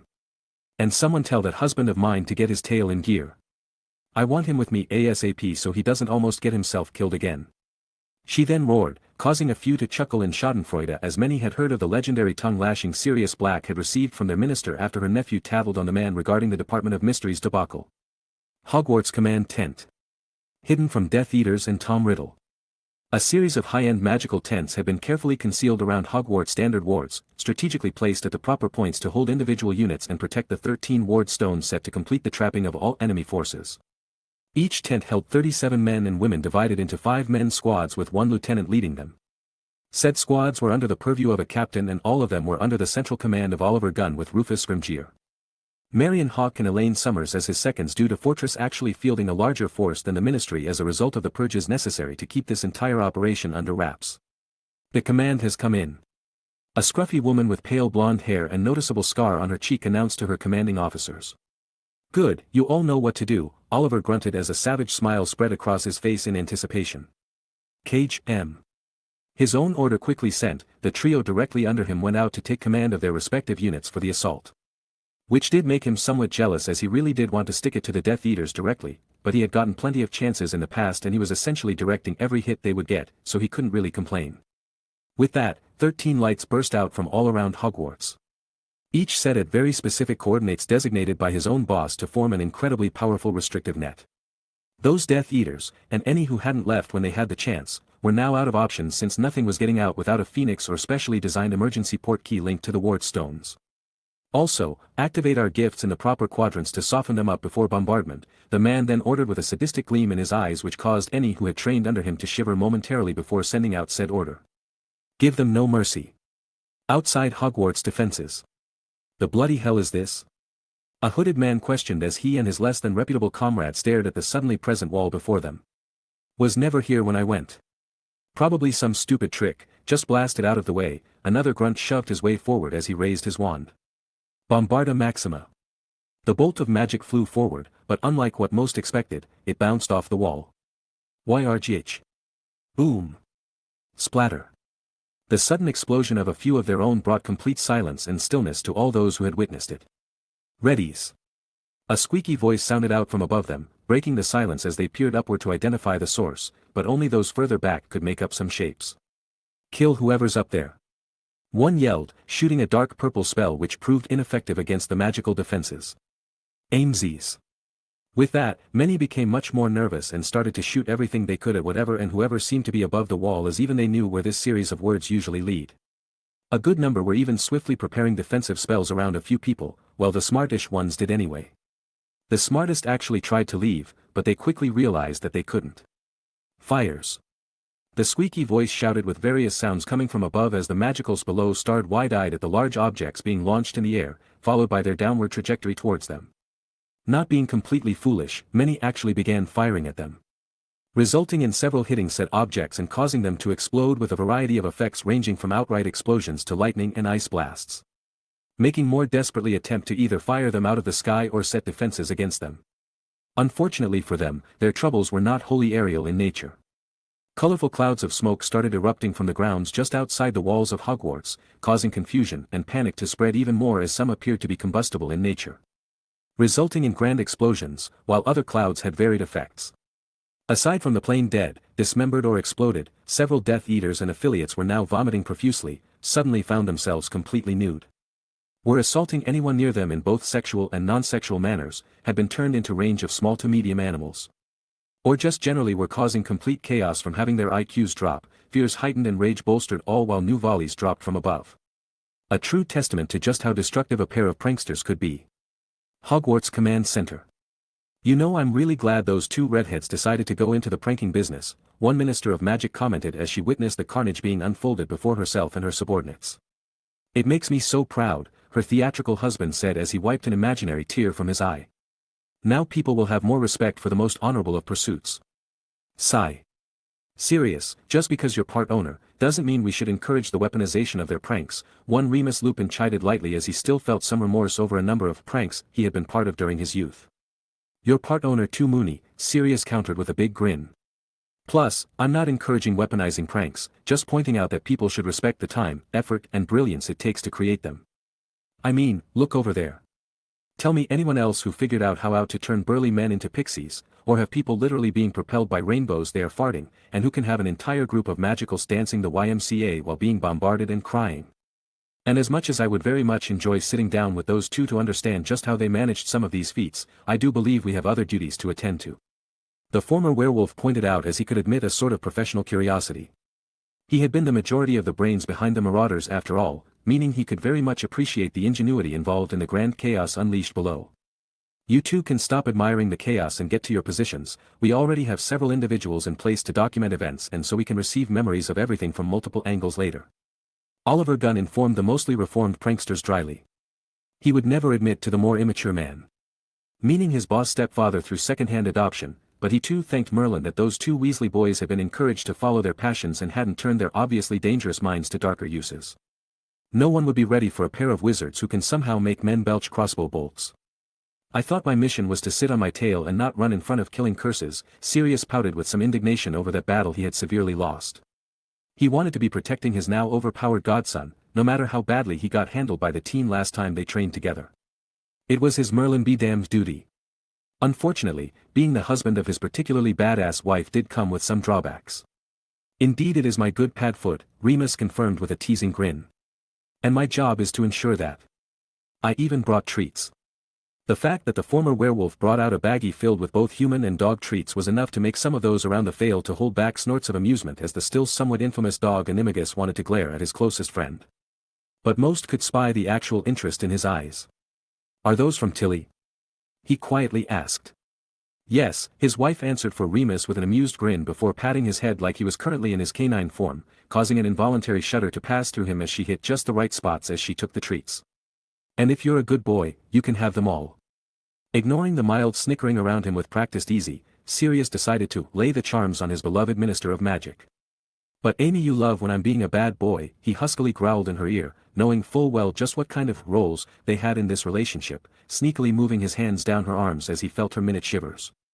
And after today, I can finally show you just how bad I can be by forcing the illustrious Minister of Magic to stay home for a few days due to the needs of bloodline continuation. The now awkward men and heated women around the command center couldn't believe what they were seeing as one of the arguably most dashing and roguish lords in Britain was putting the moves on his wife. And it was working. As awkward as they felt, most men took internal notes on the master class before them. But then, well, Sirius had to be serious. Reaching lower, he grasped his target and took it with a gleeful smile. Yes. I got Tilly's treats. Merlin be with you, Padfoot, Remus prayed for his friend under his breath as he observed the now very cold Amelia Black deploying her very intimidating glare developed over decades of dealing with Britain's worst and most corrupt. Heh. Say something, Moony. You jealous? Black. Stop being an idiot. He was a married man. He had long ago been trained by his very commanding wife to react in certain ways. It was why she did usually run in things in the bedroom too. But that's a bit personal. Let's go. The real fireworks are about to start and I want to be thorough in sending those Russian bastards a message. We don't accept the so-called old ways anymore. She needed to hurt some things right now. Astronomy Tower. Mate, I feel like this is overkill at this point. Christian murmured as the three males of their little group watched over the happenings below and outside the castle defenses as house elves. The now animated armors of Hogwarts and Aurors were ripping apart Tom's forces while the man was being stymied by their junior in the kill box. Won't even need to use the critters I brought using Mr. Scamander's style of expanded suitcase, the centaurs, werewolves, or the back we had set up. Better this way, James solemnly said as the gentlest amongst them did look saddened at the deaths happening due to hatred and greed. It was hard enough to convince Fleur to not come without insulting her, so me saying that things went off without a hitch and even I didn't get to fight will do me good. Ha! Fair enough, my folks will be relieved too, plus Luna's safe with them and her father. The wilder young man agreed that it was difficult to convince those who cared for them and vice versa to not risk themselves unnecessarily in case the unthinkable could occur. No chances had been taken today as things would end today. I just feel that our friend is fortunate. Tori was satisfied acting as a healer and left it at that. He then smirked as they looked at their seemingly ethereal friend as immense amounts of magic flowed through and around him whilst closing his eyes to focus. Aiden did have the most to lose if things went wrong today. His adoptive mother and aunt was here with her husband. His sister was adamant in standing with Harry. Essentially his adopted brother, and the students. His wife was working as a field medic. Closest friends all here and now with a daughter waiting at home for her new parents. So seeing him so serious as the two guarded him, alongside some of his most trusted and elite forces inside the tower, was understandable. But the sheer power he was currently radiating was extraordinary in its own right. Aiden, looks like ministerial forces have begun supplementing the bombardment, James informed their silver-haired friend, causing him to open his eyes, literally emitting pale blue magical energy. Good, Aiden calmly answered back. They're also staying within their perimeter. That means I can end this. After messing with Tom, he positioned himself here for a better grasp of his surroundings for what he was about to do. Magia fire. With a simple word. And it made it seem as if the world around them was consumed in purple flames as they shot out in enormous streams from Aiden's hands. This was a flame he had refined as the balance between the darkest and brightest magical fires in existence. A flame which consumed magic but did no harm to physical matter. A masterpiece which would be the tool for the greatest punishment any pureblood could suffer. Because it could consume the magic within a person, turning them into non-magicals. Obviously it wasn't something he would ever share with others. The dangers this fire represented could have him literally be hunted down by all magical beings on the planet. Hence why he was prepared to make an unbreakable vow in front of the ICW regarding it, if necessary. But for now, it would allow him to inflict a punishment worse than death without causing a full massacre of the remaining attackers and give the powers that be a chance of obtaining a lot of information from those present to use against criminals. Dark families and other governments. A brilliant stroke for the current administration, which just so happens to be led by his adoptive mother. So it a sweeping gesture. Aiden sent his magic earring flames downward in a spiral around the castle, forming a veritable hurricane of fire to wrap around Hogwarts' defenses as he made sure to carefully make sure it did not eat into their own defenses while not reaching ministerial forces. To all those witnessing them on the side of the defenders, it inspired absolute awe at the mind-boggling feat of magic on display before them. For the others, they felt despair and disbelief as even Tom could not comprehend the power on display. In a single move, all those on the side of the Dark Lord finally realized just how badly they lost. Chapter 204. Hogwarts Courtyard, a few moments after Aiden left. Take them down. The deep masculine voice of one Kingsley Shacklebolt ordered as spells flew in a concentrated assault towards the gathered upper echelon of Tom Riddle's forces. The utter loss and confusion this caused to all those beyond the most adept in combat or possessing the best instincts resulted in at least 24 being downed in the first volley of spells as they scrambled for cover. Almost trampling over each other in the face of a well-coordinated ambush of this level. There was little to no cooperation amongst them, only survival of the fittest. Many tried to apparate out, thinking that the Hogwarts wards were down, but that proved impossible. With others attempting to employ Tom's self-created means of flight, to no avail as Aiden wove countermeasures against such into the additional wards he created for this assault. Knowing what Tom knew had its advantages, plus he didn't want air superiority to belong to the enemy or allow an easy means of escape. They chose to stay and fight in order to capture children to threaten magical Britain with. All those who decided to do so after his offer of mercy would not have an easy out. Harry himself couldn't help but feel his lips quirk up at personally witnessing that feared darkest wizard of all times being caught so flat-footed. He looked so confused, as if he couldn't understand what was going on. Like he couldn't believe this was all a trap built on his ego. Not so great being on the receiving end, is it, Tom? The teen snorted, causing the Dark Lord's head to whip in his direction. When you aren't the one with the advantage in numbers. When you aren't the one ambushing or attacking from the dark. When you're fighting people actually worth a damn with a wand instead of scared children, the elderly or the sheep that call themselves witches and wizards. Oops, I forgot you don't ambush with overwhelming numbers when it comes to the elderly, you have them assassinated. The look of rage as Tom caught on to what Harry was insinuating was so satisfying for the young man. Over the years, Tom had been the one in a position of power. He was fully grown and had access to a professor during his first year, even if far from his full strength. Just the physical disadvantage as a young, malnourished, scrawny boy with little to no actual magical training and physical skills were huge. Although not technically a person. The Horcrux teen riddle maid not only had secrecy and dozens of dark spells and curses protecting him, so very few things could have actually harmed or destroyed him at the time. He also had a 1,000-year-old basilisk which could probably eat an elephant. So 12-year-old, still not in the best shape and without any real degree of magic, Harry really wasn't the one with the best odds. And then at 14, he found himself whisked away at the end of a living maze filled with what Hagrid would call misunderstood creatures and dementors. Dropped in the middle of a ritual after getting caught off guard by a booby-trapped cup, used as part of a ritual. Bleeding, then surrounded and attacked while down by a newly returned Dark Lord, so again, no great odds. Luckily, Harry had managed to avoid direct confrontations at 13 and 15 thanks to various factors and other situations, but today, nearing his 17th birthday, he stood before the man who ruined his, and so many others, life and had attempted to kill him ever since he was a babe. And boy did it feel great to not fear him anymore. To look at him with confidence that not only he would make it through this battle, but that his friends and even the family he managed to obtain were here to help him overcome the evil which plagued his life. Armed and prepared to fight. Even if his opponent was more experienced and knowledgeable with magic, plus possibly enhanced with whatever ritual he could implement. I do not know what sort of trickery the Bones boy pulled, but it will not save you, Harry Potter, Voldemort venomously growled as he tried to regain composure after the humiliating show he had put on against his previous opponent. Would you be madder if I just said Aiden's better than you in magic and he got to stay good looking? Harry mocked with a purposefully irritating smile Sirius would beam with pride at. He even got to keep his nose. What could he say? He had learned well that people like Tom might be more dangerous to most whilst angered. But for those on his level, it was a death wish to lose oneself in anger as they fought. Especially within a secured arena, stopping the madman from lashing out or using others to his advantage. Harry was explained how this battlefield of theirs worked. With Aiden only leaving because he was technically classified as the referee. Even then he had pushed the limits of what the magic would allow by softening the Dark Lord a bit. So now, it would just be he and Tom until one was disabled or dead.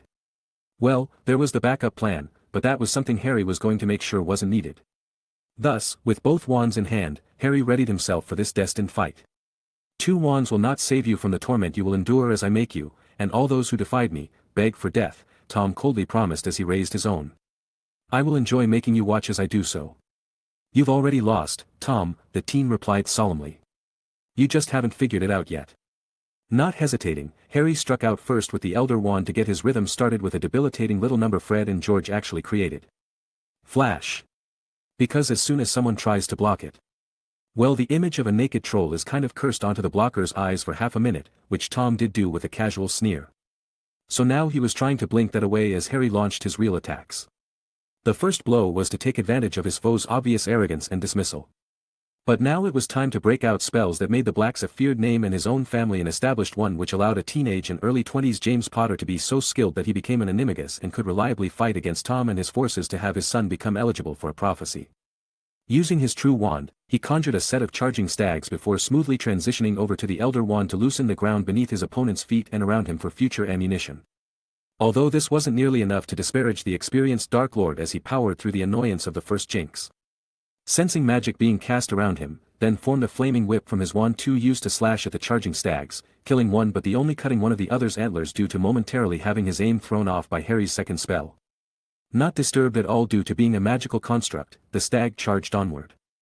Forcing Tom to dodge due to just not having enough time to really destroy it properly, but his movements were hampered by the loose stones beneath his feet, resulting in some of his robe being snagged by the stag's remaining antler.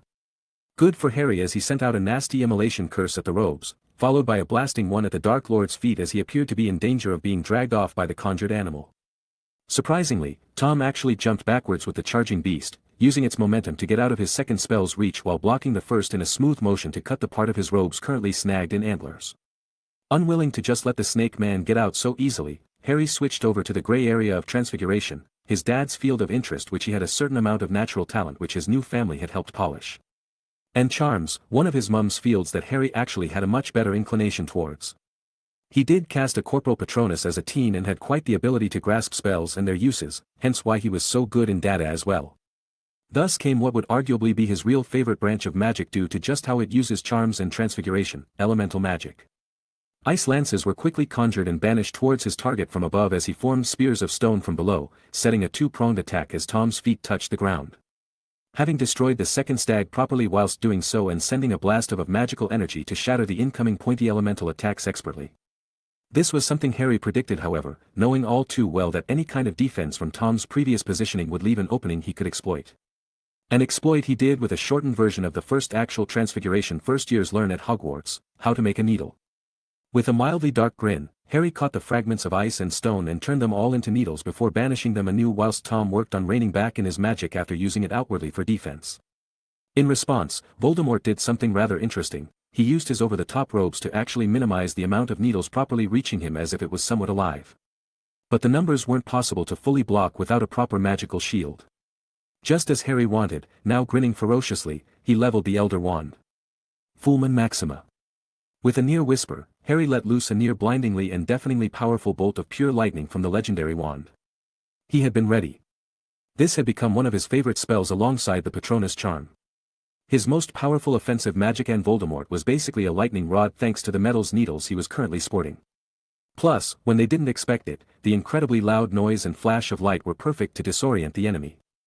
With the only downside being the high power cost mild double edge with allies possibly falling prey to the light and noise, plus some other possible hazards around conductive areas and water, but those didn't matter right now. The deathmatch ward they were in prevented those from being an issue. The speed of the attack didn't allow for any kind of effective defense and even the movement Voldemort had managed was minimal as the lightning bolt followed him thanks to the numerous needles and Harry's intent. Boom! Flying backwards and slamming into the wards, Voldemort was barely able to let out a groan of pain as his heavily charred body dropped on the ground unceremoniously from the masterful series of unrelenting strikes by Harry. The teen in question could hardly believe it. It felt so unreal to have done that to a man so many considered unstoppable. Liberating even. Breaking out of his reverie as scoldings and voices ranging from Bones' family members to Moody rang in his head, causing his to summon Tom's wand, it having fallen from his grasp thanks to the vast amounts of electricity which went into the man. He should be dead, but his extremely ritualized shell of a body was good for something, plus he wouldn't really die until his snake went. Speaking of which, he carefully looked around to find Ron actually being the one doing it. Casting Aiden's phoenix flames to burn the wretched thing to ash as it trashed around from what was likely to be immensely painful. It was possibly the most stepped being beyond Tom when it came to the dark arts, so it was going to be painful. Ron, having immense respect for Aiden, has put a lot of effort into learning white magic. Especially its more combative aspects, but Harry was just proud of how far his friend had come as he did a quick check to find his other friends and fellow students all still alive and mostly unarmed. Then, as if everything was synchronized, a giant maelstrom of purple flames surrounded Hogwarts protectively, causing pretty much everyone to stop in awe or terror, generally depending on whose side they were on. Harry couldn't help but ruefully smile as he remembered Aiden's words regarding this being the largest scale magic since Merlin, and he could believe it. It was somewhat humbling to know someone that strong was out there after having beaten his largest demon. And reassuring knowing that it was someone akin to family. The teen could also understand why Professor Dumbledore was okay with using his life to achieve this moment. Cough cough. Heavy coughing and rasping brought his attention back to the smoking, and now rapidly falling apart body of the soon-to-be former Dark Lord. "I'm impossible," Tom wheezed as he looked at his hands scattering like ash. "You're done, Tom," Harry firmly informed him. "Nagini was the last of your Horcrux. As soon as she died, you became mortal again, and that was the only thing holding you together even before I blasted you. Now it's over." A look of realization soon came over the man, then replaced with growing fear and horror as his facade of invincibility was fully shattered, leaving only the madman obsessed with escaping death. No. He tried to stand and deny it after a few moments, but his legs broke apart in the effort, forcing him to stay on the ground as the ward around them collapsed and the ministerial and student forces watched on after their victory over the Death Eaters, witnessing the dying gasps of a man whom they all feared slowly vanish. "I am Voldemort. I am immortal. Invincible. I am dead," Harry interrupted with a blasting curse, scattering into dust with finality. A few moments of silence followed before everyone erupted into cheers of victory, relief and happiness, with many rushing to Harry to bask in the triumph over Dark Lord Voldemort. As for Harry, he finally felt truly free, and tears of so many emotions spilled out of his eyes for the first time in a long time as he hugged his closest friends. Chapter 205. Astronomy Tower. "So, everything good?" Christian asked as our trio finished up, letting me catch my breath a little as we looked down at the celebrating courtyard with fond smiles. I had just pulled off my largest piece of magic yet after all, I needed a breather before heading down into the frenzy. Yeah, just got a notice from Gunn and our awesome Minster that they've started taking in all those still alive, and as we can see, the fight in the courtyard is done, I proudly answered.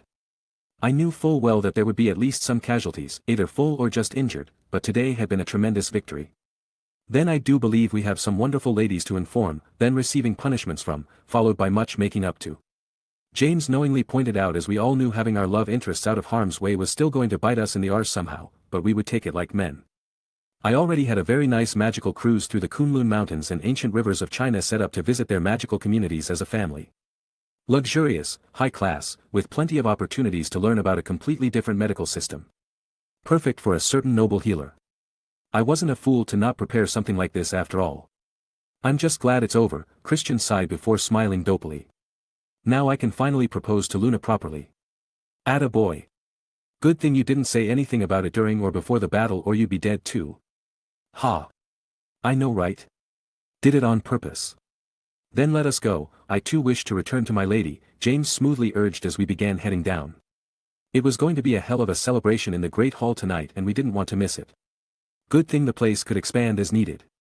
Walking down, I signaled to those stationed inside the Tower of our Victory, letting them know that they could head down after a sweep to make absolutely sure no enemy had sneaked off somehow to possibly cause a tragedy on this auspicious day. I quickly split off from there to go aid my wife in her efforts in the infirmary. She may be the better healer by quite a decent margin now, but I was still far from incompetent in the art. With so many foreign, and also pure blood magicals attacking, there are bound to have been spells and curses thrown around which no one had counters or fixes for, hence my value.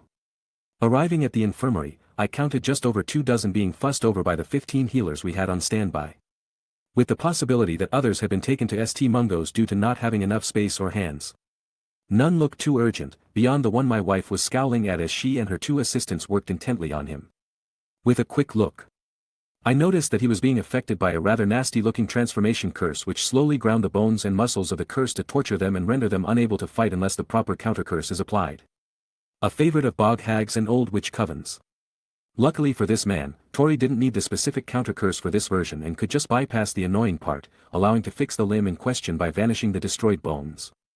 Fixing the placements of the muscles, nerves and veins while numbed, then have the bones regrow properly. Should have not applied the damn numbing charm, she groused at the man as he twinged in pain, obviously his wife skimped out of the charm a bit. Idiot not taking a downed criminal's wand or checking for a backup. That would explain it. An Auror should know better. Good news is that these should be your last patients for the day, I spoke over her shoulder as I observed her work. We've won. Like there was any doubt, she snorted without looking away. You wouldn't have let anything up to chance. You have far too much Slytherin in you to do so. It's part of why I married you. You aren't a total Ravenclaw. Harsh, I'll have you know I'm the most Ravenclaw, best feathers around over cold scales, I fake preened as she rolled her eyes from my grin. Anyway, need any assistance? Huff. Go make sure those idiots working on Auror Folly don't accidentally get themselves cursed, she gestured with a short head tilt. Whatever he received likes to hop hosts. Got it, I immediately agreed. Let's make sure to hurry though, I want to go back home to our daughter. So do I, Victoria softly spoke. And then we can take that vacation you promised and get out of this lousy weather. I expect luxury, mister. As you command, I jokingly replied as we smiled and got to work. The rest of the night was mostly a blur of relief and celebrations as Hogwarts was turned into a giant feasting hall once the younger students were called back to join in. Minster Black went on the wizarding radio to announce Tom's death and the capture or end of all forces which had accompanied him on his assault on Hogwarts. Special, pre-prepared editions of both the Prophet and Herald were already on their way to the public to let those without or not listening to a radio know of his true end. Everyone involved had been certain of their victory, just not the cost, which was turning out to be incredibly cheap all things considered. Their forces were just far too prepared and the ambush had been flawless.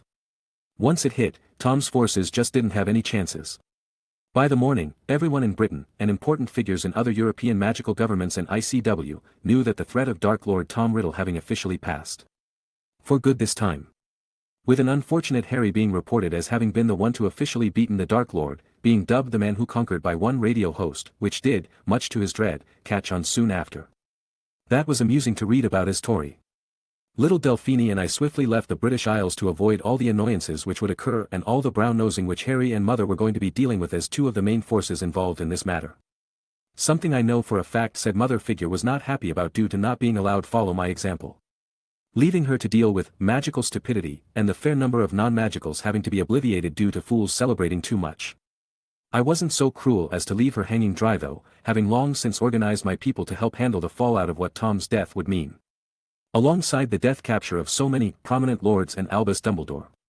Knowing that, I had also left a strong recommendation for Sirius to use a pre-organized vacation for Harry and his friends to escape the wizarding world for some time, evading much of the fervor in which they would attempt to set them up as leading figures like they had for Dumbledore in the past. It was why I had left so soon after all. My own name was already making rounds as the one responsible for the enormous firestorm which engulfed Hogwarts protectively. It also brought to light my ability to actually burn away the magic inside magicals, causing many to grow incredibly fearful and many others to want to cram me into the gaps left by the recently deceased Albus Dumbledore as another coming of Merlin. I did show up for his funeral, which was a wonderful affair due to the great good he had achieved regardless of the many mistakes he had made in his life. Scores of individuals from many races and countries came to show respect for the man and to wish him luck on his next great adventure. It almost turned into a bit of a media nightmare as both myself and Harry had appeared publicly, but some very stern warnings from the on-site security held them at bay. Those images of me with souls certainly didn't help my comparison to the recently deceased man though. But that just meant our vacation had been extended until the next school year. Hogwarts having essentially let its students out early for the year due to the attack, only having OWL and Newt students remain for their testing. By the time we had returned, much of the aftermath had been settled. Although they had waited for our return before holding an award ceremony which did involve the illustrious Minster threatening me into attending, which was very uncomfortable for Harry as he never felt okay with being in public like that. Once that was done, well, things started getting back to normal really. Tori went back to St. Mungo's to work some shorter shifts, wanting to spend more time with our daughter. I accepted to stay as the Dada professor and aid the restructuring of Hogwarts as Headmistress McGonagall really wanted to revitalize the school now that the Board of Governors wouldn't be an issue and the ministry would fully support her efforts. This meant not only finding new professors to fill out the Transfiguration and Potion posts. Severus Snape having been found not guilty of Dumbledore's death thanks to many witnesses coming forward to state that it was by the man's own order and the will itself stating as such. Although he had no desire to teach in the first place, only doing so at the former headmaster's behest. He was actually welcomed into breaking grounds, feeling incredibly satisfied with where he now was. To assist a bit, I did organize for a few suitable potion masters from the company to come teach at various levels, allowing them to spot up-and-coming talents in the field while lessening any workload by dividing it up. Minerva brought in a Transfiguration master she had been a longtime friend and correspondent to in order to fill in the role in that department. A grand change supported by most of the staff was the reforming of the apprenticeship system which allowed for professors to bring in assistants for their work while helping them attain masteries in exchange, lessening everyone's workload while also aiding in monitoring students. An effort supported by the ministry to elevate the level of magicals in the Isles instead of being cheap, helping make up for the numbers lost over the last few decades and the less than ideal education received as a result. It would take a few years, but under Headmistress McGonagall's guidance, many classes returned to Hogwarts to truly help students prepare for their futures, while out-of-date ones were revamped and teachers like Binns and Trelawney were either forced out or to improve. A truly wonderful means of actually bringing about a better future by improving the next generation, something I did throw my full weight behind. Outside of school, my own friends did get married. James wed Fleur a few short months after the Battle of Hogwarts, the two opening their own shop with a focus on enchanting and magical creations soon after. It quickly became a well-established name in France thanks to my friend's incredible skills, craftsmanship and innovations whilst his beautiful wife truly had a flair for her own style of enchanting and rune work. The two even popped out their first child, a son they named Jacob, with myself as godfather, a year and a half into their married life. Christian had to wait a year for Luna to graduate before he could even get to it. But Luna wasn't known for being conventional and she wasn't starting with her wedding as she hijacked the planning and decided to hold it in the mere people's city of Atlantis before heading out to the Amazon for the honeymoon and coming back pregnant 3 months later.